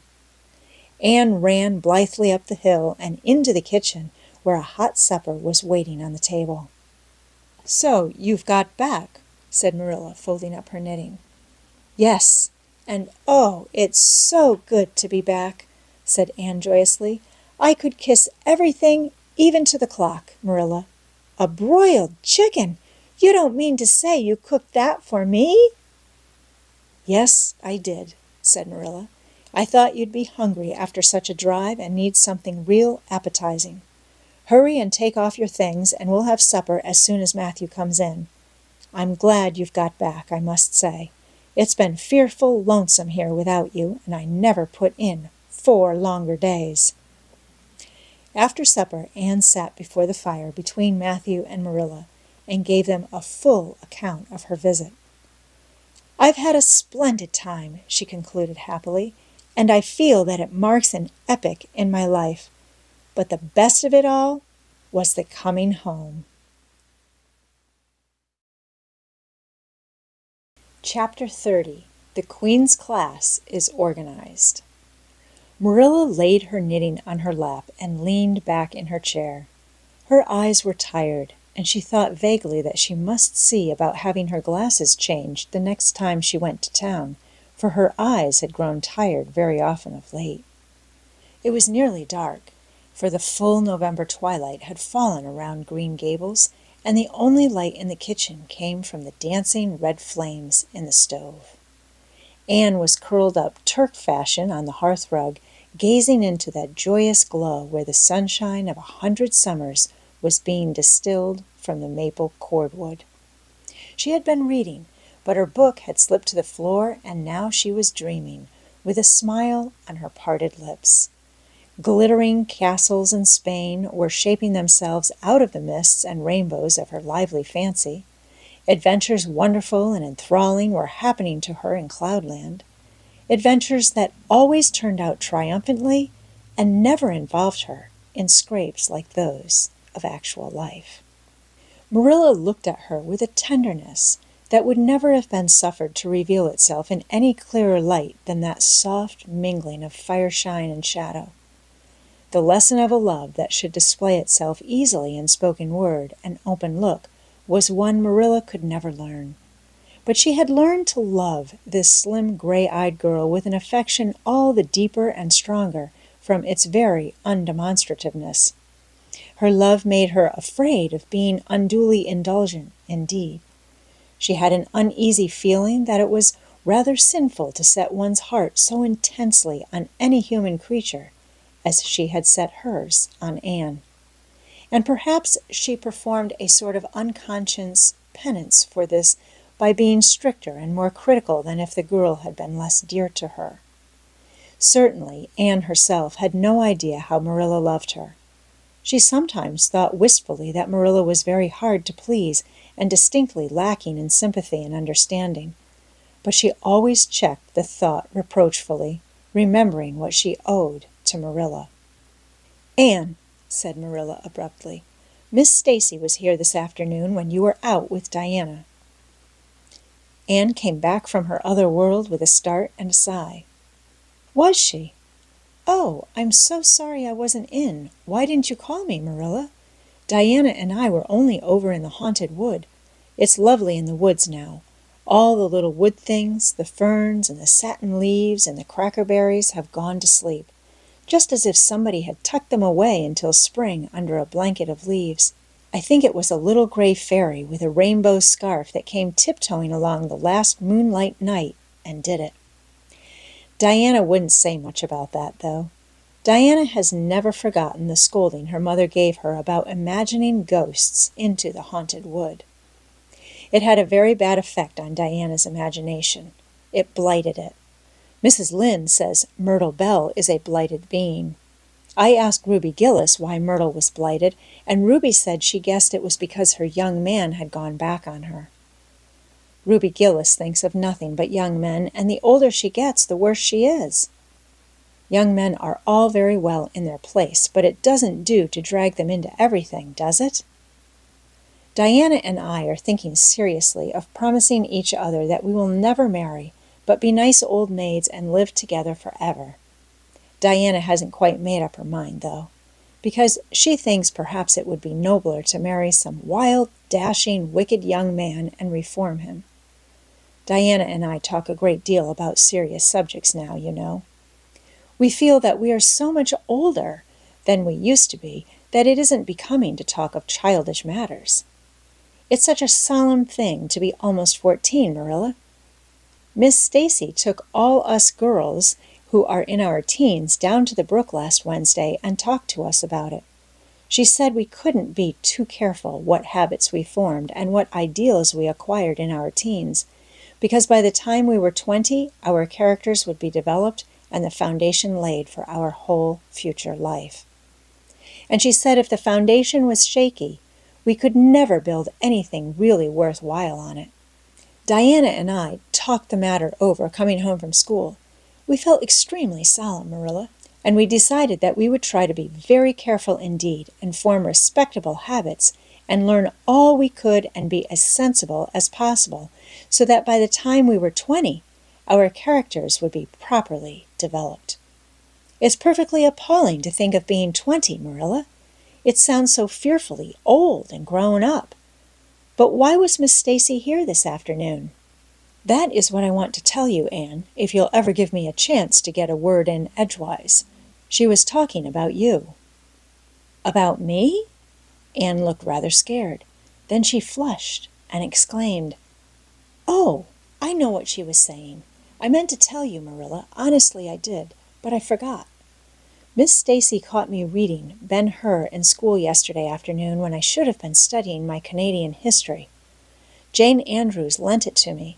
I was reading it at dinner hour, and I had just got to the chariot race when school went in. I was simply wild to know how it turned out, although I felt sure Ben-Hur must win, because it wouldn't be poetical justice if he didn't. So I spread the history open on my desk lid and then tucked Ben-Hur between the desk and my knee. I just looked as if I were studying Canadian history, you know, while all the while I was reveling in Ben-Hur. I was so interested in it that I never noticed Miss Stacy coming down the aisle until all at once I just looked up, and there she was looking down at me, so reproachful-like. I can't tell you how ashamed I felt, Marilla, especially when I heard Josie Pye giggling. Miss Stacy took Ben-Hur away, but she never said a word then. She kept me in at recess and talked to me. She said I had done very wrong in 2 respects. First, I was wasting the time I ought to have put on my studies, and secondly, I was deceiving my teacher in trying to make it appear I was reading a history when it was a storybook instead. I had never realized until that moment, Marilla, that what I was doing was deceitful. I was shocked. I cried bitterly and asked Miss Stacy to forgive me, and I'd never do such a thing again.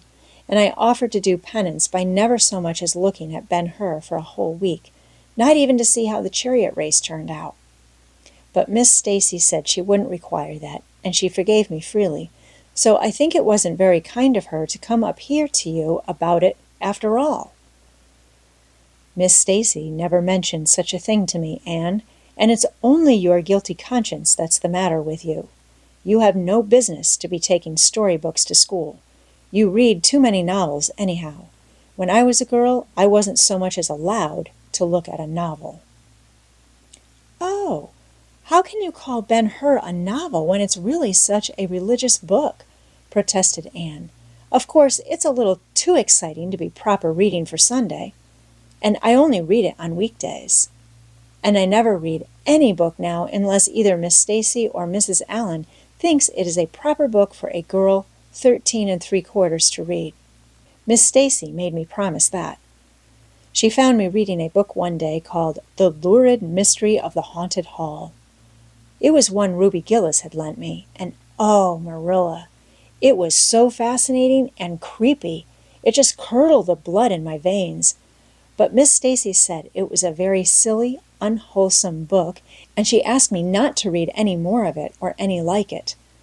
I didn't mind promising not to read any more like it, but it was agonizing to give that book back without knowing how it turned out. But my love for Miss Stacy stood the test, and I did. It's really wonderful, Marilla, what you can do when you're truly anxious to please a certain person. Well, I guess I'll light the lamp and get to work, said Marilla. I see plainly that you don't want to hear what Miss Stacy had to say. You're more interested in the sound of your own tongue than in anything else. Oh, indeed, Marilla, I do want to hear it, cried Anne contritely. I won't say another word, not one. I know I talk too much, but I am really trying to overcome it, and although I say far too much, yet if you only knew how many things I want to say and don't, you'd give me some credit for it. Please, tell me, Marilla. Well, Miss Stacy wants to organize a class among her advanced students who mean to study for the entrance examination into Queen's. She intends to give them extra lessons for an hour after school, and she came to ask Mathew and me if we would like to have you join it. What do you think about it yourself, Anne? Would you like to go to Queen's and pass for a teacher? Oh, Marilla! Anne straightened to her knees and clasped her hands. It's been the dream of my life. That is, for the last 6 months, ever since Ruby and Jane began to talk of studying for the entrance. But I didn't say anything about it because I supposed it would be perfectly useless. I'd love to be a teacher. But won't it be dreadfully expensive? Mr. Andrews says it cost him $150 to put Prissy through, and Prissy wasn't a dunce in geometry. I guess you needn't worry about that part of it. When Mathew and I took you to bring up, we resolved we would do the best we could for you and give you a good education. I believe in a girl being fitted to earn her own living whether she ever has to or not. You'll always have a home at Green Gables as long as Mathew and I are here. But nobody knows what is going to happen in this uncertain world, and it's just as well to be prepared. So you can join the Queen's class if you like, Anne. Oh, Marilla! Thank you! Anne flung her arms about Marilla's waist and looked up earnestly into her face. I'm extremely grateful to you and Mathew, and I'll study as hard as I can and do my very best to be a credit to you. I warn you not to expect much in geometry, but I think I can hold my own in anything else if I work hard. I dare say you'll get along well enough. Miss Stacy says you are bright and diligent. Not for worlds would Marilla have told Anne just what Miss Stacy had said about her. That would have been to pamper Vanity. You needn't rush to any extreme of killing yourself over your books. There is no hurry. You won't be ready to try the entrance for 1.5 years yet, but it's well to begin in time and be thoroughly grounded, Miss Stacy says. I shall take more interest than ever in my studies now, said Anne blissfully, because I have a purpose in life. Mr. Allen says everybody should have a purpose in life and pursue it faithfully. Only he says we must first make sure that it is a worthy purpose. I would call it a worthy purpose to want to be a teacher like Miss Stacy, wouldn't you, Marilla? I think it's a very noble profession. The Queen's class was organized in due time. Gilbert Blythe, Anne Shirley, Ruby Gillis, Jane Andrews, Josie Pye, Charlie Sloane, and Moody Spurgeon McPherson joined it. Diana Barry did not, as her parents did not intend to send her to Queen's.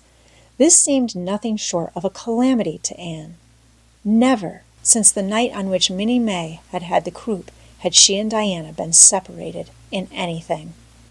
On the evening when the Queen's class first remained in school for the extra lessons, and Anne saw Diana go slowly out with the others to walk home alone through the Birch Path and Violet Vale, it was all the former could do to keep her seat and refrain from rushing impulsively after her chum.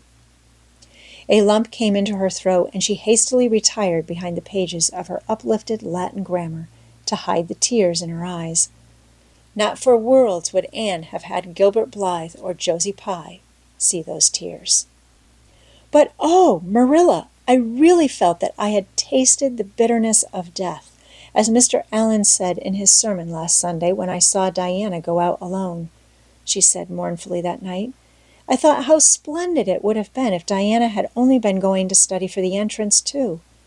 But we can't have things perfect in this imperfect world, as Mrs. Lynde says.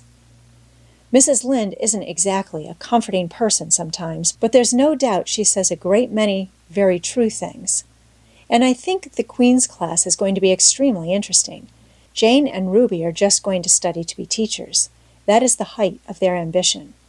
Ruby says she will only teach for 2 years after she gets through, and then she intends to be married. Jane says she will devote her whole life to teaching and never marry, because you are paid a salary for teaching, but a husband won't pay you anything and growls if you ask for a share in the egg and butter money. I expect Jane speaks from mournful experience, for Mrs. Lynde says that her father is a perfect old crank and meaner than second skimmings. Josie Pye says she is just going to college for education's sake, because she won't have to earn her own living. She says, of course, it is different with orphans who are living on charity. They have to hustle. Moody Spurgeon is going to be a minister. Mrs. Lynde says he couldn't be anything else with a name like that to live up to. I hope it isn't wicked of me, Marilla, but really the thought of Moody Spurgeon being a minister makes me laugh. He's such a funny-looking boy with that big fat face and his little blue eyes and his ears sticking out like flaps. But perhaps he will be more intellectual-looking when he grows up. Charlie Sloane says he's going to go into politics and be a member of Parliament. But Mrs. Lynde says he'll never succeed at that because the Sloanes are all honest people, and it's only rascals that get on in politics nowadays. What is Gilbert Blythe going to be? Queried Marilla, seeing that Anne was opening her Caesar. I don't happen to know what Gilbert Blythe's ambition in life is, if he has any, said Anne scornfully. There was open rivalry between Gilbert and Anne now. Previously, the rivalry had been rather one-sided, but there was no longer any doubt that Gilbert was as determined to be first in class as Anne was. He was a foeman worthy of her steel. The other members of the class tacitly acknowledged their superiority and never dreamed of trying to compete with them. Since the day by the pond when she had refused to listen to his plea for forgiveness, Gilbert, save for the aforesaid determined rivalry, had evinced no recognition whatever of the existence of Anne Shirley. He talked and jested with the other girls, exchanged books and puzzles with them, discussed lessons and plans, sometimes walked home with one or the other of them from prayer meeting or debating club. But Anne Shirley he simply ignored, and Anne found out that it is not pleasant to be ignored. It was in vain that she told herself with a toss of her head that she did not care. Deep down in her wayward, feminine little heart, she knew that she did care, and that if she had that chance of the Lake of Shining Waters again, she would answer very differently. All at once, as it seemed, and to her secret dismay, she found that the old resentment she had cherished against him was gone. Gone just when she most needed its sustaining power. It was in vain that she recalled every incident and emotion of that memorable occasion and tried to feel the old satisfying anger. That day by the pond had witnessed its last spasmodic flicker. Anne realized that she had forgiven and forgotten without knowing it. But it was too late. And at least neither Gilbert nor anybody else, not even Diana, should ever suspect how sorry she was and how much she wished she hadn't been so proud and horrid. She determined to shroud her feelings in deepest oblivion, and it may be stated here and now that she did it so successfully that Gilbert, who possibly was not quite so indifferent as he seemed, could not console himself with any belief that Anne felt his retaliatory scorn. The only poor comfort he had was that she snubbed Charlie Sloane unmercifully, continually, and undeservedly. Otherwise, the winter passed away in a round of pleasant duties and studies. For Anne, the days slipped by like golden beads on the necklace of the year. She was happy, eager, interested. There were lessons to be learned and honor to be won, delightful books to read, new pieces to be practiced for the Sunday school choir, pleasant Saturday afternoons at the manse with Mrs. Allen, and then, almost before Anne realized it, spring had come again to Green Gables, and all the world was abloom once more. Studies palled just a wee bit then, the Queen's class left behind in school while the others scattered to green lanes and leafy woodcuts and meadow byways, looked wistfully out of the windows and discovered that Latin verbs and French exercises had somehow lost the tang and zest they had possessed in the crisp winter months. Even Anne and Gilbert lagged and grew indifferent. Teacher and taught were alike, glad when the term was ended and the glad vacation days stretched rosily before them. "But you've done good work this past year," Miss Stacy told them on the last evening, "and you deserve a good jolly vacation. Have the best time you can in the out-of-door world and lay in a good stock of health and vitality and ambition to carry you through next year. It will be the tug-of-war, you know, the last year before the entrance." "Are you going to be back next year, Miss Stacy?" asked Josie Pye. Josie Pye never scrupled to ask questions. In this instance, the rest of the class felt grateful to her. None of them would have dared to ask it of Miss Stacy, but all wanted to. For there had been alarming rumors running at large through the school for some time that Miss Stacy was not coming back the next year, that she had been offered a position in the grade school of her own home district and meant to accept. The Queen's class listened in breathless suspense for her answer. "Yes, I think I will," said Miss Stacy. "I thought of taking another school, but I have decided to come back to Avonlea. To tell the truth, I've grown so interested in my pupils here that I found I couldn't leave them, so I'll stay and see you through." "Hurrah!" said Moody Spurgeon.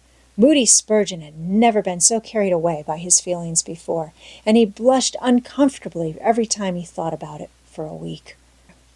"Oh, I'm so glad," said Anne with shining eyes. "Dear Stacy, it would be perfectly dreadful if you didn't come back. I don't believe I could have the heart to go on with my studies at all if another teacher came here." When Anne got home that night, she stacked all her textbooks away in an old trunk in the attic, locked it, and threw the key into the blanket box. "I'm not even going to look at a school book in vacation," she told Marilla. "I've studied as hard all the term as I possibly could, and I've pored over that geometry until I know every proposition in the first book off by heart, even when the letters are changed. I just feel tired of everything sensible, and I'm going to let my imagination run riot for the summer. Oh, you needn't be alarmed, Marilla. I'll only let it run riot within reasonable limits. But I want to have a real good jolly time this summer. for maybe it's the last summer I'll be a little girl. Mrs. Lynde says that if I keep stretching out next year, as I've done this, I'll have to put on longer skirts. She says I'm all running to legs and eyes, and when I put on longer skirts, I shall feel that I have to live up to them and be very dignified. It won't even do to believe in fairies then, I'm afraid, so I'm going to believe in them with all my whole heart this summer. I think we're going to have a very gay vacation. Ruby Gillis is going to have a birthday party soon, and there's the Sunday school picnic and the missionary concert next month, and Mr. Barry says that some evening he'll take Diana and me over to the White Sands Hotel and have dinner there. They have dinner there in the evening, you know. Jane Andrews was over once last summer, and she says it was a dazzling sight to see the electric lights and the flowers and all the lady guests in such beautiful dresses. Jane says it was her first glimpse into high life, and she'll never forget it to her dying day. Mrs. Lynde came up the next afternoon to find out why Marilla had not been at the aid meeting on Thursday. When Marilla was not at aid meeting, people knew there was something wrong at Green Gables. Mathew had a bad spell with his heart Thursday, Marilla explained, and I didn't feel like leaving him. Oh, yes, he's all right again now, but he takes them spells oftener than he used to, and I'm anxious about him. The doctor says he must be careful to avoid excitement. That's easy enough, for Mathew doesn't go about looking for excitement by any means, and never did. But he's not to do any very heavy work either, and you might as well tell Mathew not to breathe as not to work. Come and lay off your things, Rachel. You'll stay to tea? Well, seeing you're so pressing, perhaps I might as well stay, said Mrs. Rachel, who had not the slightest intention of doing anything else. Mrs. Rachel and Marilla sat comfortably in the parlor while Anne got the tea and made hot biscuits that were light and white enough to defy even Mrs. Rachel's criticism. I must say Anne has turned out a real smart girl, admitted Mrs. Rachel, as Marilla accompanied her to the end of the lane at sunset. She must be a great help to you. She is, said Marilla, and she's real steady and reliable now. I used to be afraid she'd never get over her feather-brained ways, but she has, and I wouldn't be afraid to trust her in anything now. I never would have thought she'd have turned out so well that first day I was here 3 years ago, said Mrs. Rachel. Lawful heart, shall I ever forget that tantrum of hers. When I went home that night, I says to Thomas, says I, mark my words, Thomas, Marilla Cuthbert'll live to rue the step she's took. But I was mistaken, and I'm real glad of it. I ain't one of those kind of people, Marilla, as can never be brought to own up that they've made a mistake. No, that never was my way, thank goodness. I did make a mistake in judging Anne, but it weren't no wonder, for an odder, unexpecteder witch of a child there never was in this world, that's what. There was no ciphering her out by the rules that work with other children. It's nothing short of wonderful how she's improved these 3 years, but especially in looks. She's a real pretty girl, got to be, though I can't say I'm overly partial to that pale, big-eyed style myself. I like more snap and color like Diana Barry has or Ruby Gillis. Ruby Gillis's looks are real showy. But somehow, I don't know how it is, but when Anne and them are together, though she ain't half as handsome, she makes them look kind of common and overdone, something like them white June lilies she calls narcissus alongside of the big red peonies. That's what. Chapter 31, Where the Brook and River Meet. Anne had her good summer and enjoyed it wholeheartedly. She and Diana fairly lived outdoors, reveling in all the delights that Lover's Lane and the Dryad's Bubble and Willowmere and Victoria Island afforded. Marilla offered no objections to Anne's gypsyings. The Spencervale doctor, who had come the night Minnie May had the croup, met Anne at the house of a patient one afternoon early in vacation, looked her over sharply, screwed up his mouth, shook his head, and sent a message to Marilla Cuthbert by another person. It was, "Keep that red-headed girl of yours in the open air all summer and don't let her read books until she gets more spring into her step." This message frightened Marilla wholesomely. She read Anne's death warrant by consumption in it unless it was scrupulously obeyed. As a result, Anne had the golden summer of her life as far as freedom and frolic went. She walked, rode, buried, and dreamed to her heart's content. And when September came, she was bright-eyed and alert, with a step that would have satisfied the Spencervale doctor and a heart full of ambition and zest once more. "I feel just like studying with might and main," she declared as she brought her books down from the attic. "Oh, you good old friends, I'm glad to see your honest faces once more. Yes, even you, Geometry. I've had a perfectly beautiful summer, Marilla, and now I'm rejoicing as a strong man to run a race, as Mr. Allen said last Sunday. Doesn't Mr. Allen preach magnificent sermons? Mrs. Lynde says he is improving every day, and the first thing we know some city church will gobble him up, and then we'll be left and have to turn to and break in another green preacher. But I don't see the use of meeting trouble halfway, do you, Marilla? I think it would be better just to enjoy Mr. Allen while we have him. If I were a man, I think I'd be a minister. They can have such an influence for good, if their theology is sound, and it must be thrilling to preach splendid sermons and stir your hearers' hearts. Why can't women be ministers, Marilla? I asked Mrs. Lynde that, and she was shocked and said it would be a scandalous thing.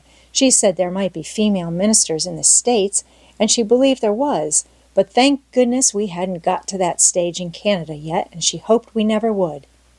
But I don't see why. I think women would make splendid ministers. When there is a social to be got up, or a church tea, or anything else to raise money, the women have to turn to and do the work. I'm sure Mrs. Lynde can pray every bit as well as Superintendent Bell, and I've no doubt she could preach too with a little practice.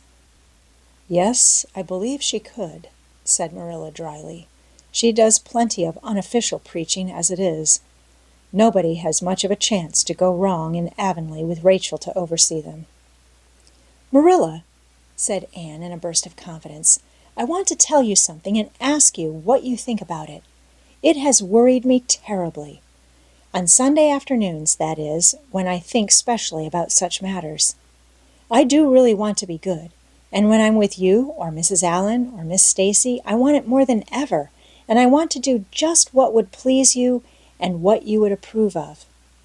But mostly, when I'm with Mrs. Lynde, I feel desperately wicked, and as if I wanted to go and do the very thing she tells me I oughtn't to do. I feel irresistibly tempted to do it. Now, what do you think is the reason I feel like that? Do you think it's because I'm really bad and unregenerate? Marilla looked dubious for a moment. Then she laughed. If you are, I guess I am too, Anne. For Rachel often has that very effect on me. I sometimes think she'd have more of an influence for good, as you say yourself, if she didn't keep nagging people to do right. There should have been a special commandment against nagging. But there, I shouldn't talk so. Rachel is a good Christian woman, and she means well. There isn't a kinder soul in Avonlea, and she never shirks her share of work. I'm very glad you feel the same, said Anne decidedly. It's so encouraging. I shan't worry so much over that after this. But I dare say there will be other things to worry me. They keep coming up new all the time. Things to perplex you, you know. You settle one question, and there's another right after. There are so many things to be thought over and decided when you're beginning to grow up. It keeps me busy all the time, thinking them over and deciding what is right. It's a serious thing to grow up, isn't it, Marilla? But when I have such good friends as you and Mathew and Mrs. Allen and Miss Stacy, I ought to grow up successfully, and I'm sure it will be my own fault if I don't. I feel it's a great responsibility because I have only the one chance. If I don't grow up right, I can't go back and begin over again. I've grown 2 inches this summer, Marilla. Mr. Gillis measured me at Ruby's party. I'm so glad you made my new dresses longer. That dark green one is so pretty, and it was sweet of you to put on the flounce. Of course, I know it wasn't really necessary, But flounces are so stylish this fall, and Josie Pye has flounces on all her dresses. I know I'll be able to study better because of mine. I shall have such a comfortable feeling deep down in my mind about that flounce." "It's worth something to have that," admitted Marilla. Miss Stacy came back to Avonlea School and found all her pupils eager for work once more.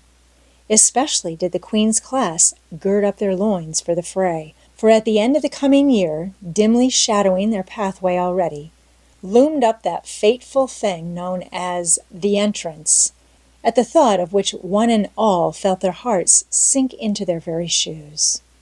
Suppose they did not pass. That thought was doomed to haunt Anne through the waking hours of that winter, Sunday afternoons inclusive, to the almost entire exclusion of moral and theological problems.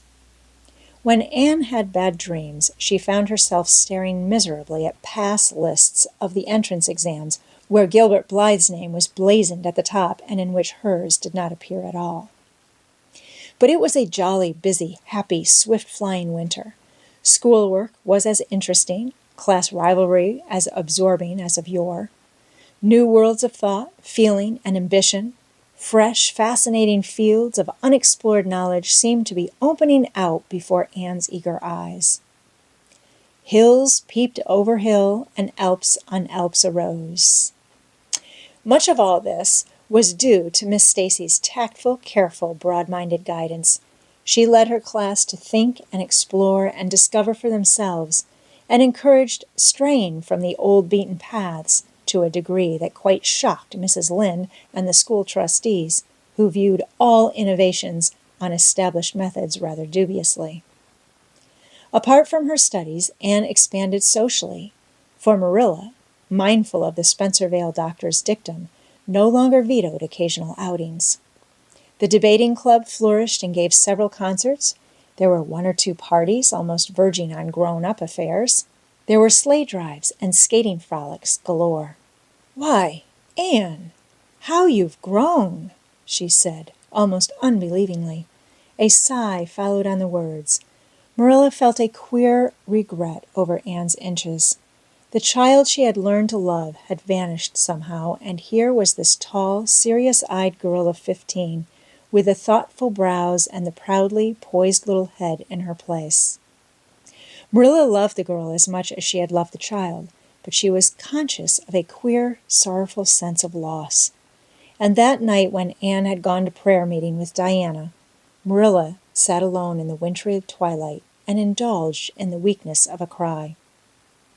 Mathew, coming in with a lantern, caught her at it and gazed at her in such consternation that Marilla had to laugh through her tears.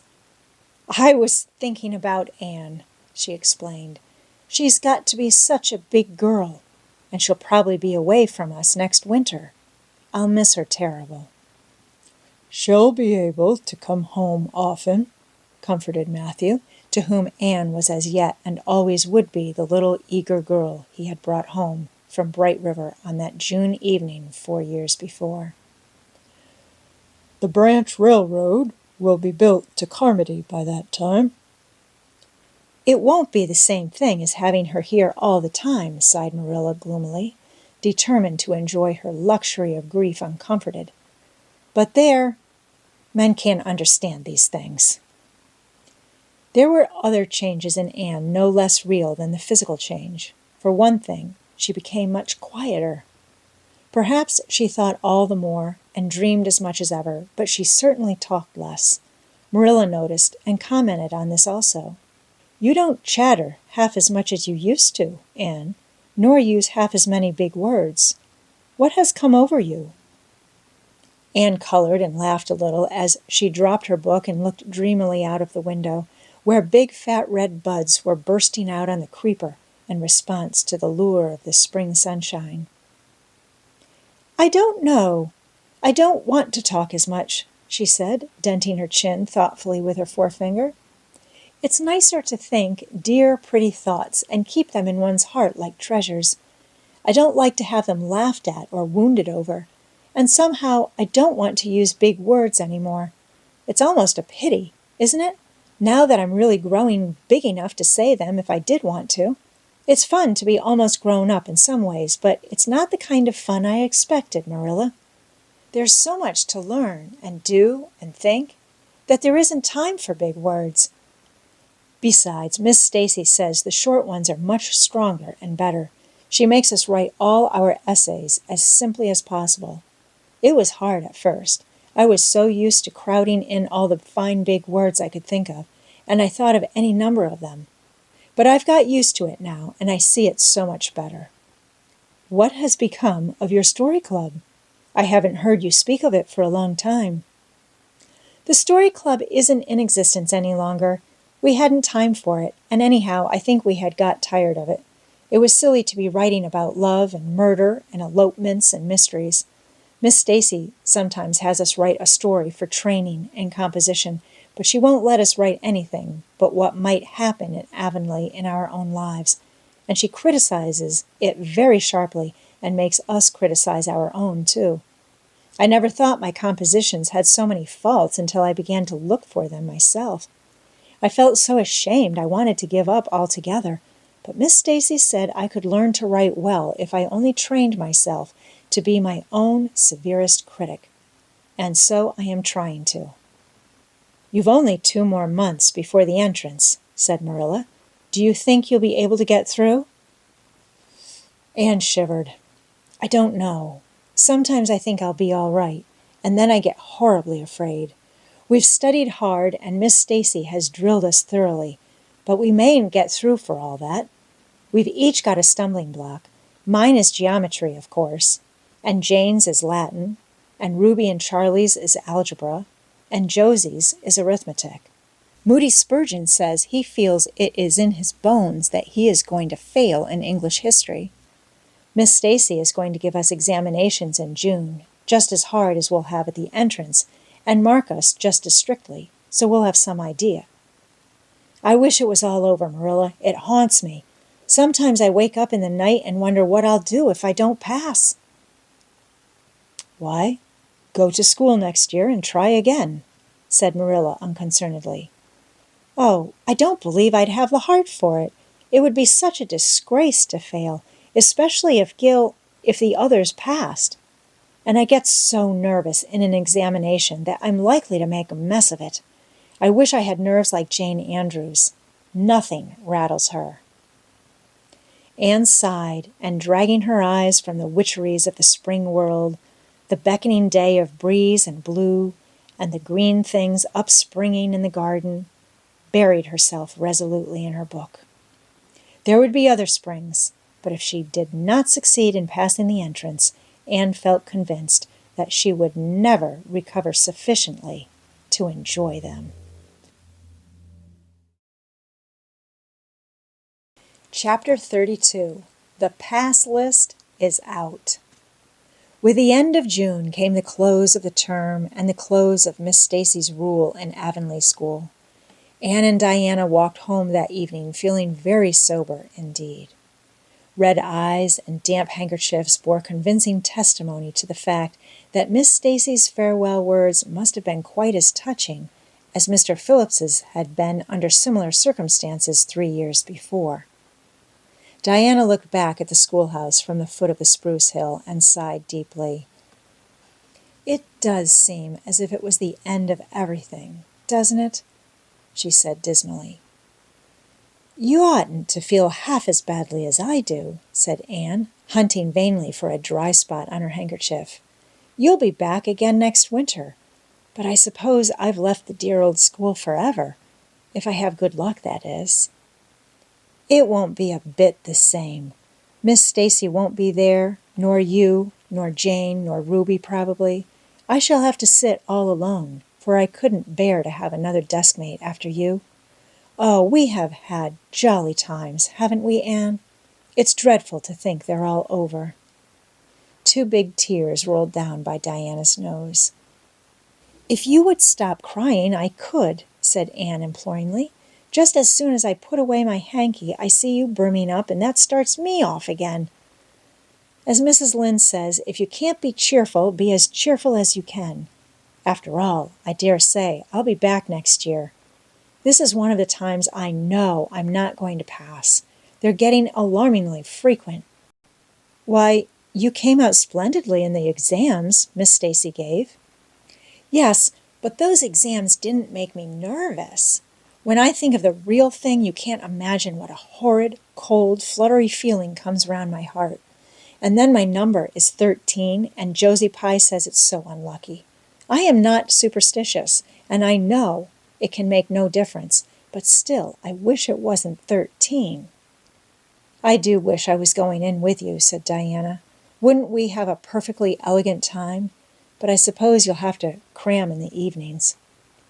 "No, Miss Stacy has made us promise not to open a book at all. She says it would only tire and confuse us, and we are to go out walking and not think about the exams at all and go to bed early. It's good advice, but I expect it will be hard to follow. Good advice is apt to be, I think. Prissy Andrews told me that she sat up half the night, every night, for her entrance week and crammed for dear life, and I had determined to sit up at least as long as she did. It was so kind of your Aunt Josephine to ask me to stay at Beechwood while I'm in town." "You'll write to me while you're in, won't you?" "I'll write Tuesday night and tell you how the first day goes," promised Anne. "I'll be haunting the post office Wednesday," vowed Diana. Anne went to town the following Monday, and on Wednesday Diana haunted the post office as agreed and got her letter. "Dearest Diana," wrote Anne, "here it is Tuesday night, and I'm writing this in the library at Beechwood. Last night I was horribly lonesome, all alone in my room, and wished so much you were with me. I couldn't cram, because I'd promised Miss Stacy not to, but it was as hard to keep from opening my history as it used to be to keep from reading a story before my lessons were learned. This morning Miss Stacy came for me, and we went to the academy, calling for Jane and Ruby and Josie on our way. Ruby asked me to feel her hands, and they were as cold as ice. Josie said I looked as if I hadn't slept a wink, and she didn't believe I was strong enough to stand the grind of the teacher's course even if I did get through. There are times and seasons even yet when I don't feel that I've made any great headway in learning to like Josie Pye. When we reached the academy, there were scores of students there from all over the island. The first person we saw was Moody Spurgeon, sitting on the steps and muttering away to himself. Jane asked him what on earth he was doing, and he said he was repeating the multiplication table over and over to steady his nerves, and for pity's sake not to interrupt him, because if he stopped for a moment, he got frightened and forgot everything he ever knew. But the multiplication table kept all his facts firmly in their proper place. When we were assigned to our rooms, Miss Stacy had to leave us. Jane and I sat together, and Jane was so composed that I envied her. No need of the multiplication table for good, steady, sensible Jane. I wondered if I looked as I felt, and if they could hear my heart thumping clear across the room.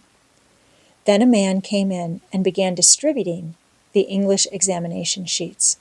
My hands grew cold then, and my head fairly whirled around as I picked it up. Just one awful moment. Diana, I felt exactly as I did 4 years ago when I asked Marilla if I might stay at Green Gables. And then everything cleared up in my mind, and my heart began beating again. I forgot to say that it had stopped altogether, for I knew I could do something with that paper anyhow. At noon we went home for dinner, and then back again for history in the afternoon. The history was a pretty hard paper, and I got dreadfully mixed up in the dates. Still, I think I did fairly well today.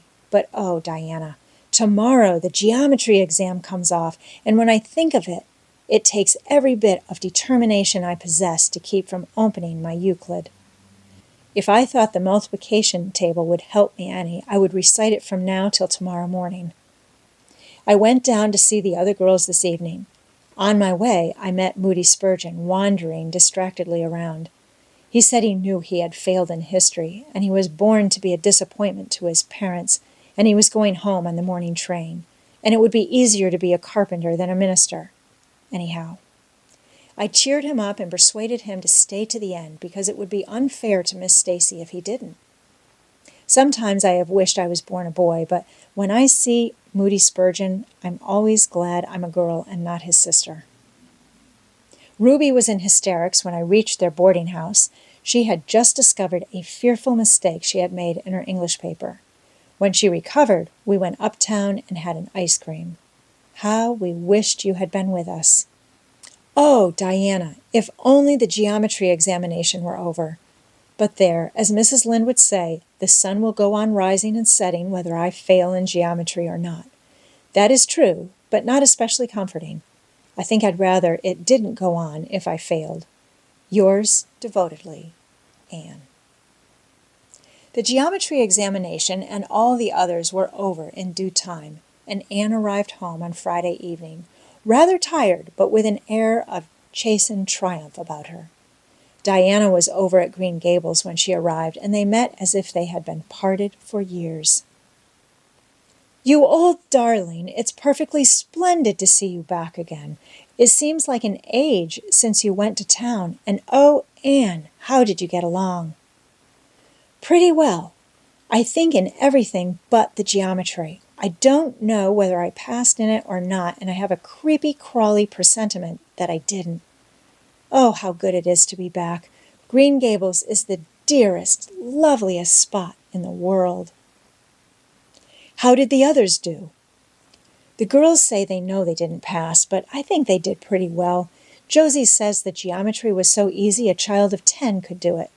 Moody Spurgeon still thinks he failed in history, and Charlie says he failed in algebra. But we don't really know anything about it and won't until the pass list is out. That won't be for a fortnight. Fancy living a fortnight in such suspense. I wish I could go to sleep and never wake up until it is over." Diana knew it would be useless to ask how Gilbert Blythe had fared, so she merely said, "Oh, you'll pass all right, don't worry." "I'd rather not pass at all than not come out pretty well up on the list," flashed Anne, by which she meant, and Diana knew she meant, that success would be incomplete and bitter if she did not come out ahead of Gilbert Blythe. With this end in view, Anne had strained every nerve during the examinations. So had Gilbert. They had met and passed each other on the street a dozen times without any sign of recognition, and every time Anne had held her head a little higher and wished a little more earnestly that she had made friends with Gilbert when he asked her, and vowed a little more determinedly to surpass him in the examination. She knew that all Avonlea Jr. was wondering which would come out first.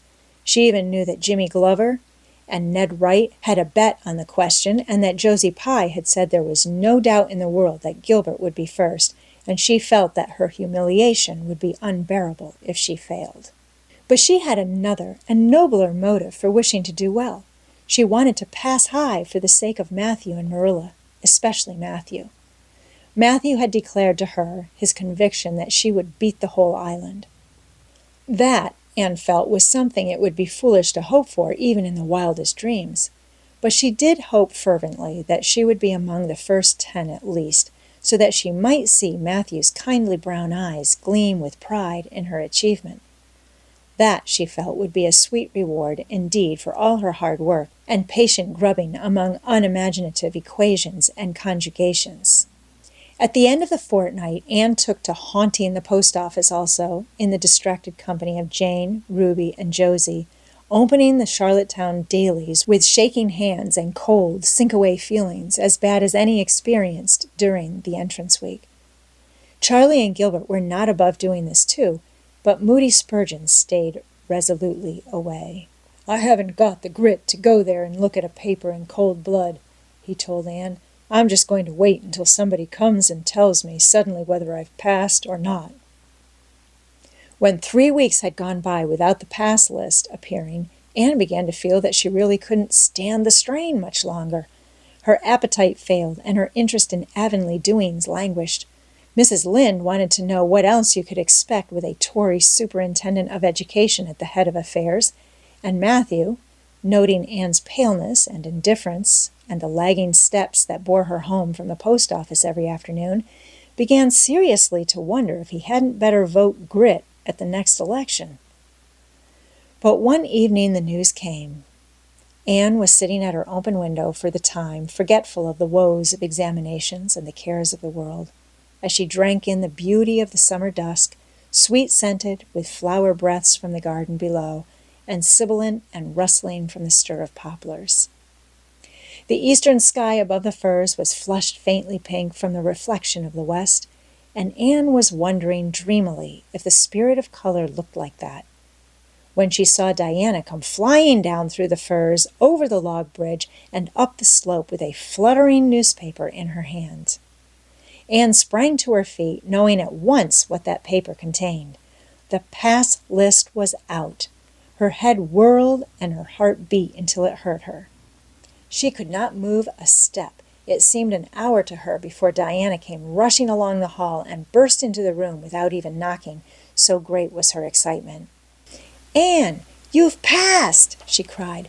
"Passed, the very first! You and Gilbert both. Your ties. But your name is first. Oh, I'm so proud!" Diana flung the paper on the table and herself on Anne's bed, utterly breathless and incapable of further speech. Anne lighted the lamp, oversetting the match safe and using up half a dozen matches before her shaking hands could accomplish the task. Then she snatched up the paper. Yes, she had passed. There was her name at the very top of a list of 200. That moment was worth living for. "You did just splendidly, Anne," puffed Diana, recovering sufficiently to sit up and speak, for Anne, starry-eyed and rapt, had not uttered a word. "Father brought the paper home from Bright River not 10 minutes ago. It came out on the afternoon train, you know, and won't be here till tomorrow by mail. And when I saw the pass list, I just rushed over like a wild thing. You've all passed, every one of you, Moody Spurgeon and all, although he's conditioned in history. Jane and Ruby did pretty well. They're halfway up, and so did Charlie.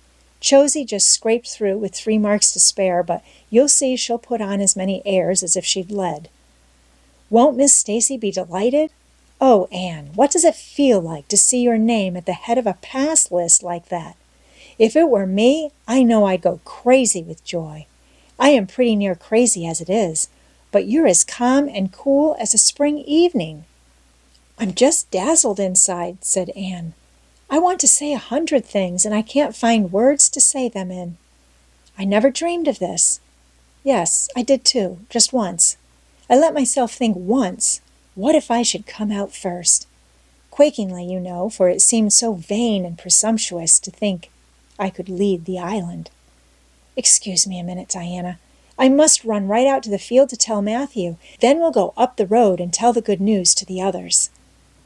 They hurried to the hayfield below the barn, where Mathew was coiling hay, and as luck would have it, Mrs. Lynde was talking to Marilla at the lane fence. "Oh, Mathew!" exclaimed Anne. "I've passed, and I'm first, or one of the first. I'm not vain, but I'm thankful."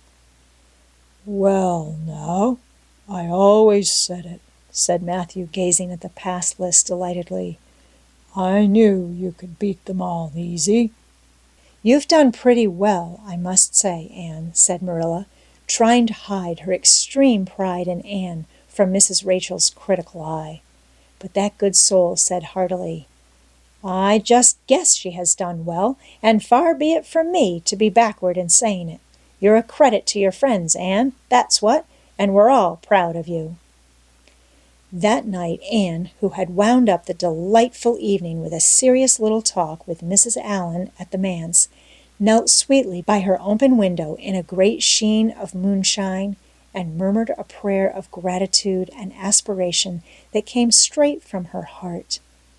There was in it thankfulness for the past and reverent petition for the future, and when she slept on her white pillow, her dreams were as fair and bright and beautiful as maidenhood might desire.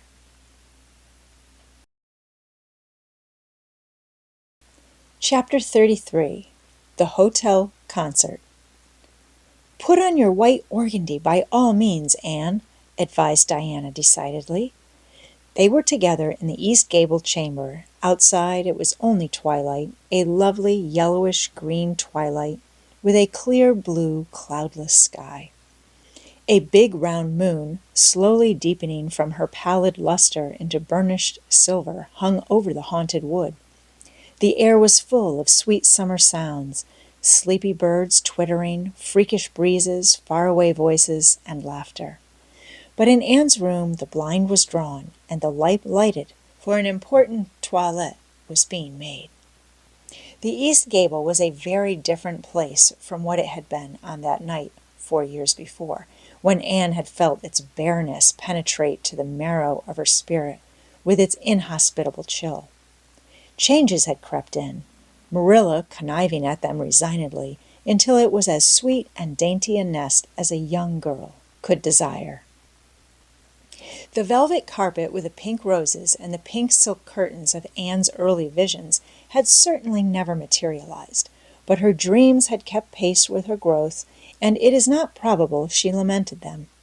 The floor was covered with a pretty matting, and the curtains that softened the high window and fluttered in the vagrant breezes were of pale green art muslin.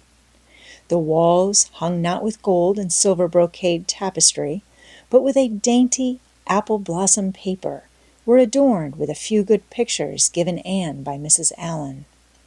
Miss Stacy's photograph occupied the place of honor, and Anne made a sentimental point of keeping fresh flowers on the bracket under it. Tonight, a spike of white lilies faintly perfumed the room like the dream of a fragrance. There was no mahogany furniture, but there was a white-painted bookcase filled with books, a cushioned wicker rocker, a toilette table befrilled with white muslin, a quaint, gilt-framed mirror with chubby pink cupids and purple grapes painted over its arched top that used to hang in the spare room, and a low white bed.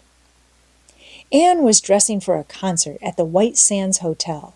The guests had got it up in aid of the Charlottetown Hospital and had hunted out all the available amateur talent in the surrounding districts to help it along. Bertha Sampson and Pearl Clay of the White Sands Baptist Choir had been asked to sing a duet. Milton Clark of Newbridge was to give a violin solo.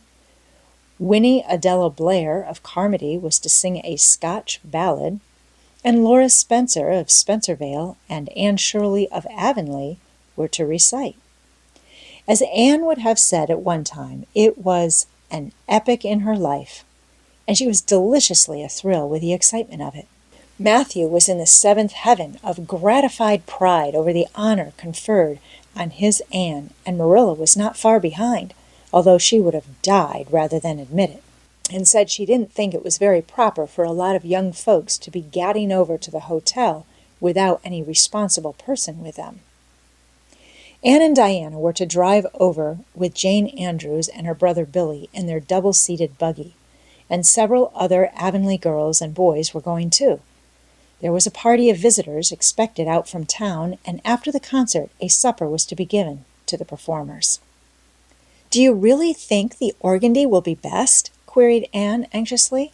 "I don't think it's as pretty as my blue-flowered muslin, and it certainly isn't so fashionable." "But it suits you ever so much better," said Diana. "It's so soft and frilly and clinging. The muslin is stiff and makes you look too dressed up, but the organdy seems as if it grew on you." Anne sighed and yielded.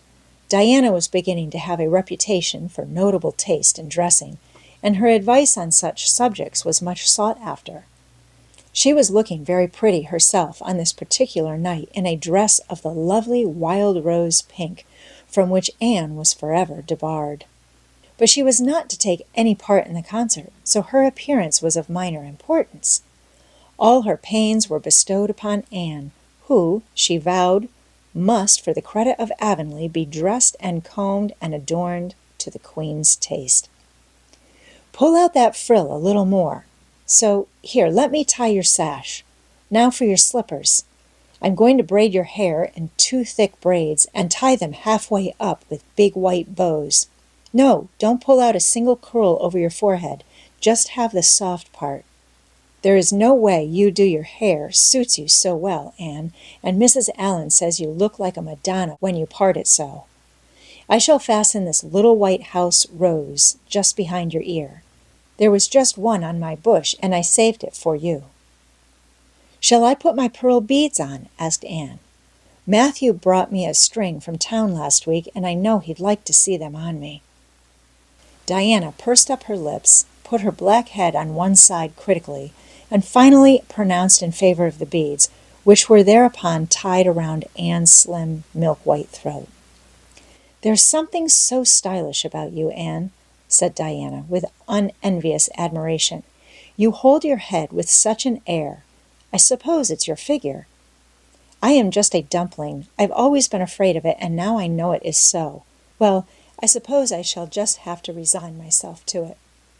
"But you have such dimples," said Anne, smiling affectionately into the pretty, vivacious face so near her own. "Lovely dimples, like little dents in cream. I have given up all hope of dimples. My dimple dream will never come true, but so many of my dreams have that I mustn't complain. Am I all ready now?" "All ready," assured Diana, as Marilla appeared in the doorway, a gaunt figure with grayer hair than of yore, and no fewer angles, but with a much softer face. "Come right in and look at our elocutionist, Marilla. Doesn't she look lovely?" Marilla emitted a sound between a sniff and a grunt. "She looks neat and proper. I like that way of fixing her hair. But I expect she'll ruin that dress driving over there in the dust and dew with it, and it looks most too thin for these damp nights. Organdy's the most unserviceable stuff in the world anyhow, and I told Mathew so when he got it. But there is no use in saying anything to Mathew nowadays. Time was when he would take my advice, but now he just buys things for Anne regardless, and the clerks at Carmody know they can palm anything off on him. Just let them tell him a thing is pretty and fashionable, and Mathew plunks his money down for it. Mind you keep your skirt clear of the wheel, Anne, and put your warm jacket on." Then Marilla stalked downstairs, thinking proudly how sweet Anne looked, with that one moonbeam from the forehead to the crown, and regretting that she could not go to the concert herself to hear her girl recite. "I wonder if it is too damp for my dress," said Anne anxiously. "Not a bit of it," said Diana, pulling up the window blind. "It's a perfect night, and there won't be any dew. Look at the moonlight." "I'm so glad my window looks east into the sun rising," said Anne, going over to Diana. "It's so splendid to see the morning coming up over those long hills and glowing through those sharp fir tops. It's new every morning, and I feel as if I washed my very soul in that bath of earliest sunshine. Oh, Diana, I love this little room so dearly. I don't know how I'll get along without it when I go to town next month." "Don't speak of your going away tonight," begged Diana. "I don't want to think of it. It makes me so miserable, and I do want to have a good time this evening. What are you going to recite, Anne, and are you nervous?" "Not a bit. I've recited so often in public, I don't mind at all now. I've decided to give The Maiden's Vow. It's so pathetic. Laura Spencer is going to give a comic recitation, but I'd rather make people cry than laugh." "What will you recite if they encore you?"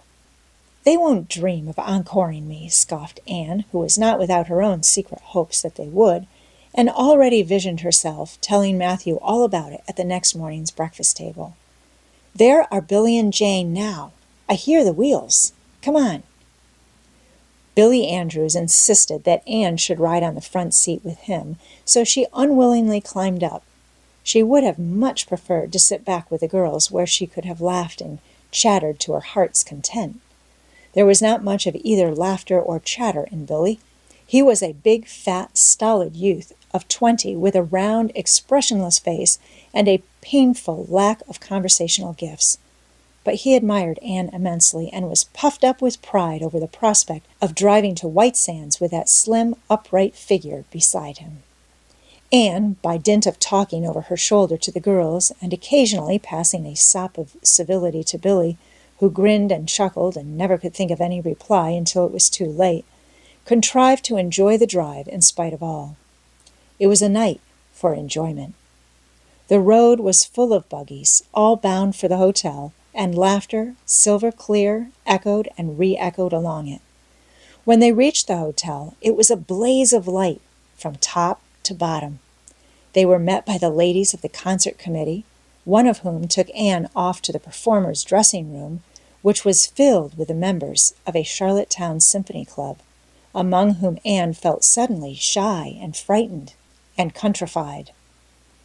Her dress, which in the east gable had seemed so dainty and pretty, now seemed simple and plain. Too simple and plain, she thought, among all the silks and laces that glistened and rustled around her. What were her pearl beads compared to the diamonds of the big, handsome lady near her? And how poor her one wee white rose must look beside all the hothouse flowers the others wore. Anne laid her hat and jacket away and shrank miserably into a corner. She wished herself back in the white room at Green Gables. It was still worse on the platform of the big concert hall of the hotel, where she presently found herself. The electric lights dazzled her eyes. The perfume and hum bewildered her. She wished she were sitting down in the audience with Diana and Jane, who seemed to be having a splendid time away at the back. She was wedged in between a stout lady in pink silk and a tall, scornful-looking girl in a white lace dress. The stout lady occasionally turned her head squarely around and surveyed Anne through her eyeglasses, until Anne, acutely sensitive of being so scrutinized, felt that she must scream aloud, and the white lace girl kept talking audibly to her next neighbor about the country bumpkins and rustic belles in the audience, languidly anticipating such fun from the displays of local talent on the program. Anne believed that she would hate that white lace girl to the end of life. Unfortunately for Anne, a professional elocutionist was staying at the hotel and had consented to recite. She was a lithe, dark-eyed woman in a wonderful gown of shimmering gray stuff like woven moonbeams, with gems on her neck and in her dark hair. She had a marvelously flexible voice and wonderful power of expression. The audience went wild over her selection. Anne, forgetting all about herself and her troubles for the time, listened with rapt and shining eyes. But when the recitation ended, she suddenly put her hands over her face. She could never get up and recite after that. Never! Had she ever thought she could recite? Oh, if she were only back at Green Gables! At this unpropitious moment, her name was called. Somehow Anne, who did not notice the rather guilty little start of surprise the white lace girl gave, and would not have understood the subtle compliment implied therein if she had, got on her feet and moved dizzily out to the front. She was so pale that Diana and Jane, down in the audience, clasped each other's hands in nervous sympathy. Anne was the victim of an overwhelming attack of stage fright. Often as she had recited in public, she had never before faced such an audience as this, and the sight of it paralyzed her energies completely. Everything was so strange, so brilliant, so bewildering.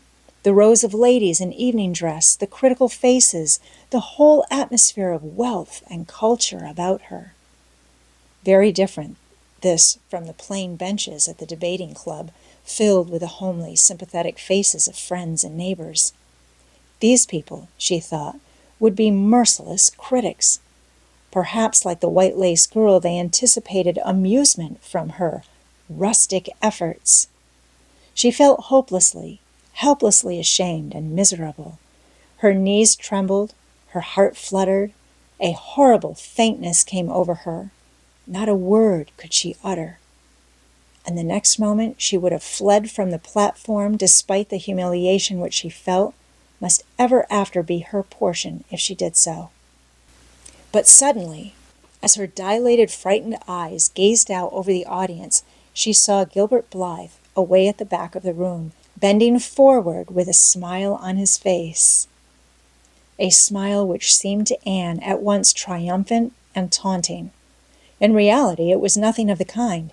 Gilbert was merely smiling with appreciation of the whole affair in general, and of the effect produced by Anne's slender white form and spiritual face against a background of palms in particular.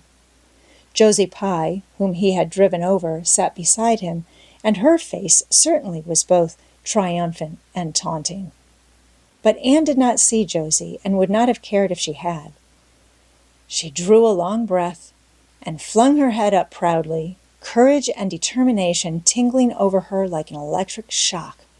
She would not fail before Gilbert Blythe. He should never be able to laugh at her. Never, never. Her fright and nervousness vanished, and she began her recitation, her clear, sweet voice reaching to the farthest corner of the room without a tremor or a break. Self-possession was fully restored to her, and in the reaction from that horrible moment of powerlessness, she recited as she had never done before. When she finished, there were bursts of honest applause. Anne, stepping back to her seat, blushing with shyness and delight, found her hand vigorously clasped and shaken by the stout lady in pink silk. "My dear, you did splendidly," she puffed. "I've been crying like a baby. Actually, I have. They're encoring you. They're bound to have you back." "Oh, I can't go," said Anne confusedly. "But yet I must, or Mathew will be disappointed. He said they would encore me." "Then don't disappoint Mathew," said the pink lady, laughing. Smiling, blushing, limpid-eyed, Anne tripped back and gave a quaint, funny little selection that captivated her audience still further. The rest of the evening was quite a little triumph for her. When the concert was over, the stout pink lady, who was the wife of an American millionaire, took her under her wing and introduced her to everybody, and everybody was very nice to her. The professional elocutionist, Mrs. Evans, came and chatted with her, telling her that she had a charming voice and interpreted her selections beautifully. Even the white lace girl paid her a languid little compliment. They had supper in the big, beautifully decorated dining room. Diana and Jane were invited to partake of this also, since they had come with Anne, but Billy was nowhere to be found, having decamped in mortal fear of some such invitation. He was in waiting for them, with the team, however, when it was all over, and the three girls came merrily out into the calm, white moonshine radiance. Anne breathed deeply and looked into the clear sky beyond the dark boughs of the firs. Oh, it was good to be out again in the purity and silence of the night.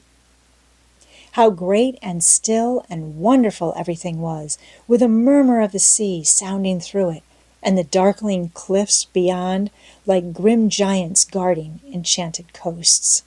"Hasn't it been a perfectly splendid time?" sighed Jane as they drove away. "I just wish I was a rich American and could spend my summer at a hotel and wear jewels and low-necked dresses and have ice cream and chicken salad every blessed day.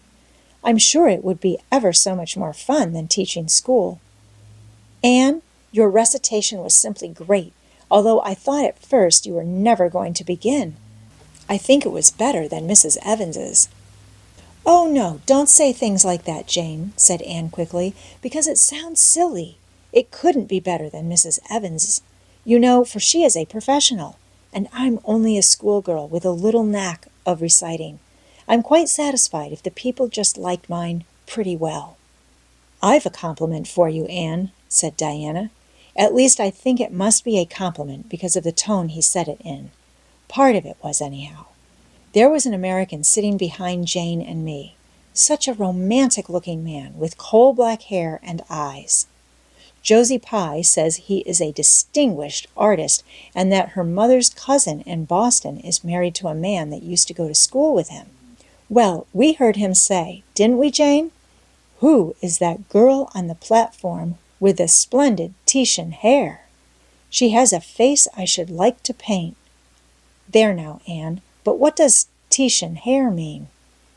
"Being interpreted, it means plain red, I guess," laughed Anne. "Titian was a very famous artist who liked to paint red-haired women." "Did you see all the diamonds those ladies wore?" sighed Jane. "They were simply dazzling. Wouldn't you just love to be rich, girls?" "We are rich," said Anne staunchly. "Why, we have 16 years to our credit, and we're happy as queens. And we've all got imaginations, more or less. Look at that sea, girls, all silver and shadow and vision of things not seen. We couldn't enjoy its loveliness any more if we had millions of dollars and ropes of diamonds. You wouldn't change into any of those women if you could. Would you want to be that white-lace girl and wear a sour look all your life, as if you'd been born turning up your nose at the world? Or the pink lady, kind and nice as she is, so stout and short that you'd really no figure at all? Or even Mrs. Evans with that sad, sad look in her eyes? She must have been dreadfully unhappy some time to have such a look. You know you wouldn't, Jane Andrews. I don't know exactly, said Jane, unconvinced. I think diamonds would comfort a person for a good deal. Well, I don't want to be anyone but myself, even if I go uncomforted by diamonds all my life, declared Anne. I'm quite content to be Anne of Green Gables with my string of pearl beads. I know Mathew gave me as much love with them as ever went with Madame the Pink Lady's jewels. Chapter 34. A Queen's Girl. The next 3 weeks were busy ones at Green Gables, for Anne was getting ready to go to Queen's, and there was much sewing to be done, and many things to be talked over and arranged.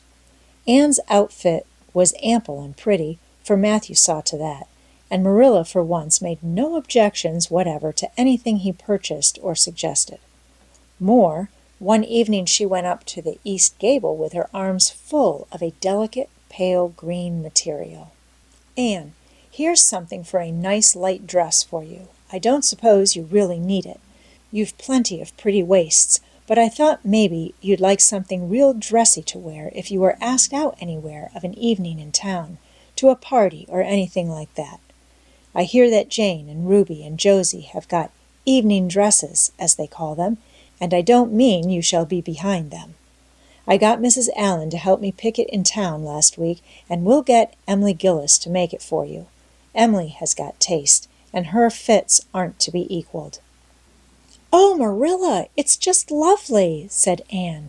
Thank you so much. I don't believe you ought to be so kind to me. It's making it harder every day for me to go away. The green dress was made up with as many tucks and frills and shirrings as Emily's taste permitted. Anne put it on one evening for Mathew's and Marilla's benefit, and recited the Maiden's Vow for them in the kitchen. As Marilla watched the bright, animated face and graceful motions, her thoughts went back to the evening Anne had arrived at Green Gables, and memory recalled a vivid picture of the odd, frightened child in her preposterous yellowish-brown wincey dress, the heartbreak looking out of her tearful eyes. Something in the memory brought tears to Marilla's own eyes. I declare my recitation has made you cry, Marilla, said Anne, gaily stooping over Marilla's chair to drop a butterfly kiss on that lady's cheek.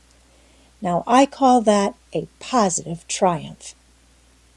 No, I wasn't crying over your piece, said Marilla, who would have scorned to be betrayed into such weakness by any poetry stuff. I just couldn't help thinking of the little girl you used to be, Anne, and I was wishing you could have stayed a little girl, even with all your queer ways.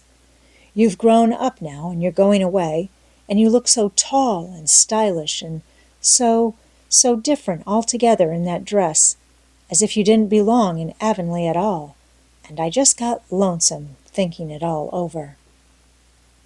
Marilla!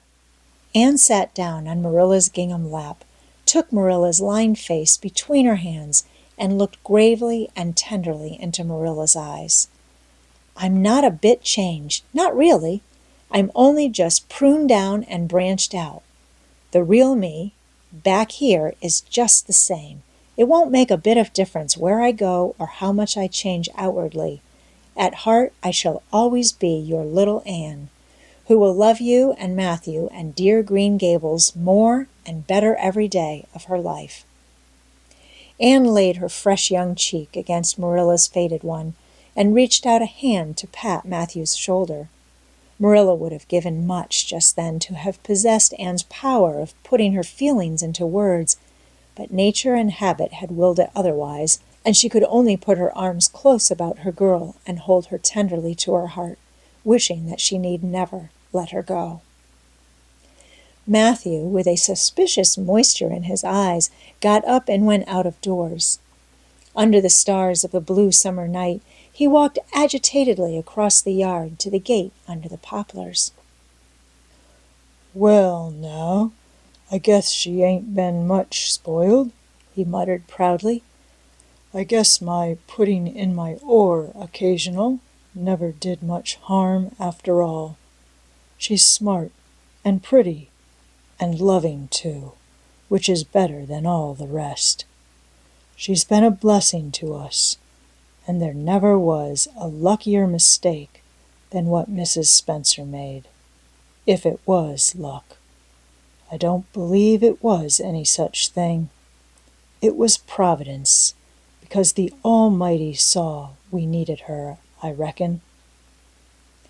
The day finally came when Anne must go to town. She and Mathew drove in one fine September morning, after a tearful parting with Diana, and an untearful practical one on Marilla's side, at least, with Marilla. But when Anne had gone, Diana dried her tears and went to a beach picnic at White Sands with some of her Carmody cousins, where she contrived to enjoy herself tolerably well, while Marilla plunged fiercely into unnecessary work and kept at it all day long with the bitterest kind of heartache, the ache that burns and gnaws and cannot wash itself away in ready tears.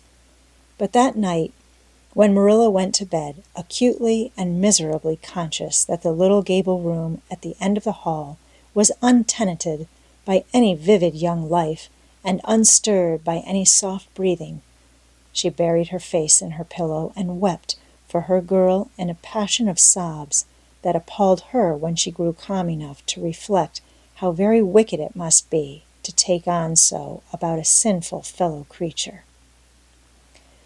Anne and the rest of the Avonlea scholars reached town just in time to hurry off to the academy.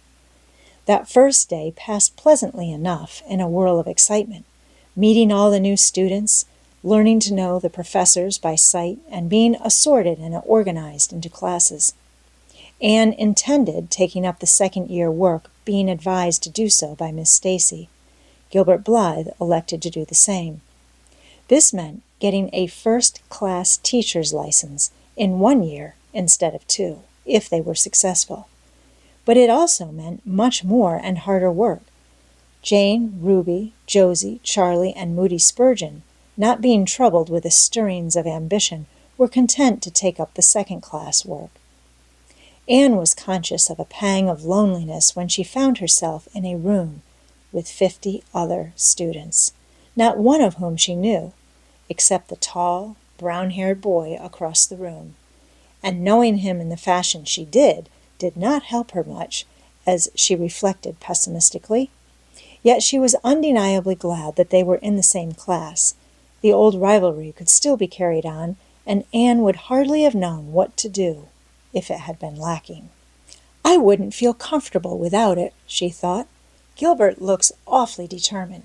I suppose he's making up his mind here and now to win the medal. What a splendid chin he has! I never noticed it before. I do wish Jane and Ruby had gone in for first class too. I suppose I won't feel so much like a cat in a strange garret when I get acquainted, though. I wonder which of the girls here are going to be my friends. It's really an interesting speculation. Of course, I promised Diana that no Queen's girl, no matter how much I liked her, should ever be as dear to me as she is. But I've lots of second-best affections to bestow. I like the look of that girl with the brown eyes and the crimson waist. She looks vivid and red-rosy. There's that pale, fair one gazing out of the window. She has lovely hair and looks as if she knew a thing or two about dreams. I'd like to know them both, know them well enough to walk with my arm about their waists and call them nicknames. But just now I don't know them, and they don't know me, and probably don't want to know me particularly. Oh, it's lonesome. It was lonesomer still when Anne found herself alone in her hall bedroom that night at twilight. She was not to board with the other girls, who all had relatives in town to take pity on them. Miss Josephine Barry would have liked to board her, but Beechwood was so far from the academy that it was out of the question, so Miss Barry hunted up a boarding house, assuring Mathew and Marilla that it was the very place for Anne. "The lady who keeps it is a reduced gentlewoman," explained Miss Barry. "Her husband was a British officer, and she is very careful what sort of boarders she takes. Anne will not meet with any objectionable persons under her roof. The table is good, and the house is near the academy, in a quiet neighborhood." All this might be quite true, and indeed proved to be so, but it did not materially help Anne in the first agony of homesickness that seized upon her. She looked dismally about her narrow little room, with its dull-papered, pictureless walls, its small iron bedstead and empty bookcase, and a horrible choke came into her throat as she thought of her own white room at Green Gables, where she would have the pleasant consciousness of a great green still outdoors, of sweet peas growing in the garden and moonlight falling on the orchard, of the brook below the slope, and the spruce boughs tossing in the night wind beyond it, of a vast starry sky and the light from Diana's window shining out through the gap in the trees. Here there was nothing of this. Anne knew that outside of her window was a hard street, with a network of telephone wires shutting out the sky, the tramp of alien feet, and 1,000 lights gleaming on stranger faces. She knew that she was going to cry, and fought against it. "I won't cry. It's silly and weak. There's the third tear splashing down by my nose. There are more coming. I must think of something funny to stop them. But there's nothing funny except what is connected with Avonlea, and that only makes things worse. 4, 5. I'm going home next Friday, but that seems 100 years away. Oh, Mathew is nearly home by now, and Marilla is at the gate, looking down the lane for him. 6, 7, 8. Oh, there's no use in counting them. They're coming in a flood presently. I can't cheer up. I don't want to cheer up. It's nicer to be miserable." The flood of tears would have come, no doubt, had not Josie Pye appeared at that moment. In the joy of seeing a familiar face, Anne forgot that there had never been much love lost between her and Josie. As a part of Avonlea life, even a Pye was welcome. "I'm so glad you came up," Anne said sincerely. "You've been crying," remarked Josie with aggravating pity. "I suppose you're homesick. Some people have so little self-control in that respect. I've no intention of being homesick, I can tell you. Town's too jolly after that poky old Avonlea. I wonder how I ever existed there so long. You shouldn't cry, Anne. It isn't becoming, for your nose and eyes get red, and then you seem all red. I had a perfectly scrumptious time in the academy today. Our French professor is simply a duck. His mustache would give you kerwallops of the heart. Have you anything eatable around, Anne? I'm literally starving. Ah, I guessed likely Marilla'd load you up with cake. That's why I called round. Otherwise, I'd have gone to the park to hear the band play with Frank Stockley. He boards same place as I do. And he's a sport. He noticed you in class today and asked me who the red-headed girl was. I told him you were an orphan that the Cuthberts had adopted, and nobody knew very much about what you'd been before that. Anne was wondering if, after all, solitude and tears were not more satisfactory than Josie Pye's companionship, when Jane and Ruby appeared, each with an inch of Queen's color ribbon, purple and scarlet, pinned proudly to her coat. As Josie was not speaking to Jane just then, she had to subside into comparative harmlessness. "Well," said Jane with a sigh, "I feel as if I'd lived many moons since the morning. I ought to be home studying my Virgil. That horrid old professor gave us 20 lines to start in on tomorrow. But I simply couldn't settle down to study tonight. Anne, methinks I see the traces of tears. If you've been crying, do own up. It will restore my self-respect, for I was shedding tears freely before Ruby came along. I don't mind being a goose so much if somebody else is goosey too. Cake? You'll give me a teeny piece, won't you? Thank you. It has the real Avonlea flavor. Ruby, perceiving the Queen's calendar lying on the table, wanted to know if Anne meant to try for the gold medal. Anne blushed and admitted she was thinking of it. Oh, that reminds me, said Josie. Queen's is to get one of the Avery scholarships after all. The word came today. Frank Stockley told me. His uncle is one of the Board of Governors, you know. It will be announced in the Academy tomorrow. An Avery scholarship? Anne felt her heart beat more quickly, and the horizons of her ambition shifted and broadened as if by magic.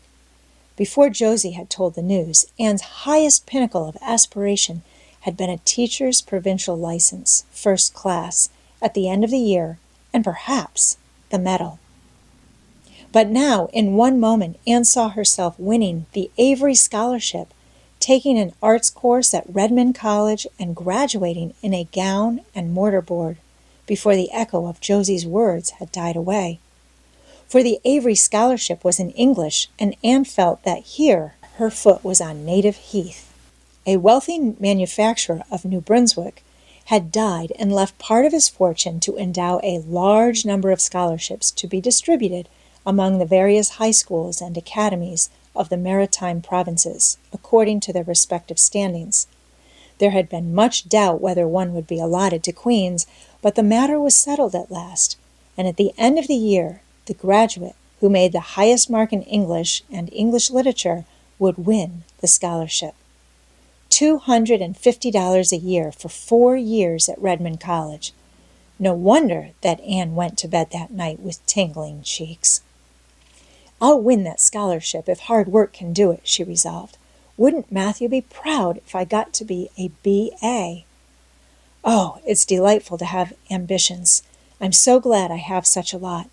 And there never seems to be any end to them. That's the best of it. Just as soon as you attain to one ambition, you see another one glittering higher up still. It does make life so interesting. Chapter 35. The Winter at Queen's. Anne's homesickness wore off, greatly helped in the wearing by her weekend visits home. As long as the open weather lasted, the Avonlea students went out to Carmody on the New Branch Railway every Friday night. Diana and several other Avonlea young folks were generally on hand to meet them, and they all walked over to Avonlea in a merry party. Anne thought those Friday evening gypsyings over the autumnal hills in the crisp golden air, with the home lights of Avonlea twinkling beyond, were the best and dearest hours in the whole week. Gilbert Blythe nearly always walked with Ruby Gillis, and carried her satchel for her. Ruby was a very handsome young lady. Now thinking herself quite as grown up as she really was, she wore her skirts as long as her mother would let her, and did her hair up in town, though she had to take it down when she went home. She had large, bright blue eyes, a brilliant complexion, and a plump, showy figure. She laughed a great deal, was cheerful and good-tempered, and enjoyed the pleasant things of life frankly. "But I shouldn't think she was the sort of girl Gilbert would like," whispered Jane to Anne. Anne did not think so either, but she would not have said so for the Avery scholarship. She could not help thinking, too, that it would be very pleasant to have such a friend as Gilbert to jest and chatter with and exchange ideas about books and studies and ambitions. Gilbert had ambitions, she knew, and Ruby Gillis did not seem the sort of person with whom such could be profitably discussed. There was no silly sentiment in Anne's ideas concerning Gilbert. Boys were to her, when she thought about them at all, merely possible good comrades. If she and Gilbert had been friends, she would not have cared how many other friends he had, nor with whom he walked. She had a genius for friendship. Girl friends she had in plenty, but she had a vague consciousness that masculine friendship might also be a good thing to round out one's conceptions of companionship and furnish broader standpoints of judgment and comparison. Not that Anne could have put her feelings on the matter into just such clear definition. But she thought that if Gilbert had ever walked home with her from the train, over the crisp fields and along the ferny byways, they might have had many and merry and interesting conversations about the new world that was opening around them, and their hopes and ambitions therein.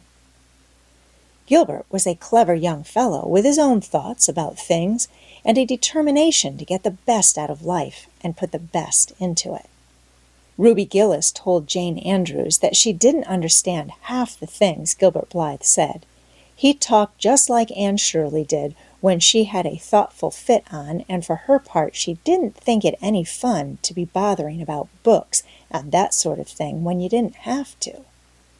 Frank Stockley had lots more dash and go, but then he wasn't half as good-looking as Gilbert, and she really couldn't decide which she liked best. In the academy, Anne gradually drew a little circle of friends about her, thoughtful, imaginative, ambitious students like herself. With the Rose-Red girl, Stella Maynard, and the Dream girl, Priscilla Grant, she soon became intimate, finding the latter pale, spiritual-looking maiden to be full to the brim of mischief and pranks and fun, while the vivid, black-eyed Stella had a heart full of wistful dreams and fancies, as aerial and rainbow-like as Anne's own. After the Christmas holidays, the Avonlea students gave up going home on Fridays and settled down to hard work. By this time, all the Queen's scholars had gravitated into their own places in the ranks, and the various classes had assumed distinct and settled shadings of individuality. Certain facts had become generally accepted. It was admitted that the medal contestants had practically narrowed down to 3: Gilbert Blythe, Anne Shirley, and Lewis Wilson. The Avery Scholarship was more doubtful, any one of a certain 6 being a possible winner. The bronze medal for mathematics was considered as good as won by a fat, funny little up-country boy with a bumpy forehead and a patched coat. Ruby Gillis was the handsomest girl of the year at the academy. In the second-year classes, Stella Maynard carried off the palm for beauty, with small but critical minority in favor of Anne Shirley.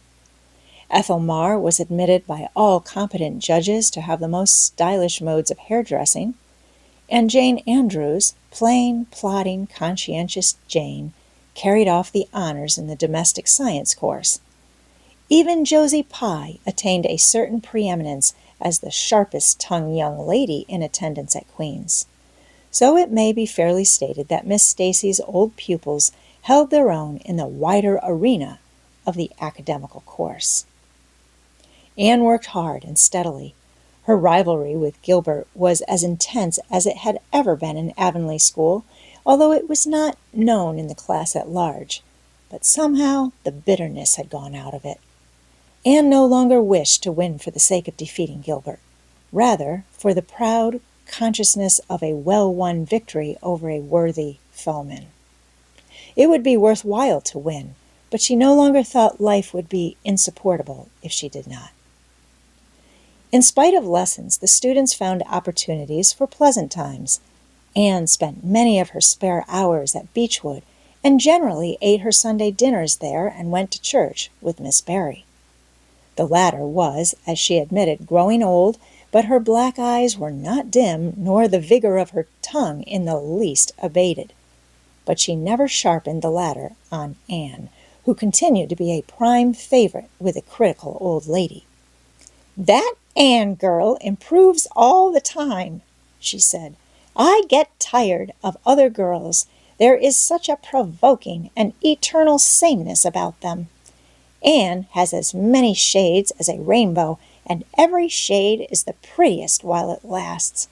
I don't know that she is as amusing as she was when she was a child, but she makes me love her, and I like people who make me love them. It saves me so much trouble in making myself love them." Then, almost before anybody realized it, spring had come. Out in Avonlea, the Mayflowers were peeping pinkly out on the sere barrens, where snow wreaths lingered, and the mist of green was on the woods and in the valleys. But in Charlottetown, harassed Queen's students thought and talked only of examinations. "It doesn't seem possible that the term is nearly over," said Anne. "Why, last fall it seemed so long to look forward to, a whole winter of studies and classes, and here we are, with the exams looming up next week.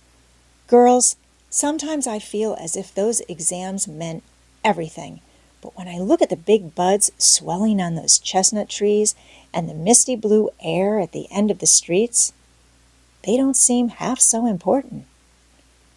Jane and Ruby and Josie, who had dropped in, did not take this view of it. To them, the coming examinations were constantly very important indeed, far more important than chestnut buds or Maytime hazes. It was all very well for Anne, who was sure of passing at least, to have her moments of belittling them, but when your whole future depended on them, as the girls truly thought theirs did, you could not regard them philosophically. "I've lost 7 pounds in the last 2 weeks," sighed Jane. "It's no use to say don't worry. I will worry. Worrying helps you some. It seems as if you were doing something when you're worrying. It would be dreadful if I failed to get my license after going to Queen's all winter and spending so much money." "I don't care," said Josie Pye. "If I don't pass this year, I'm coming back next. My father can afford to send me. And Frank Stockley says that Professor Tremaine said Gilbert Blythe was sure to get the medal, and that Emily Clay would likely win the Avery scholarship." "That may make me feel badly tomorrow, Josie," laughed Anne, "but just now I honestly feel that as long as I know the violets are coming out all purple down in the hollow below Green Gables, and that little ferns are poking their heads up in Lover's Lane, it's not a great deal of difference whether I win the Avery or not. I've done my best, and I begin to understand what is meant by the joy of the strife. Next to trying and winning, the best thing is trying and failing. Girls, don't talk about exams. Look at that arch of pale green sky over those houses, and picture to yourself what it must look like over the purply dark beech woods back of Avonlea." "What are you going to wear for commencement, Jane?" asked Ruby practically. Jane and Josie both answered at once, and the chatter drifted into a side eddy of fashions. But Anne, with her elbows on the windowsill, her soft cheek laid against her clasped hands, and her eyes filled with visions, looked out unheedingly across city roof and spire to that glorious dome of sunset sky, and wove her dreams of a possible future from the golden tissue of youth's own optimism. All the beyond was hers, with its possibilities lurking rosily in the oncoming years. Each year a rose of promise to be woven into an immortal chaplet. Chapter 36. The Glory and the Dream. On the morning when the final results of all the examinations were to be posted on the bulletin board at Queen's, Anne and Jane walked down the street together. Jane was smiling and happy. Examinations were over, and she was comfortably sure she had made a pass at least. Further considerations troubled Jane not at all. She had no soaring ambitions, and consequently was not affected with the unrest attendant thereon. For we pay a price for everything we get or take in this world. And although ambitions are well worth having, they are not to be cheaply won, but exact their dues of work and self-denial, anxiety, and discouragement. Anne was pale and quiet. In 10 more minutes she would know who had won the medal and who the Avery. Beyond those 10 minutes there did not seem, just then, to be anything worth being called time. "Of course you'll win one of them anyhow," said Jane, who couldn't understand how the faculty could be so unfair as to order it otherwise. "I have not hope of the Avery," said Anne. "Everybody says Emily Clay will win it, and I'm not going to march up to that bulletin board and look at it before everybody. I haven't the moral courage. I'm going straight to the girls' dressing room. You must read the announcements and then come and tell me, Jane. and I implore you in the name of our old friendship to do it as quickly as possible. If I have failed, just say so, without trying to break it gently. And whatever you do, don't sympathize with me. Promise me this, Jane." Jane promised solemnly, but as it happened, there was no necessity for such a promise. When they went up the entrance steps of Queen's, they found the hall full of boys who were carrying Gilbert Blythe around on their shoulders and yelling at the tops of their voices, "Hurrah for Blythe, medalist!" For a moment, Anne felt one sickening pang of defeat and disappointment. So she had failed and Gilbert had won. Well, Mathew would be sorry. He had been so sure she would win. And then somebody called out, "3 cheers for Miss Shirley, winner of the Avery!" "Oh, Anne!" gasped Jane as they fled to the girls' dressing room amid hearty cheers. "Oh, Anne, I'm so proud! Isn't it splendid?" And then the girls were around them, and Anne was the center of a laughing, congratulating group. Her shoulders were thumped and her hands shaken vigorously. She was pushed and pulled and hugged, and among it all, she managed to whisper to Jane, "Oh, won't Mathew and Marilla be pleased? I must write the news home right away." Commencement was the next important happening. The exercises were held in the big assembly hall of the academy. Addresses were given, essays read, songs sung, the public award of diplomas, prizes and medals made.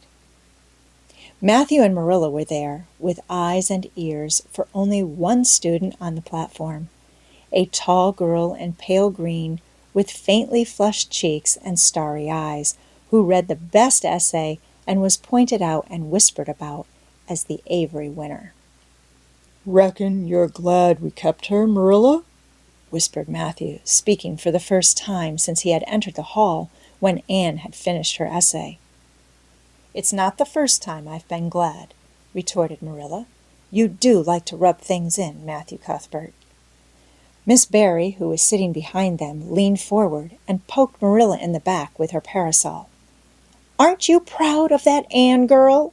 "I am," she said. Anne went home to Avonlea with Mathew and Marilla that evening. She had not been home since April, and she felt that she could not wait another day. The apple blossoms were out, and the world was fresh and young. Diana was at Green Gables to meet her. In her own white room, where Marilla had set a flowering house rose on the windowsill, Anne looked about her and drew a long breath of happiness. "Oh, Diana, it's so good to be back again.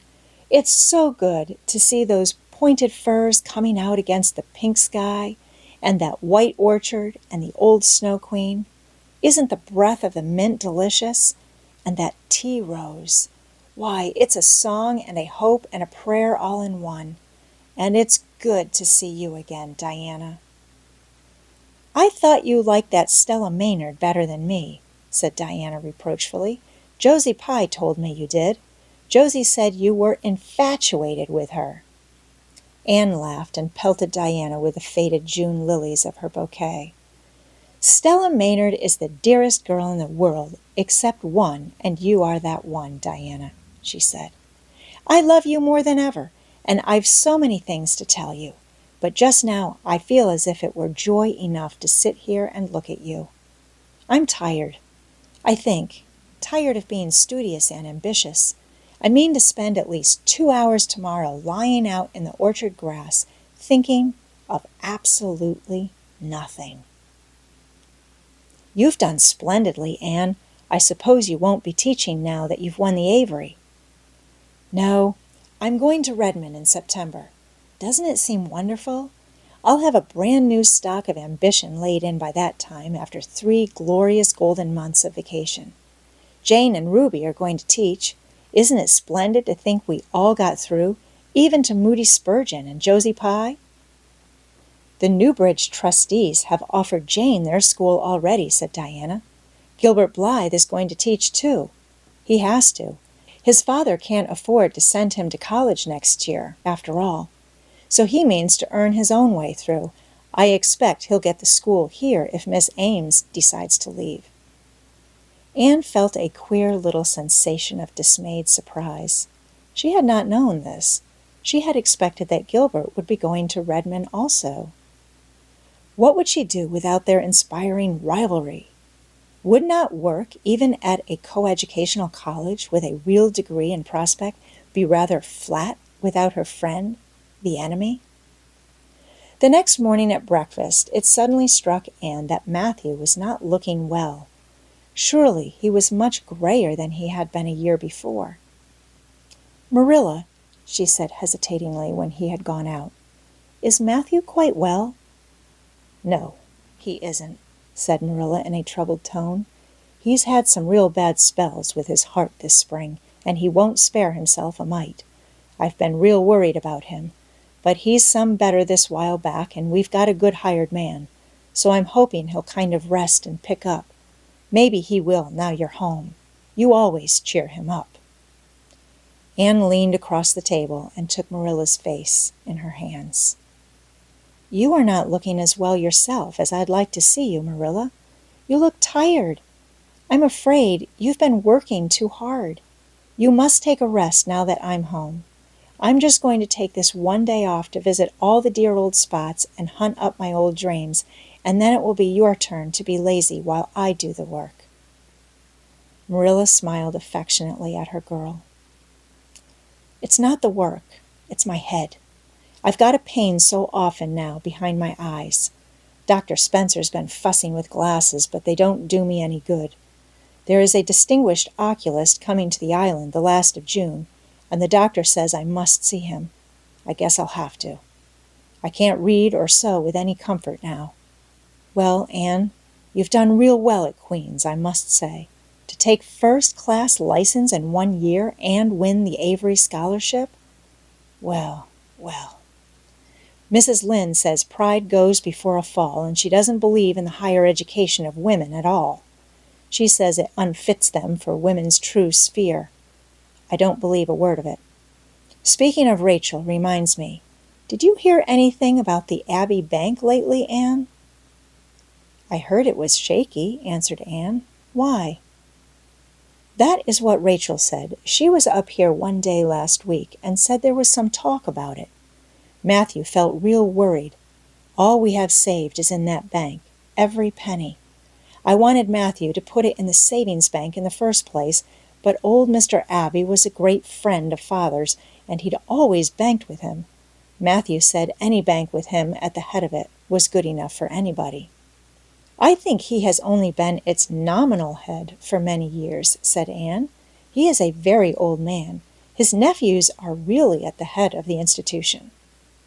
Well, when Rachel told us that, I wanted Mathew to draw our money right out, and he said he'd think of it. But Mr. Russell told him yesterday that the bank was all right. Anne had her good day in the companionship of the outdoor world. She never forgot that day. It was so bright and golden and fair, so free from shadow and so lavish of blossom. Anne spent some of its rich hours in the orchard. She went to the Dryad's Bubble and Willowmere and Violet Vale. She called at the manse and had a satisfying talk with Mrs. Allen. And finally in the evening she went with Mathew for the cows, through Lover's Lane to the back pasture. The woods were all gloried through with sunset, and the warm splendor of it streamed down through the hill gaps in the west. Mathew walked slowly with bent head. Anne, tall and erect, suited her springing step to his. "You've been working too hard today, Mathew," she said reproachfully. "Why won't you take things easier?" "Well, now, I can't seem to," said Mathew as he opened the yard gate to let the cows through. "It's only that I'm getting old, Anne, and keep forgetting it. Well, I've always worked pretty hard, and I'd rather drop in harness." "If I had been the boy you sent for," said Anne wistfully, "I'd be able to help you so much now and spare you in 100 ways.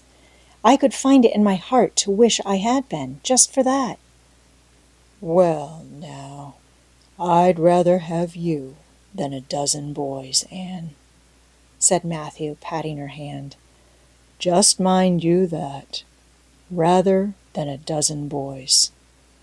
Well, now, I guess it wasn't a boy that took the Avery scholarship, was it? It was a girl.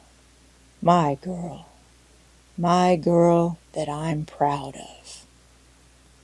He smiled his shy smile at her as he went into the yard. Anne took the memory of it with her when she went to her room that night and sat for a long while at her open window, thinking of the past and dreaming of the future. Outside, the Snow Queen was mistily white in the moonshine. The frogs were singing in the marsh beyond Orchard Slope. Anne always remembered the silvery, peaceful beauty and fragrant calm of that night. It was the last night before sorrow touched her life. And no life is ever quite the same again when once that cold, sanctifying touch has been laid upon it. Chapter 37. The Reaper Whose Name is Death. "Mathew! Mathew! What is the matter? Mathew, are you sick?" It was Marilla who spoke, alarm in every jerky word.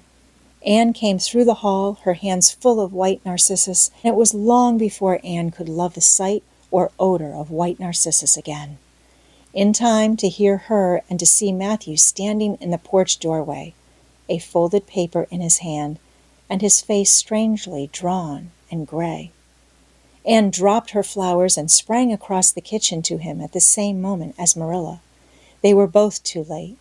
Before they could reach him, Mathew had fallen across the threshold.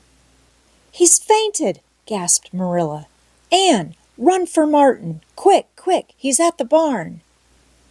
Martin, the hired man who had just driven home from the post office, started at once for the doctor, calling at Orchard Slope on his way to send Mr. and Mrs. Barry over.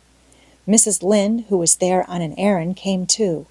They found Anne and Marilla distractedly trying to restore Mathew to consciousness. Mrs. Lynde pushed them gently aside, tried his pulse, and then laid her ear over his heart. She looked at their anxious faces sorrowfully, and the tears came into her eyes. "Oh, Marilla," she said gravely, "I don't think we can do anything for him." "Mrs. Lynde, you can't think Mathew is... Anne could not say the dreadful word. She turned sick and pallid. "Child, yes, I'm afraid of it. Look at his face. When you've seen that look as often as I have, you'll know what it means." Anne looked at the still face, and there beheld the seal of the great presence. When the doctor came, he said that death had been instantaneous and probably painless, caused in all likelihood by some sudden shock. The secret of the shock was discovered to be in the paper Mathew had held and which Martin had brought from the office that morning. It contained an account of the failure of the Abbey Bank.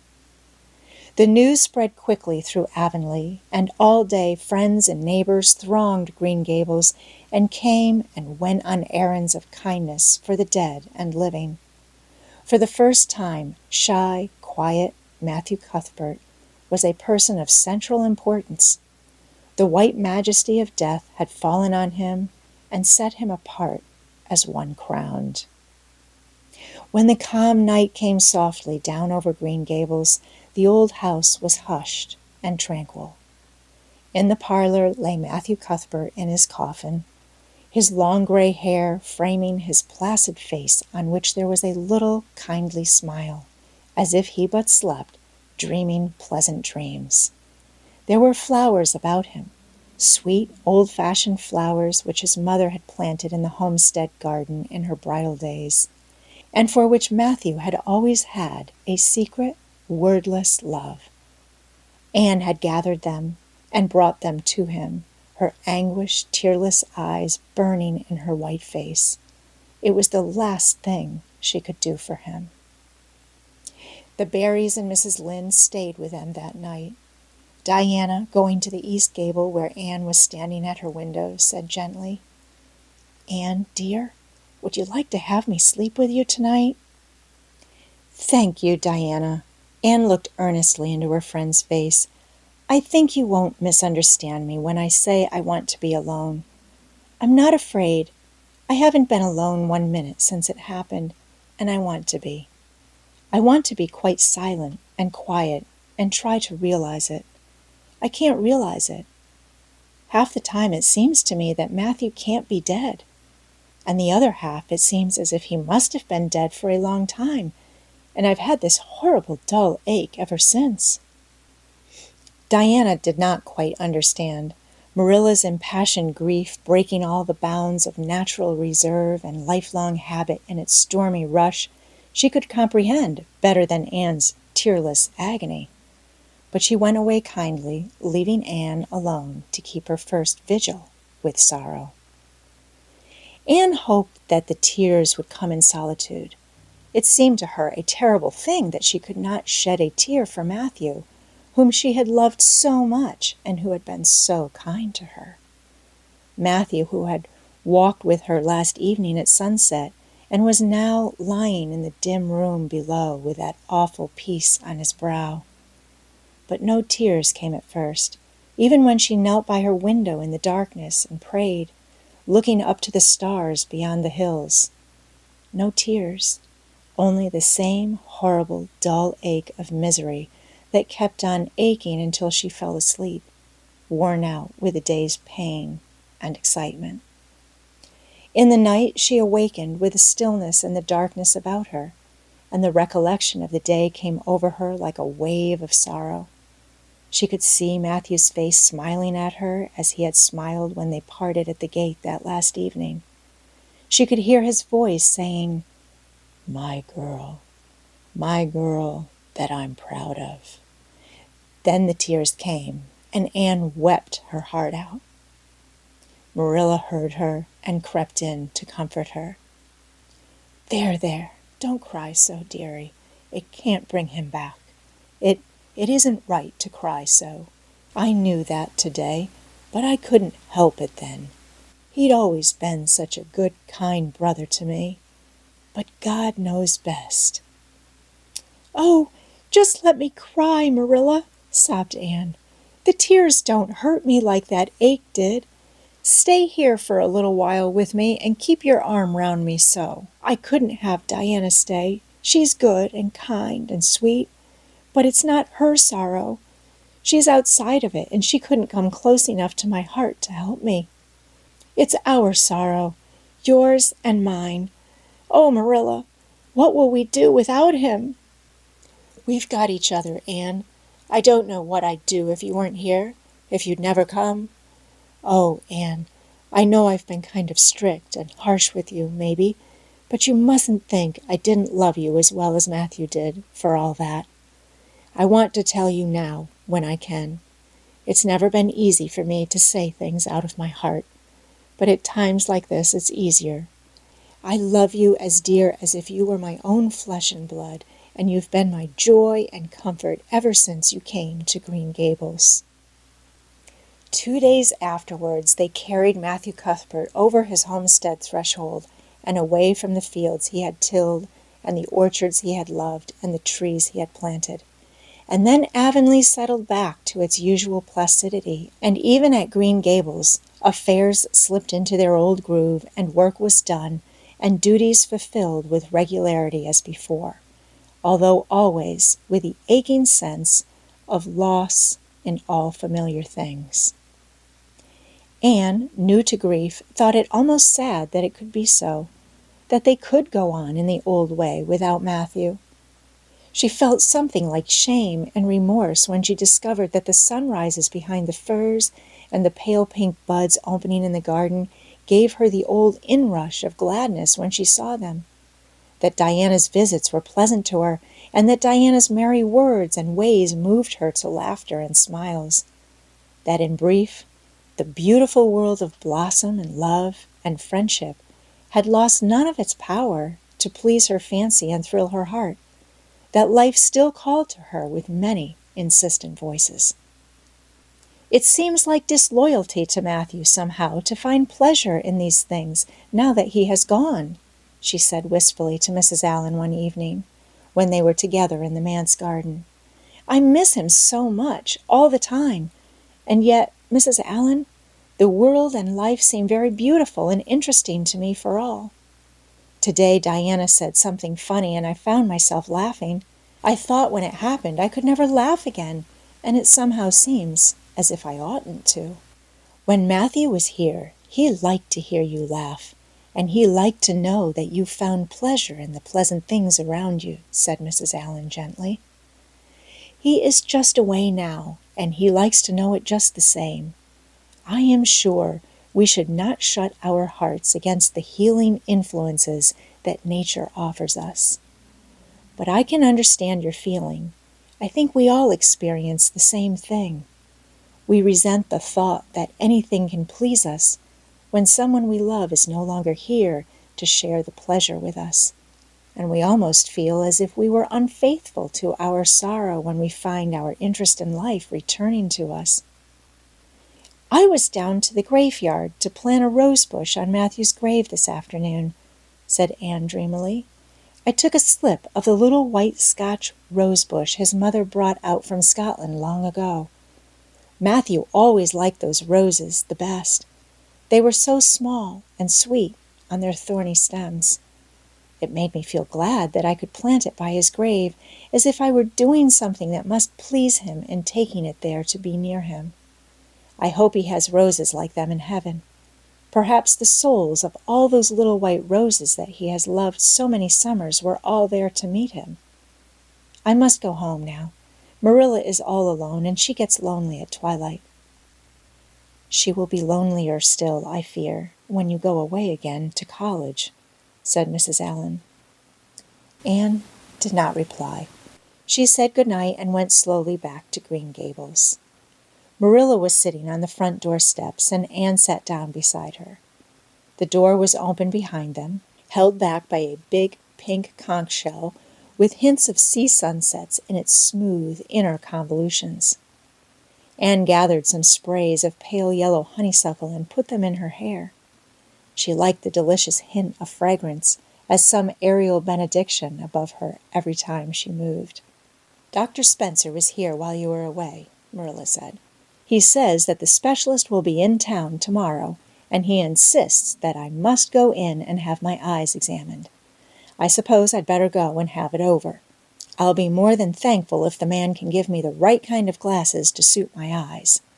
You won't mind staying here alone while I'm away, will you? Martin will have to drive me in, and there's ironing and baking to do. I shall be all right. Diana will come over for company for me. I shall attend to the ironing and baking beautifully. You needn't fear that I'll starch the handkerchiefs or flavor the cake with liniment. Marilla laughed. What a girl you were for making mistakes in them days, Anne. You were always getting into scrapes. I did used to think you were possessed. Do you mind the time you dyed your hair?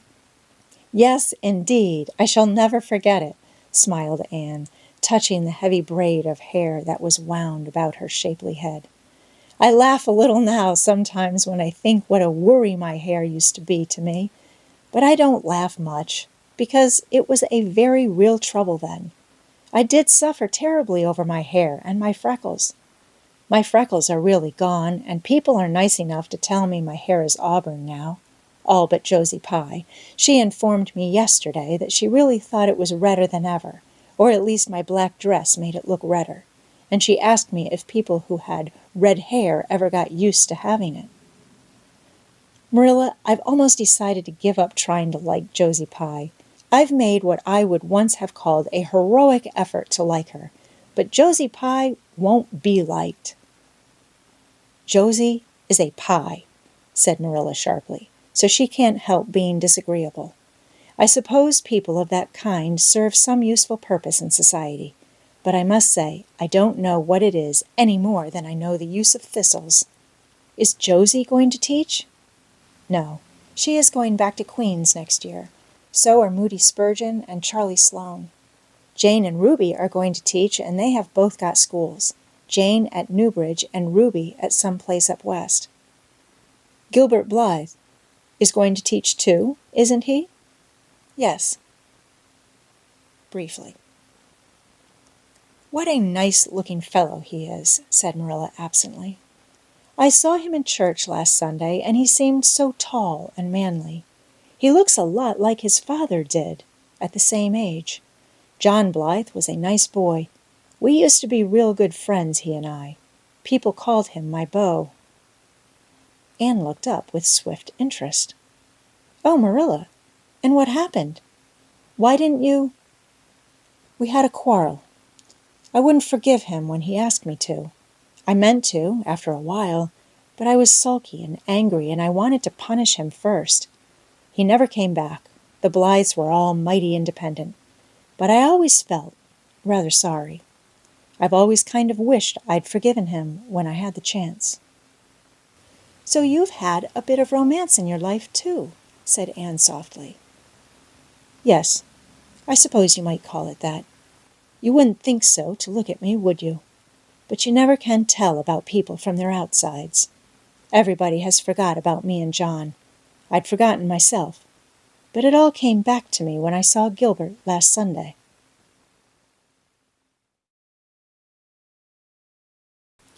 Chapter 38. The Bend in the Road. Marilla went to town the next day and returned in the evening.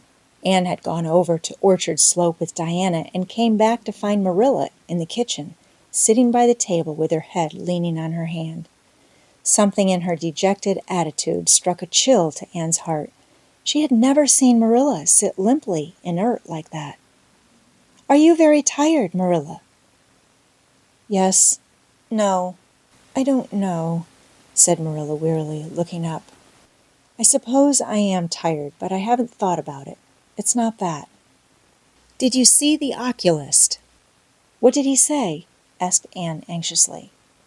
Yes, I saw him. He examined my eyes. He says that if I give up all reading and sewing entirely, and any kind of work that strains the eyes, and if I'm careful not to cry, and if I wear the glasses he's given me, he thinks my eyes may not get any worse and my headaches will be cured. But if I don't, he says I'll certainly be stone blind in 6 months. Blind! Anne, just think of it! For a minute, Anne, after her first quick exclamation of dismay, was silent. It seemed to her that she could not speak. Then she said bravely, but with a catch in her voice, Marilla, don't think of it. You know he has given you hope. If you are careful, you won't lose your sight altogether. And if his glasses cure your headaches, it will be a great thing. I don't call it much hope, said Marilla bitterly. What am I to live for if I can't read or sew or do anything like that? I might as well be blind or dead. And as for crying, I can't help that when I get lonesome. But there, it's no good talking about it. If you'll get me a cup of tea, I'll be thankful. I'm about done out. Don't say anything about this to anyone for a spell yet, anyway. I can't bear that folks should come here to question and sympathize and talk about it. When Marilla had eaten her lunch, Anne persuaded her to go to bed. Then Anne went herself to the east gable and sat down by her window in the darkness alone with her tears and her heaviness of heart. How sadly things had changed since she had sat there the night after coming home. Then she had been full of hope and joy, and the future had looked rosy with promise. Anne felt as if she had lived years since then, but before she went to bed there was a smile on her lips and peace in her heart. She had looked her duty courageously in the face and found it a friend, as duty ever is when we meet it frankly. One afternoon, a few days later, Marilla came slowly in from the front yard where she had been talking to a caller, a man whom Anne knew by sight as Sadler from Carmody. Anne wondered what he could have been saying to bring that look to Marilla's face. What did Mr. Sadler want, Marilla? Marilla sat down by the window and looked at Anne. There were tears in her eyes in defiance of the oculist's prohibition, and her voice broke as she said, He heard that I was going to sell Green Gables, and he wants to buy it." "Buy it? Buy Green Gables?" Anne wondered if she had heard right. "Oh, Marilla, you don't mean to sell Green Gables!" "Anne, I don't know what else is to be done. I've thought it all over.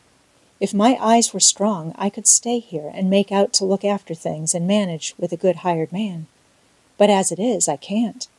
I may lose my sight altogether, and anyway, I'll not be fit to run things. Oh, I never thought I'd live to see the day when I'd have to sell my home. But things would only go behind, worse and worse all the time, till nobody would want to buy it. Every cent of our money went in that bank, and there's some notes Mathew gave last fall to pay. Mrs. Lynde advises me to sell the farm and board somewhere, with her, I suppose. It won't bring much. It's small, and the buildings are old, but it'll be enough for me to live on, I reckon. I'm thankful you're provided for with that scholarship, Anne. I'm sorry you won't have a home to come to in your vacations, that's all. But I suppose you'll manage somehow." Marilla broke down and wept bitterly. "You mustn't sell Green Gables," said Anne resolutely. "Oh, Anne, I wish I didn't have to, but you can see for yourself I can't stay here alone. I'd go crazy with trouble and loneliness, and my sight would go, I know it would." "You won't have to stay here alone, Marilla. I'll be with you. I'm not going to Redmond." "Not going to Redmond!" Marilla lifted her worn face from her hands and looked at Anne. "Why, what do you mean?" "Just what I say. I'm not going to take the scholarship. I decided so the night after you came home from town. You surely don't think I could leave you alone in your trouble, Marilla, after all you've done for me. I've been thinking and planning. Let me tell you my plans. Mr. Barry wants to rent the farm for next year, so you won't have any bother over that. And I'm going to teach. I've applied for the school here, but I don't expect to get it, for I understand the trustees have promised it to Gilbert Blythe. But I can have the Carmody School. Mr. Blair told me so last night at the store. Of course, that won't be quite as nice or convenient as if I had the Avonlea School, but I can board home and drive myself over to Carmody and back, in the warm weather at least, and even in winter I can come home Fridays. We'll keep a horse for that. Oh, I have it all planned out, Marilla, and I'll read to you and keep you cheered up. You shan't be dull or lonesome, and we'll be real cozy and happy here together, you and I." Marilla had listened like a woman in a dream. "Oh, Anne, I could get on real well if you were here, I know, but I can't let you sacrifice yourself so for me. It would be terrible." "Nonsense," Anne laughed merrily. "There is no sacrifice. Nothing could be worse than giving up Green Gables. Nothing could hurt me more. We must keep the dear old place. My mind is quite made up, Marilla. I'm not going to Redmond, and I am going to stay here and teach. Don't you worry about me a bit." "But your ambitions, and—" "I'm just as ambitious as ever, only I've changed the object of my ambitions. I'm going to be a good teacher, and I'm going to save your eyesight. Besides, I mean to study at home here and take a little college course all by myself. Oh, I've dozens of plans, Marilla. I've been thinking them out for a week. I shall give life here my best, and I believe it will give its best to me in return. When I left Queen's, my future seemed to stretch out before me like a straight road. I thought I could see along it for many a milestone. Now there is a bend in it. I don't know what lies around the bend, but I'm going to believe that the best does. It has a fascination of its own, that bend, Marilla. I wonder how the road beyond it goes, what there is of green glory and soft checkered light and shadows, what new landscapes, what new beauties, what curves and hills and valleys further on. "I don't feel as if I ought to let you give it up," said Marilla, referring to the scholarship. "But you can't prevent me. I'm 16 and a half, obstinate as a mule, as Mrs. Lynde once told me," laughed Anne.